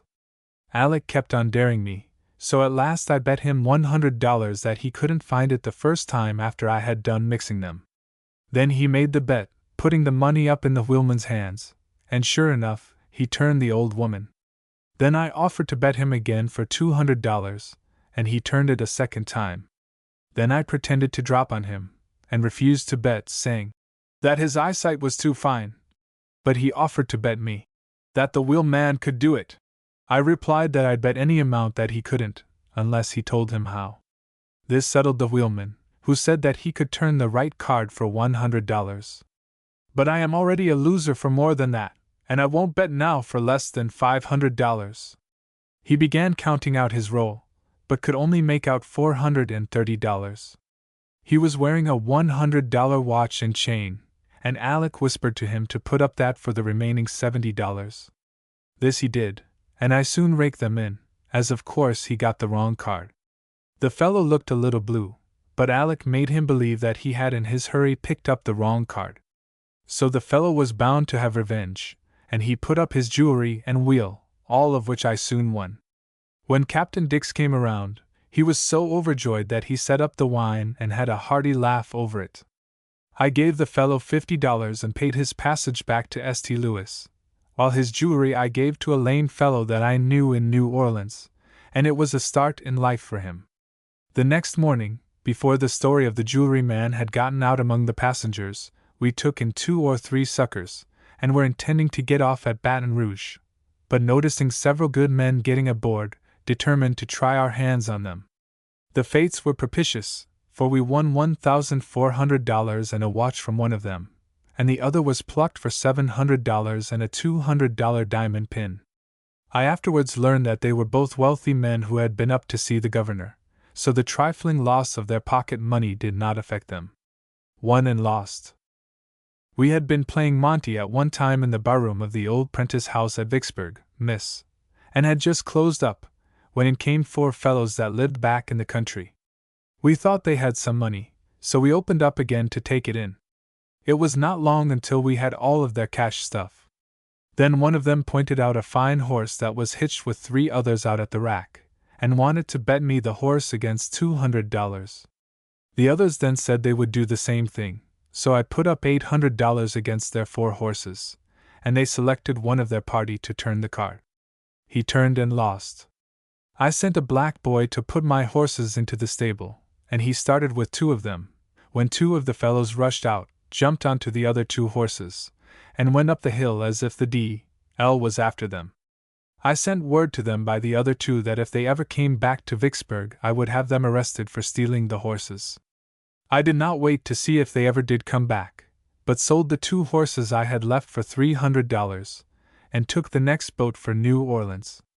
There was a poor woman with 6 children on board the boat, and she did not have any money to pay her passage, so we passed the hat around, and every person on the boat that was told about the poor woman chipped in something, except one stingy fellow. We took the money to Captain Leathers, as we were on his boat, but he refused to accept 1 cent for her passage, and told us to give the money to the woman. He gave her a stateroom, and treated her as if she was paying full price for her passage. After the poor woman and her children had been taken care of, we opened up Monty, and one of the first fellows we caught was the man who would not chip in to help the poor woman and her little children. We downed him for $800, and he kicked like a government mule. He went to the captain, who had been told how mean he had been, so he got no sympathy from him or anyone else. The passengers called him Old Stingy, and asked him if he was not sorry he had not given something to the woman before he lost his money. It always did me a great deal of good to down a stingy man, for I knew he would soon have more, even if he had to starve himself to get it. Detectives and watches. Tripp and I were playing the trains on the Missouri Pacific Railroad at one time. We had been out on the road, and were on our way back to St. Louis, and had got away with all the suckers on the train. I was enjoying a smoke in the sleeper, when a nice-looking gentleman came in. I offered him a cigar, telling him I was in the tobacco business at New Orleans. We talked cigars, tobacco, etc. I learned he was a United States detective from Arkansas, on his way to Washington City. While we were talking and smoking, in came Tripp dressed up like a cowboy. He told his story, and finally caught the fellow for $1,000. The detective did not do any kicking until we got to St. Louis. Then he went to the chief of detectives, who was at that time a Mr. Horrigan. He told the chief how we had robbed him, and wanted us arrested. Mr. Horrigan was a sensible man, and knew that the sucker expected to win our money, or he would not have lost his. So he told him that his experience was worth what he had lost, and that he had no time to hunt up gamblers. The detective went on to Washington City, a sadder but a wiser man. I always enjoy taking in detectives, for they think themselves too smart to be caught. They are but human, and like other mortals can be landed for suckers if the bait is good and nicely handled. At another time on the same road we met a new conductor, or at least we supposed he was a new one, as he did not know us, or we him. When we started to play our game he broke back to the sleeper, and I found out from the porter that he went to the superintendent, and told him here was a lot of gamblers in the smoker, and asked him what he should do. The superintendent was something like Mr. Horrigan, the chief of detectives of St. Louis, for he told the conductor to look after his train and let the gamblers look after the suckers, as he did not care if they lost all their money, for they would not bet if they did not expect to win. I inquired the name of the superintendent, for I thought he must be a brother of Mr. Horrigan, but his name was different. We downed several fellows. The conductor looked on, but did not say a word.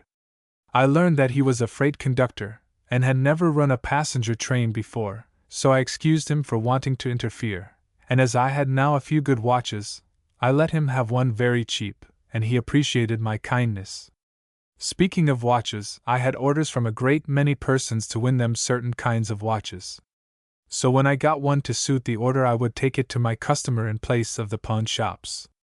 My old friend, Simon McCarthy, of Indianapolis, had given me an order to win him a good watch. So one day, going into the city, I downed a gentleman for some money and his watch. When I got to Indianapolis I went to see Simon, and told him I had a watch I thought would suit him. He looked at it, and when he opened the back case he threw up both hands and said, "Why, George, this is our mayor's watch. Where did you get it?" I told him I won it coming in on the train, and described the man. He told me it was the mayor, and advised me to return it to him. I learned where he lived, went to his house, rang the bell, and asked to see the mayor. He came out to the door, and I handed him his ticker. He asked me to come in, and told me to say nothing about it, and if he could ever do me a favor he would do so. I did a good thing for myself that night, for it was but a short time after that until I was arrested and taken before his honor. He let me off with a big fine, and after my prosecutors were gone he remitted the fine, and we then had a drink together. I wanted to return what little money I had won from him, but he would not receive it, saying it was well invested. Fights. Before the time of railroad in the West, the steamboats on the Ohio, Mississippi, Missouri, and other rivers carried a great many passengers, as it was the most pleasant and rapid mode of travel in those early days. I was on board of some watercraft nearly all the time for 40 years of my life, and during that period met with a great many rough characters. I believe that I can truthfully say I have had more fights in the cabin and bar of steamboats than any other man in this country. I never tried to pick a fuss with any man, but in my business it was very hard to avoid them without showing the white feather, and in those days there was no such tint in my plumage. The officers did not like a fuss on their boats, but most of them had rather see a fellow fight than to take an insult, and I cannot call to mind just now a single case, in all my many fights, where the captain of a boat blamed me for licking my man. But I do remember some good old captains who would rather see a fight than eat when they were hungry. I always carried the very best pistol that could be bought for money, and had one that I called Betsy Jane, for which I paid $100. I never wanted to turn her loose, for I did not want ever to kill a man. I only used her as a bluffer, and she has often responded to my wants successfully. I was on board the steamer Kate Kinney coming down the Missouri River at one time, and had won a great deal of money. One big fellow lost $700, and I could see he was very mad about it. He would go to the bar and take a big drink, and then come back to the table. Finally he got himself nerved up pretty well, so he said to the bystanders, "I have a d notion to kick that table over and break up his game." I replied, "It will do you no good to kick the table over, as I have caught all the suckers, and am now going to quit and take a drink." I started to the bar, and invited all hands to join me. The big fellow followed, but would not take a drink. I could see he was sizing me up, and I knew he wanted some of my mutton, so I said to him, "We have all had a drink but you, won't you join me?" He replied, "I can buy my own drinks, and you can go to H.L." I did not reply to him, but walked out into the cabin. He followed me out, for he knew he had me afraid of him by my not resenting the insult. He got up pretty close and said, "If you did get my money, I can lick you." I told him he had better find an easier fight, when he let fly at me. I was on my guard, caught his lick on my arm, and then I lit into him, and we had it rough and tumble all around the hall. We came near upsetting the stove, but I had him whipped in about 2 minutes, and he squealed like a pig under a gate. At another time I was coming down the Missouri River from St. Joseph to St. Louis, and had beaten a fellow out of $40. He was a rolling mill man from St. Louis, and I found out he could hit a pretty hard lick.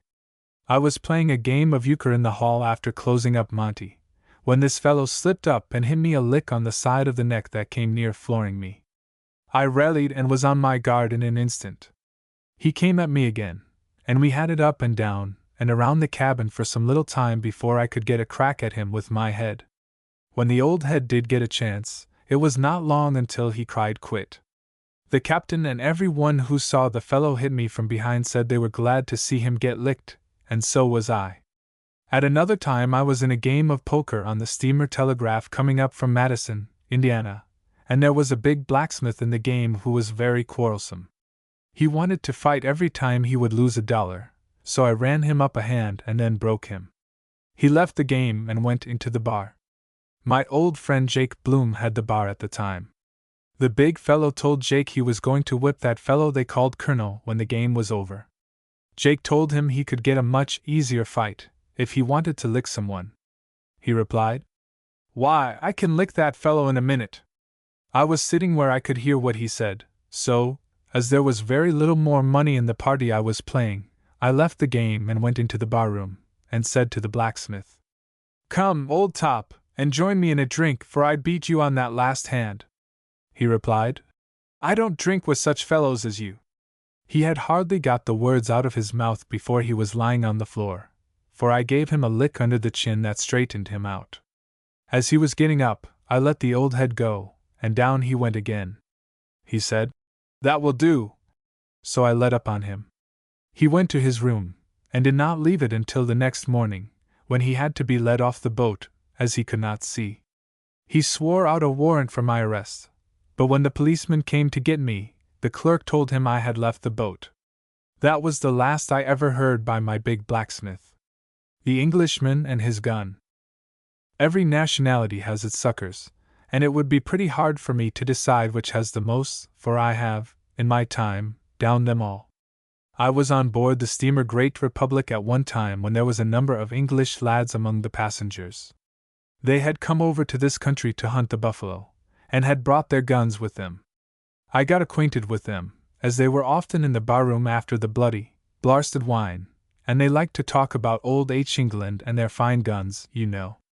I got one of them to show me his gun, and I think it was the finest piece I ever saw. Each gun had 2 sets of barrels, and had the owner's name engraved on it, inlaid with gold, and not one of them cost less than $500.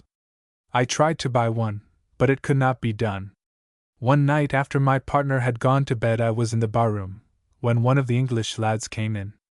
He had been in bed, but got up to get a blarsted drink, and he invited me to join him, which I did, and then I insisted on him joining me in a small bottle. We drank 3 bottles, then I excused myself, and sent for my partner to get up and come to the barroom. I then began telling the English lad about a new game, and finally I got out the tickets and was showing them, when my partner came in about half asleep. He, like the English lad, had been in bed and had got up to get a drink. He invited us to join him, as he did not like to drink alone. We accepted, and as the lad was feeling pretty good by this time, he could not let a gentleman treat without returning the compliment, you know. My partner and the lad got to guessing for fun, and then proposed to wager the wine. I lost a bottle, and so did my partner. While we were drinking, my partner put a crimp in the baby ticket, but took good care that the English lad saw him do it.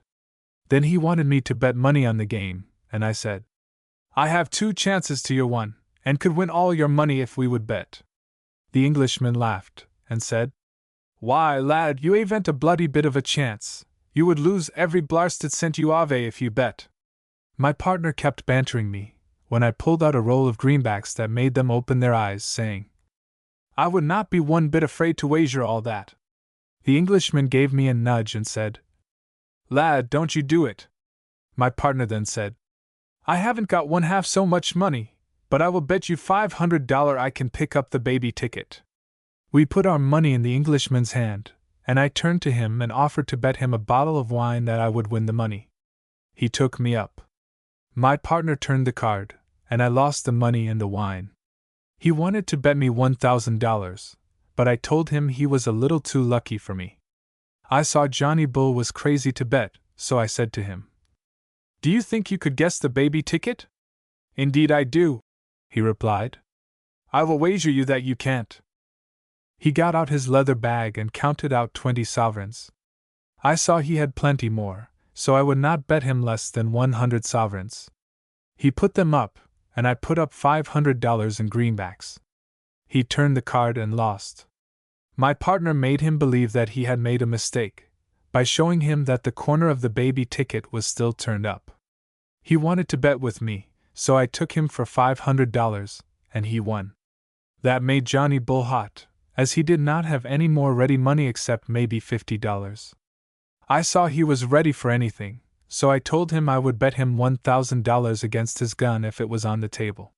He jumped up, went to his room, and soon returned with his case. He unlocked it and showed me his gun. I put $1,000 in the barkeeper's hands, as I wanted to get the gun where he could not snatch it and run, as I expected he would do, if I gave him a chance. I mixed the cards, and he went for the baby, but he must have been excited, for he missed it. It was fun to see him. He looked at the cards, at me and my partner, then at his gun case, but it was behind the bar, and he could not get it.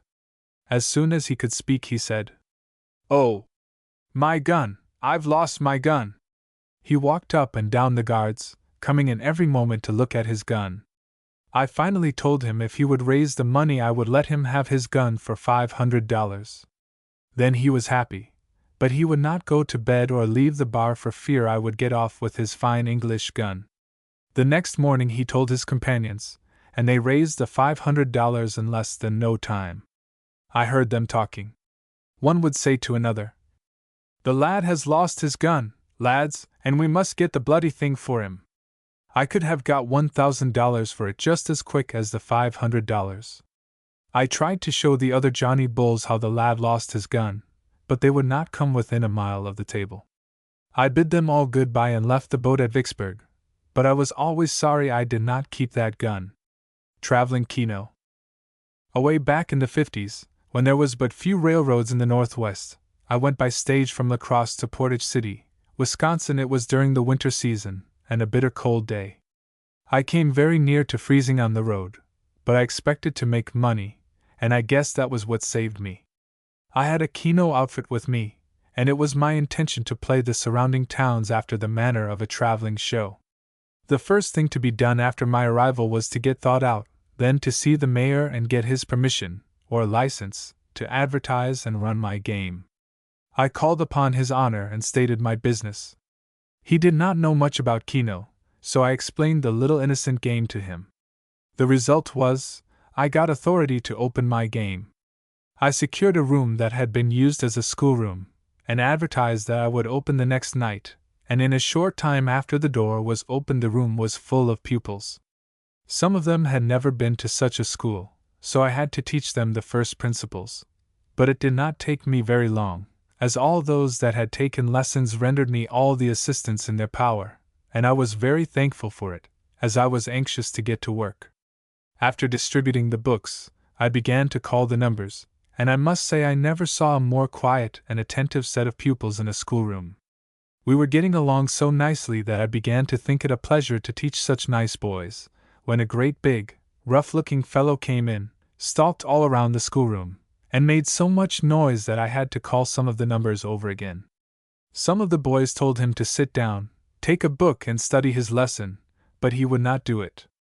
I saw he was a bad boy, and would not let the other boys alone, so I spoke to him very kindly, telling him to sit down, and see if he could not learn something, but he was one of the worst boys I ever saw, for he told me to go to H.L., and he would do just as he pleased. I remembered when I went to school how my teacher used to serve me when I was a bad boy and would annoy the other boys. So I told the scholars we would take a recess for about 20 minutes. They all threw down their books, and most of them went out to play. During recess I walked up to the bad boy and said, "You are a very bad boy to come in here and annoy my pupils, and you deserve a whipping." He replied, "You are not man enough to whip me." That was all I wanted him to say, so I let fly and gave him a good one on the jaw, and then I kept it up, until he cried worse than I ever did when I went to school. He got out of that schoolroom faster than he came in, and then I called order and went on with my duties just as if nothing had happened out of the regular order. I remained in Portage City for some time. My pupils liked me and paid their tuition promptly. Some of them paid much more than they could well afford, but they did it voluntarily. I went from Portage to Madison, where I had a good game, but I had to whip a fellow the second day, and in fact I had one or more fights in every town I went to, for there is nearly always some big bully in a town or city that has whipped someone, and he thinks that every one is afraid of him, and he can do just as he pleases. But they found out that they could not run me on my Keno business. A bullfight. The steamer John Walsh was on an upward trip, 2 days out from New Orleans. A crowd of gentlemen were gathered about the bar, punishing wine at $5 a bottle. With flushed faces, jocund laughter, and the incessant pop of the champagne corks, the time flew unheeded past. The barkeeper smiled when at the little window of the bar the ebony head of a stalwart Negro appeared. "Say, boss, gimme some whiskey."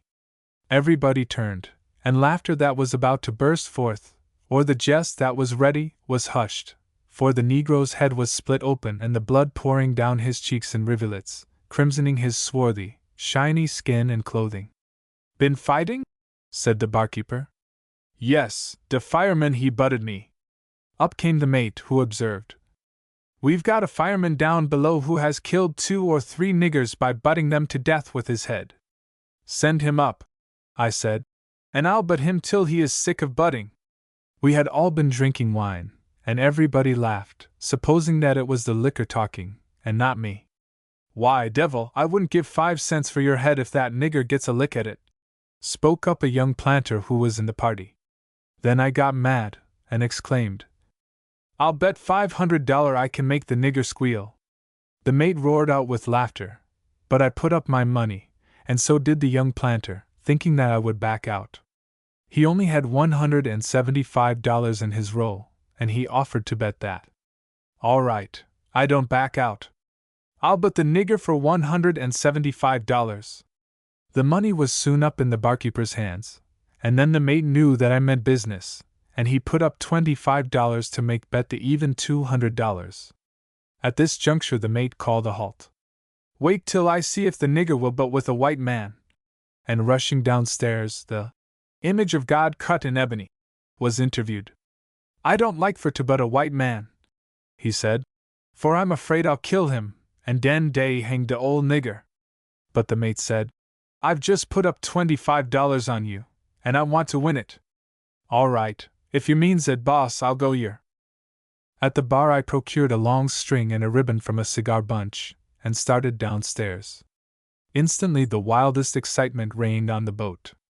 2 of the deckhands stood guard at the foot of the stairs to keep the crowd back, and the hurricane roof and boiler deck were thronged with an eager and excited crowd.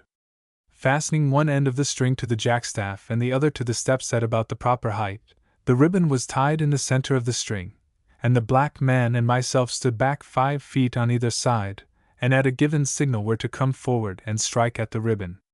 Then the passengers said it was a shame to let that nasty nigger but that nice white man to death, but as there were no S.P.C.A. officers aboard, the game went on. The deckhands all rolled up their eyes and looked at me as they would at a corpse.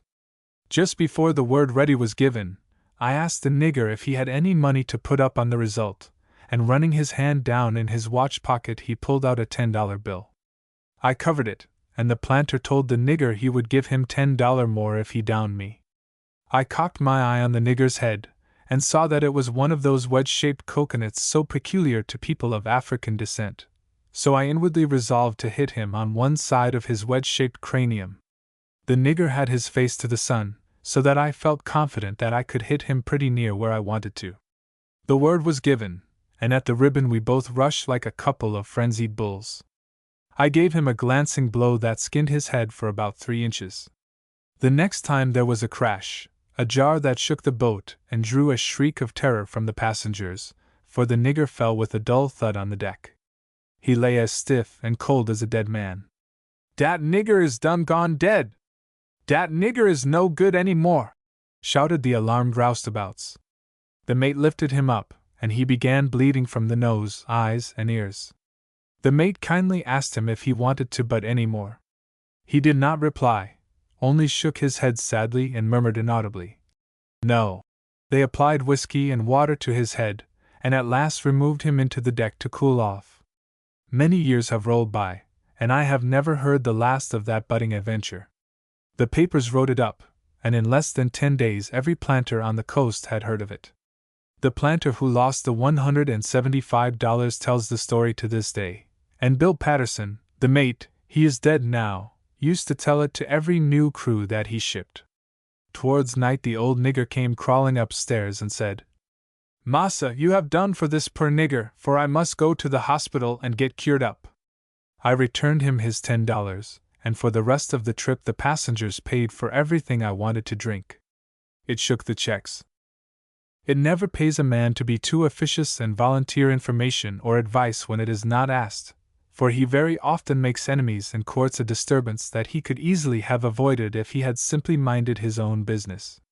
Some 7 years ago I attended a fair at Cynthiana, Kentucky, and opened out a gentleman's game in the Smith Hotel barroom. There were a number of sports from Louisville and Cincinnati present, and everything was moving along lively, and as decorous as a funeral, when some of the Paris and Louisville boys indulged in a scrimmage and were arrested. Everybody left the hotel and went to see the result of the trial. I sat near the judge, and when the evidence was all in I whispered to him to fine them $10 each. This he did, and as we were leaving the courtroom, I noticed that a big fellow from Paris, Kentucky, regarded me with very sour looks. After supper I opened up my game, and in he came, and going to the barkeeper, whispered in a tone of voice loud enough for me to hear, "I am going to whip that dealer."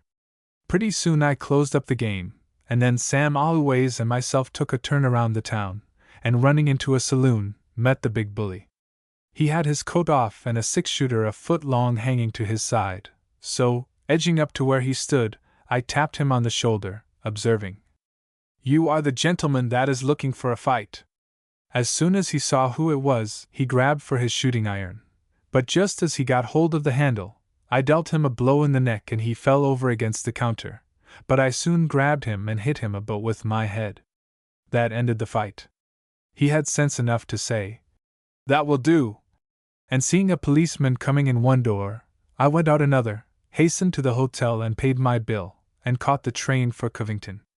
I was none too quick, however, for the next day when Always came along with my tools he said that the fellow had a host of friends in the town, and that at least 50 fellows came around armed with case knives, axes, double-barreled shotguns, revolvers, and rocks, and that if they had caught me, I would have met a fate worse than the Martyr Stephen or the Chicago anarchists. The fellow went by the name of Bill Legritz. When he was asked why he didn't shoot me, he said, "Shoot Shell, the first lick he hit me, I thought my neck was disjointed, and when he ran that head into me, I thought it was a cannonball." Bob Lynn was dealing upstairs at the time, and he afterwards said that when the bloody duffer fell to the floor, that all the checks on the table trembled like aspen leaves. Poor fellow! He is dead now, having been shot in Paris a few years since. With a poker. Once when traveling in the West, and winning some money from a man from Kansas City, some smart aleck told him that I had cheated him, so he made up his mind to kill me on sight. I made some inquiries, and ascertained that he was a desperate man, and had already killed his 2 men. Accordingly I put my gun in my pocket and stayed about the town, just keeping my eyes on the lookout, and at last went up to Omaha. I was sitting one evening playing the bank, having forgotten all about the Kansas City man, when a friend of mine came to me and said that the man was in the adjoining room, and would soon be in to play faro. I lost no time in making my preparations to meet the gentleman. My friend had no pistol, nor had I, but seeing a poker lying on the floor near the stove, I rushed for it, and as I knew I could not go out without going through the room where he was, I simply put the poker under my coat and got up close to the door that led into the faro room and awaited his arrival. It was not long, and as soon as I saw him and was sure, I let drive and caught him square in the mouth, knocking him stiff. Then I rushed forward, and grabbing him, secured his pistol, as I thought he would in all probability turn it loose on me. Then I attended to his head for a few minutes, endeavoring to kick the fight out of him. I learned afterwards that he had a very bad reputation, having killed 3 men and been warned off the plains by a vigilant committee. He was confined to his bed for a couple of weeks, and I was congratulated on all sides for having walloped the fellow. Left in time.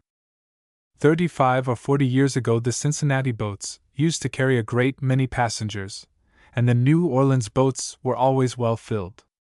I once got aboard the Yorktown at Vicksburg. There was a full passenger list, and when I opened up there was at once a crowd around my frugal board. They seemed to enjoy the fare, and I won a good pile of money. At last we reached Bayou Plaquemine, at which point there was a strong current sweeping down the bayou, so that flatboats were frequently driven in there and stranded. The Yorktown undertook to land at the mouth of the bayou, but the current which flowed like a mill dam was too strong, and she started down the bayou. They headed her at once for the bank, and her stern swung around, and lodging against the opposite bank, formed a perfect bridge across the mouth of the bayou. The boat was loaded to the guards, and the water ran through her deck rooms so rapidly that I thought every minute she would sink or fill with water, but they put weight on the hatches, then dug around the stern, so as to let her swing around. Just then 2 boats came along, one upward bound and the other down. One of them pushed and the other pulled the boat off, and then I began to look around, only to see that all the passengers had gone ashore. After wandering about the town the suckers decided it was time to kick and have me arrested, but I divined what was in the wind, and, like Lord Byron's Arab, silently folded my tent and crept away. I reached New Orleans first. On the circuit. During the summer of the centennial year I followed the races, gambling on horses, running faro bank, red and black, old Monty, and anything else that came up. I had a partner at the beginning by the name of John Bull, of Chicago, and he was a good, clever boy. He dubbed faro, and I the red and black. We separated at Jackson, Michigan, he going to Chicago and I to Cleveland, where I witnessed the great race between Goldsmith Maid and the horse Smuggler, on which I lost some money, but I had a good game of red and black, so I was about even. I then concluded I would follow the trotters through the circuit. While sitting at the hotel one day in Cleveland, I saw on the opposite side of the street a face and form that I thought I recognized. I ran over, and sure enough it was my old partner, Canada Bill, and with him another great capper by the name of Dutch Charlie. I was more than glad to see Bill, and he was very glad to see me. He wanted me to tell him where I had been, what I had been doing, and where I was going, and would up by saying, "George, let's go and get something." We soon found a barroom, and began telling each other all that had happened since we were last together. I told Bill I had about made up my mind to follow the horses through the circuit. He told me that he and Charlie were going to do the same thing, and insisted that I should join, allowing as how we three would make a good, strong team. I agreed. So it was settled we would all work together. While we were talking, a slick-looking fellow, who I took to be a store clerk, walked in, and Bill invited him to take a drink, which he did, and I was introduced to Mason Long, who now styles himself the converted gambler. Bill, Charlie, and I left Cleveland and went to Buffalo, but the night we left we had downed a sucker for $1,300, and thought best not to wait for morning. We caught some good ones on the trip over, and they set up a great big kick. They telegraphed a description of Bill to Buffalo, so we got him to get off before we reached the city, telling him where to meet Charlie and myself the next day. We went on to the city and waited for Bill to show up, which he did the next night. He was too smart to come in by rail, so he got a man to drive him in. We kept him in his hotel for a few days, until we thought the kickers that we had beat out of $2,100 had left the city. Then we made him dress up in store clothes, which he did not like a bit, saying, "I don't feel good in the tarnal stuff things, nohow." We thought best not to try our old games in Buffalo for fear the police would be looking for Bill, so we played the faro banks, bet on horses, and quit big losers at the end of the week. Dutch Charlie saved his money. He did not play the bank or horses, and it was well for us that he did not, for we always had a roll to use in making a bluff, which sometimes we would not have had if it had not been for him. We went from Buffalo to Rochester, and as we did not catch any kicking sucker on the way down, we had clear sailing during the week. We won a pile of money at Monte, but Bill and I lost heavily at the races and faro banks. From Rochester we went to Utica, where I remained but a day or two, then concluded to run down to Philadelphia and see the exposition. I bid the boys goodbye, promising to return before they left Utica. I did not take but little money with me, as I did not expect to do any bluffing while I was away. I took in the faro banks the first night, and the next day did not have $1. I started out on the street, and soon met a man that I knew by the name of John Wilson. I saw by his actions he was like myself, running light, for he did not ask me to take something, which I knew was his custom, for he was a clever fellow. We understood each other very soon, and parted. I had not gone very far until I heard someone call my name. I looked up, and saw two old friends of mine from New Orleans in a carriage that had just passed me. Then I knew I had struck oil. I lost no time in getting alongside of that rig and shaking hands with Samuel Debo and W.M. Graham from my adopted home. They invited me to accompany them to the exposition grounds, which I was very glad to do.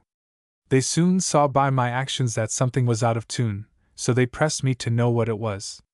I told them, and I soon had all the money I wanted.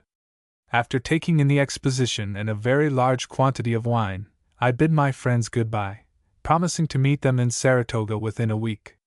I went back to Utica and found that the boys, Bill and Charlie, had won $3,800, and they insisted that I was in with it. From Utica we went to Poughkeepsie, and in a few days I again left the boys to meet my New Orleans friends at Saratoga. I put up at the same hotel where they were stopping. The next day we took in the races, where I met another friend by the name of Rufus Hunt. He was well posted and gave us some good pointers. We bought pools and won $900. Then we all tried to see how much wine we could take in, and I do believe we got in $900 worth. Canada Bill came over, and we spent a week with my friends.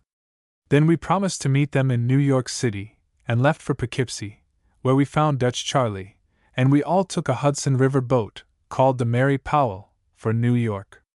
On our way down we got into a friendly game of euchre with an old gent, and we relieved him of $700. After dinner I went up on the roof and saw my old friend Captain Leathers, of the steamer Natchez, in the pilot house. He was insisting that his boat could beat the Mary Powell, and when he saw me he said, "I can prove it by that man coming up here now."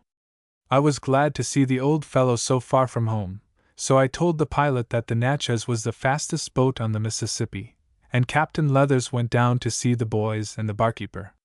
Bill, Charlie, and I remained in New York for some time, and we proved what old Bill said in Cleveland. We three would make a good, strong team. The time came when I was compelled to leave the boys and go to Chicago, and that was the last I saw of old Canada Bill and Dutch Charlie until the following winter, when they both came down to New Orleans, and then we again made the suckers think we three were a good team. Stratagem. We went on board of Captain William Eads' boat at St. Charles, Missouri, late one night, and found that all the staterooms were taken and we could get no bed.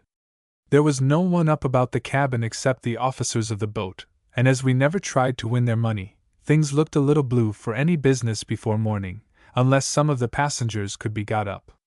Young Bill Eads, a son of the captain, was one of the pilots on the boat. He was off watch and at the bar drunk when we got on board. His father had married a young wife that day, and was taking his wedding trip on that boat. Young Bill was mad because his father had secured a young stepmother for him, and was just raising Ned about it.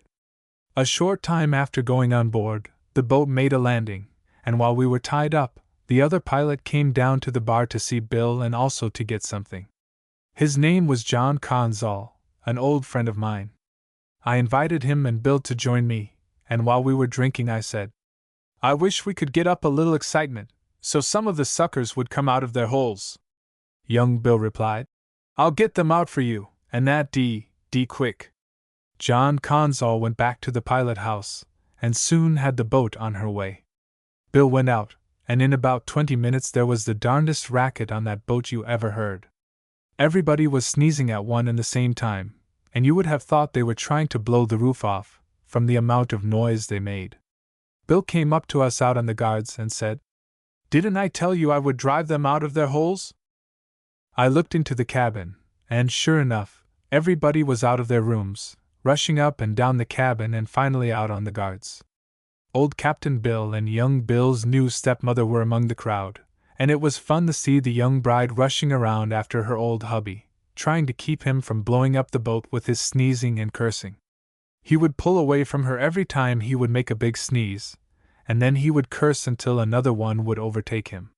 He and young Bill knew what was the cause of all the racket, and the old one soon learned who had put the red pepper on the hot stove. He tried to find his bad boy, but he was up on the roof, so his stepmother did not get to see her hubby throw him overboard, as he swore he would do if he caught him. They opened all the doors, and soon the red pepper was all out of the cabins and staterooms. The old captain and all the passengers, except a few good suckers, went back to bed. Young Bill came out of his hiding place, and we all took something to wash down the pepper. We went to work on the fellows who remained up, and won $1,200, besides several good watches, which we would not have had a chance to do if the passengers had not been sneezed out. I appreciated the part Bill and John had played, and presented each with a good watch. At another time I got on a boat after all the passengers had gone to bed, and did not want to wait until morning without doing some business, so I inquired after the passengers, and learned that there was one on board who had been drinking and flashing his money. I sent the porter to his room and told him to knock and tell him to get up at once, that the boat was on fire, but for him not to make any noise. In an instant the fellow was into a part of his clothes and out into the cabin. He rushed up to where we were sitting and wanted to know where the fire was. We told him downstairs under the boiler. Then he told us that someone came to his room and told him the boat was on fire. We laughed, and told him he must have been dreaming, and he thought he must have been, if we had heard nothing about it. We all took something at his expense, and then my partner began to throw the tickets. We beat him out of $500, and as he started to the room, he said, "I wish the D boat had been on fire." Mobile. General Canby captured Mobile, taking 1,000 prisoners, 150 cannon, and 3,000 bales of cotton on the 12th day of April, 1865, and this about closed the War of the Rebellion. I was in New Orleans at the time running the race course and my games. I knew there would be plenty of money at Mobile after the Union Army took possession, and I resolved to get over there just as soon as possible. So in a short time after the surrender I was in Mobile trying to get permission to open up my games. It was not long until I had a faro bank in full blast in the city, and a rouge et noir and will game at a resort on the Shell Road, about 7 miles out from the city. I had a partner in the faro bank by the name of Pettypan. He was a Creole, and not the best fellow in the world by any means when in liquor. He looked after the city trade, while I ran the game out on the Shell Road, in which he had no interest. The Union officers, and all the citizens that could afford it, would drive out to the roadhouse where I was holding forth, and I was making a barrel of money out of them. My old friend and former partner, Charlie Bush, was running faro in New Orleans, and when he heard how much money I was making at Mobile he came over to run opposition. I gave him a call and he downed me for a big roll. He made big money, and then wanted to go back to New Orleans without leaving any of it, but the grand jury indicted him and made him come down pretty heavy. They got an indictment against me at the same time, but somehow it got into a pigeonhole, and I guess it is there yet, for I never heard anything of it after Bush left. My partner in the faro bank was a little jealous of me, for I was making more money out on the Shell Road than he was in the city. One day when we were settling up our bank account he got mad, as he was drunk, and pulled his gun and said he would shoot me. He knew I did not have any gun with me, so he took this advantage. I saw he had me, so I just opened my vest and told him to shoot. That made him ashamed of himself, and he put up his gun and apologized. I was dealing red and black at the resort one night, when an officer came up and said, "I'll bet $25 on the red." I replied, "Which $25 do you mean?" Then he said, "It don't make any difference which. I say I will bet you $25 on the red. No bet goes on this layout unless the money is up," I said. He then straightened himself to over 6 feet, and said, "You are a D rascal. That is the conclusion I have come to about you," I remarked. Then he made a rush for me, and at it we went. We had a lively time for a few moments, but I soon got a chance to give him my old head, and he hollowed enough. He went away and washed himself, and I did not see any more of him. His fellow officers heard how he had acted, and as he was a very quarrelsome man, they told me I served him just right, and they were all glad of it, and I had a better game after that than before. I remained at Mobile for some time, then sold out and went back to good old New Orleans, for it was hard in those days to stay away any great length of time, and even now I feel more at home there than any other place in this country. Some time after my return to New Orleans I was taken down with the yellow fever, of which I have spoken in a preceding story. I remained for a few months, when I took a notion to go north. So I sold out, and again I was on board one of the packets going up the old Mississippi. I played all the old games up to St. Louis, and then I took a Missouri River packet and went to Omaha, still keeping up my games. I then started out on the Union Pacific Railroad, and went as far as Julesburg, which was at that time the terminus. I remained there, playing the contractors and every one else I could get a hold of, until the road was finished to Cheyenne City. I won a great deal of money, but as the good old game of faro followed in the track of civilization and the railroad, I lost nearly as fast as I won. I remained in the West for 5 months, when the old desire to get back home on the Mississippi took possession of me, and I could not resist the temptation, so I turned my face to the east, and in a short time I was in St. Joseph, Missouri, where I met my old friend Ben Allman, who was running a fine large billiard hall. I concluded to stop and open a keno room, so I went to Chicago, bought a very fine outfit, and opened up over Allman's place. I advertised my business in all the papers, just as a dry goods merchant would advertise his business. My keno netted me from $150 to $200 per day, and I set a lunch each night at a cost of $25. Most men would have been content, but I was not, as I still longed for the life I had led for so many years on the river. So I sold out, and was soon in St. Louis ready for a down-river packet. On my way down I won considerable money, and that, together with the fact that I was on my way back to the place I loved so well, made me happy. One night I went on board a boat that was so crowded with passengers that I could not get a room, so I opened up Monty, and as I was winning money, I did not realize that I was sleepy until they began to make up cots in the cabin, and most all the passengers had gone to bed. Then I would have given almost any price for a place to sleep, but all the cots were engaged, and I was left. Nothing remained for me but to patronize the bar, which I was doing, when a man came in to get a drink that had been asleep on one of the cots. I told him as he had been resting if he would let me have his cot for the balance of the night I would give him $5. He accepted my proposition, and I went to bed. I had been lying down but a few moments, when there was a fuss started near me. I raised up to see what was the cause, when I saw two Jews that had come aboard at Baton Rouge, and they were fighting for the possession of a cot. I got up and told them to stop their fighting and join me in a drink. They accepted the invitation. While we were drinking I learned that they had been playing cards at Baton Rouge before they had got on the boat, and had had a falling out over the game. I told them I saw a fellow playing a game that beat anything I ever had seen. They wanted to know what it was, so I showed them the 3 cards, and in a short time I had won $200 from them. I forgot all about being sleepy while I was working up the Jew boys, and by the time I had won their money the steward was clearing the cabin to set the tables for breakfast. I had lost the sleep for which I had paid $5, but I did not mind it much, as I had won $200. A duck hunt. During the winter season, wild ducks are so plentiful around New Orleans that a good wing shot can bag 100 of them in a few hours. I have often seen men coming in on the boats and trains with hundreds of nice wild ducks, and at such times I would promise myself to lay off and have a hunt. So one morning I took my gun and about 100 rounds of ammunition and went out on the L&N Railroad to Lake Pontchartrain. I killed at least 25 ducks, but only got 6 of them, as they fell in the water and I had no dog to fetch them. I went back to the station with my 6 ducks, and there I saw 5 Frenchmen and some dogs, and they had about 200 ducks. I felt ashamed of myself, so I tried to buy some of their ducks, but they would not sell. Then I thought I would interest them in old Monty until the train arrived, so I opened up on an old fish box and soon had them guessing for the baby ticket. One fellow wanted to bet $1, so I put up and he won.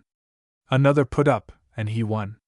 Then I pulled out a roll and offered to bet them $50 against their entire lot of ducks that they could not turn the baby ticket. They all talked French to each other for a while, and then told me they would take me up. I told them to put their ducks all up beside the box and I would put up the $50.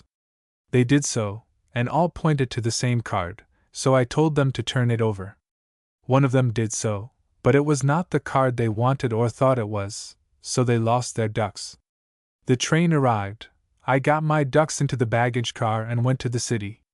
I had the game hauled up to a restaurant, and sent for a lot of my friends, and I gave them all the ducks they wanted. I sold some, and had some cooked for myself and my friends. All the boys heard of my good luck. Some of them wanted to borrow my gun, while others wanted to go out with me the next time I went hunting, and there were some of the boys who knew me very well, who said, "Devil did not shoot a single one of those ducks, he either bought or won them." I insisted that I shot every one, and as the Frenchmen did not know me, none of my friends ever knew that I won them on the baby ticket. Quick work. I went fishing one day out on Lake Pontchartrain, and caught a large string of fine fish. When I got back to the hotel, I sent an invitation to some of my city friends to drive out that evening and join me in a fish supper.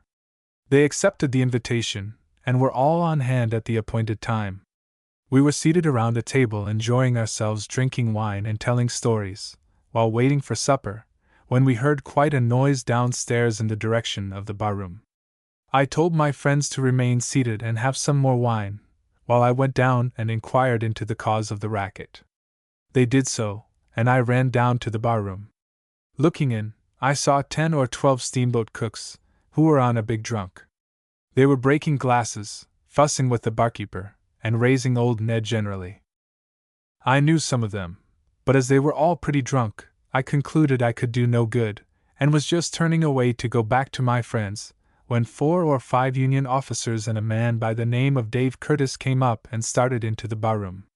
They saw and recognized me, and insisted on me joining them. We all went in and were taking a drink, when the cooks began their racket again. One fellow was just spoiling for a fight.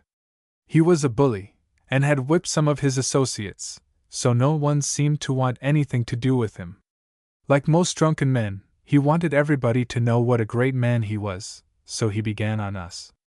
We requested him to go away and join his friends, but he would not do it, so finally I said, "That fellow must have a fight, or he will get sick."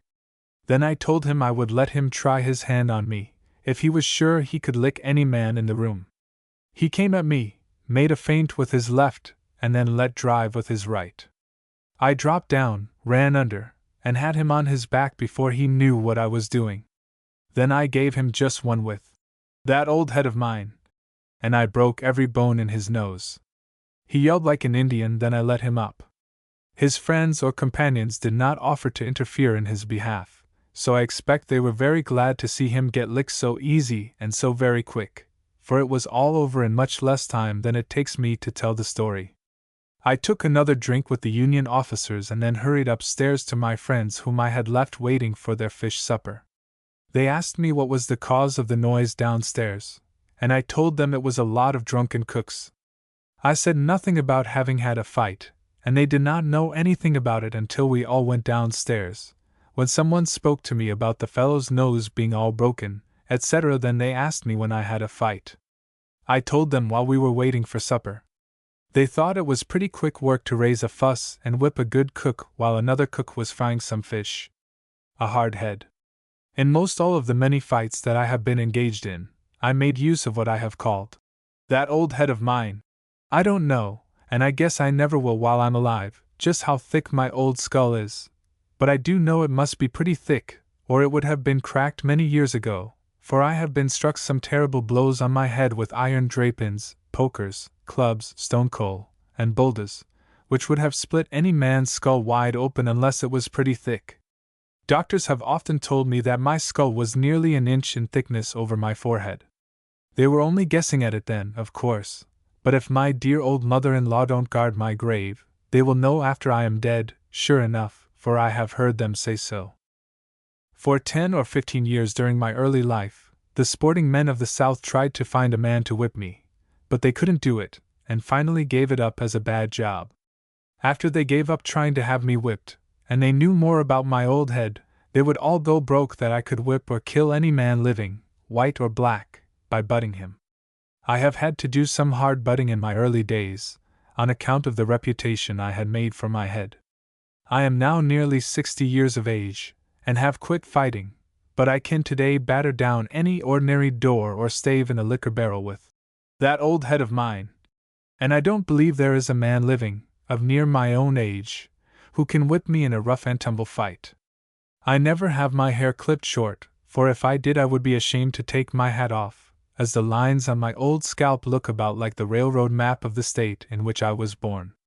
During the winter of '67 or '68, John Robinson's circus was showing in New Orleans, and they had with them a man by the name of William Carroll, whom they advertised as the man with the thick skull or the great butter.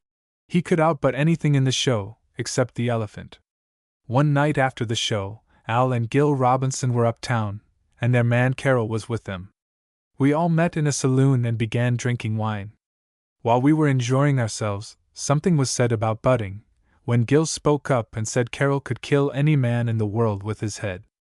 Dutch Jake, one of the big sporting men of New Orleans, was in the party, and he was up in an instant, and said, "What's that?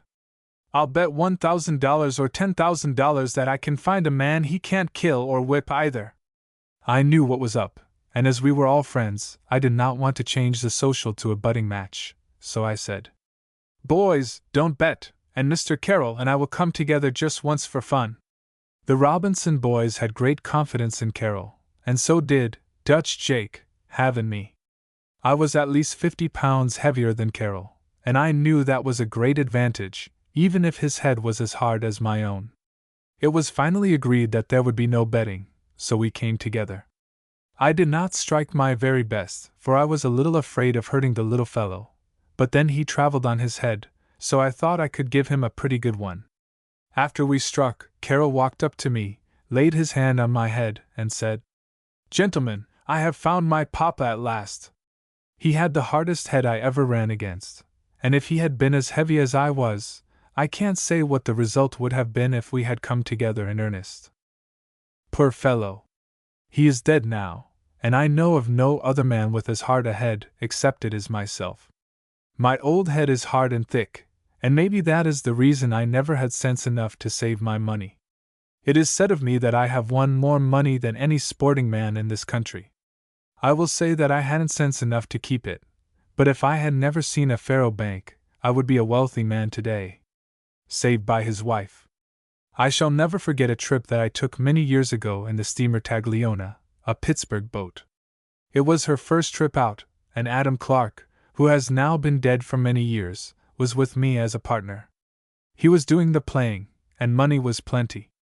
Clark was an Englishman, and when he spread his board in the hallway and made his introductory speech, a great crowd gathered about, for as he dropped his H's, like all Cockneys, it was very amusing to hear him talk.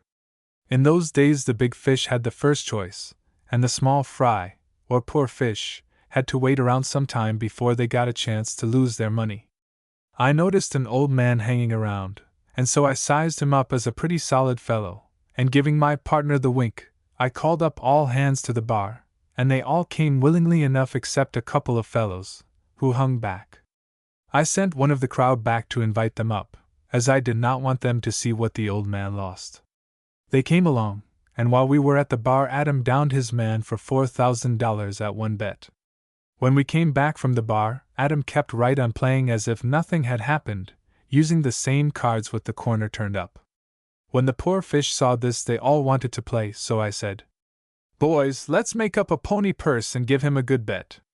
This was readily agreed to, and when I asked Adam what was the least he would turn for, he said $2,000.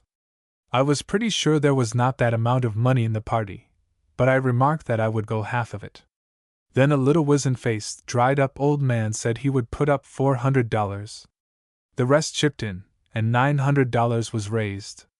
I put up the balance, and we were all ready to turn, when down the cabin rushed a woman squealing like a stuck pig. Adam looked up, and the little woman grabbed the dried-up old man and shouted, "Where's my money? Give me my money!" Of course such a commotion aroused all the passengers on the boat, who were anxious to see what the trouble was. I got the old lady to one side, and when she cooled off a little, she said that she had $400 in her dress pocket, and had lain down to sleep, that when she awoke she found her money gone, and knew no one had taken it but her husband, as he had done such a trick before. "I knew he was gambling," she said. Adam counted out the $400 and handed it back to the old man, and said, "That settles it. I won't take the bet." Somebody turned the card for the balance, and, of course, Adam won. At another time a man lost a few $100s and then went back and got the keys of his wife's trunk, and, securing some jewelry and a fine shawl, sold them to a passenger, and receiving the money came around and lost it. After the game was all over I learned of the occurrence, and going to the party who had purchased the goods I made him disgorge, and paid him what he paid for them. Taking the goods and wrapping them up in a paper, I handed them to the lady. At the same time I advised her to keep her keys from her husband, and have no doubt she was very grateful to me for it, for she seemed to be. I did not want the lady to lose her jewelry and shawl, for I have noticed that a man who will gamble away all his money, and then steal his wife's money, jewelry, or clothes to raise a stake, is not the man to replace what he has stolen, in any great hurry. Cold steel. We got aboard of Captain Charles Blunt's boat at Omaha, Nebraska, bound for St. Louis, Missouri. We played our games during the trip, without anything of notice occurring until we made a landing at a wood station, about 20 miles above St. Joseph, Missouri. It was a lonely place in the woods, with nothing but long wood piles to make it a desirable place to stop overnight at. There had been some trouble between the deckhands, who were mostly Irishmen, and some of the officers of the boat. So the former chose this lonely spot to settle the matter. After loading the wood, they all armed themselves with clubs and boulders, and took possession of the stairway, swearing that no man should come down on deck or let go the line until their wrongs were righted. Captain Blunt was a brave man, and did not like to be forced to do anything against his own free will, but he did not know just how to manage those fellows, for they were a bad crowd, and had the advantage of him in numbers. Besides, he had no arms on board except a few pistols, and he knew that an Irishman did not fear gunpowder. Finally, I said to the captain, "If you will take my advice, we can soon run those fellows ashore, and then we can cut the line and leave them." He asked me what I would do, so I told him to get all the butcher knives in the kitchen, and everything else on board that would cut, or look like it would, and arm the officers and passengers, and we would charge down the steps onto the fellows. He thought it a good plan, so we were soon ready. I wanted the largest knife, telling the captain I would lead if he would let me have it. He wanted the glory of leading the attack himself, so I had hard work to get the largest one, but I did get one about 15 inches long. We all rushed out of the cabin and down the steps with a war whoop, and before the deckhands had time to rally, we were onto them, cutting right and left. We did not want to kill, we only wanted to scare them. I got a lick on the head. It did not hurt, but it made me mad, and I cut 2 or 3 fellows across the part that they sit down on, and they began to yell cold steel, and made a rush for the plank. The others followed, and were in such a hurry they did not take time to find the plank, but jumped overboard and waded out. Someone cut the line, and we were soon away from shore. The captain told the pilot to hold the boat, and then he told the deckhands if they would come on board and behave themselves he would take them to St. Joseph. They promised they would not raise any more disturbance, so he took them on board and we started on our way. Soon after starting, someone told the captain that the deckhands were talking about having me arrested when we got to St. Joseph, so he put me ashore on the opposite side of the river, and when he was through with his business at St. Joseph he came over after me and took me to St. Louis. We landed alongside of the steamer Emigrant a short distance below St. Joseph. Captain Blunt went over on board and told the officers all about our gallant charge. My old friend, Henry Mange, who keeps a boat store in New Orleans, was running the bar on the Emigrant at the time, and he often asks me about the war on the Missouri River. Rattlesnake Jack was about the last man I worked with as a partner playing 3-card Monte. His right name was Jackson McGee. He was born and raised in the mountains of Virginia, and spent much of his early life catching snakes, which he would sell to showmen, who gave him the name of Rattlesnake Jack. He was over 50 years of age, and weighed about 160 pounds, at the time he and I worked together. He was a good talker, and had but few equals at throwing the 3 cards. He looked like the greenest sort of a backwoods man when he had his make-up on. He was not the bravest man in the world, but he was not afraid of snakes, and could make some good big bluffs with his long 6-shooter. He is now living in West Virginia with his family, and no one would think, to see him, that he used to catch rattlesnakes for a living, or played 3-card Monte with Old Devil. He has a beautiful daughter, who is highly accomplished, and Jack is proud of her. Old Jack and I were on board of the steamer Natchez one Saturday night, coming out of New Orleans, and she had a large number of passengers on board. We did not see any good Monte suckers, so I opened up a game of Rouge et Noir and did a fair business until 11 o'clock. Then I closed up and went to the bar, where I met a gentleman I had often seen on the packets. He knew me and my business, for he had seen me play Monte several times. He invited me to join him in a drink, and then laughingly said, "Devil, how is the old business, anyway?" I laughed back, saying, "Oh, it's just SOSO, but let's take another drink." He accepted, and while we were drinking, old Rattlesnake Jack walked up and said to the barkeeper, "Mister, how much you ax for a dram o' liquor?" The barkeeper told him 15 cents. 15 cents? Says Jack. "Wall, now! Up where I live you can get a dram for 5 cents, but let's have her, even if she does cost 15 cents. I reckon as how it must be pretty good." The barkeeper set him out a small glass and a bottle. Jack looked at the glass, picked it up, and stuck his finger in it, then set it down and said, "Say, mister, do you call a little thing like that a 15-cent dram o' liquor?" The barkeeper told him he did. Jack filled the glass full, saying, "Up where I live they give you a tin cup when you take a dram." He pulled out a roll about the size of a boarding-house pillow to pay for the drink, and the smallest bill he had was $100. That made my friend open his eyes, and he whispered to me, "Devil, he would be a good subject for you." I replied, "Yes, and I am going to have some of that money before I go to bed." My friend then turned to Jack and said, "Old boy, where do you come from?" "I used to live in Greenups," replied Jack. "Where in the world is Greenups?" "Wall, Greenups is up nigh the Big Sandy." As I was born in the part of the country, and knew something about the people, I asked Jack if he was one of those fellows who made the counterfeit $half on the Big Sandy. He laughed and said, "No, but I'd spent more'n a half bushel of 'em for dames afore they got on to 'em." I then asked Jack where he was bound for, and he replied, "Wall, you see I sold my farm up on Sandy for a pretty big pile, and Pap writ me to come out where he lives in Texas and buy another, so I'm just going out to see Pap, and if I likes it out thar, I reckon as how I'll stay." My friend then asked him if he would not join us in a drink. "I'll jine yer in a dram, but I'll be GOL darned if you don't look just like a chap what dinkered me out of $1,000 when I got off at Cincinnati to see the town, but he wasn't so big." That made my friend laugh. He asked Jack how he lost his money. "Wall, I'll tell yers.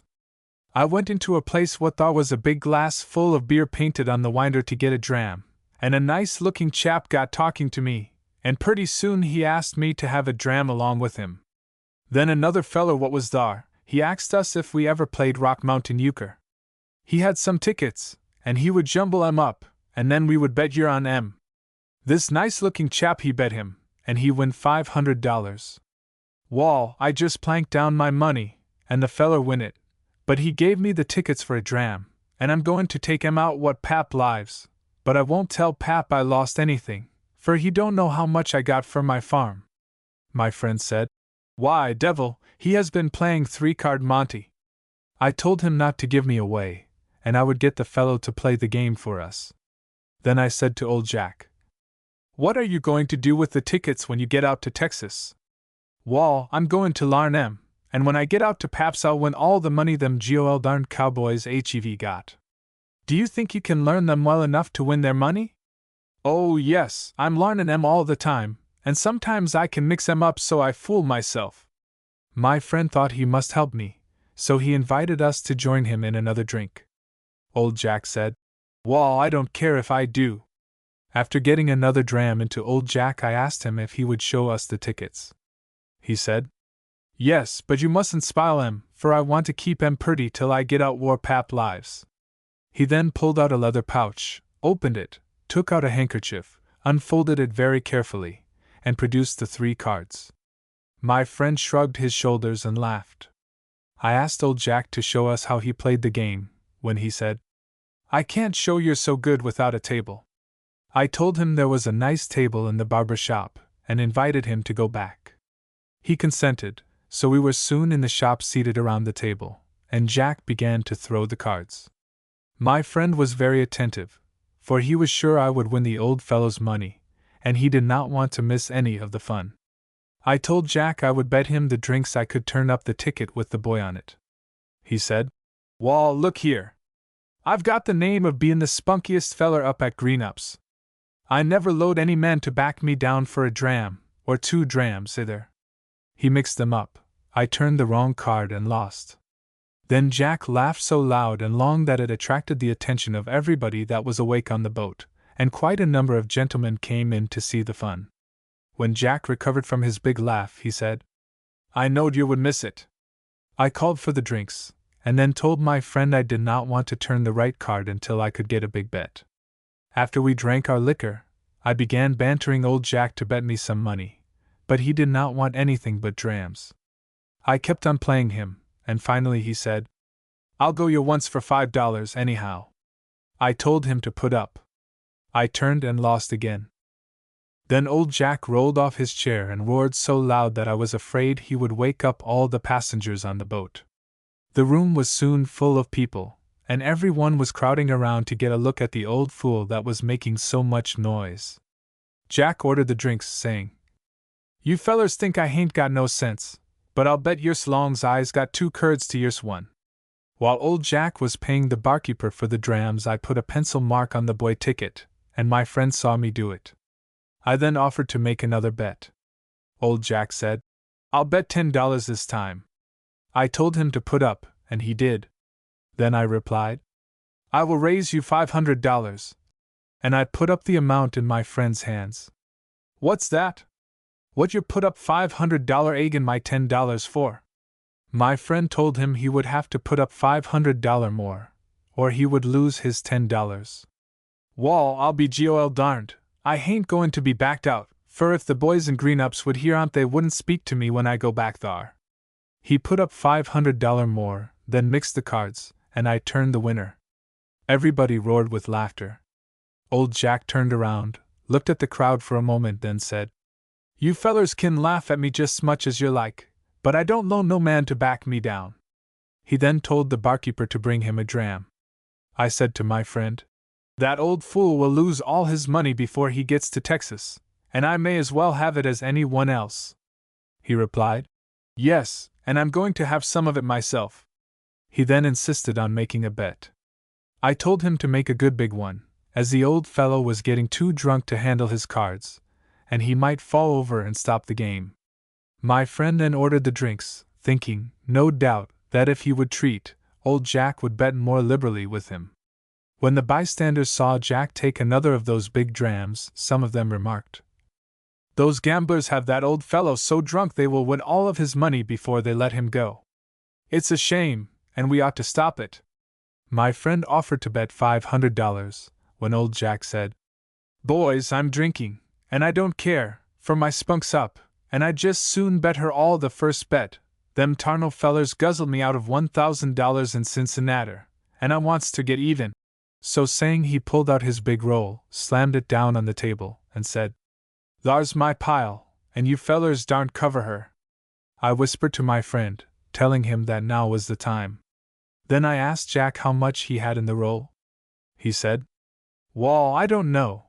I had $7,000 when I left Green-Ups, and I lost $1,000 in Cincinnati and what you win just now, so I reckon I've got nigh on to $6,000.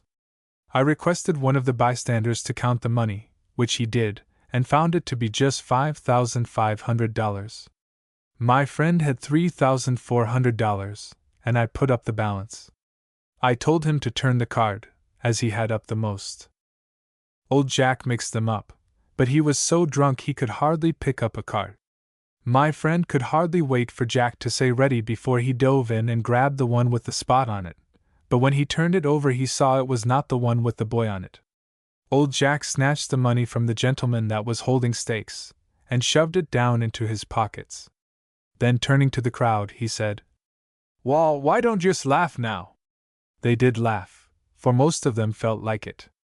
Old Jack joined in, and laughed louder than any of them, and then turning around to the table, he began looking for his precious tickets.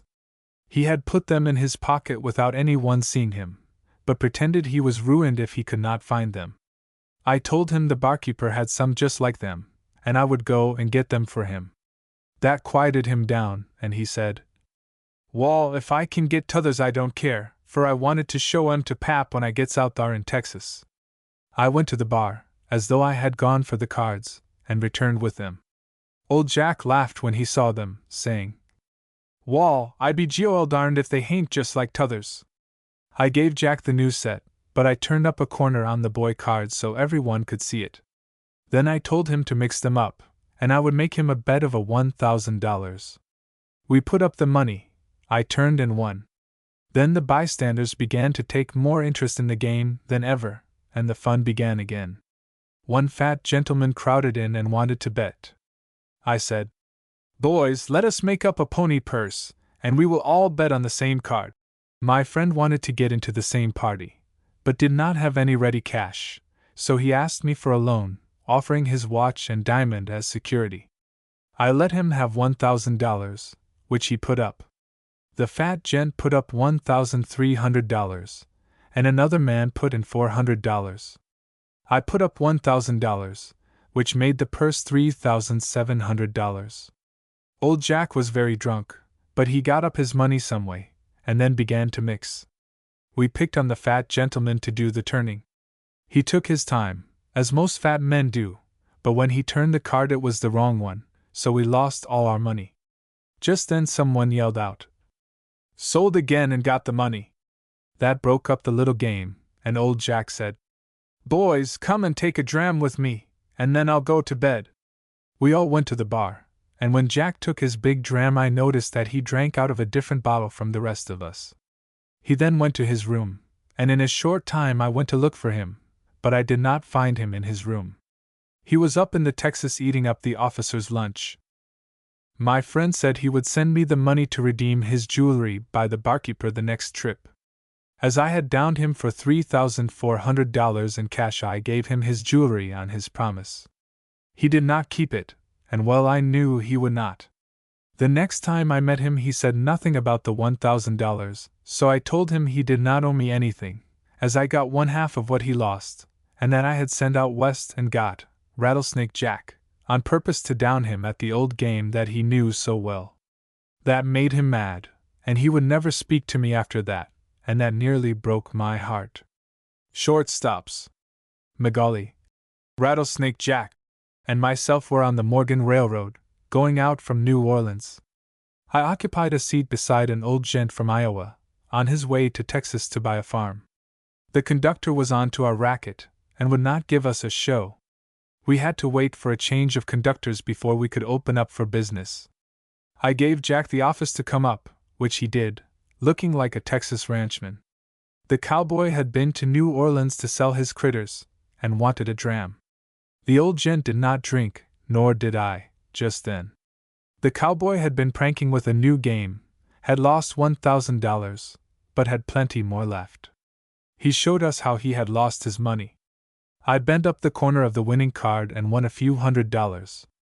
Macaulay, not knowing anything about the corner of the winner being turned up, lost a few $100s. The old gent knew all about the corner, and how I won. He wanted to bet, but his money was sewed up in his shirt.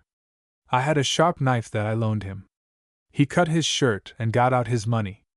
The cowboy would bet his pile, amounting to $10,000, against the old gent's pile. I would bet with him if I was the old gent, for he had but $4,600. The money was put up.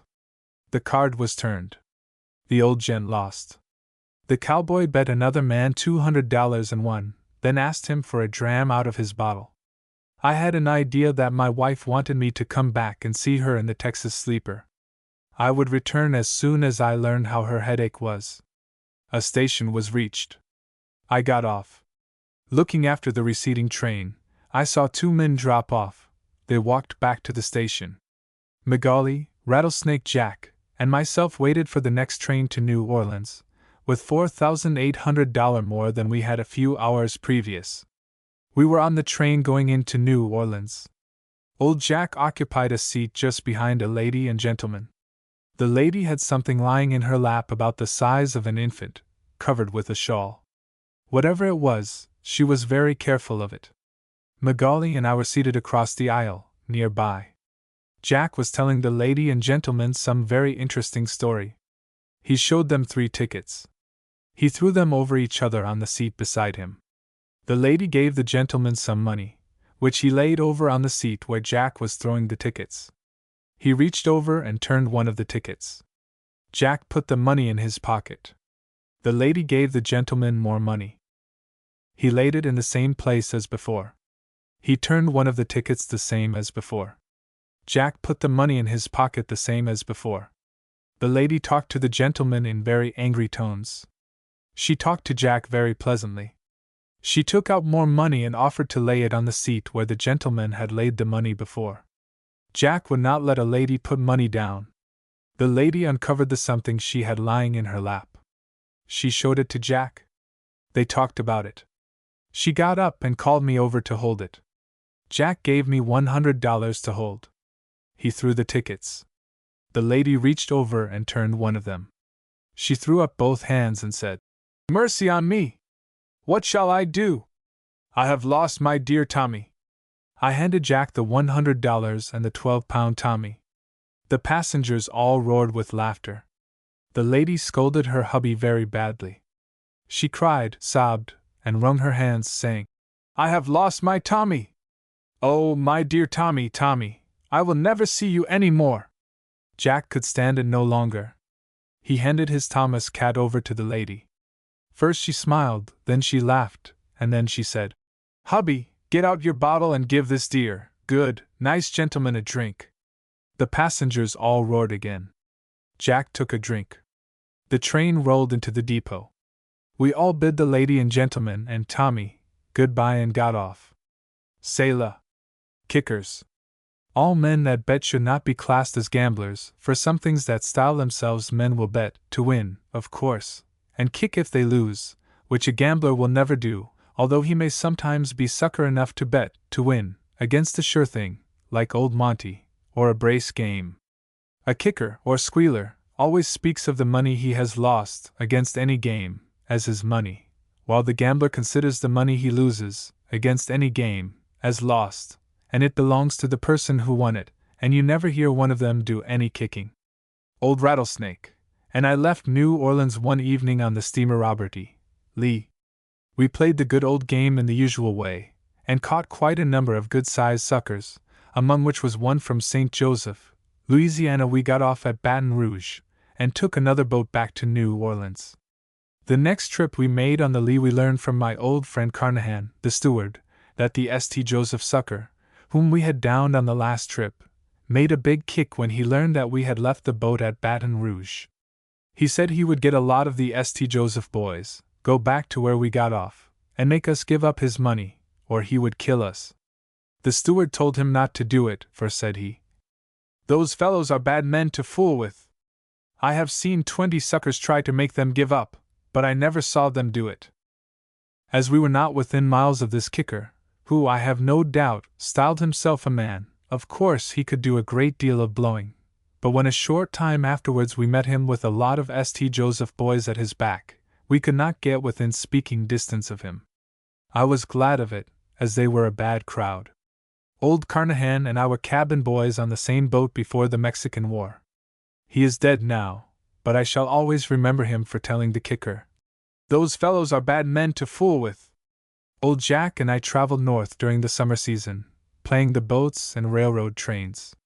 We were going out of Detroit, Michigan, on the Great Western Railroad, over into Ontario, one night, when there was quite a number of half-breed, French and Irish, Canadians on board.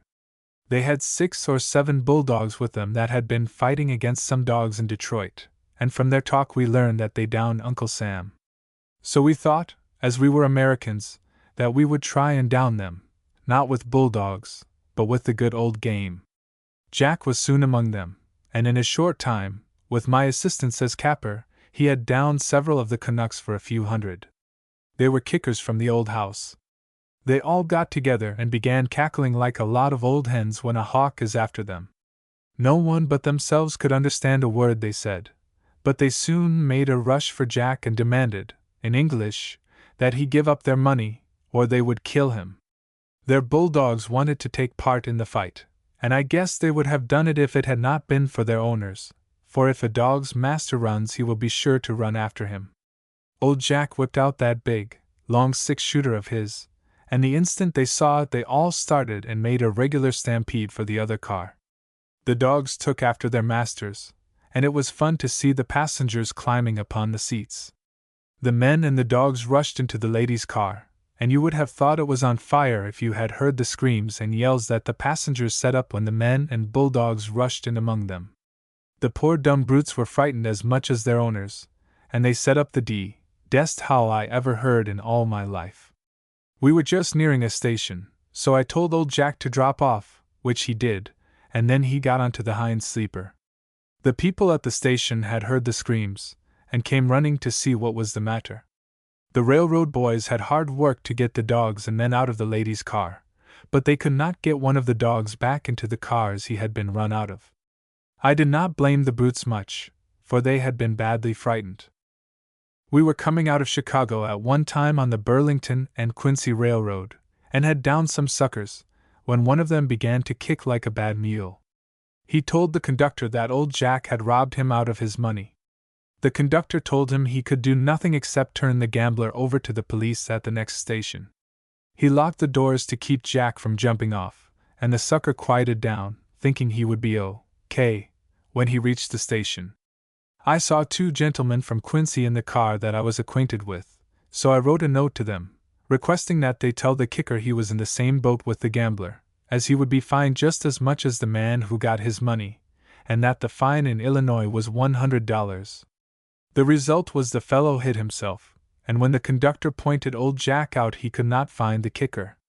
We got off with the officers, and as no one was on hand to testify, of course we only had to treat until the next train arrived. William Jones, Canada Bill. Canada Bill, peace to his ashes, is dead. He died in Reading, Pennsylvania, about 10 years ago, and poor fellow, he did not leave enough money of all the many thousands he had won to bury him. The mayor of Reading had him decently interred, and when his friends in Chicago learned the fact, they raised money enough to pay all the funeral expenses and erect a monument to the memory of one who was, while living, a friend to the poor. I was in New Orleans at the time of his death, and did not hear the sad news for some months after. I hope the old fellow is happy in a better land. If kind acts and a generous heart can atone for the sin of gambling, and entitle men to a mansion in the skies, Canada Bill surely got one, where the wicked cease from troubling, and the weary are at rest. There never lived a better-hearted man. He was liberal to a fault. I have known him to turn back when we were on the street, and give to some poor object we had passed. Many a time I have seen him walk up to a sister of charity and make her a present of as much as $50, and when we would speak of it, he would say, "Well, George, they do a great deal for the poor, and I think they know better how to use the money than I do." Once I saw him win $200 from a man, and shortly after his little boy came running down the cabin, Bill called the boy up and handed him the $200 and told him to give it to his mother. He was a man, take him for all in all, that possessed many laudable traits of character. He often said suckers had no business with money. He had some peculiar traits. While he was a great man at Monte, he was a fool at short cards. I have known men who knew this to travel all over the country after Bill, trying to induce him to play cards with them. He would do it, and this is what kept him poor. Mason Long, the converted gambler, says of William Jones, Canada Bill. The confidence men and Monte players were in clover. Among them was the most notorious and successful thief who ever operated in this country, Canada Bill. He was a large man, with a nose highly illuminated by the joint action of whiskey and heat.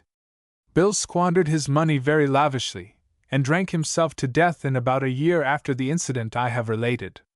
He died a pauper. But by all thy nature's weakness, hidden faults and follies know. Be thou, in rebuking evil, conscious of thine own. Is Mason Long converted? God and himself only know. Was he fully converted when he wrote The Converted Gambler? If the Bible be true, and it was left for me to decide, I would answer in the language of St. Paul. Though I speak with the tongues of men and of angels, and have not charity, I am become a sounding brass or a tinkling cymbal. A true Christian will exercise charity toward all offenders, granting a boon of pity to the erring, and cast a glance of mercy upon the faults of his fellows. He will cherish a recollection of his virtues, and bury all his imperfections. Is Mason Long a true Christian? Read his description of Canada Bill. Then read a true description of Bill's personal appearance on page 190 in this book. If Mason Long had never seen Canada Bill, I would excuse him, but he said he capped for him once, or at least he tried to do so. Has he shown any Christian charity in speaking of a man in his grave? Read what he says, and you will see that he or I are mistaken. Bill was not a thief, he was honest to a fault. He was not a large man, for he never weighed over 130. He did not have a nose highly illuminated by the joint action of whiskey and heat. He did not drink himself to death within a year of 1876, for he visited me in New Orleans in 1877. He did not drink whiskey at all. His great drink was Christian cider, and it was very seldom I could get him to drink wine. He did die a pauper, and God bless him for he gave more money to the poor than 1,000 professed Christians that I know, who make a great parade of their reformation. The public put all sporting men into one class, called gamblers. Likewise they put all church members into classes and call them Christians, etc. There is as wide a difference between a true gambler and one who styles himself a sport, as there is between a true Christian and one who puts on the cloak of Christianity to serve the devil in. There is an old saying, "Honor among thieves." I will add a maxim or two, there is honor among gamblers, and dishonor among some business men that stand very high in the community in which they live. The two judges. He cannot e'en essay to walk sedate, but in his very gait one sees a jest that's ready to break out in spite of all his seeming. Some years ago Judge Smith was upon the bench of the police court at New Orleans, and during the time Judge Wilson occupied the same position at Cincinnati. Judge Smith made a trip to the north one summer, and stopped at Cincinnati for a few days on his way home. While in the Queen City he formed the acquaintance of Judge Moses F. Wilson, and as he was in the 30-50 business like himself, he felt as though they were somewhat akin. Judge Smith was very fond of a joke, and when he met Mose Wilson, he met a good-humored man, who had a fondness for gags, and was ever joking. These kindred spirits were soon well pleased with each other. Wilson felt that the duty of entertaining a fellow judge from a sister city was incumbent upon him, and he just spread himself to do it. They had a right royal time together, but all things must come to an end sometime, and the time had come for Judge Smith to tear himself away and return once more to the field of his labor. They bid each other an affectionate goodbye, but not until after Mose had promised Smith to visit him the next winter and stay forevermore. Judge Smith was at the depot. His baggage was on board, and he was just stepping upon the platform, when two gentlemen stepped up, and one of them said, "We want you," at the same time displaying his police badge. "What for?" inquired Smith. "Suspicion," replied the officer. "Gentlemen, you are mistaken. I am judge of the police court of New Orleans." "Oh, you are?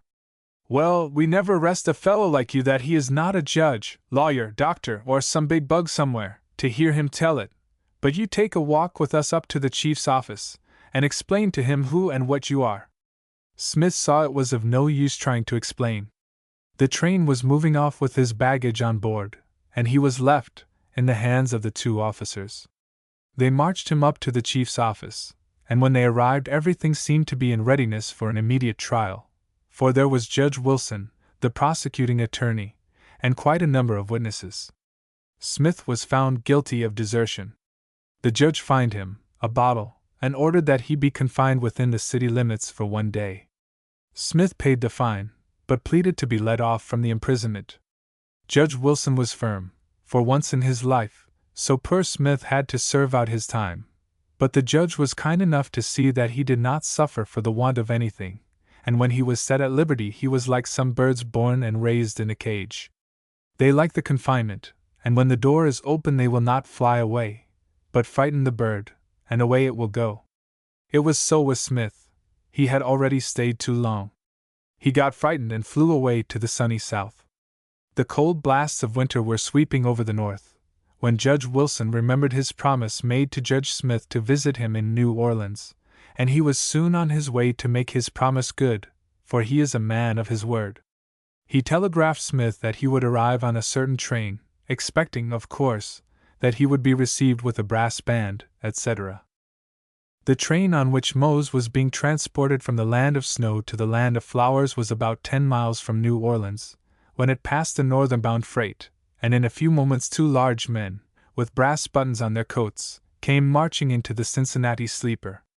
They came down the aisle, closely scanning the faces of all the male passengers. They halted at the seat occupied by Mose. They looked at him and then at a photograph they had with them. Finally, one of them put his hand on Mose's shoulder and said, "We want yous." The judge took in this situation at once, for he had not forgotten the time he played a similar joke. But he did not like the idea of all the passengers, especially as there were a great many ladies on board, thinking that he was under arrest in earnest. So he smiled one of those sweet smiles of his and said, "Officers, this is all a joke. I am judge of the police court of Cincinnati, and I am well acquainted with the judge of your court. I expected to be received in New Orleans with a brass band, in place of brass buttons. Do yez hear that? He, a judge of the police court, expected to be received with a brass band. Why, he's got more brass than there is in 20 brass bands. He's the biggest thief in the whole country. Didn't we see the chaff go right straight to the rogues gallery and get his picture? And didn't he tell Pat and hisself to come out here and arrest yez? And didn't we ride on a freight train?" Mose saw it was no use trying to make the officers or passengers understand that it was a joke, so he said, "All right, I will go with you." "Of course yez will. Won't he, Pat?" "You bet he will," says Pat. The officers sat down facing him, so they could keep a watch on him, for they were afraid he would try to jump out the window. When the train arrived at New Orleans, the officers got a carriage, at Moses' request, and they were driven to the chief's office. The chief pretended not to know the honorable judge, and told him to send for his friends. He called for an officer to take Mose down and lock him up, when in walked Judge Smith. Mose smiled and said, "Smith, I owe you one." Judge Smith told the chief he would be responsible for Mose while in the city, so he let him go. There was a carriage in waiting. They got in and were driven to Leon's restaurant, where they found a large number of Judge Smith's friends and a fine dinner awaiting them. After dinner, while we were drinking to Mose's health and smoking cigars, Judge Smith requested me to show our honored guest the baby ticket. I did, and downed him for a bottle, but it did not cost him a cent, for his Queen's City money was no good in the Crescent City so long as he remained with the judge, for they were kindred spirits. Tap the till. It is often said that faro banks are never broke, but I recall one incident that will prove the contrary. It was during the war, and a number of us were playing together at New Orleans at Charlie Bush's, my old partner.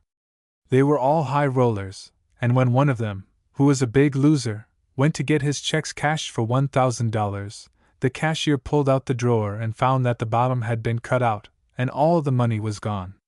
Some snoozer had crawled under the table, and with a sharp knife cut the bottom clear out. Of course the proprietors were very mad, but the joke was such a good one that it wouldn't keep. Still, in spite of all this, I had rather deposit my money in faro banks than the Fidelity of Cincinnati, and I guess all honest citizens feel the same way. A square game. I met a man in a saloon one night at Cincinnati. He was a stranger, and he inquired of me if I knew of a good, big poker game. I told him there were no public games running at that time, that most of the hotels had games, but they were private. We took a drink or two together, and he again remarked that he would like a game. I invited him to my room, and we had a nice, square game from that time until morning. I won $900 from him, and as he was about broke, I invited him to take breakfast with me. After we had finished breakfast, and were smoking our cigars, he began to kick.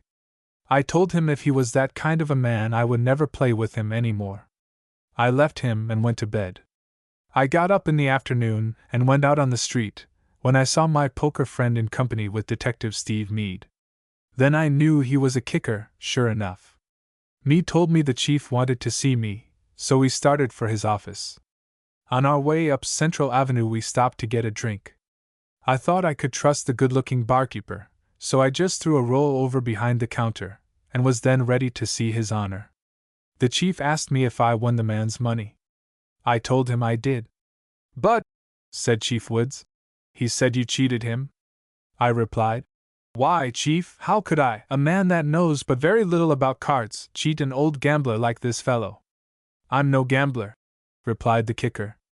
The chief asked Meade what he had learned, and he said, "They were playing a square game of poker." "That settles it," said the chief. So I walked out and down to where I had left my roll.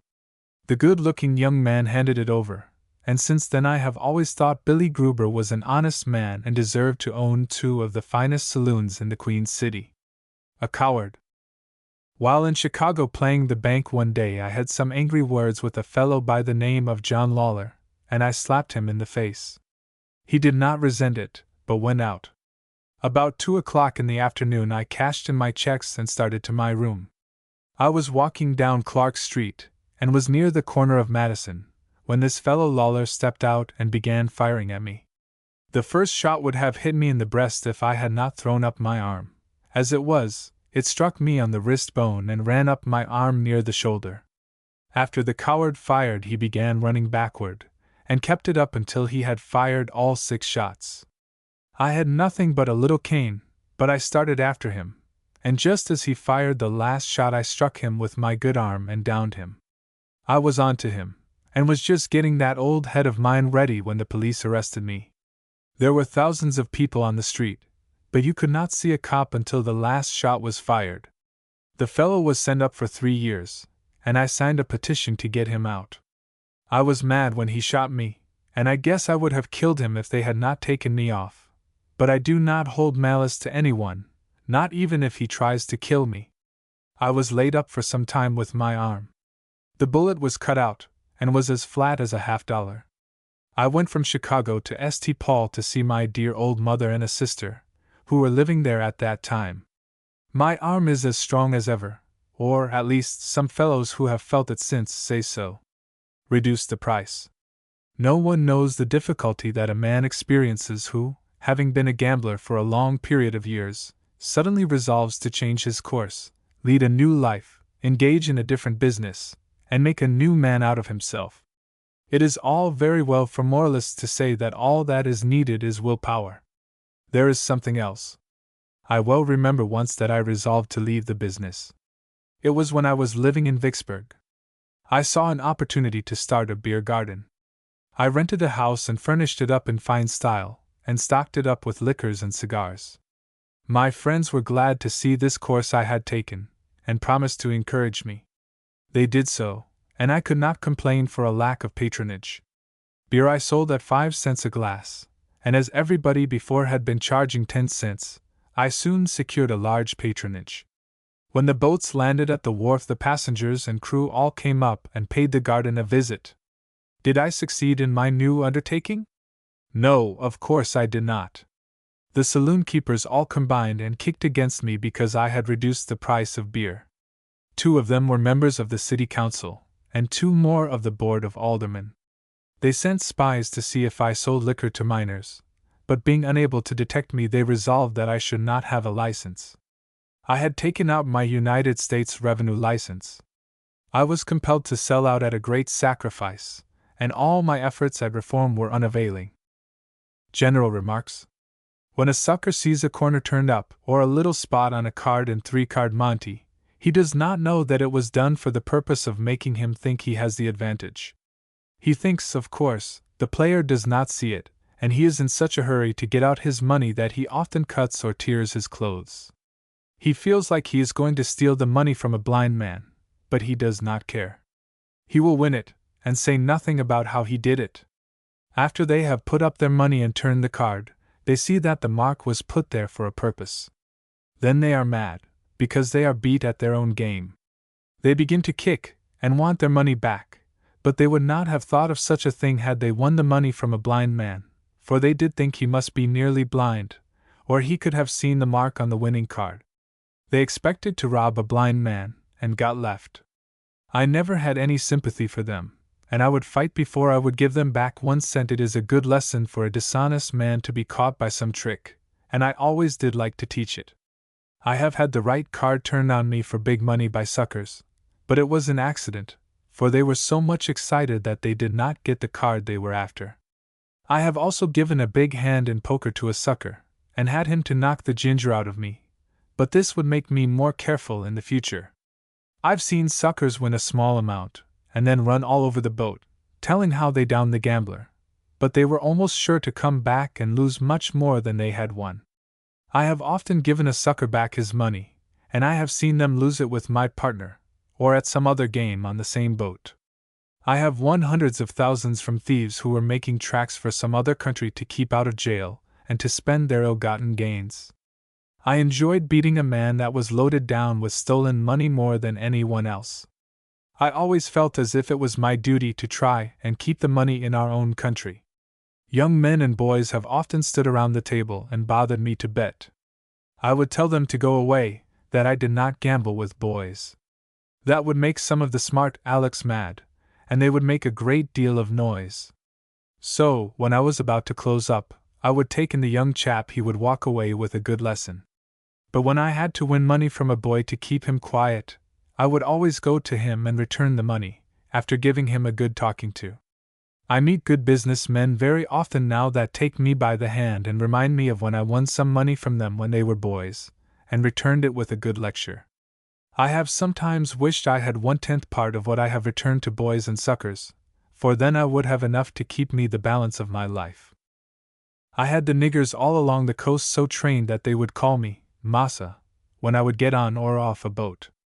If I was waiting at a landing, I would post some old nig what to say when I went on board, so while the passengers were all out on the guards and I was bidding the coons goodbye, my nig would cry out, "Goodbye, Massa George.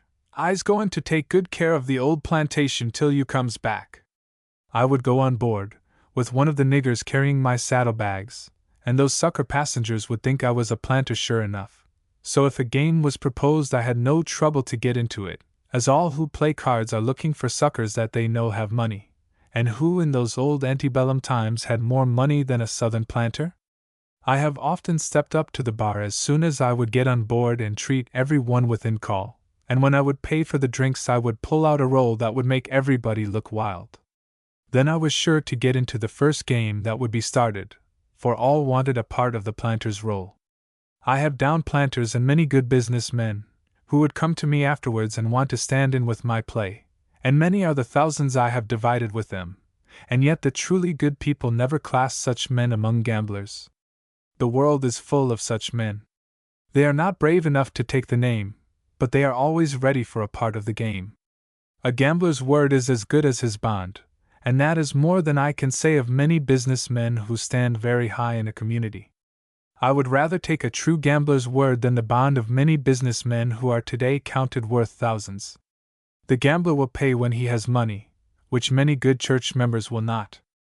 Ancient gambling.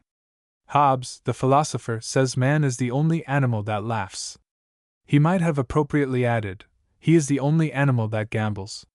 To gamble or venture on chance, his own property with the hope of winning the property of another is peculiar to him. Other animals in common with man will fight for meat, drink, and lodging, and will battle for love as fiercely as the old knights of chivalry. But there is no well-authenticated account that any of the lower animals ever chanced any of their property on odd or even, or drew lots for choice of pasturage. No master has ever yet taught his dog to play with him at casino, and even the learned pig could never learn what was trumps. Hence gambling is a proof of man's intellectual superiority. Certain it is that men, from the earliest ages, have been addicted to some form of gambling, or settling matters by chance. It was by lot that it was determined in biblical days which of the goats should be offered by Aaron. By lot the land of Canaan was divided. By lot Saul was marked out for the Hebrew kingdom. By lot Jonah was discovered to be the cause of the storm. Even in legendary days there is a pretty story that Mercury fell in love with Rhea, or the earth, and wishing to do her a favor, gambled with the moon, and won from her every 70th part of the time she illumined the horizon, all of which parts he united together, making up 5 days, and added them to the earth's year, which had previously consisted of only 360 days, and was now 365. There is not an age of the world, nor a people, who have not been gamblers. The Romans, the Greeks, the Asiatics, all have their games of chance. There was, indeed, a period in the history of the world when gambling was the amusement and recreation of kings and queens, professional men and clergymen. Even John Wesley, the founder of Methodism, played cards. The Rev. Caleb C. Colton was one of the luckiest of gamesters. He was a graduate of Cambridge, and the author of Lacan, or Many Things in a Few Words. At one time in Paris he won $100,000. He left a large fortune, part of which he employed in forming a picture gallery at Paris. General Scott, the father-in-law of George Canning, made one of the largest winnings ever known. He won at White's $1 million, owing to his sobriety and knowledge of the game of whist. Who loved his country more than Cato? And yet he was a great gambler. Guido, the painter, and Coquillart, a famous poet, were both inveterate gamblers. The great philosophers Montaigne and Descartes at an early age were seduced by the allurements of gambling. The generality of people throughout the world are of the opinion that gamblers are the worst people on the face of the earth. They are wrong, for I tell you there is 10 times more rascality among men outside of the class they call gamblers than there is inside it. Person that the generality of people class as gamblers are only those who play at games of chance with cards. What are the members of the Board of Trade but gamblers? The Board of Trade is just as much a gambling house as a faro bank. Do not the members put up their, and oftentimes other people's, money on puts, calls, margins, and futures? Do not some poor people have to wait a long time in the future, before they get back the money some rascal has put up and lost? Talk about the morality of gamblers. They are not thieves and swindlers, and I never heard of one who ever served a term in the penitentiary, or was arrested for embezzling money. George, the butter. There goes one of the most remarkable men in the country, said a well-known gentleman standing in front of the Gibson house yesterday. The person referred to was a stoutly built, sandy-whiskered individual of medium size. He is well known to most men about town, and his exploits on southern rivers might fill a book. It was George H. Devil. I have known him for 38 years, the gentleman continued, my acquaintance with him having been strictly in the South. Do you know that physically he was for years one of the best men we had down there? No, never heard that George was a fighter, added the reporter somewhat surprised. Well, he was, and as good as they made them, too. I never saw him take water in my life, and personally I know that for 19 years they tried to find a man to whip him. They couldn't do it. He was a terrible rough-and-tumble fighter, and many a tough citizen have I seen him do up. George was a great butter. He could use his head with terrible effect. One night at New Orleans a stevedore tackled him. It was a set-up job. The stevedore was a much larger man, but George got the best of it. During the fight the stevedore's friends stood over George with drawn pistols, threatening to kill him should he do any butting. He can kill any man living, white or black, by butting him. Although over 50 years of age, I don't believe there is a man living who can whip him. New Orleans sporting men will go broke on that. He made considerable money in the South, didn't he? Yes, he has won more money than any sporting man in the country. He had the privileges for years on all boats on the southern Mississippi. When Ben Butler took possession of New Orleans he confiscated all of George's horses and sent him to jail. That little affair cost George just $50,000. He retaliated, however, for he had not been released 2 weeks until he beat one of the general's paymasters out of $19,000. It was on the Red River. I see he has settled down and quit sporting, and I am glad of it. Had he never seen a faro bank he would have been an immensely wealthy man 30 years ago. One night before the war I saw him lose $13,000 at one sitting. He left the table without enough money with which to buy a cup of coffee. The Cincinnati Enquirer.